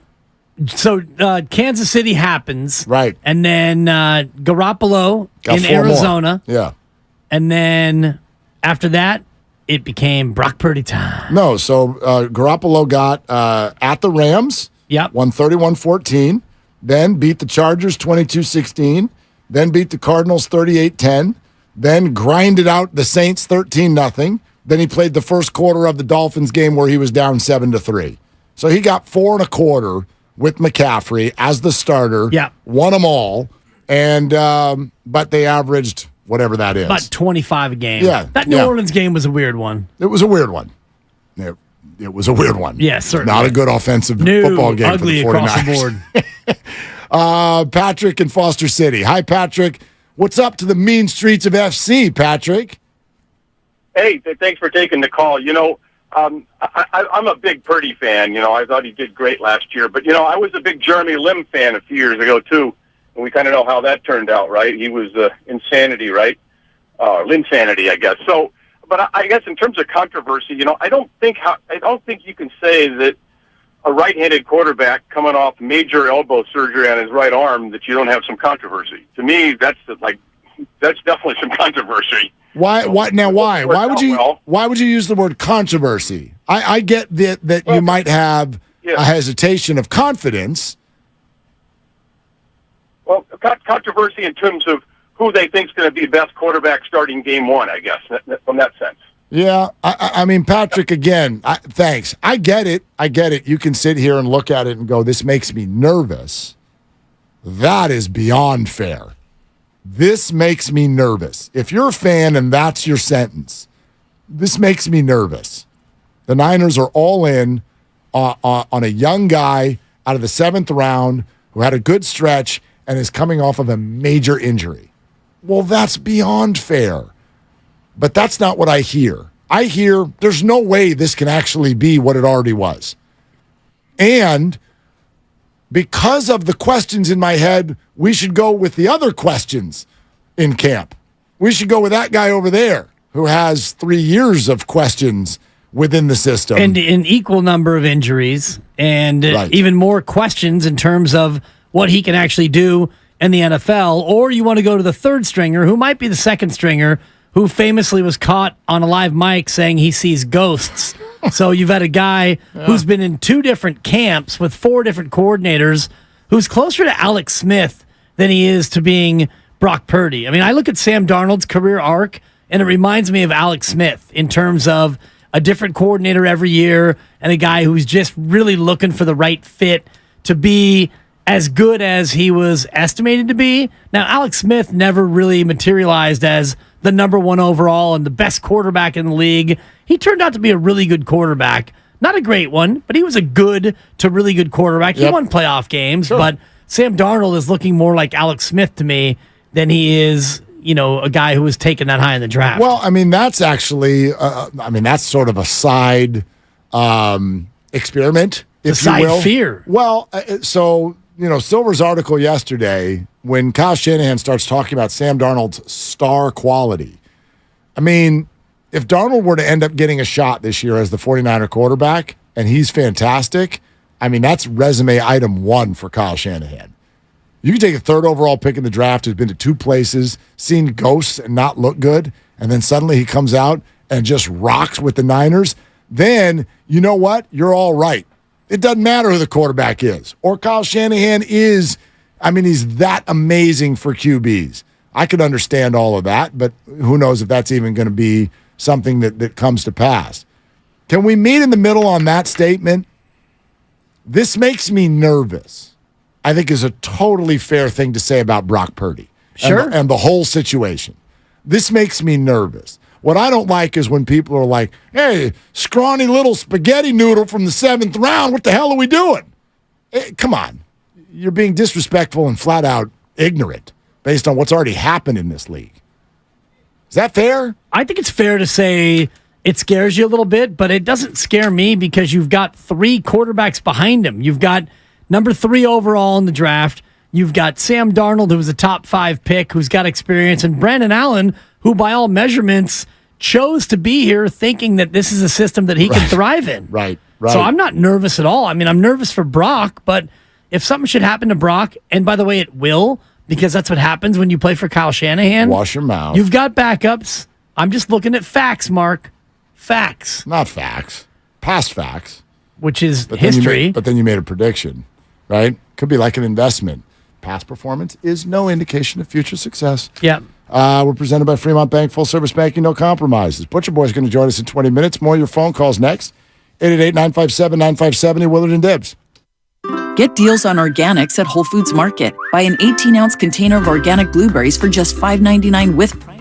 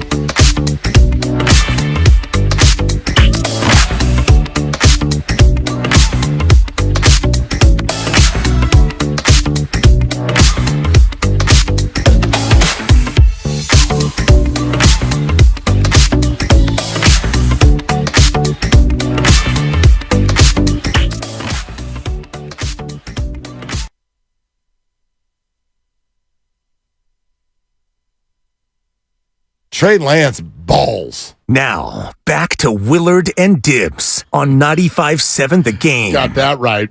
You got that right. By the way, the YouTube poll is now on Twitter as well. All you got to go to is go to 95.7 The Game's Twitter feed, and it says, Faithful, hey, Faithful, who do you want to start at QB week 1? Brock Purdy, Trey Lance. Here, I'll put in my vote for Brock. And bouncing me out. You voted Trey? Of course. You got to spice up the poll. It's my poll anyway that Lucas stole. Yeah, but it's not in the name of the station. If you're going to vote for something that you don't actually believe, then we've got to change your name to Steiny. So I don't want to do that. Mavs in 5. Yeah. So vote what you actually think. Vote your conscience, Dibs. First of all, you don't get to decide how I cast my votes. No, I don't. But I want to vote, I can ask for your authentic you, though, can't I? You can, but you're not going to get it, especially when it comes to what's better for the show. What's better for the show is, looky Lou, we got a 65% Brock and a 35% Trey. Yeah. It's better for the show if it's a closer race. Proving that Twitter is a negative place. Brock is only tracking at 65% on Twitter. Yeah. He's tracking at 72 on YouTube. I always knew YouTube was a nicer place than Twitter. Yeah, I've thought the same thing. X. Whatever the hell it's called now. X. We got an X poll. It sounds a little bit too racy. Who are you? Yeah. You know what I mean? All right. Thank you, Jay Passer on YouTube. No one decides my vote. I'm with you, Jay. Thank you. Real quick, we got a couple comments, people weighing in that didn't want to vote for either Brock Purdy or Trey Lance on the Twitter poll. You want to hear what that says? Sure do. From living rent-free in your head, whoever is the best fit for the team. That's number one. It's cute. That's not an answer that someone who names themselves living rent-free in your head should say. But anyway, go fire ahead. take right there. Yeah. The other one from Manuel Portela says, the one that wins the game. Yeah. I mean, maybe they're both. What if they might both win the game? Maybe. Sounds to me, Dibs, like you think. You think Rex Grossman could go win the game? No, it's not what I said, and I'd appreciate it. Sounds to me like. No, what it sounds to me like is exactly what I said, which is Brandon Allen could win. Brandon Allen could take this team to 11-6. Less accomplished than Rex Grossman. He's been to a Super Bowl. Right, but not currently. Rex is not on the roster, Yep. and I do believe that the Shanahan laminated play sheet and the left tackle and the running back and the tight end and both wide receivers are more important than whomever the quarterback is on this team. Charles on YouTube, who I've been having a fun back and forth with, says, I'm still holding out hope that Jimmy Garoppolo will start week 1 for the San Francisco 49ers. There's a chance. He's cleared with the Raiders. Cleared to play. Cleared to play. All right. Bay Area Panthers this weekend. Western Conference Finals. Indoor Football League. Saturday. We'll go to the phones here in a second, but first, it's Mark Grandy with the details of this massive showdown. Huge game, Saturday, 6:05, Bay Area Panthers against the Northern Arizona Wranglers. Winner heads to the IFL National Championship game. This is the second season of existence for Bay Area, so quite a turnaround. They won just one game last year. Now they're a win away from a championship game appearance. Damn. Saturday, 6:05. If you can't make it out, tickets are available, by the way, at the SAP Center via BayAreaPanthers.com. But the game will also be here live on 95.7 The Game. How does it work in this league? The championship game neutral site? Or yes, it'll be in Henderson, Nevada, just outside of Vegas. Damn, come on. So good. Road trip? No doubt. Let's go. No doubt. I was fortunate enough back in the days of the Arena Football League. We had back-to-back Arena Bowl appearances, and they had that event in New Orleans. So your boy, they know what they're doing. And actually, the Arena, the AFL Championship was the first event back in New Orleans post-Katrina. So we were the first and a major event. It was not obviously that major, but it was. And I'll never forget. Short. I was down there right on the banks of, I guess it's the Mississippi River, and they had an outdoor concert. Styx was playing, and I'm enjoying. Dude, headliner Styx. This is so Arena Football. Oh my gosh! I looked to my right, and I mean there were rats. I had never seen rats like this. There's a rat the size of our producer Lucas. Right. And this rat, you're gonna have to turn the volume up on that rat. Did you put him on the table? No, God, no. He put me on the table. I looked at the rat, And the rat looked at me, and the rat's expression was basically, what? What? You want to look at me again? You want to look at me again? And I was like, sorry, Mr. Rat. You got a problem? Dude, seriously. What are you looking at? Normally you look at a rodent of, anywhere. It's like, oh my God, I got to scurry away. Right. It's like that's a person. This rat's like, you better start scurrying, dog. I'm finna take your wallet and your keys. Get out of my Kool-Aid. Yeah. I love it. But Henderson, Nevada, we're in. Road trip. We know how to party, and so does Henderson, Nevada. All right, let's go to Quincy in Corte Madera. Hey, Quincy, you're on with Willard and Dibs. What are you doing? Hey, fellas, how you doing? I just wanted to bring up a couple different things. First off, Willard, I know that you said name a few quarterbacks. I couldn't give 5 necessarily, but I did come up with a little bit of a list of guys who kind of one-hit wonders, okay? Okay. We have Scott Mitchell. We have Derek Anderson. We have Mark Ripien. We have Nick Foles. And we have Matt Castle. Now, of those guys, I would sit there and say Nick Foles was probably the only one that you could sit there and say was very similar to what or had a similar run to that of our guy, Brock. Now, I'm not a Brock nor a Trey guy. It's nothing like that. I'm a San Francisco 49er guy. But you have to be realistic. Jimmy had a great end to 2017, and he was never that same guy after that. And so I think that's what gives some people this uneasiness about Brock. And so, in this idea of no quarterback controversy, I would be careful with, just because I would say this. Now, today is practice, for sure. But the reality is this. What happens if Brock has another 4 or 5 days just like this, and Sam or Trey are playing really well? Because you never think about what Debo said yesterday. I know you all were like, well, he was just saying nice things about Trey, but the question he was asked was specifically about how excited are you to have Brock back. And he said, I'm happy to have him back because now will be a great quarterback competition. Yeah, he didn't quite. I know that's been passed along in a way that I feel is not 100% accurate. I thought there were questions about which quote unquote quarterback competition he's talking about. Is it Brock? Is he talking about Trey versus Sam? Quincy, I think you bring up some really good points. You use the word uneasiness. I think that's totally fair.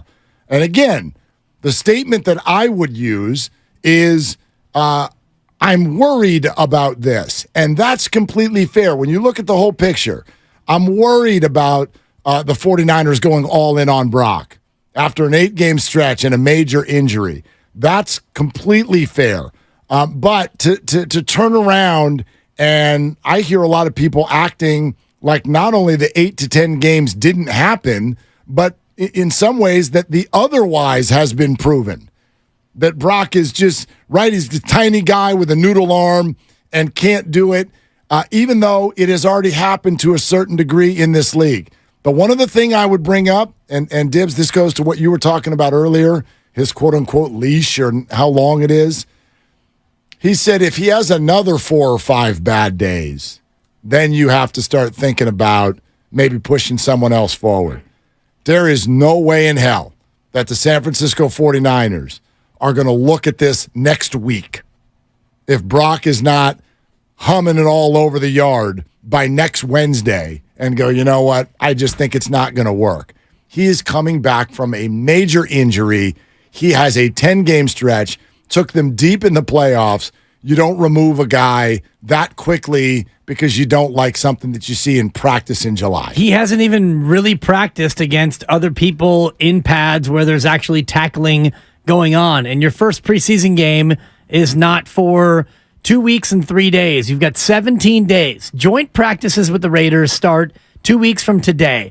So if we get to joint practices and Brock still hasn't looked good, they're still not going to pull the plug on Brock Purdy. They're going to give Brock Purdy regular season football games to go out there and show that he is up to the test. Now, if his elbow shows fatigue or if he has a setback or something happens, like we saw Joe Burrow today with a calf strain or whatever happened to his calf, and now he's going to be out for a few weeks. We don't know the exact timetable.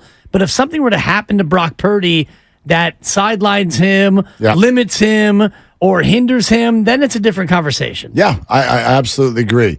Coming up next, Butcher Boy is going to join us. He was out at practice today and might have some things to say that will raise your eyebrows for a bit. Also, there's something else. We talked about it briefly yesterday, something that Kyle Shanahan said within the last 48 hours that we need to bring back up again because it is very important in this conversation. So that is all still ahead.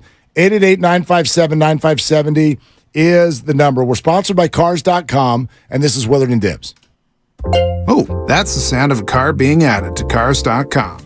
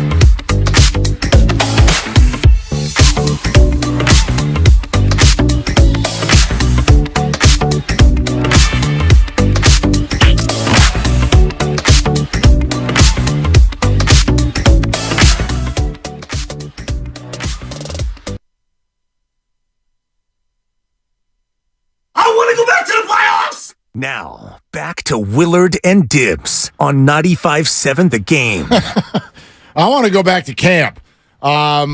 Yesterday, we got to get out there. A little jealous of the rest of the team. Big time all jealous. Be down there again today. But we're just going to take advantage of that. And so among our team spending time down at camp over the last couple of days is, of course, Butcher Boy Joe Shasky from the morning.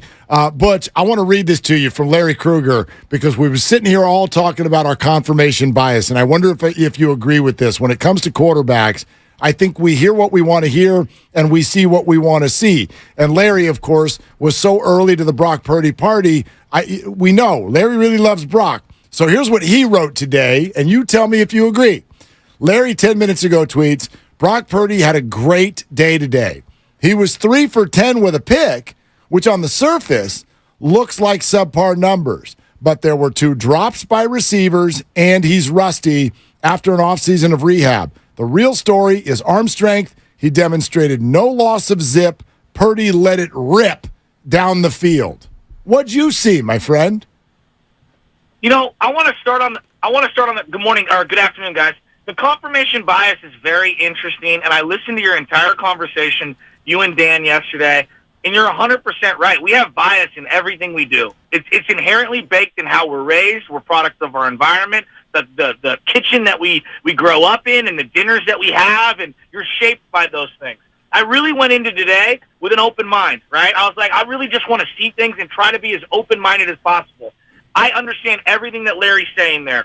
Here's my takeaway. Brock did not look, sharp at all. Rust, absolutely. This guy's first practice in I don't know how many months. There's a lot going on. That was my number one takeaway. Forget Brock and Darnold and Trey and Brandon Allen.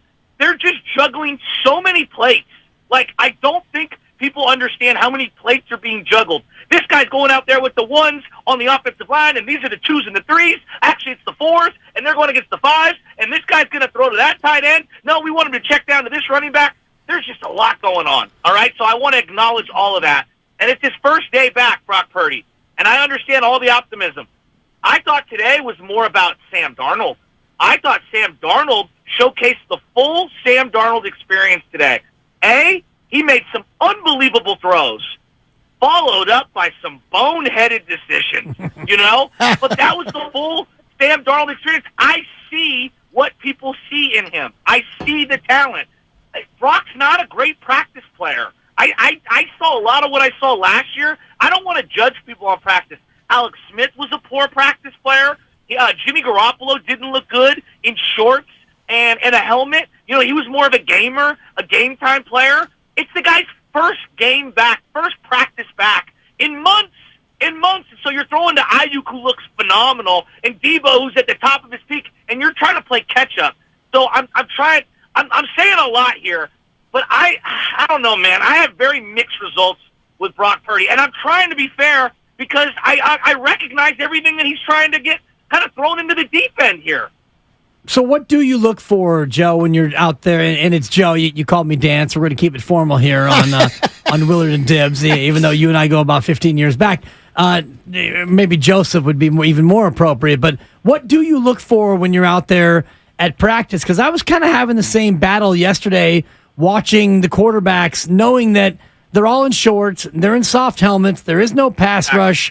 Like, the defense is closing on the ball, but it's not really tackle football. It's not even really flag football. So when you're looking at these quarterbacks, what are the things you are looking at? Are you consistent?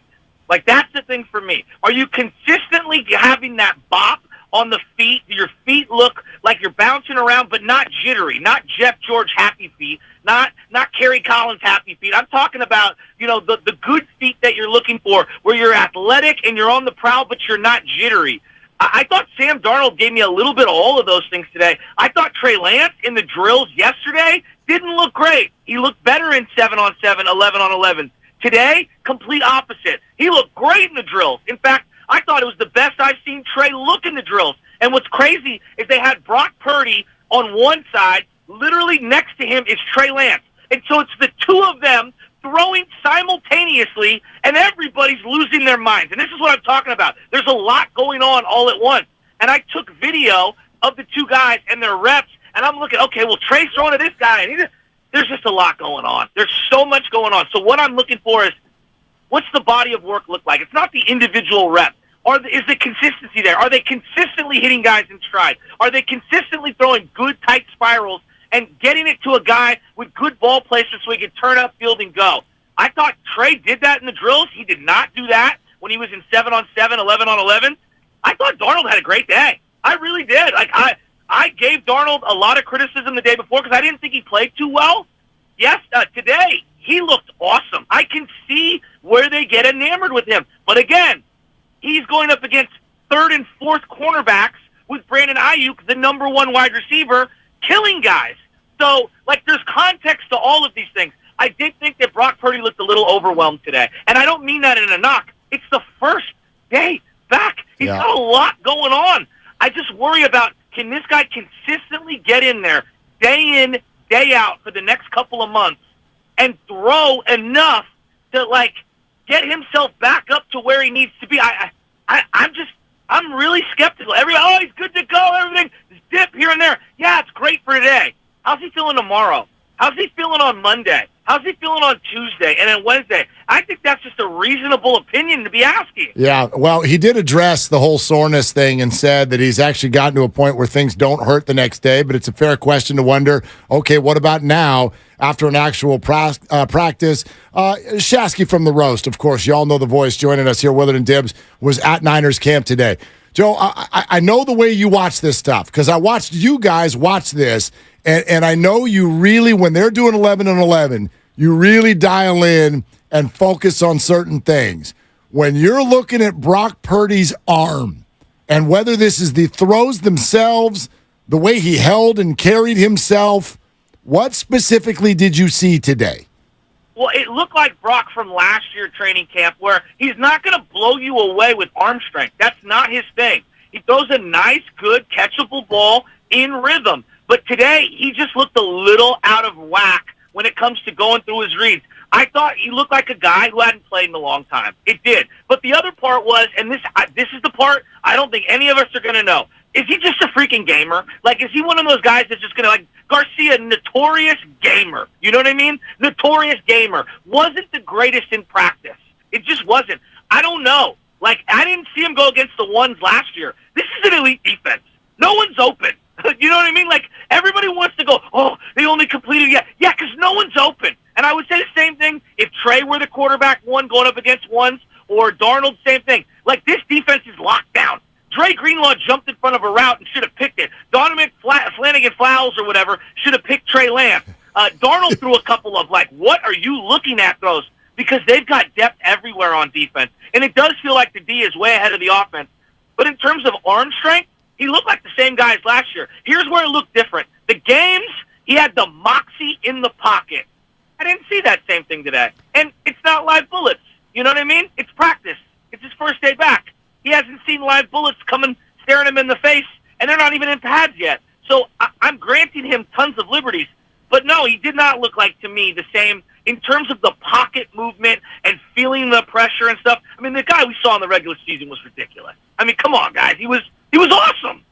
Yeah, he was incredible. And when it actually mattered in November, December, and even into January. So with that as the backdrop, how much stock do you put into things like the fact that he was 3 for 10 with a pick today in shorts and soft helmets, practice stats, and in general, practice reps? How much do you put into this, not only for Brock Purdy, but for all the quarterbacks as we ease our way toward August? Well, so that's a great example. So, on one play he completed, it was a nice throw to Brandon Ayuk. I think he gets sacked once or twice at minimum on that play, right? He gets stuffed in the pocket. He tries to roll out, kind of gets, back-ended by his own tackle, probably getting sacked on that play, and that's a completion. But I thought he did enough to buy time, and there wasn't a lot of places to go. Is the decision-making good, Dibbs? That's what I'm looking at. Are you throwing to the right guy? And a couple of the completions, it felt like, hey, I just want to complete something here to kind of just feel good. Let me just dump this off real quick to Kittle, and let's feel good. I like seeing that because that's a guy that's self-aware. That's like, hey, I haven't seen the ball go right into somebody's hands. The ball's hitting the floor, and it's a dead play. Let's keep it moving here. It's like, when you're in the gym by yourself and you just want to hit one before you leave the gym. I kind of like that from Brock Purdy, but I can see somebody else doing that same thing, like, oh, look at him taking the check down right away, not looking downfield. So, again, it's such a mixed bag, man. Like, I kind of like taking the completion and walking away. Instead of being 0 for 13, you're 2 or 3 for 13, and I don't even give a damn. I thought that the defense was way ahead, and he just looked a little skittish today. Let's see what he looks like tomorrow. Darnold looked skittish yesterday. Today he looked a lot better. I don't think this thing's linear. Joe, we're all trying to find conversations where emotion gets taken out of it. For you, what does this look like in a perfect world for the 49ers? What does this look like when they break camp? And I don't mean like who wins this job, like which of these quarterbacks are on the roster, and what does it look like in a perfect world? Well, can I tell you what it doesn't look like? Yeah. I don't think it looks like today. Because to me today, I don't know what they were trying to accomplish. There was a lot going on. Look, Brock's on a pitch count. You don't want to overdo him. But I want to see Darnold. But I also want to see Brandon Allen. And, Trey yesterday got kind of like the number ones. Today he got the fours, right? So I just feel like they're juggling too many things right now. I'm being real with you. I'm very worried that they're trying to do too many things here. And maybe I'm overthinking this. But it feels like when you try to accomplish 7 things, you don't really hit a home run on anything. You kind of strike out on 6 of them. And I'm like, maybe we should simplify this. I really am. It might be the best thing in the world to just, let's maybe move Brandon Allen out of the way. Like, I think they're trying to do a little too much right now. And I worry that they're trying to serve all of these different, blueprints that make a lot of sense on paper, that don't make a lot of sense for the team. Because I can already picture it now. Hey, I'm Ayuk. Darnold's getting me the rock. I'm Debo. Hey, I've got synergy with Darnold. What's going on with Brock's got to get up to speed, or why are we wasting our time with Brandon Allen, or whatever? And I'm just using these as examples. Right. Nothing set in stone. I can just see there's a lot of guys that want to get touches, and they want to win now. There's a big sense of urgency on this team, and I'm a little worried that all of this quarterback stuff, it might not be the greatest. I thought it was. It might be a little too complicated. I get what you're saying, but then I think about last year at this time in camp, and Brock Purdy ostensibly was the number 4. He was fighting. I'm fighting for my life, Guru voice, against, Sudfeld to be the 3. Jimmy was on the kiddie field on the side. We didn't know how that was going to play itself out. So can't you see some value in the slow playing and the elongating of this process, knowing that, it might be Brandon and not Sam, and it might be Brandon and not Trey, and Brock could still get a setback. We don't really know how this 4-man battle is going to play out. Dan, we're wasting our time with Brandon Allen. I feel like we're wasting oxygen, and they're wasting reps with him. It's clear to me, like, Brock is QB1 in terms of their eyes and what he did last year. So just put that to the side. This is about Trey Lance and Sam Darnold. We're wasting our time. Brandon Allen was probably an insurance policy to see what happens with Brock Purdy. He's not good enough. He doesn't pass the eye test. It doesn't make sense. He's a 30-year-old journeyman. We kind of know what he is. Like, to me, take him off the table. This is about Darnold and Trey Lance for that number 2 spot and getting some sort of clarity on that. And that's, to me, what needs to be accomplished here. Darnold tomorrow cannot go 27 minutes like Trey Lance did in between passes.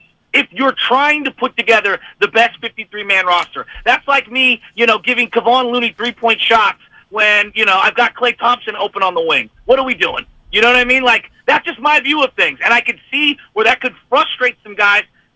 Every guy there. It's Super Bowl time. It's go time. They're not in this like, hey, let's see what this guy's got. And we got to get this guy some looks because somebody might want him. I don't know, man. There's a lot going on here. There really is. Yeah. And the other thing is this. I got to give credit to Darnold, Trey, and Brock. I was watching how they were reacting with each other.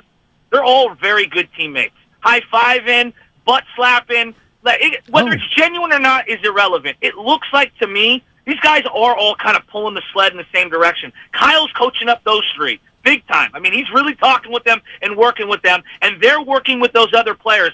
I like where they're at. I don't think there's turmoil in terms of the players and things like that. I'm just saying there's a lot going on in terms of these reps, and these are valuable opportunities for these guys to gain credibility with their teammates. Butch, want that same energy tomorrow morning. Don't you get senioritis and start getting into vacation mode. This is a big time of year, and you better be ready tomorrow morning. Hey, one last thing. Yeah? And I'm not trying to be a hater. I'm asking sincerely. I want someone to take a good look. I was watching Brock the entire time, okay? He could not stretch his arm out completely straight on any of the play actions, and he had it bent almost the entire time, even when he was had helmet off and everything. I am hyper-focused on the arm and the elbow. I am overly cautious. I'm probably the only person that worries about these things. I'm very skeptical. And I know I sound like a hater. This is a devastating injury to your moneymaker. And yes, the velocity looked good. To me, that is the number one thing to monitor in and out, day in, day out, as these weeks progress. How does Brock's arm look? How does he feel? How does that affect his psyche? I'm super, that needs to be focused on, because he's QB1. He's QB1. No doubt. This is a huge injury. Huge, but luckily he didn't have to have the Tommy John, so the internal brace does make the return to play a little bit quicker than the Tommy John. Yeah, no doubt. And the other thing I was thinking about today, last thing, guys, is Trey Lance coming back from the ankle injury. I didn't even think about it once. You know? It's kind of crazy because he had a pretty big injury too, and I didn't even think about it once. And all I was focused was on Brock. He's not the only guy, Brock being the guy coming back from injury. It's just, that's that moneymaker. And I But Trey's been 10 I know months, I'm not though, a doctor. I don't pretend to be. It's just, it's something to me I'd be monitoring. Yeah, no, there's no doubt about it. If it like your conversation this morning, I did text Doc Pandia, and he said something that I thought calmed all of it. He's like, this does not feel rushed at all, because if he weren't practicing, he would just be doing that exact same throwing on the side right now. As long as he's not taking contact, this makes sense to him. Well, he threw 2 deep balls, and they were a little high and a little long, but there were 2 deep balls, and I looked at him after that ball dropped. Hey, is he going to grab the arms? No, he didn't do any of those things. But it's not about just today. It's about next week, and then the week after that, and the week after that. I mean, remember the Trey Lance arm fatigue thing? I scoffed at it. You know what? I was wrong. So I think this is something to monitor. That's all I'm saying. This could be the franchise guy for a decade. I want him to be healthy. Well, you don't have to worry about anyone monitoring Brock's arm. I think we are all going to be unbelievably hyper-focused. So thanks, brother. Appreciate you, man. Hey, boys, have a good one. Oh, and one last thing. Yeah. Drake Jackson. Buy Drake Jackson stock now. Kinlaw, too, is what everyone's buzzing about, right? Kinlaw looks like a time. Yeah, well, that's true, too. Hey, all right. Also, Mark, I don't want to say anything negative to him for fear of retribution. Well, yeah. Kinlaw, I've always been a fan. You be careful. There you go. Better be careful. You better be careful. All right, Chasky. Bye, See you, bud. boys. All right, See you, bye-bye. Joe. Okay. I love that, man. How many times did he say one more thing? Was it 5? Was it 6? Yeah, exactly. I love Number it. 5. I love people whose energy never gets turned off. Ever. Does he ever have a headache? And he's just like, I just don't want to talk right now. No, and I was just joking to somebody on YouTube. He's either at practice or on his way to practice or coming from a practice. You know, yesterday he left camp, and I said, oh, yeah, good for you. You get to stay down here and just kind of relax. He's like, no, I got 2 softball practices up in San Francisco. So he drove up to the city and then back down to Santa Clara and back and forth. He's got tiger blood. He's one of them dudes. Hey, it's Tiger. Yeah, exactly. Now, he brought up a very interesting conversation. Very interesting conversation, I think. All right. We started to do this yesterday, and what he just said pushes me even further in this direction. 888-957-9570. Okay, what do you think? He wants Brandon Allen off the team because there's, quote, too much going on. Yeah, too many reps to share. Giving reps to Brandon Allen, and Sam Darnold is waiting 27 minutes between throws. Okay. Why? Why do you think 27 minutes is a long time. Why do you think Kyle is doing that. And if you think I'm asking that question because I have the answer, I don't. I have a thought or two, a maybe. Why would Kyle Shanahan, who 2 days in a row has taken time, not just out of practice, but out of his media availability, to talk about how much he loves Brandon Allen? Why would he be doing that? Because he's not sure, or he's protecting the fact that he already does know about Trey Lance. So if you don't know for sure about Trey Lance, if you're not totally sold on whether or not he could be QB2 or QB3, then you have another guy around to be an insurance policy, and that's Brandon Allen. Or you know that Trey Lance is not the guy, and that you know that you're going to eventually, I don't know, you're waiting for a Joe Burrow Achilles tear or a major calf strain to have somewhere to trade Trey Lance, and so you're going to need Brandon Allen around. That to me, that's the only two scenarios. Okay, what if I spun that a little bit? I don't think the 49ers would still have Trey Lance in camp if they didn't think he was capable of being QB3. QB3? Good God, how wrong can you be about a guy? You could be QB3. Okay. But if he's QB3, so let's go then there. He's got to go. All right. There's no sense in having him be QB3. That makes no sense to me. I think I'm with you. Because then his value is absolutely negligible. I go a little back and forth on this. I know what a 49er fan is going to think. Keep your three best guys because we need them. If you can find 7 more, bring them all in because we've got to insulate ourselves against quarterback injury. I will continue to state, I don't think you can do that. I know you want to do that, but this isn't fantasy football. You can't do that. You can't keep number 3 overall picks and bury them as inactives or practice squad guys. You can't insulate yourself against 2 to 3 quarterback injuries. I know it happened last year. If the 49ers want to have a good year, they're going to have to, not have major quarterback injuries. That's how it usually works in the NFL. So why would they be so intent on keeping Brandon Allen and saying out loud that we love the way he played and that he has, quote, earned reps, and when Brock Purdy plays in practice, that Brandon will still get reps? Why would they do that? I don't know the answer, but I got my guess. And that is that option 1 right now still includes trading Trey Lance, like to the point where that's the goal. That's the goal. I think that in terms of the long-term play, you're absolutely right as far as the goal goes, because I mentioned this many, many times, and I'll continue to say it until it becomes true, much like my Draymond Green, Jordan Poole statement that became true. You're not going to give both Trey Lance and Brock Purdy a second contract. You're just not, because whoever the starter is on any NFL team, like look at Daniel Jones and his contract. The dude is making $40+ million a year, and you would hope Brock Purdy and Trey Lance are both better than that. So as you get closer to decision day for Brock or Trey, one of them's got to go. We're going to ask that question to David Lombardi in a half hour for sure. But we can throw it out to you as well. 888-957-9570. Why would the 49ers be so intent on giving Brandon Allen time in the midst of all this other stuff going on, as Shasky accurately points out? We're presented by Fremont Bank, full-service banking, no compromises. Your call's next, Willard and Dibbs. The best time to get a great deal on a Jeep SUV is now during the Summer of Jeep event. Now while qualified lessees get a low-mileage lease on the 2023 Jeep Wrangler Sport 4xe for $399.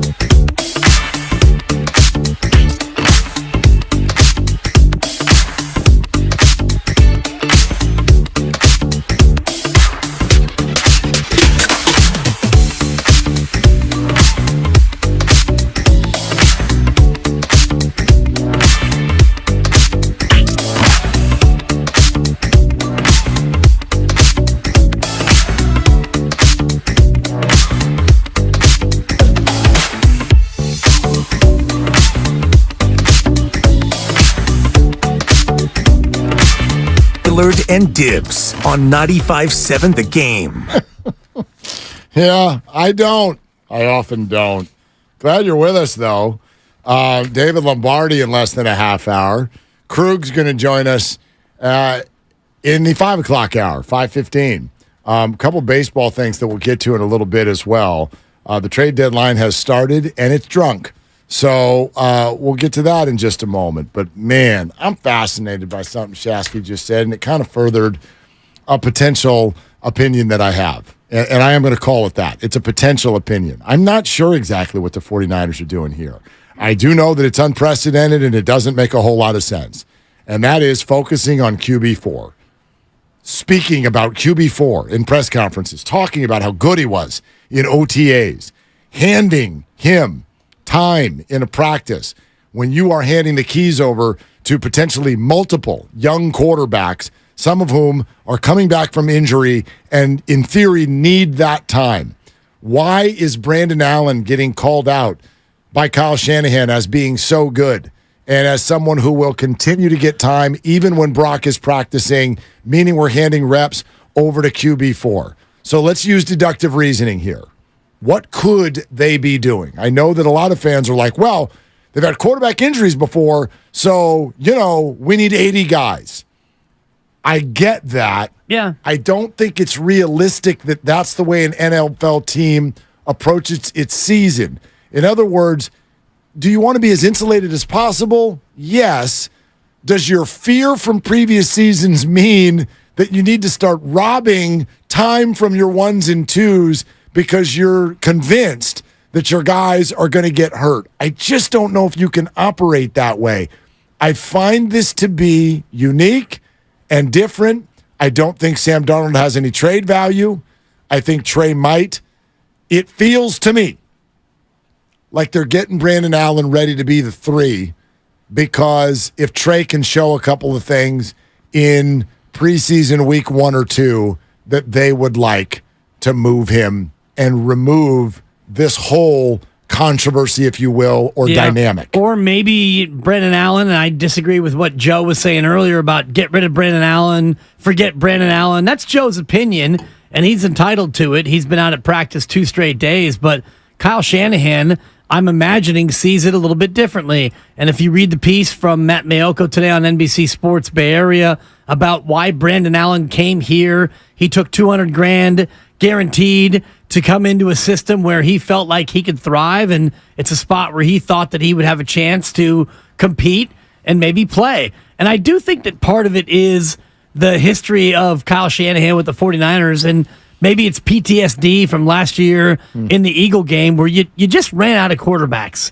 and you can't get into a spot again where you flat run out of quarterbacks. Now, is Brandon Allen going to be on your practice squad if push comes to shove? I don't think so. Someone else will grab him. He's started 9 games in the NFL. He's 30, 31 years old. He's been around long enough to where he's going to get grabbed. Now, the fear about Brock Purdy last year was that he would have been grabbed if you tried to put him on the practice squad, which is ultimately why, in part, they chose him over Nate Sudfeld, was they were afraid of losing Brock Purdy.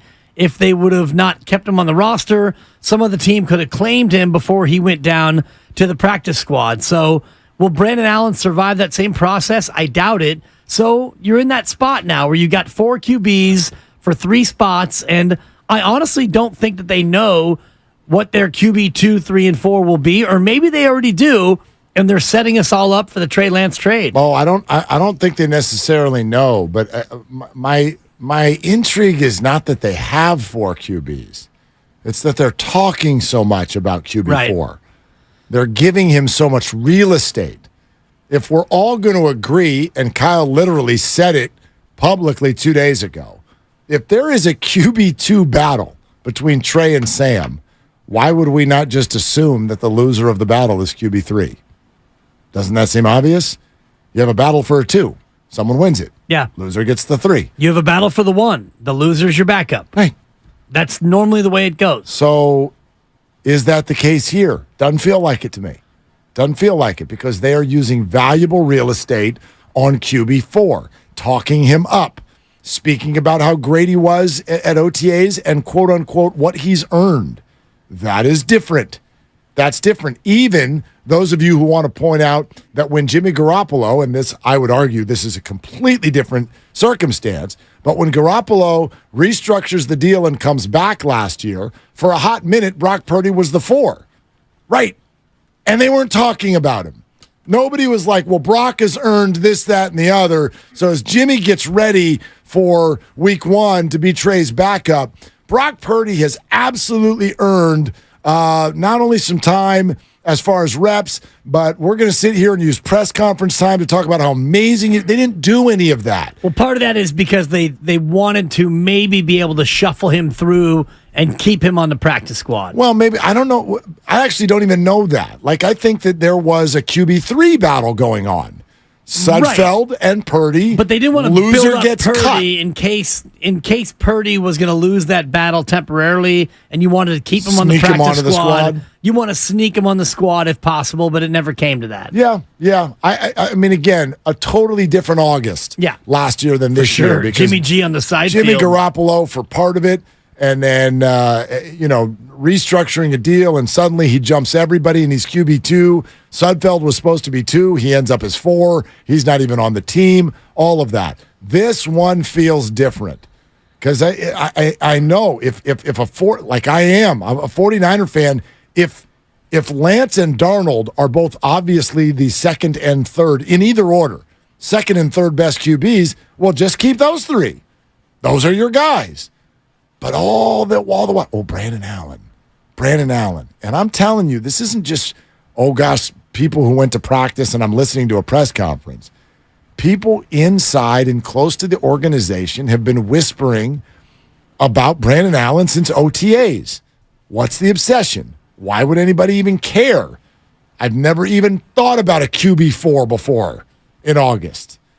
There's got to be a reason.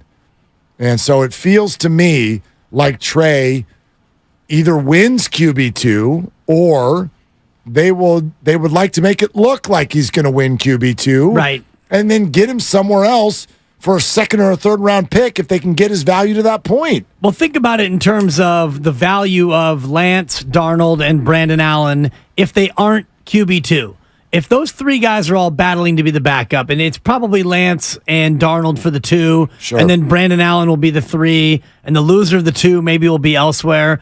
Trey Lance has the most value of those 3 quarterbacks in terms of what you could get if you realized that they weren't going to fit in your system. Trey Lance would be the guy you would trade. You can get the most back. His salary is low enough, and he's got enough upside. He's young enough to where you could get more back for Trey Lance than you could for Brandon Allen or Sam Darnold. Yeah, of course. I agree with that. I don't think Sam has much trade value. Brandon Allen is too deep on the roster to have a whole lot of trade value. I just think there's some facts here that people like to ignore.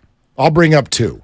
1, there's an article in the San Francisco Chronicle penned by our friend Mike Silver where Kyle Shanahan 24 hours ago said Sam Darnold has star quality, potential star in this league. He's been with the wrong system and the wrong teammates. That's fact 1. Here's fact 2. The 49ers took trade calls on Trey Lance 2 months ago. Those are facts. You can do whatever you want with them.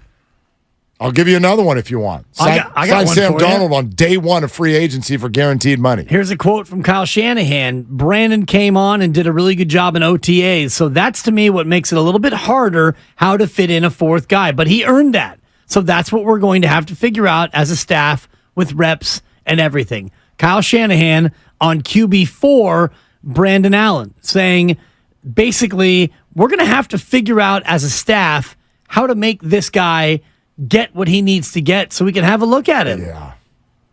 I mean, why would you even care about QB4? Do you know what I mean? Like, sure, you have him in there, but like an NFL team essentially putting stock in what's going on at QB4. Again, I know maybe they don't look at it this way, although maybe they do. I've had this conversation with an unnamed NFL executive before, but when a QB goes down, there are some execs who are like, let's go get a draft pick. We're not going to win the Super Bowl this year. We had a bad break. Let's get a draft pick. Jimmy Garoppolo got hurt. Nick Bosa's on the team because of it. So it makes sense. So this idea that, we need to still be awesome by the time we get to QB4 and suffer 3 major injuries at the QB position, I just don't think that's a thought in NFL locker rooms. Not normally. But when you have this team with this coach and this laminated play sheet, and this is why I've said to you ever since we started the show about 2 years ago that I don't think that the quarterback is or has to be the most important player on this offense. And it's because of Kyle Shanahan, and it's because of the way they go about running their offense. A lot of 21 personnel, 2 running backs, 1 tight end, and one of your running backs is the best fullback in football who's great at blocking, and your running back now is maybe the best running back in football. Your tight end is a top 3 guy. You have a Hall of Fame left tackle and 2 unbelievable wide receivers. So if you take all of that in totality and you go Brock, Trey, Sam, or Brandon, I could see them winning. Maybe you won't win the Super Bowl with all 4. Maybe you won't win the Super Bowl with any of the 4. But I look at any of the 4 and I could say, yeah, with that other talent around them, those quarterbacks should be good enough. And I said this to you last year when Brock Purdy got the job, and we were talking about what do you expect now? And I didn't say, they should go undefeated. Right. But I did say, I don't think that they should miss a beat because of everything else that is around Brock Purdy. Well, and we also, we were cheating a little bit, though, in that, let's say that we found out after the game. Oh, God, Jimmy finishes the game against Miami. Yeah. And then you find out Monday morning, oh, my gosh, Jimmy tore something in his leg, and he's out for the next 7 weeks. If it had gone that way, what would you have thought? Everybody would have been like, that's it. The season's over. Yeah, the only reason, no, we started that way because we got to see 3.5 quarters of Brock.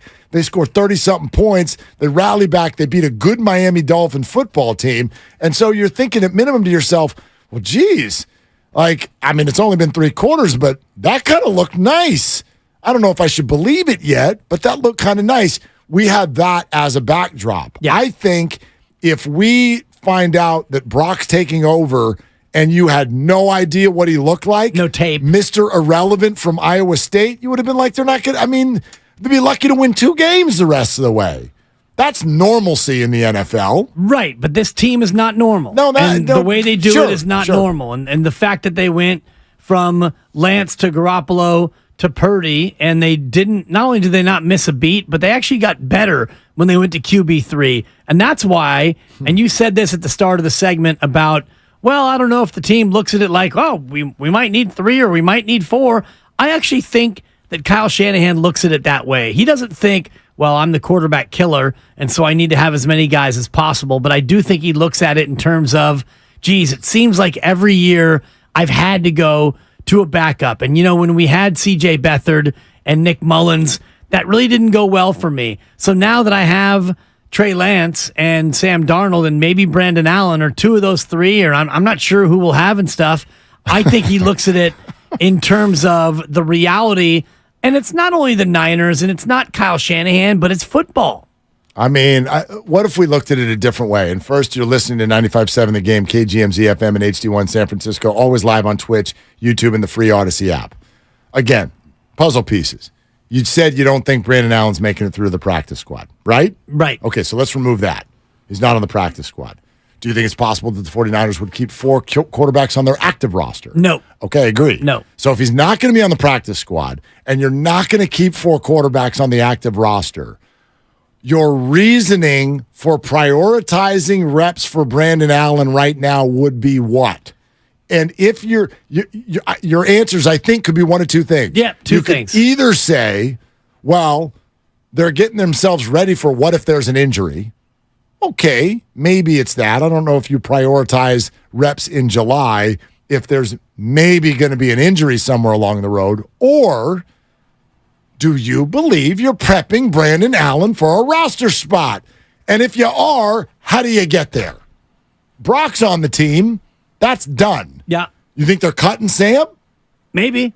You think? They cut Nate last year. That's different. Nate's not Sam. Nate had $2 million guaranteed, though. He did, but he did not ever get a comment from Kyle. I think he can be a star in this league.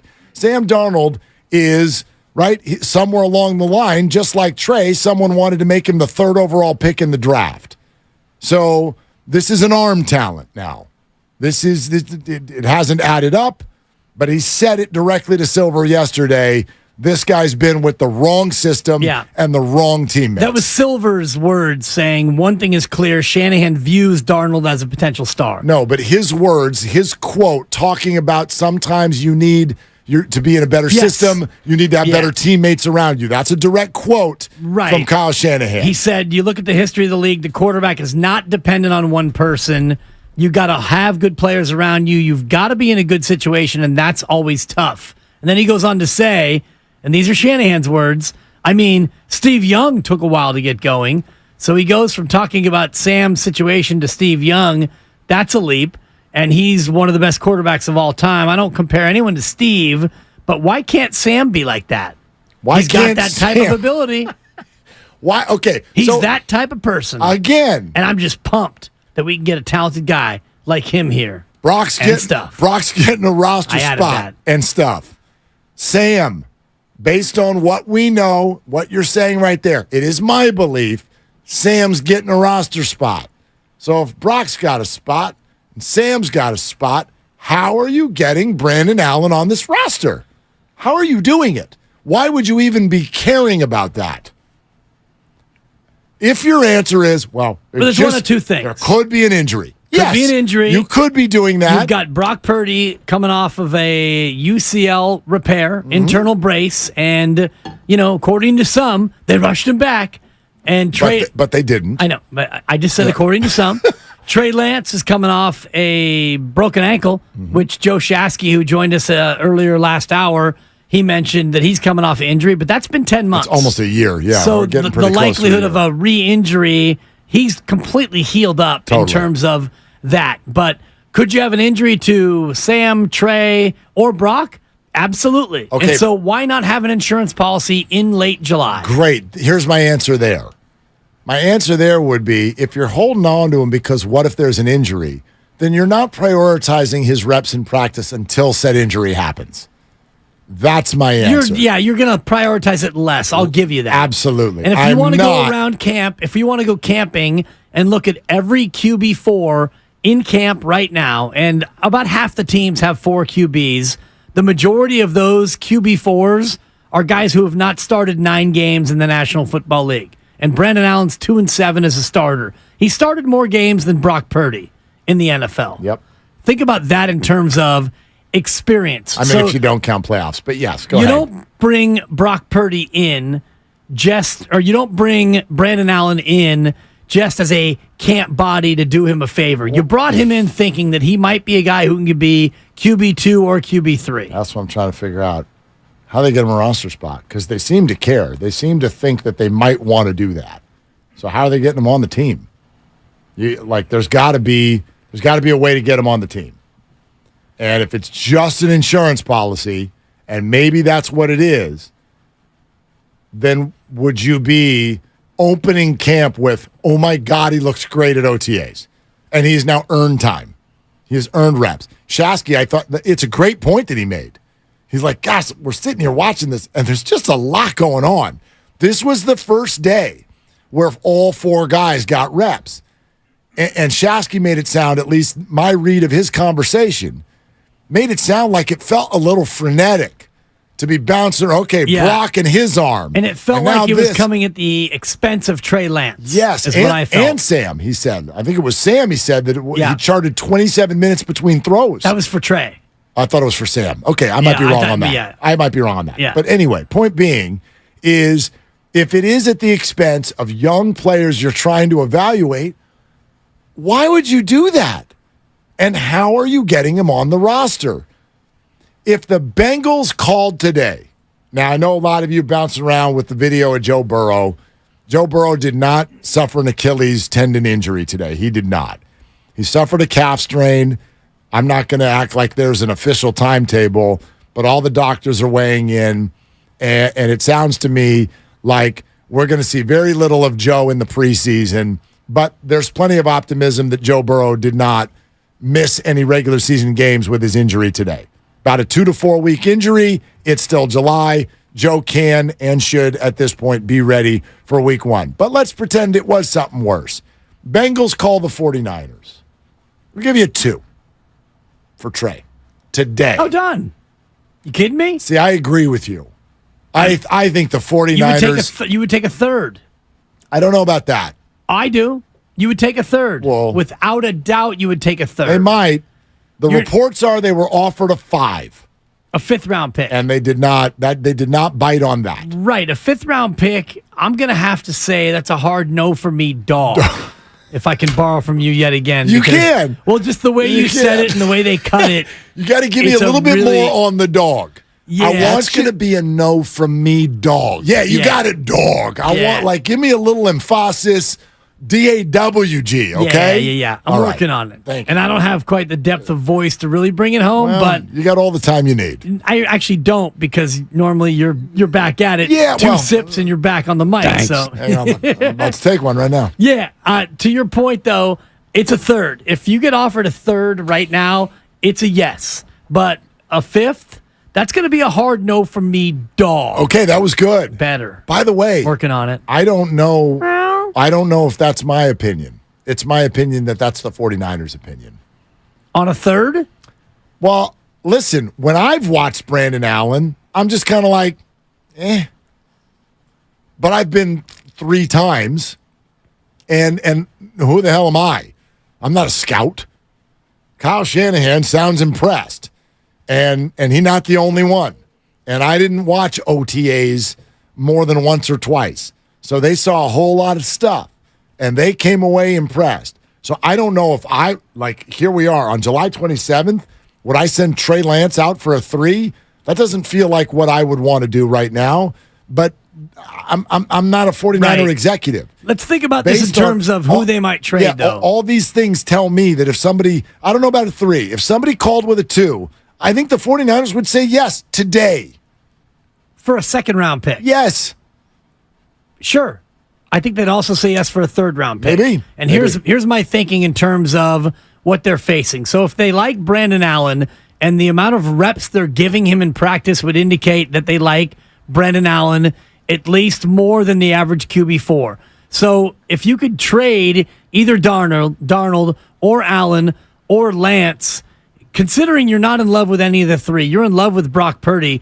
If you trade Sam Darnold for a 3rd-round pick, that doesn't solve your long-term issue, which is you still have 2 quarterbacks that you can't keep both of them for the long term. So that just kicks the Trey Lance problem down the road. Based on what Kyle has said about Sam Darnold, I don't think there's any way in hell he's not on the team this year. He's too excited to have him. But if they offered you a 2nd-round pick for Sam Darnold, you're taking it. Yes, but they would. Well, I don't even know, but they won't. You're not getting that offer for Sam Darnold. If Joe Burrow tears his Achilles, then... You're not getting a 2nd-round pick for Sam Darnold. Are you getting one for Trey Lance? Maybe. If he shows out in a preseason game, maybe. If I'm looking for a stopgap, I'm calling the Niners about Sam Darnold, who's under contract for 1 year. So what if it's a team that's not looking for a stopgap? What if it's the Washington Commanders and Trey goes and lights up week 1 of the preseason? I don't know. They got Thurston Howell there already. Sam Darnold, I think, is going to be on the team. We're sponsored by AC Transit. Okay, so this is one of the questions we will definitely ask David Lombardi of The Athletic, who is embedded with this team. We will ask him coming up next, how exactly is it that Brandon Allen is potentially going to get on this roster? That and so much more on the first day of Brock Purdy in camp right here on 95.7 The Game. Get in where you fit in. AC Transit wants you to drive the East Bay. Take the wheel of your career and level up. No driving experience required. Paid training is provided. New bus operators are eligible for a $2,000 bonus. Secure the bag. Apply today at AC Transit. Hi, this is Brian Bakhtiari, Executive Manager of Stevens Creek Subaru. It looks like it's going to be a nice warm summer, and that means...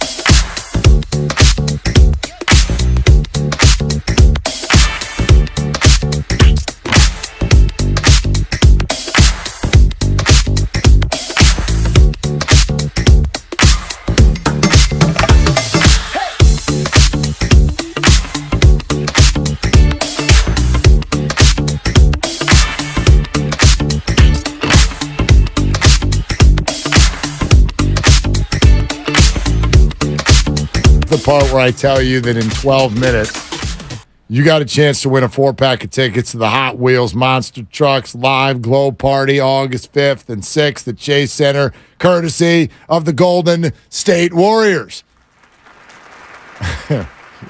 Thank you. I want to thank my parents. So in now a little bit more than 11 minutes, be right where you are. We're going to give you the cue. We're going to give you the phone number to call.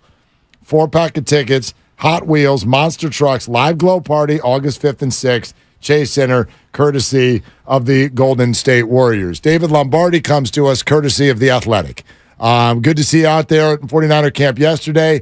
David, as always, all over all things Niners. And today is a huge day, Brock Purdy Day, as he returns to the party. But, David, first off, thank you for coming on. How you doing, man?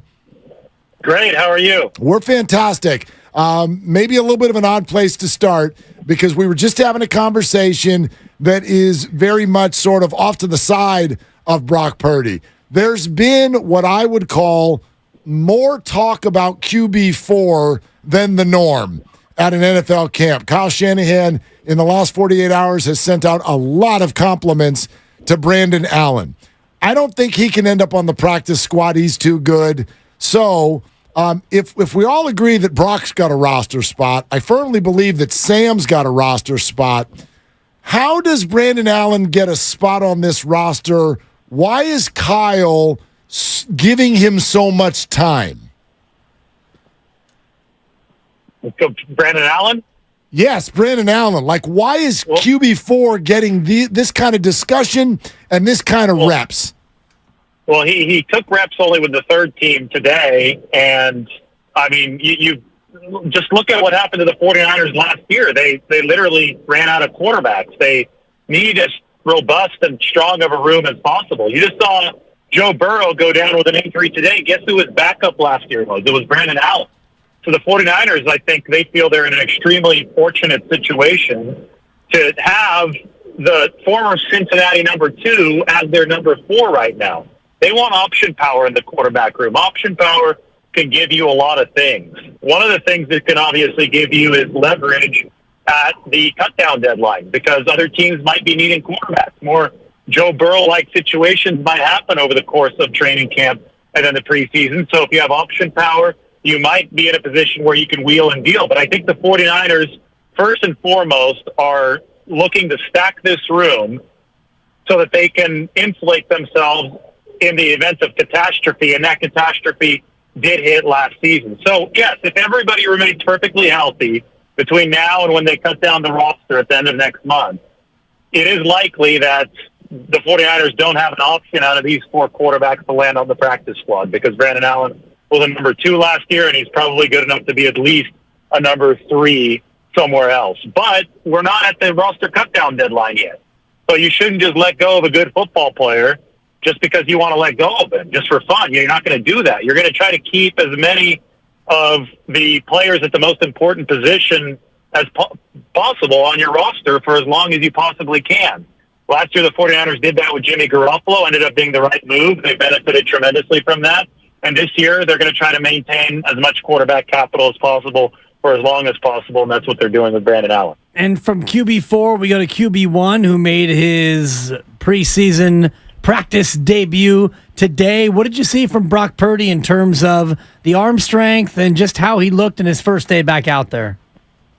Well, I think that the first thing that you look at and what you really want to make sure, happens with success on that first day, you want to see the throws. You want to see the arm strength. He's coming off of elbow surgery, right? So you're worried about a weak arm. You're worried about a lack of velocity.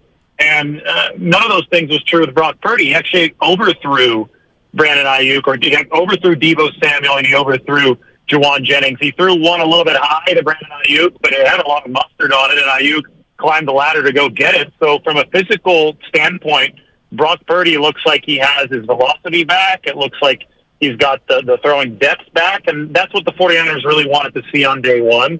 They also expected to see some rust, and they got plenty of that. He was only 3 for 10 today. He threw an interception to Deshaun Gibson.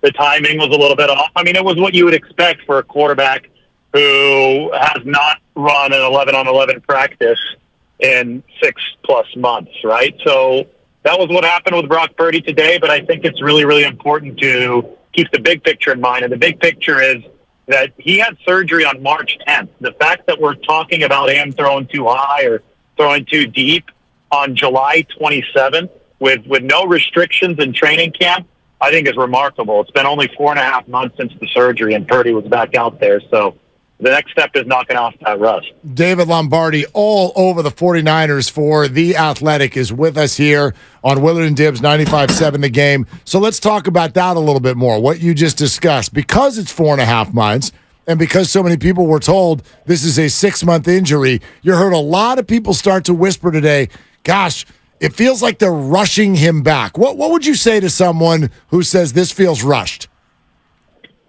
Well, anybody who says this feels rushed is pretending like they know more about this than the top elbow specialist in the world, probably, and Keith Meister, at least as far as UCL surgeries go. Dr. Keith Meister cleared Brock Purdy to return.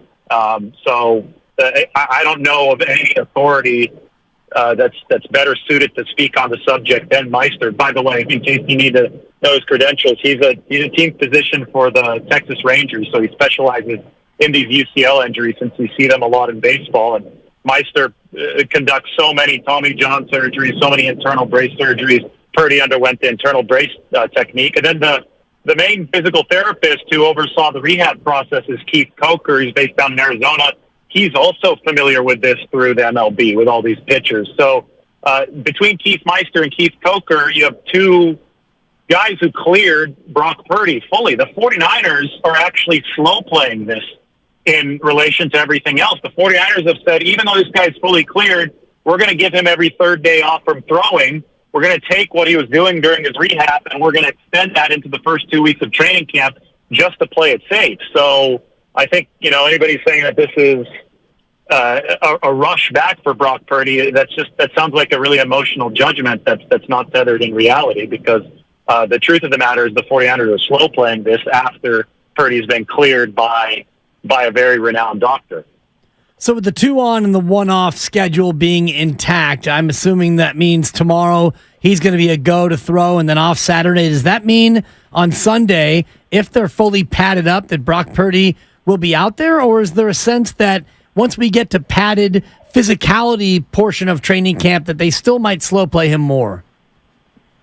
I think that the schedule is going to revolve around Brock Purdy's schedule. So since Saturday is a day off for both the 49ers and for Purdy because it's the third day, then I think he should be back out there Sunday. So we'll see him Sunday and Monday. Monday is the first day with pads on for the 49ers. And then presumably if the schedule continues for Purdy, we'll see Trey Lance and Sam Darnold splitting the first team reps on Tuesday, right? And then Brock Purdy will be back on Wednesday with the 49ers. Well, Wednesday's a day off again, right? So then it'll be Thursday, Friday, and that leads almost into the joint practices with the Raiders, which are the following week, starting on August 10th. And there's a little parallel path here between Purdy and Jimmy Garoppolo, which I find interesting because Garoppolo was recently fully cleared from the foot injury that he suffered with the 49ers, and he's working back into playing 100% of the time for the Raiders in practice, and same thing is happening with Purdy. So we'll probably see both of the 49ers' most recent starting quarterbacks on the practice field in Vegas, which should be a spectacle. David Lombardi, The Athletic, is with us. I'm not concerned about this Nick Bosa thing at all, but what do you think's going on here? What is the plan for him? Well, I mean, Nick is in a situation where it's not Nick, really. It's his representation. Brian Ayrault is running the show right now. I think if you talk to Nick Bosa, he's somebody that loves being out on the football field. He wants to be in the facility, but from a business standpoint, that's what this is. His stock has never been hotter than it is right now. Nick Bosa is the reigning defensive player of the year. He's got a chance to become the highest paid defensive player ever. You want to make sure that you cash out with the best possible contract when it is your time to negotiate a new one, and obviously Nick Bosa is in that window, and the 49ers on the other side have to be very, very deliberate about this because they just can't award a contract that is not carefully crafted to fit into their salary cap plan. They already have over $270 million of liability on the books for 2024. And Bosa's contract is only going to increase that number. So if you look at that in terms of what the salary cap might be, it was $225 million this year. The NFL has all these new media deals with YouTube and Amazon Prime, all that good stuff. That's going to really increase the salary cap by a lot in all likelihood this next year, but it probably won't increase to 270 or 280 million, which is what the 49ers already own in 2024. So they're going to have to really maneuver, and every dollar has to count to the 49ers. It really matters at this point so that they can keep this team and this roster sustainable in 2024 and beyond. So that's why this deal has taken a while, because the 49ers have to play hardball. Bosa has every right to play hardball. One could argue that he should be playing hardball right now. And ultimately, these deadlines do create action, and I think there is action happening right now. Negotiations are happening right now, but they're not hard deadlines. Last year, Deebo Samuel held in because they couldn't forgive his fines last year. The rules for Deebo Samuel were different, and he didn't sign until day 6 of training camp, right? So we're not even at that point yet with Nick Bosa, and I assume that this deadline is going to create enough action to see a contract signed at some point here during training camp. David Lombardi here on 95.7 The Game. You mentioned the liability that they have next year, and that's counting Brandon Ayuk and the 5th-year option at $14.1 million. How much can he play his way into the financial stratosphere based on what we've seen through 2 days of camp, David? Well, the 49ers, I think, have a relatively simple formula, but it's served them well as they've built this roster, and it goes as follows. If you're an A-list player that the 49ers have drafted and developed under this regime, and I say under this regime because they obviously traded DeForest Buckner away. I thought that was an exceptional circumstance. But if you're an A-lister that this regime has developed, they're going to pay you. They're going to want to keep you around.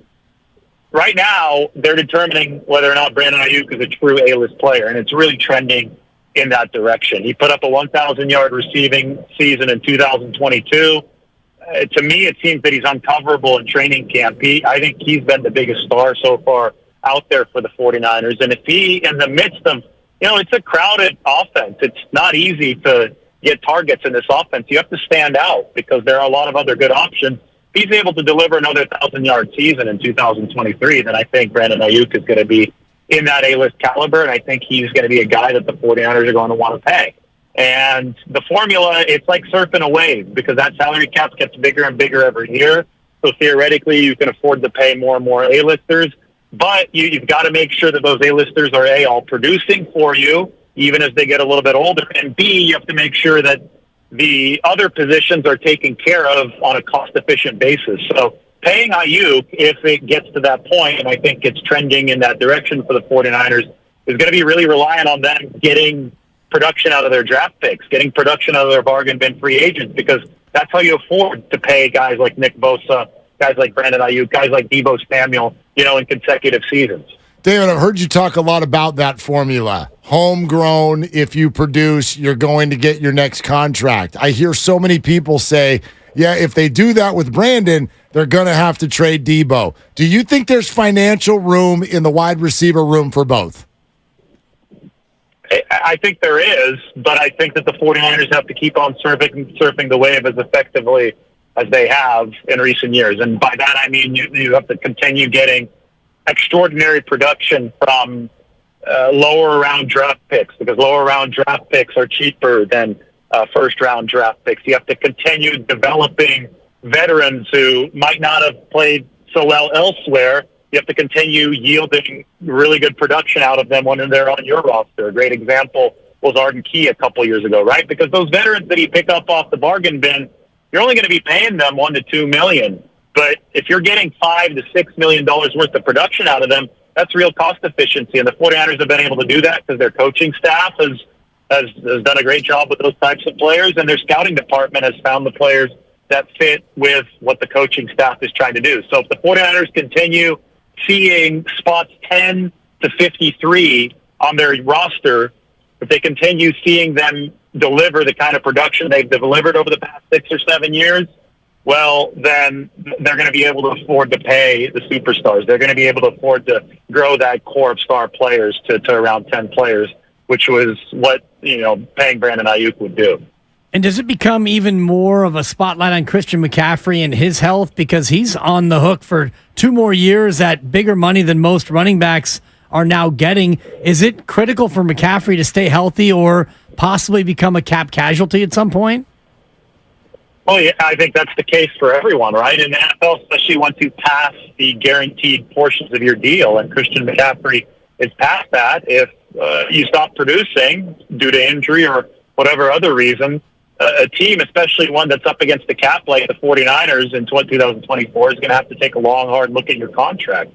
Last year, though, Christian McCaffrey was one of the most valuable players in football. Might have been the most valuable player on the 49ers. I mean, the way that offense transformed after he joined them, it's really, it's funny because we're talking about all these debates surrounding pay and the running back position.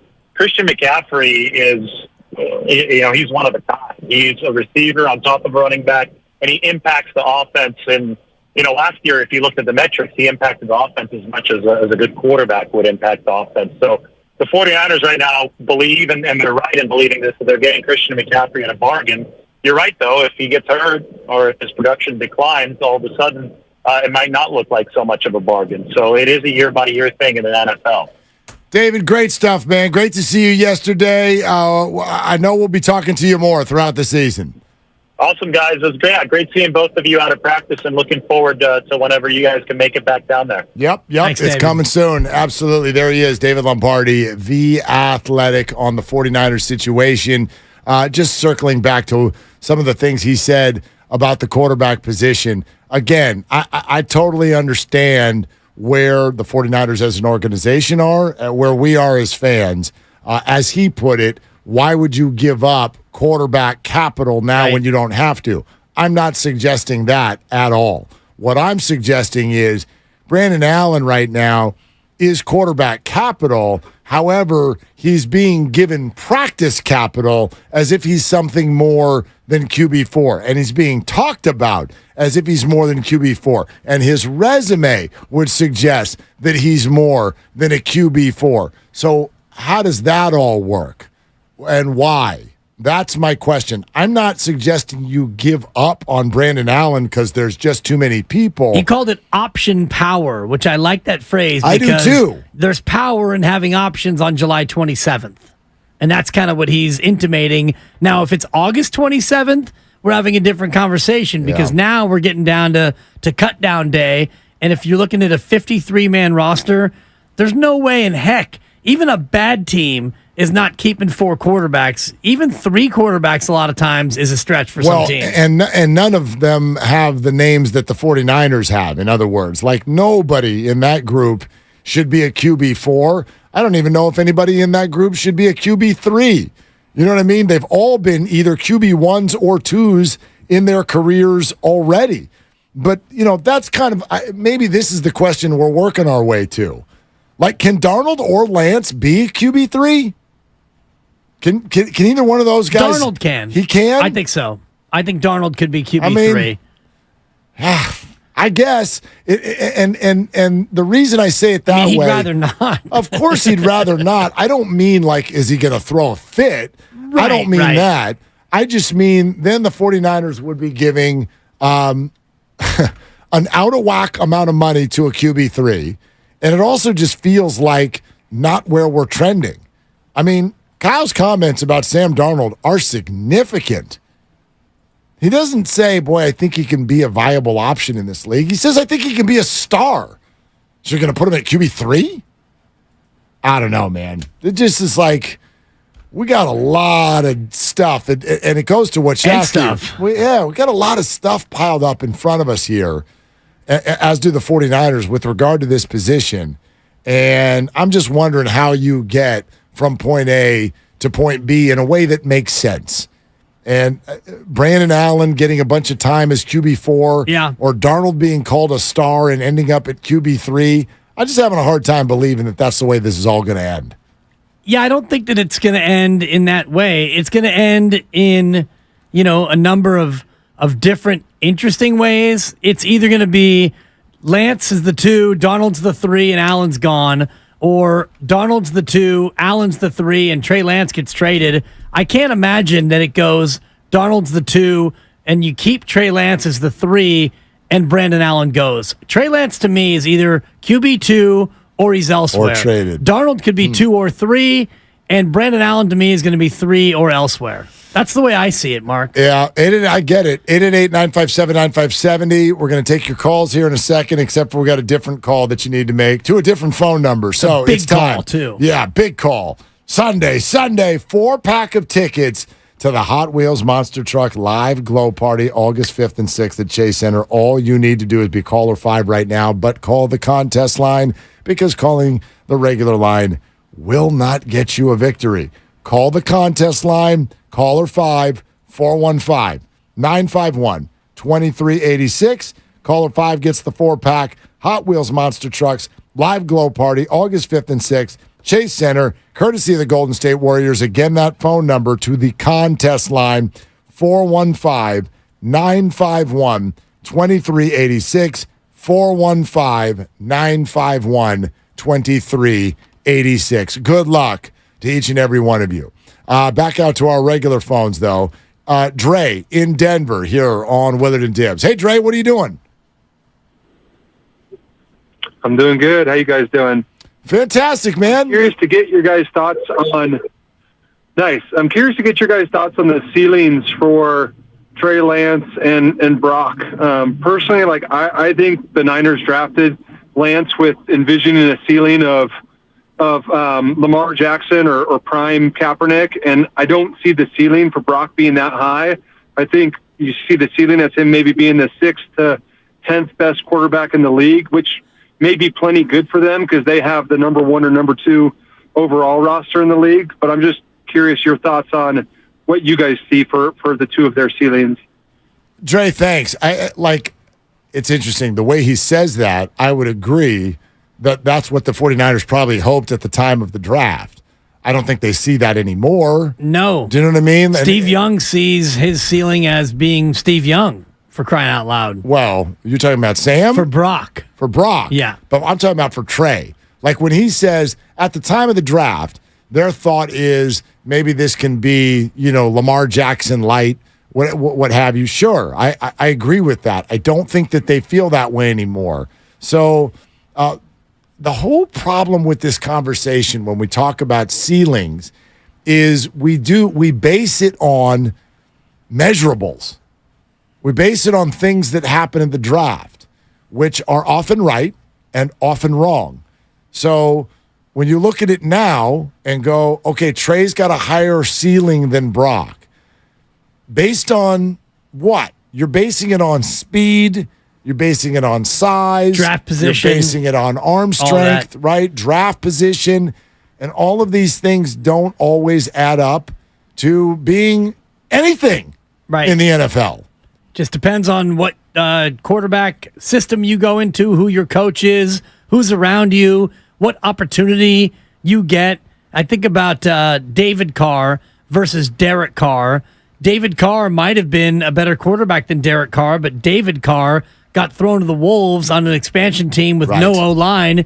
He got sacked a record number of times and was never the same quarterback again. So if David Carr was in a situation like Derek Carr, he might have had a better career. It all comes down to situation. You mentioned Kurt Warner before, undrafted former grocer, and he got into a situation with the greatest show on turf where he could thrive. Absolutely. It ends up in the Hall of Fame. Right. Totally undrafted. We're presented by Fremont Bank. Full service banking, no compromises. Kruger was out at camp. He'll join us in about a half hour. The trade deadline in baseball is drunk. We will talk about all of that coming up next, but we continue with your phone calls, 888-957-9570 on Willard and Dibs.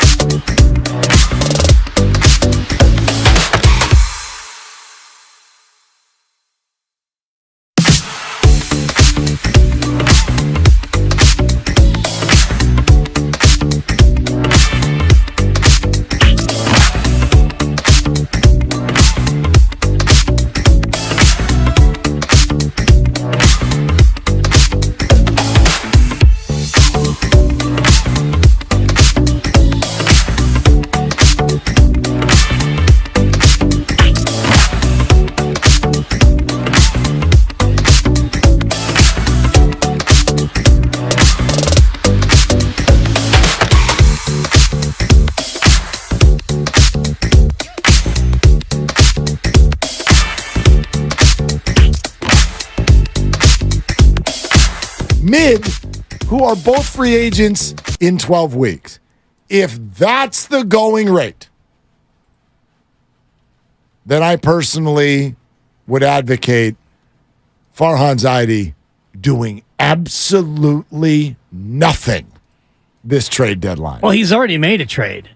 Great point. I mean, and I can't believe you didn't lead with that. Told you they'd be buyers. Yeah, I told you it would be a Farhanian move where we're going to trade somebody you've never heard of for somebody else you've never heard of. Trade that's going to come back to bite them this weekend. Traded you Lovera to the Red Sox. Oh, that's right. He's coming right back to town. If these are prospects number 2 and 3 for the Angels farm, memo to Angels fans, your farm stinks. You have no farm. Well, how do you know? Who knows who these guys are? Edgar Caro is 20 years old, playing at AA. He's got an OPS of 718, 3 homers, 35 runs batted in, an OBP of 386. He's the epitome of mid as a 20-year-old. In his third year. 20-year-old. In third year of minor league baseball. Sure. He's not rocketing up the system. He appears, based on the numbers, to be, he's okay. He's fine. He's 20. He might turn out to be something. Kai Busch, the other prospect in the deal. This year, he's got an ERA of 7.2 at rookie ball and at AA, and a whip of 1.6. He is struggling. Kai Busch is struggling out of St. Mary's. Now, again, shout out St. Mary's and Moraga. I don't get all into that though, because somebody in baseball circles has decided that these guys could really be something someday. You could spotlight different parts of Marco Luciano's minor league career and be like, this guy stinks. Yeah, you could do that, but there's a story behind it. Hey, listen to the bigs. They're very, very exactly. Although first at bat, first pitch. Oh, did your heart skip a beat for a second? Definitely. Oh my gosh, first pitch, and he almost it's gone. Mud foul. Caught off the wall. That was a crazy moment. But anyway, point is, yeah, you might be right. Angels farm system might stink, whatever. But these guys are super young and they are high-level prospects. If you've got to go 2 of your top 3 prospects to get a middling rental starting pitcher and a middling rental middle reliever, if that's the price, then Farhan, bleep it. Forget about it. Wow, look at you. Forget about it. Do not get in this derby. This would be the equivalent of okay, we'll give you Verlander. We're going to need your top 4 prospects. Get out of here. For a 10-week rental. What the hell are you? And Verlander, by the way, is not a 10-week rental. You're going to owe him another $60 million or something for the next couple of years. I just... Angels, though, hot. Yeah. Sweeping a doubleheader today. Shot in the arm. They've won 4 in a row. They're 3 back, mark of the card. Well, you're underselling what happened today. They didn't just win a doubleheader. Did you see what happened? They got carried by some guy. Shohei goes one hitter. He pitches a one hitter in the first one. Mm-hmm. Then he rocks 2 homers in the first half of the second one. Oppo Taco early. Then a right center field solo seed in his next at bat. And then left the game because he had a little back tightness. I'm sure he's exhausted. Oh, my God. After pitching the opener. From carrying the entire organization. And yet, here they are, 3 back in the card. They're only 6 out in the division. And this does not bode well for the Dodgers and the Giants licking their collective chops over Shohei leaving in the offseason. There is a chance. It's a small chance that they go on a run. They make the playoffs, they do a little bit of damage, and he stays. Maybe. I still doubt it. But yeah, I doubt it too, but them winning is not good for anybody. We'll see. We'll see where that all goes. I understand what you're saying, and I also get that this is the Angels' best move in a way. I think it's kind of cute, but by the same token... Use the correct word. It's adorable. It is. It's very adorable, but by the same token, based on the mathematics in front of them, I think they're doing the right thing. I really do. Don't trade him this historic season. Keep him, keep your fan base happy, and take the 1% shot that you might be able to do something that makes him want to stay. It actually makes sense if you look at all the math of the whole thing. And the 1% chance, I think, only goes up. It doesn't go down. If you do find your way in the playoffs and he enjoys the bright lights of October. Maybe he goes to Yankee Stadium and has a magical moment against New York in the playoffs. And, things, if they make the playoffs, that 1% suddenly goes up. I'm not saying it goes up to 50%, but if he makes the playoffs with the Angels, that's a special thing for the Angels. They don't make the playoffs very often. No doubt. I remember they did one time in 2002. Yeah, too soon, Mark. Good Lord. Too soon. Good Lord. No, I get it, though. It's a reminder. Things change very, very quickly in sports. For those 5 minutes that we thought Joe Burrow had blown his Achilles out, he didn't, if you're just joining us, but he is probably going to miss a good portion of the month of August now. Probably he's going to be back for week 1. But for those minutes, when that video started circulating online, where you're just like, unbelievable how fast things can change. Can you imagine the ripple effect through the organization, through the entire AFC, through the whole NFL, if Joe Burrow rolls out right here at practice and pops an Achilles? I mean, oh my goodness. And this could happen to any team at any time, and our fan base needs to be reminded the least of them all. We know best. It can all change on one play. And sure, the Angels could go win 10 in a row and the whole thing looks different.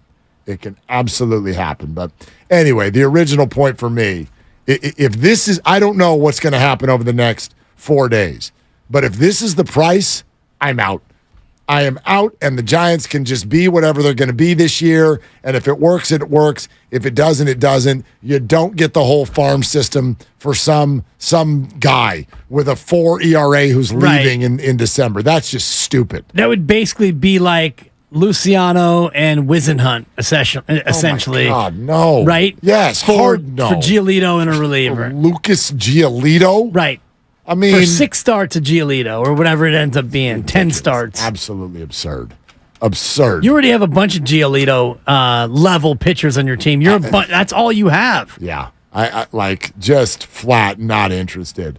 Okay, it's Willard and Dibbs. So glad you're with us. It's Purdy Day. All kinds of stuff to get to with Brock Purdy being out there.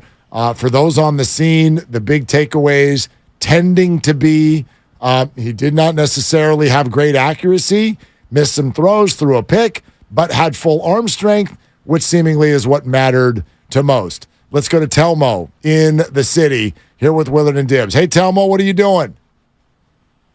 Oh, nothing much. Just driving home and listening to the radio, and to you guys' point, I'm calling about the Niners situation, but to touch on your Ohtani Angel situation, yeah, I mean they're basically, I mean, for those of you who play poker out there, they're like on a 2-outer, but they shove all in on a semi-bluff, hoping that they'll make their hand at the end. This is a desperation move, but it's the only move they can make, is the hopes to get the playoffs, to get Anaheim out there in the bright lights in a playoff series with the rally monkeys out and all those things, so Shohei could get a taste of what it could be like there if they're winning or consistently in the playoffs, and try to use that as some sort of bait or leverage to keep him in town. It's the only move they have left, and that's why they're doing the things they're doing, and it could be costly at the end.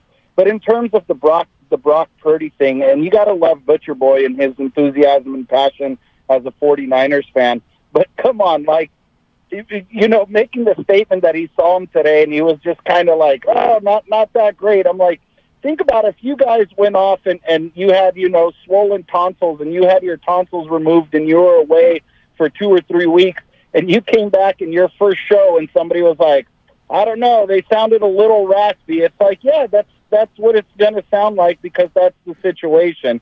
So people just like getting carried away and jumping the gun. And I also think him and Bonte got a little schadenfreude with hoping that it doesn't work out and that somehow Trey Lance gets a shot at this, because they have that infamous video of declaring Trey Lance the next big thing for the Niners. So I think somewhere in his heart of hearts, he's hoping that still works out.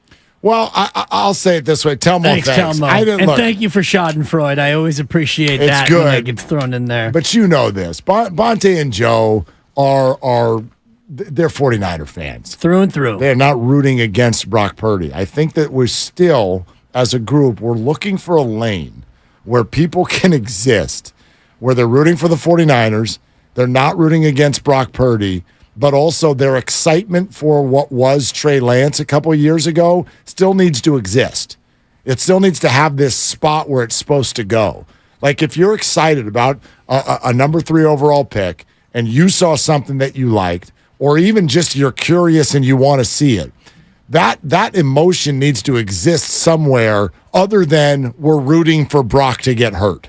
So, I got those guys' backs. I'm still, to a degree, one of those. I would love to see Trey Lance play. But how? There's no avenue. Exactly. That's my point.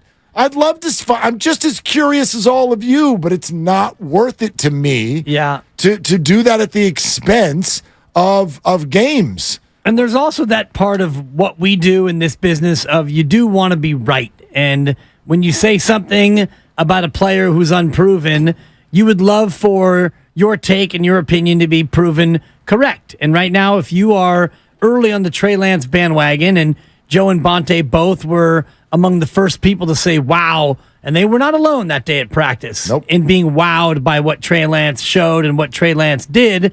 And so because you got early stock into Trey Lance, you want to see that thing come into fruition. And you don't want to see that at the expense of your team.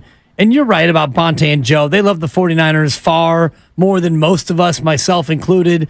So they're not going to sacrifice their love of the team and their quest for 6 just to see Trey Lance. But you want to see what you have in Trey Lance, and you haven't had a chance yet to do that. I get it. You know, you're listening to 95.7 The Game, KGMZ, FM, and HD1 San Francisco, always live on Twitch, YouTube, and the free Odyssey app. Larry Kruger's going to join us in a little bit less than 15 minutes. Yeah, I totally get it. You know what I mean? There's nowhere for people to put that. I'm excited to see Trey Lance. We got to know what we got. And where do you put that? Where do you put that energy without sounding like you're rooting for Brock Purdy to get hurt, or you're throwing shade at the career of Sam Darnold to this point? All of this stuff is really difficult. There's a reverse to it, which I think I've suffered from, which is you can be so overly blown away and impressed by what Brock Purdy achieved last year that turns into, oh, you hate Trey Lance. You've got something against Trey Lance. No, I still think we undersell the Disney movie that happened last year. And it's hard for me sometimes to understand why people aren't as impressed as I was.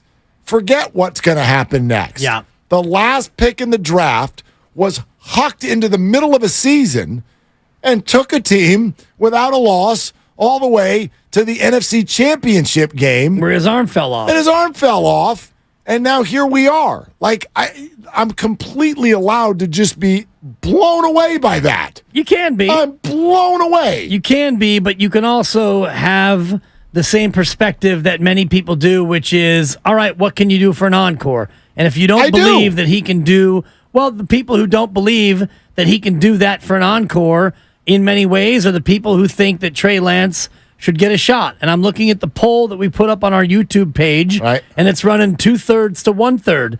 Who do you want to see start at quarterback for the 49ers?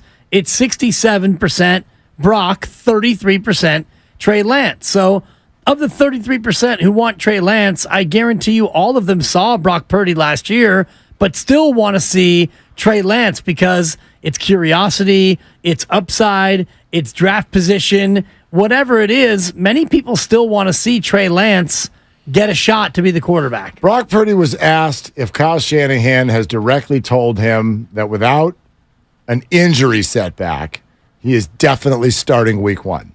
No, we haven't had any, kind of conversation like that. It's, hey, how can I be great today at practice? Let's get these reps. Let's get the mental reps, and let's continue to grow. Obviously, what we put on tape last year was great and all, but there's still a lot of areas where I have to grow and get better and stuff. So that's just where we're at. We're not trying to get too far ahead of ourselves. Yeah, he's got his end stuff down. He does. Obviously has been spending time with Kyle. Let's hear it one more time. I wasn't even paying attention to that. Yeah. But here we go. Stuff it up, kid. Brock Purdy, has Kyle Shanahan told you that you're the definite week 1 starter unless there's a setback? No, we haven't had any, kind of conversation like that. It's, hey, how can I be great today at practice? Let's get these reps. Let's get the mental reps, and let's continue to grow. Obviously, what we put on tape last year was great and all, but there's still a lot of areas where I have to grow and get better and stuff. So that's just where we're at. We're not trying to get too far ahead of ourselves. There's only one, but no, he'll get there. No, the players do. It's kind of like how spouses start to sound like one another. Yeah. People think that pets, you start to look like your pet. Sure. Tom Brady, did he sound like Bill Belichick sometimes? He got there for right? sure. Is Brock Purdy going to pick up the and stuff? He might. Well, I like the answer he gave because, yes, there's a lot that he has to work on, and there's a lot of areas where he needs to get better. Every single player in the league needs to get better. Of course. And I also think the question is leading, or maybe the question is leading the answer to make people think stuff that isn't real. And stuff. In other words, if Kyle didn't tell you that, gotcha. Quarterback controversy. Why the hell would Kyle tell him that? On July 27th. Why would you say that? We're all looking. It's the same thing I said to Steiny and Goo in the crossover.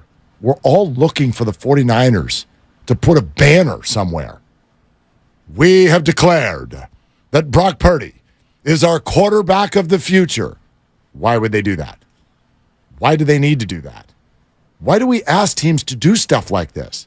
Parham needs a press conference to explain that Carlos Correa does it. Why?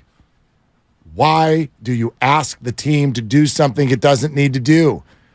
Brock Purdy is not hitting the pillow at night going, oh, gosh, the team just hasn't told me where I stand. I don't know who I am to this team. They all know. They all know who the quarterback is. Brock Purdy said this is not a QB controversy. In fact, there is such an implication that he is the starting quarterback simply because of what he did last year. George Kittle was asked. He's like, yeah.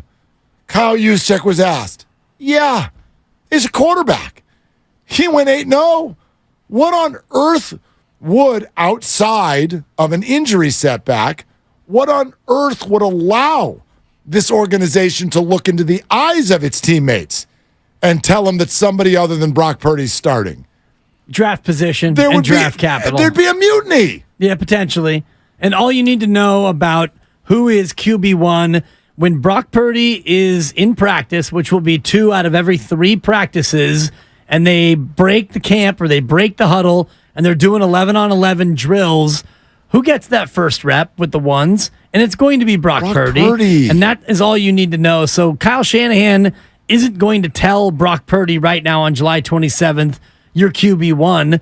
Do you think that Andy Reid goes up to Patrick Mahomes and says, hey, Patrick, just in case you were curious, you're my guy. You're starting week 1. A little different, but I hear you. No, but to the point of the conversation, I don't think that there's a conversation that is being had in any camp that is this definitive in terms of, hey, Josh Allen, just so you know, this is Coach McDonough. You're my guy. You're going to be QB1. Oh, thank you. Is there a comp? I'm looking around the league right now. Pittsburgh's a good comp. Okay, so Pickett is the guy, and his hold on things right now is similar to Brock's. I might even put Brock a little bit ahead of Pickett, but that's a good one. That's a good one. You know, Brock's hold on one is more than Howell in Washington. Sure. I would say. I was going to say Green Bay, but they've got nobody. Jordan Love. But, I mean, right. Jordan Love, if Jordan Love had a halfway decent backup, there might be more of a question there. How about Tannehill in Tennessee with Malik Willis right behind? I suppose, but Tannehill's been the starter for darn near 10 years now. Yep. So he's going to be the starter. Feels like they want to replace him, though. Tampa Bay is a question. 2 years in a row. Tampa Bay is a much bigger question. Way bigger question than the 49ers. You're thinking about, is there a situation where there is a pretty ironclad starter, but there's a little bit of a question mark? There's a QB1 who, in theory, could lose the gig in August based on poor performance. I don't even know if that's possible with Brock Purdy. I mean, I guess if we got to week 1 and, he just never completed a pass the entire camp. You know the one that's probably most comparable? Who's that? New England. Because Mac Jones... That's a good one. Mac Jones is the starter? And I say it like that because, we saw Zappy come in and replace him and do better last year. I'll tell you why I think it's a little different. I think it's a good comp, but I think Mac Jones is the starter, but I don't think they really like him. I think Brock Purdy's the starter and they like him. Yeah. Yeah, but in terms of you're the starter, ... Yep. Brock Purdy's more the starter than Mac Jones is. Pittsburgh, that you brought up first, is probably the closest thing right now in the NFL. Okay. Pickett's your guy. You got Trubisky. But you got a lot of... and Mason Rudolph. The difference, though, also... my God, Brock Purdy way outperformed Pickett last year. Right. Brock Purdy has achieved... And there's a very key comment that Kyle made 2 days ago that I want to re-trumpet, which was... We watched the season and loved what he did, and then we watched the tape, and it got even better. Kyle said that 2 days ago. So they got done with the playoffs and went back and watched all the film, and they were even more impressed than when they were standing on the sideline watching. I think that's significant also in this conversation with regard to Kyle being like, yeah, man, you're a guy. You're a guy. Right. And do they really need to go to Brock Purdy on July 27th and say, you're the guy? And I think that this speaks to the conversation we're having. Does Bill Belichick go to Mac Jones and say, yeah, you're starting week 1? I doubt it. If it's not Bill? Right. I don't know if it's an open competition like Kenny Pickett. You're QB1 right now. It doesn't mean that you're necessarily going to beat out Trubisky and Mason Rudolph. You should, and all signs point to that. And hey, Baker, you good? He should be the starter come September in Tampa. But, there's a lot to still play out between now and then. I think a lot of fans and media think these guys' egos are more fragile than they are. Right. These are NFL players. They're the best football players on the planet. They don't need to be stroked to bed every night. They don't need to go over to their house and be like, I'm going to pat you on the back. Just want to let you know you're still my starter. Right. Are you okay? Bedtime story? You're my guy. There's God. There's a rose ceremony every day after practice. These are football players. They're maniacs. They go out into a car accident 18 times a day. They don't need somebody to pet them at bedtime. They don't need this kind of validation. They're like, yeah, dude, Brock is probably, I know how he looks, but Brock's like, dude, bro, I went 8-0. Went to the playoffs and won 2 games. Do you know the maniacal attitude it takes to succeed in an environment like this? And we all think they need some sort of cheering party in the players' lot when they get out of their car. Brock, you're our man. You can't do it. Maybe Trey can. This is not how it works. They're fine. He doesn't need this constant, we FaceTimed. I told him he's okay. I know you missed a throw today, but I still like you. 3 for 10, and we're still behind you with a pick. This isn't a high school relationship. It's a National Football League, and they're all abundantly aware that if you stink, somebody else is right behind you who's going to take your gig, no matter what. And that's why the question today at the press conference, and you played Brock Purdy's answer.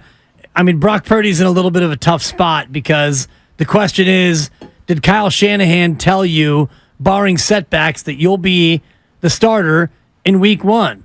Well, if the answer is no, but I know I'm the starter week 1, he can't really say, no, he didn't tell me that, but I know I'm QB1. You know I'm QB1. Yeah, what's he going to say? It's a non-starter. Yeah. So he has to answer the literal question in a literal way and hope that people don't then, yeah. Maybe 5 years from now, Brock can answer that question the way a vet star would. But he's not in that spot right now. No, we haven't had that conversation because we don't need to. Right, but he's not in that spot. He doesn't have that level of gravitas. It's day 1 coming off of a devastating injury also. But if you ask that same question to Justin Fields, for example, the answer would be, no, he didn't tell me that, but have you seen? I got PJ Walker and Nathan Peterman and some guy named Tyson Bagent. I'm that dude. You know what I mean? So different situations call for different answers. Yeah. And I applaud Brock for having the perspective and the wherewithal to answer it in the way he did.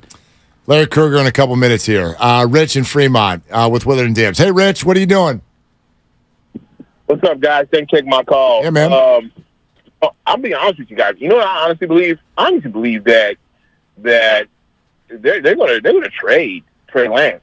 I know that's something that the 33% you were talking about doesn't want to hear, but I honestly believe they will. And the reason why is because they're looking at the quarterbacks they have, and they're looking at Brandon Allen, and they're looking at Trey Lance thinking, well, you know what?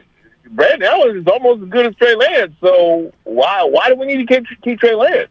You know, Trey Lance hasn't really shown us anything, and Brandon Allen, the small sample size he's been here, he's shown us just as good as Trey Lance. So it's like, why are we keeping this guy? And I know the fan base, they don't want to hear that. Their whole day is thinking, well, look, you know, we gave him all these picks. You know, he was our number 3. Look, we want our number 3. We want our number 3. But it's like, hey, look, at the end of the day, sorry. Trey Lance has not produced enough to be able to get that number 2 spot, which means they're probably going to go with Allen or Darnold. And that's just my take on it, guys. Thanks. Yeah, Rich, thanks. I'm with you, but a little bit less firm. You know what I mean? I'm not saying that they're going to trade Trey Lance. I think it's on the table. I think if they get the right offer, they'll trade him. And if they don't get the right offer, if they don't get any offer that they think is worth trading Trey Lance now, then you go into plan B, which is play him when we can play him and coach him up, love on him, and see if we can trade him later. Well, and also let's play out the preseason, just make sure everyone's healthy, right? I mean, it has to all land a certain way, but I think it's on the table. Our buddy Larry Krueger, who is at camp again today, joins us now on Willard and Dibs, 95.7 The Game. Larry, thanks for doing it. What do you think about that? To what level do you think that a Trey Lance trade is on the table this camp? Well, you know, I've talked so much about it going into the draft that I almost don't want to talk about that angle on it, but I think it's viable. I think it's reasonable. I think that Brock Purdy's the number 1 guy, and that Brandon Allen is probably the number 3 guy or an insurance. I think I agree with what Gibbs was saying before. I think Brandon Allen's either an insurance policy as the number 3 guy, or he'll be on some other roster. Purdy's the number 1, and Darnold and Lance will compete to be number 2. And whoever doesn't win that is probably moving on. But I also talked to Mike Silver about the conversation he had with Kyle Shanahan, and it really sounds like Shanahan's enamored with Darnold. So it's hard to imagine Darnold going anywhere. So what does that mean? That means either Brandon Allen's going somewhere at the end of camp for a nominal return, maybe a 7th, or maybe Trey Lance is going somewhere at the cut down. That's probably the way it shakes out. And I think if you look at the long-term viability of the position, and you and I have had this conversation about second contracts, you're not giving Brock and Trey both a second contract just because you don't do that in the NFL. If Brock cements himself healthily as QB1, don't you think that at some point you have to trade Trey Lance anyway? Yeah, I mean, it's such a to me, that would probably be a scary thing to do, Dibs, because of what I think Trey's potential is. But how long are you going to wait around on his potential if you feel like you've got the guy in Brock Purdy and you've insulated him with 2 other, veteran backups? You're not going to be able to keep 4 quarterbacks. If you had a roster that was 75 deep and you could keep a 4th quarterback, then, you could go further down the road because your entire quarterback room is costing you $15 million. So that's one way to look at it and say, yeah, you know what? There's no urgency.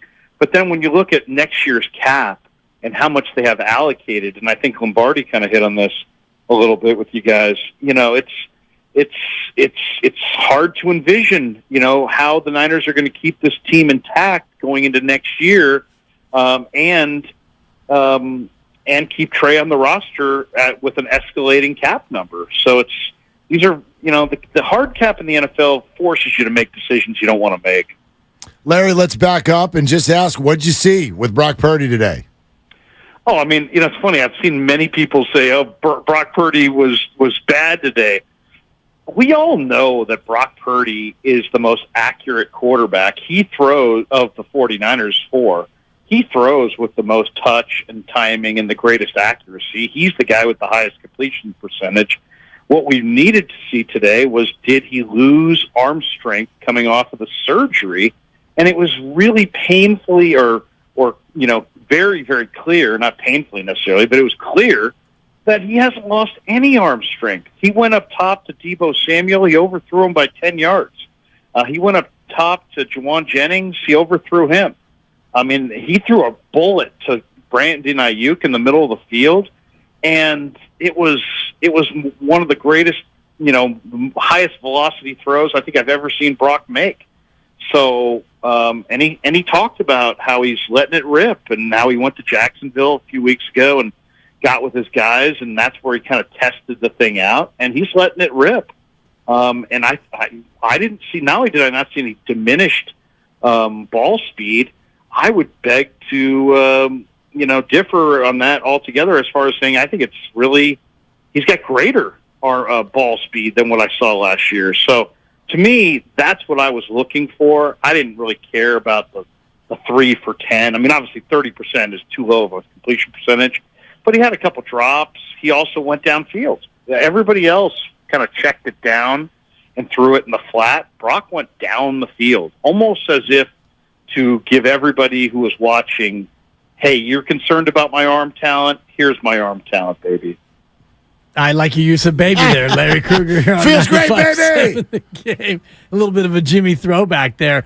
Larry, at what point do we start actually caring about these guys' numbers? Is it even in the preseason, or is it still just the eye test in terms of how you're drawing your conclusions and making your judgments about these quarterbacks?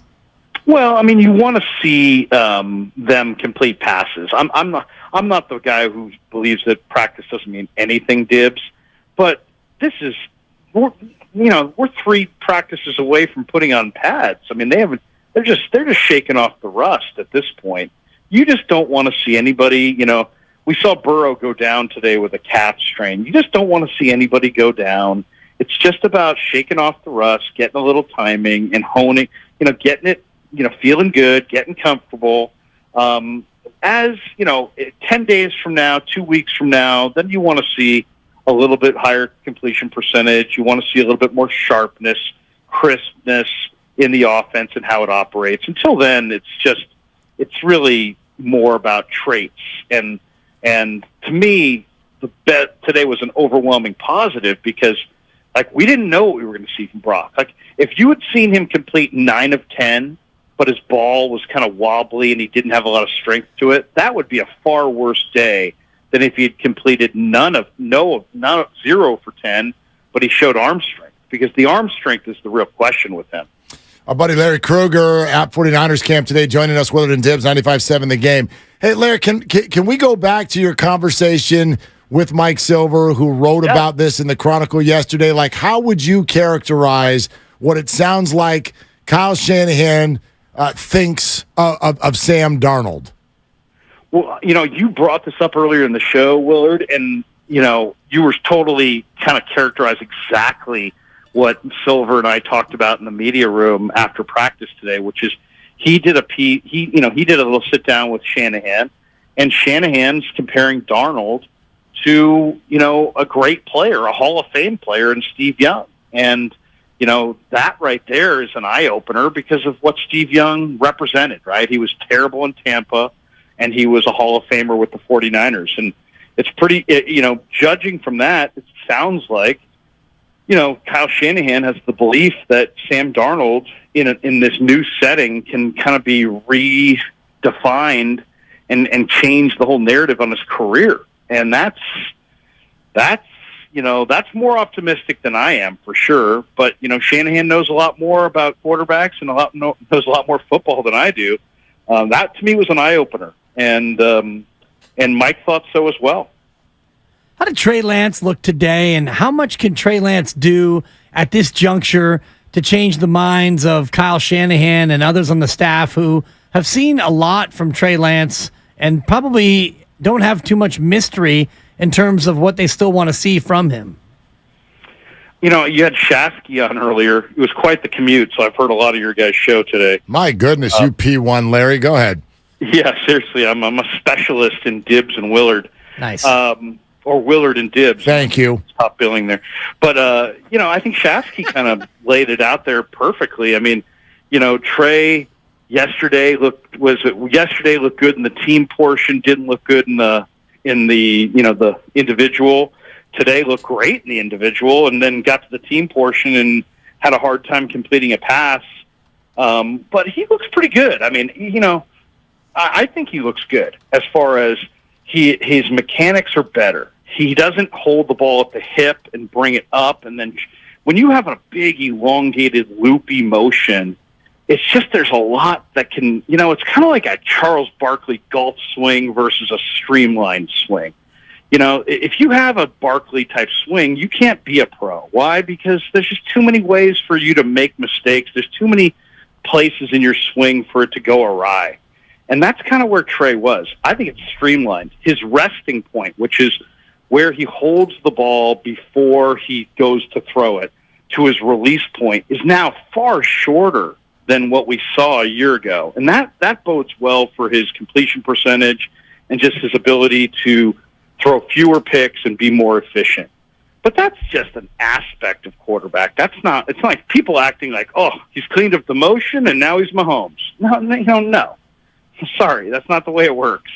But it's going to help, and I like him as a prospect, and I think that people just need to show patience. And the only thing I wish, guys, is I wish that the cap was not an issue here. The cap is a major component of this whole debate because you only have so much time and so much room.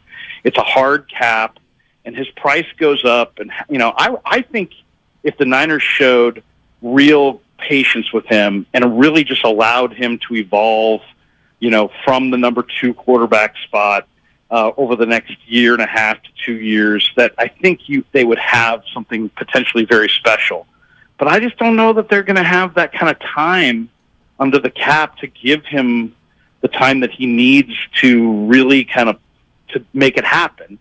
And they're not going to go with him as the starter because they're in a win now mode, and Brock's far more efficient. He's proven it.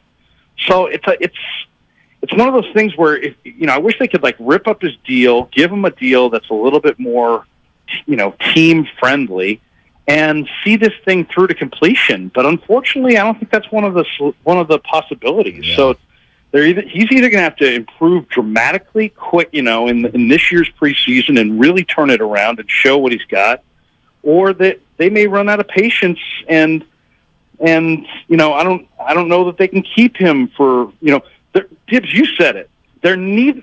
Purdy and Lance are both not going to get second deals, right? So that's kind of the rub. We can debate what are the options from there, but I think that is very much a true statement. Well, and that, Larry Krueger with us, is one of the reasons I'm still fascinated by this Brandon Allen thing, and maybe you can shed some light here. So I'm reading today what all the guys did at camp in terms of the number of passes and the number of completions. It appears to me that Brock Purdy got first-team reps, and the other 3 guys all got the same amount of reps, which is interesting to me. Why don't you put that in perspective? I'm trying to remember when Jimmy got re-signed or restructured and brought back last year. For a minute or two, right, the 49ers had 4 QBs in camp. Did Brock Purdy get as many looks as QB4 as Brandon is now? I would say no, Mark. I would say no.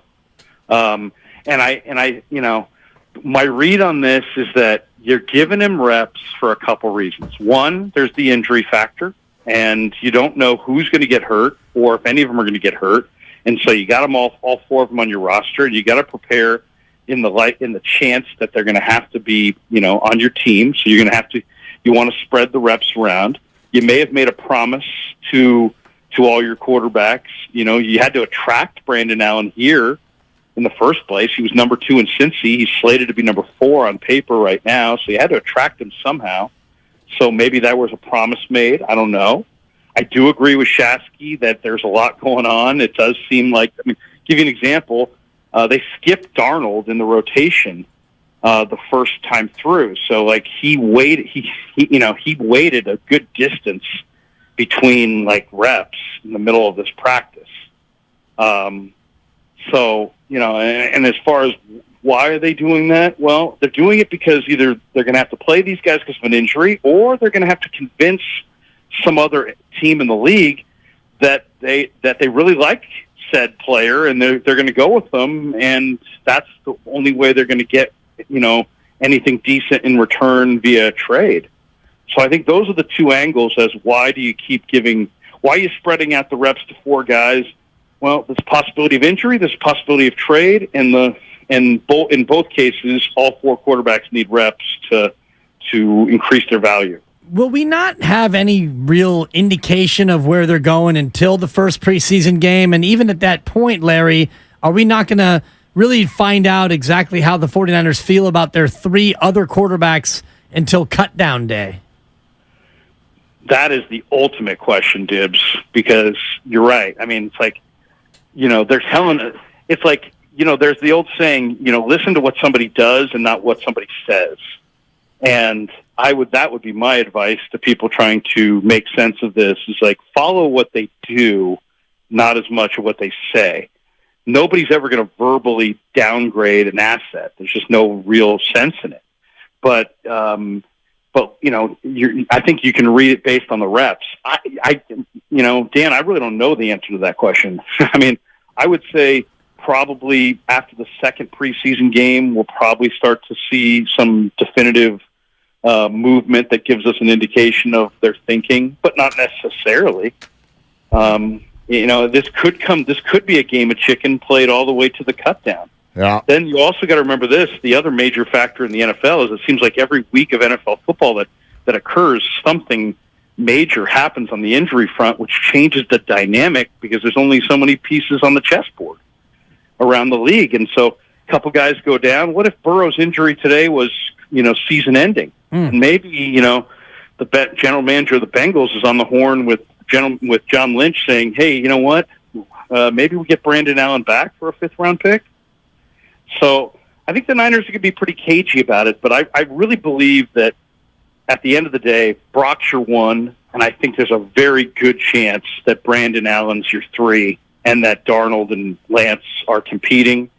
And it sounds like they love Darnold, so it might just be about a trade of Trey, but I hate getting into that narrative because I predicted it going into the draft and it didn't happen, and I think everybody's tired of hearing the trade narrative coming out of my mouth, and I'm kind of tired of talking about it. Yeah, no, I totally get it, but I'm with you from this front. If you just forget about everything else, forget about our thoughts about anyone else, with what Kyle has said about Sam Darnold already this camp, it's hard for me to imagine him not at least being the 2.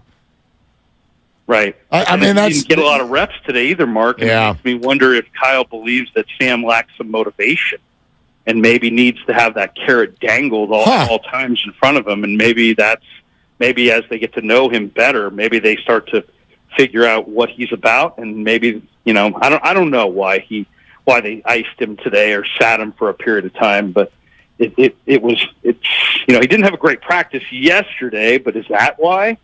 Or is it about just balancing the reps? Kyle did make the point to us guys that he's going to balance out the reps, and it may not be day to day. It may be more like, every 2, they're going to go 3 on, 1 off.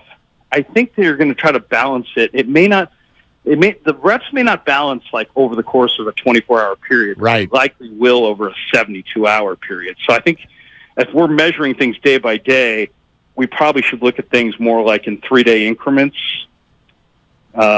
One other thing that I think has to be mentioned today from today's practice, the Niners have hit again on an undrafted rookie running back. This kid, Kalen Laburn from Marshall, is the real deal, and he just had a phenomenal practice today. He had a couple runs that were super impressive. He's like kind of a sawed-off bowling ball-shaped running back. He's like 5'10", like 215 pounds, and he's just real. I mean, he really looked good today.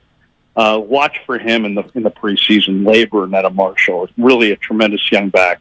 Why would the 49ers ever draft another running back again? He was undrafted. That's what I'm saying. Oh, yeah. Just trade and undrafted guys. Don't ever pick anyone. The picked guys are the ones who don't work.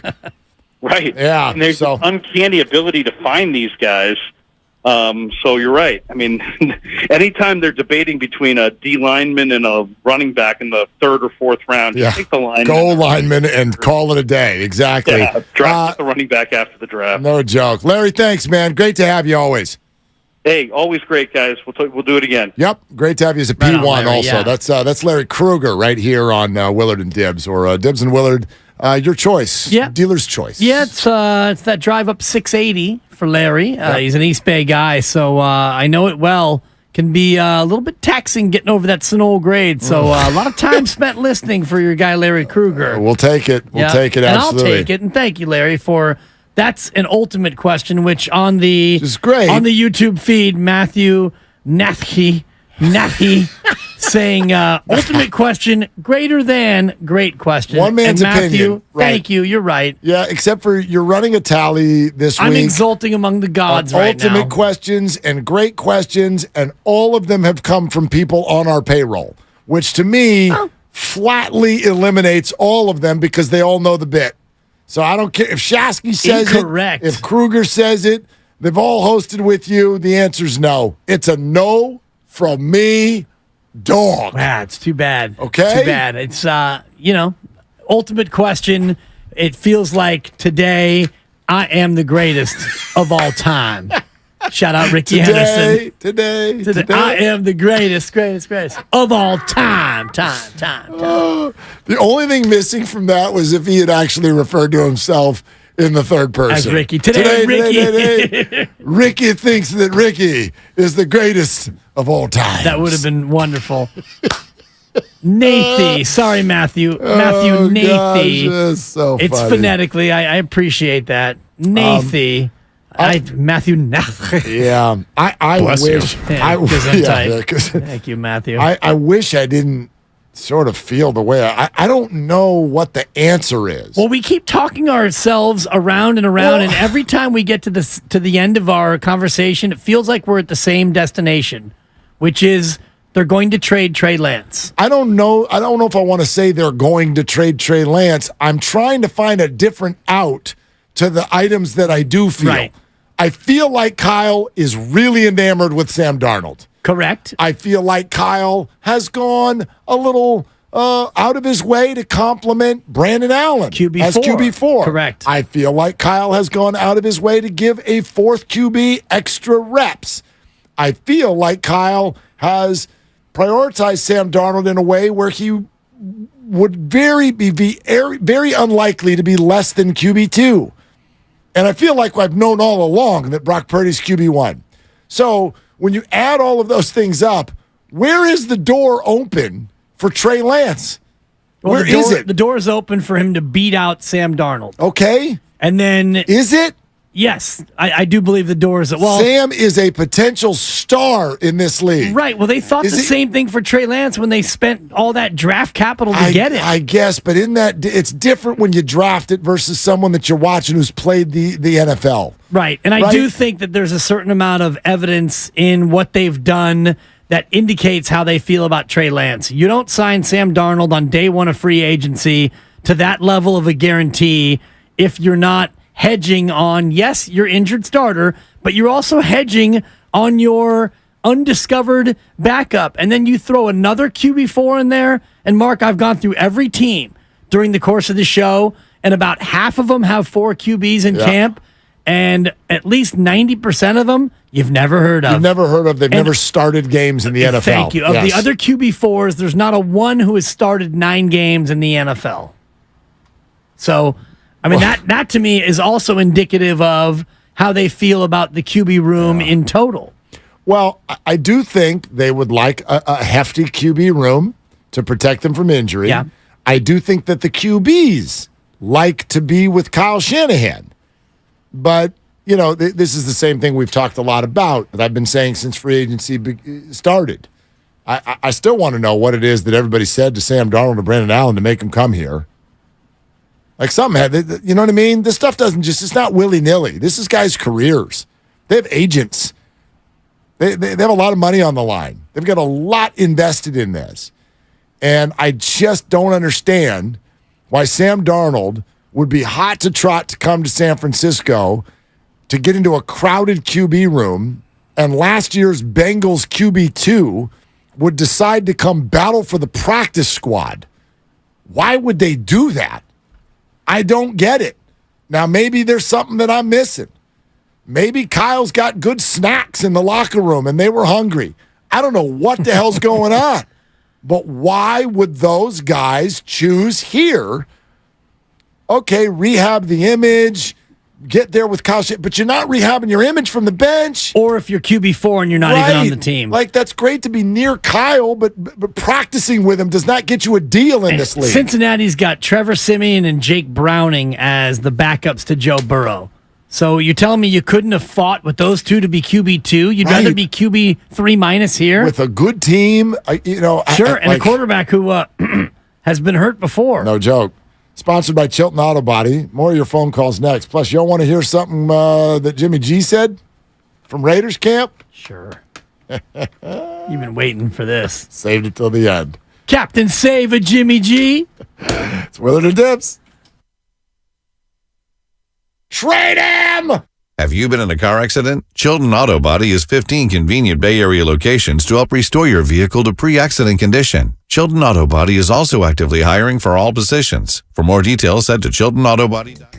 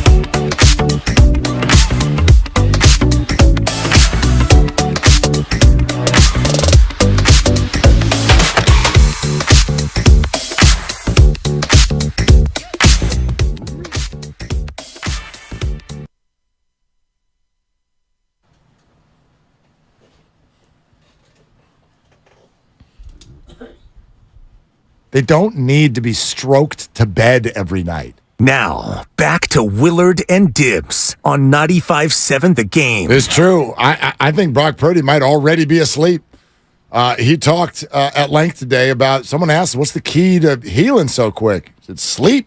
Oh, yeah. Yeah. That's the Shohei Ohtani approach. There you go. That's why you and I are always yawning halfway through the show. Dude, my God. My what God. a week. 4 hours in the car yesterday. Yeah, there's been a lot of moving around this week. A lot of driving. A lot of moving around. Yeah. Speaking of moving around, you heard of this guy, Garoppolo? I have. You offended? Are you offended? This is what he said about Vegas. Vegas has been really cool, man. Honestly, I've loved it. The people here are very inviting, I want to say. Just they like talking. Even if you don't know them, it's a cool interaction. I haven't had that in a long time. So being from the Midwest, it was pretty refreshing. Oh, okay. So now we're rude. Is that what you say, Jimmy? You haven't had that in a long time? Uh-huh. Try answering your coach's calls. You want interaction? This guy, he won't even talk to the people who are closest to him. But yeah, once again, the people in Vegas, well, they're just nicer than the people in the Bay. That's what I heard. Vegas has been really cool, man. Honestly, I've loved it. The people here are very inviting, I want to say. Just they like talking. Even if you don't know them, it's a cool interaction. I haven't had that in a long time. So being from the Midwest, it was pretty refreshing. Okay. All right, Jimmy. And then this about play calling with Josh McDaniels, the Vegas Raiders. Coach McDaniels mentioned that, when you kind of came in OTAs, you guys had a little collaborative process going over, what you did under Kyle Shanahan and then working your way back into his system. What was it like kind of having a coach work with you and kind of fine-tuning what you like to do and also incorporating what he likes to do? It was awesome, man. So I always saw Josh and Tom do that back in New England. Thought it was really cool. That's just smart football when the play caller and the quarterback are working together like that. And it was a really cool experience. I felt good to get back into that. Certain plays that you liked in a certain offense, and it's new to Josh, new to me, and we're just trying to make it all work. But yeah, it's been really cool. I enjoyed the process with him. My God, this guy. This is the most entertaining thing I've ever heard him say in my entire life. Oh, my God. It's just... Jimmy hates Kyle Shanahan. Completely. Right? I mean, that might be the strongest word, but do you remember when he got thrown back in there against Seattle last year? Trey gets hurt, and Jimmy gets thrown in against Seattle. And he said something along the lines of like, well, we didn't have a game plan, so we just kind of have some throw stuff against the wall, and we're ad-libbing out there, and boy, it was great. It was great to kind of have some input on what's going on out here. Just be able to go out there and just sling it, just throw it. Second he gets to Vegas. So McDaniels, that's what he did with Brady. That's how we did it with the Patriots. And that's just smart football, That's how the coaches who get over the top and actually win Lombardis do it. I cannot wait for joint practices in 2 weeks. The Raiders and the Niners are going to have joint practices, and I have a feeling that there's going to be some dust-ups. And I have a feeling that Jimmy Garoppolo, I know it's not full-on mega contact football, but there might be a little bit of extracurricular between some Niners and Jimmy Garoppolo. Well, I bet his teammates loved him. You always hear that Jimmy was he was a good locker room dude. Yeah. I don't know if he responded to anybody's texts, but it sort of got to a point where it sounded like that was accepted as just kind of a Jimmy quirk, if you will. But I think the guys liked being around Jimmy Garoppolo. I don't think it was like that, but it's hard to listen to this and not sort of project where this is going in terms of Jimmy's past. And I think even the most skeptical 49er fan, the 49er fan who's still mad about Kyle's play calls, if you asked any one of them, hey, Kyle and his gifts or Jimmy and his gifts, nobody's picking Jimmy. Right. No one. Exactly. And you've seen what Kyle's been able to do with other quarterbacks not named Jimmy Garoppolo. And I don't know why Jimmy would have that much of a hard feeling toward Kyle Shanahan when Shanahan gave him the job and he played great for 5 games and then he got a mega deal. He got the biggest, richest quarterback deal in NFL history. Well, my perception is that Kyle has got a very difficult system, and he's very demanding on key offensive skill position players. So that's not for everybody. It's funny that Jimmy came up in the Patriots system. We know darn well, we've been told by many Patriots, that system is not for everybody. No days off. Yeah. I mean, it takes over your life. It's not for everybody.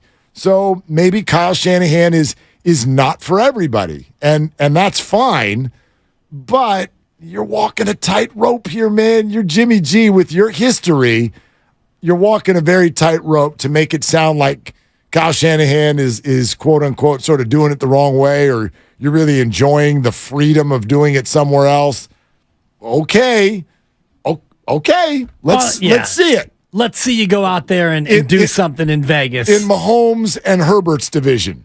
Let's see it. Right, and I got you for fourth place, Jimmy. I got you for 4 wins, Jimmy. And I've been your biggest supporter in this city. And you know what happens when you quarterback a team that stinks, and if the Raiders go 4-13 and they have a high pick in the draft, well, they're going to take a quarterback, Jimmy, and you're going to be back out on the street. They are absolutely already talking about Caleb Williams in Vegas. Right. No question. No, so if you're Jimmy Garoppolo, you can enjoy Josh McDaniels all you want, but both you and he might be looking for gigs in the offseason. Interesting. Hey, let's get Grandpa Daddy in here before we boogie. Hey, Grandpa Daddy, what are you doing? What's up, Jumpin'? What are you doing? You know what? I'm just dropping the trailer off at the shop over here in Oakland.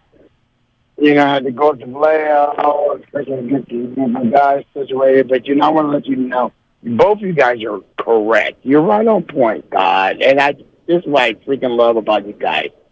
Both of you guys have a different perspective, but you're both right in your perspective. And I'm going to tell you, man, you know what's going to happen? Brock's number 1. Homeboy Sam Donald's going to be number 2. They're going to get rid of freaking Trey Lance, and Allen's going to be number 3. Shanahan wants to keep all that stuff. He's very cryptic about what he says. He's going to keep all that stuff under house. He's going to keep all stuff in house. They're going to get rid of Trey Lance because they have to. Just like you said, man, Brock's looking good, and I'm telling you right now, girl, we going to the Super Bowl, baby. Grandpa Daddy. Grandpa Daddy, absolutely cooking. Oh yeah, on Willard and Debs. It's on the table. That's what I'd say. There are so many scenarios in terms of how this could play out. Somebody could have an injury tomorrow, and that changes the entire conversation. But yes, I think that scenario that we have painted out, that he is referencing, I think it's on the table. Cut down day is in 33 days. So you've got 4 weeks and 5 days. It was 5 weeks from Tuesday, a couple of days ago, where all teams must get down to 53. So between now and then, 33 days, you can keep 4 quarterbacks and you can play with everyone's emotions. And we'll talk about it, and they're going to keep shuffling guys. And come August 29th, we'll have a decision. You want to do it again tomorrow? Yeah, kind of. Hunter Pence is coming on. I'm looking forward to that. Okay, now you're in. Yeah, I'm locked in. Okay, then that's what we're going to do. Should have given you a yes. And that's right. Yes, absolutely. Yes. Are you in for a full hour of the best of the game? Because that's what's coming up with Grandy. It's brought to you by Fremont Bank. Full service banking, no compromises. For Dibs, for Grandy, for Lucas, I'm Mark. Shoot your shot. That's all you got.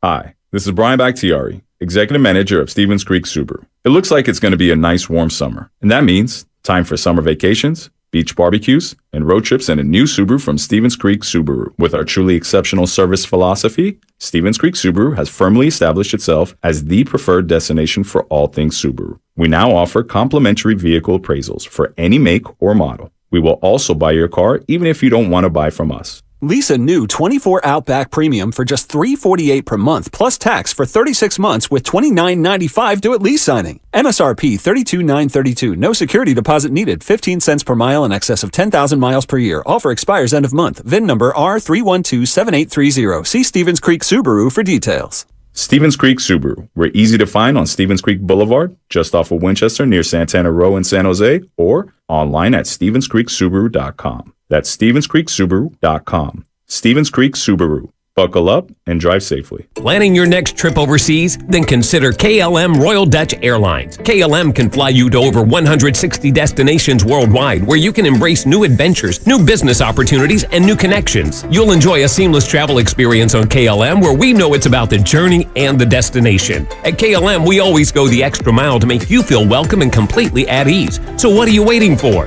Book your KLM flight now by contacting your travel agent or going to KLM.com. Again, that's KLM.com. The best time to get a great deal on a Ram truck is now, during the Ram Make This the Summer event. Visit Ram.com or visit your local Ram dealer to find the perfect Ram truck for you. Hurry in and make this the summer you drive a Ram. And right now, during the Ram Make This the Summer event, get 10% below MSRP on the purchase of 2023 Ram 1500 Bighorn, Laramie, and Limited models. Not compatible with lease offers or with any other consumer incentive offers. Residency restrictions apply. Take retail delivery by 7/31. Mom, Dad, I humbly suggest you save some money and shop Amazon for back to school. It's for my growth, meaning my body's growing at an alarming rate. And clothes you buy me this year will be very small very soon. Plus, the clothes I love today will be out of style tomorrow. But at least your wallet doesn't have to be my fashion victim if you shop low prices for school at Amazon. Hopefully this is helpful. Amazon. Spend less, smile more. For adults with moderate to severe plaque psoriasis who are candidates for systemic or phototherapy, now there's Skyrizi, Risankizumab Riza, a prescription-only 150 milligram injection. With Skyrizi, 3 out of 4 people achieve 90% clear skin at 4 months, and Skyrizi is just 4 doses a year after 2 starter doses. Nothing in me go hand in hand. Nothing on my skin, that's my new place. Nothing is every day. Don't use if allergic to Skyrizi. Serious allergic reactions and an increased risk of infections or a lower ability to fight them may occur. Before treatment, your doctor should check for infection and tuberculosis.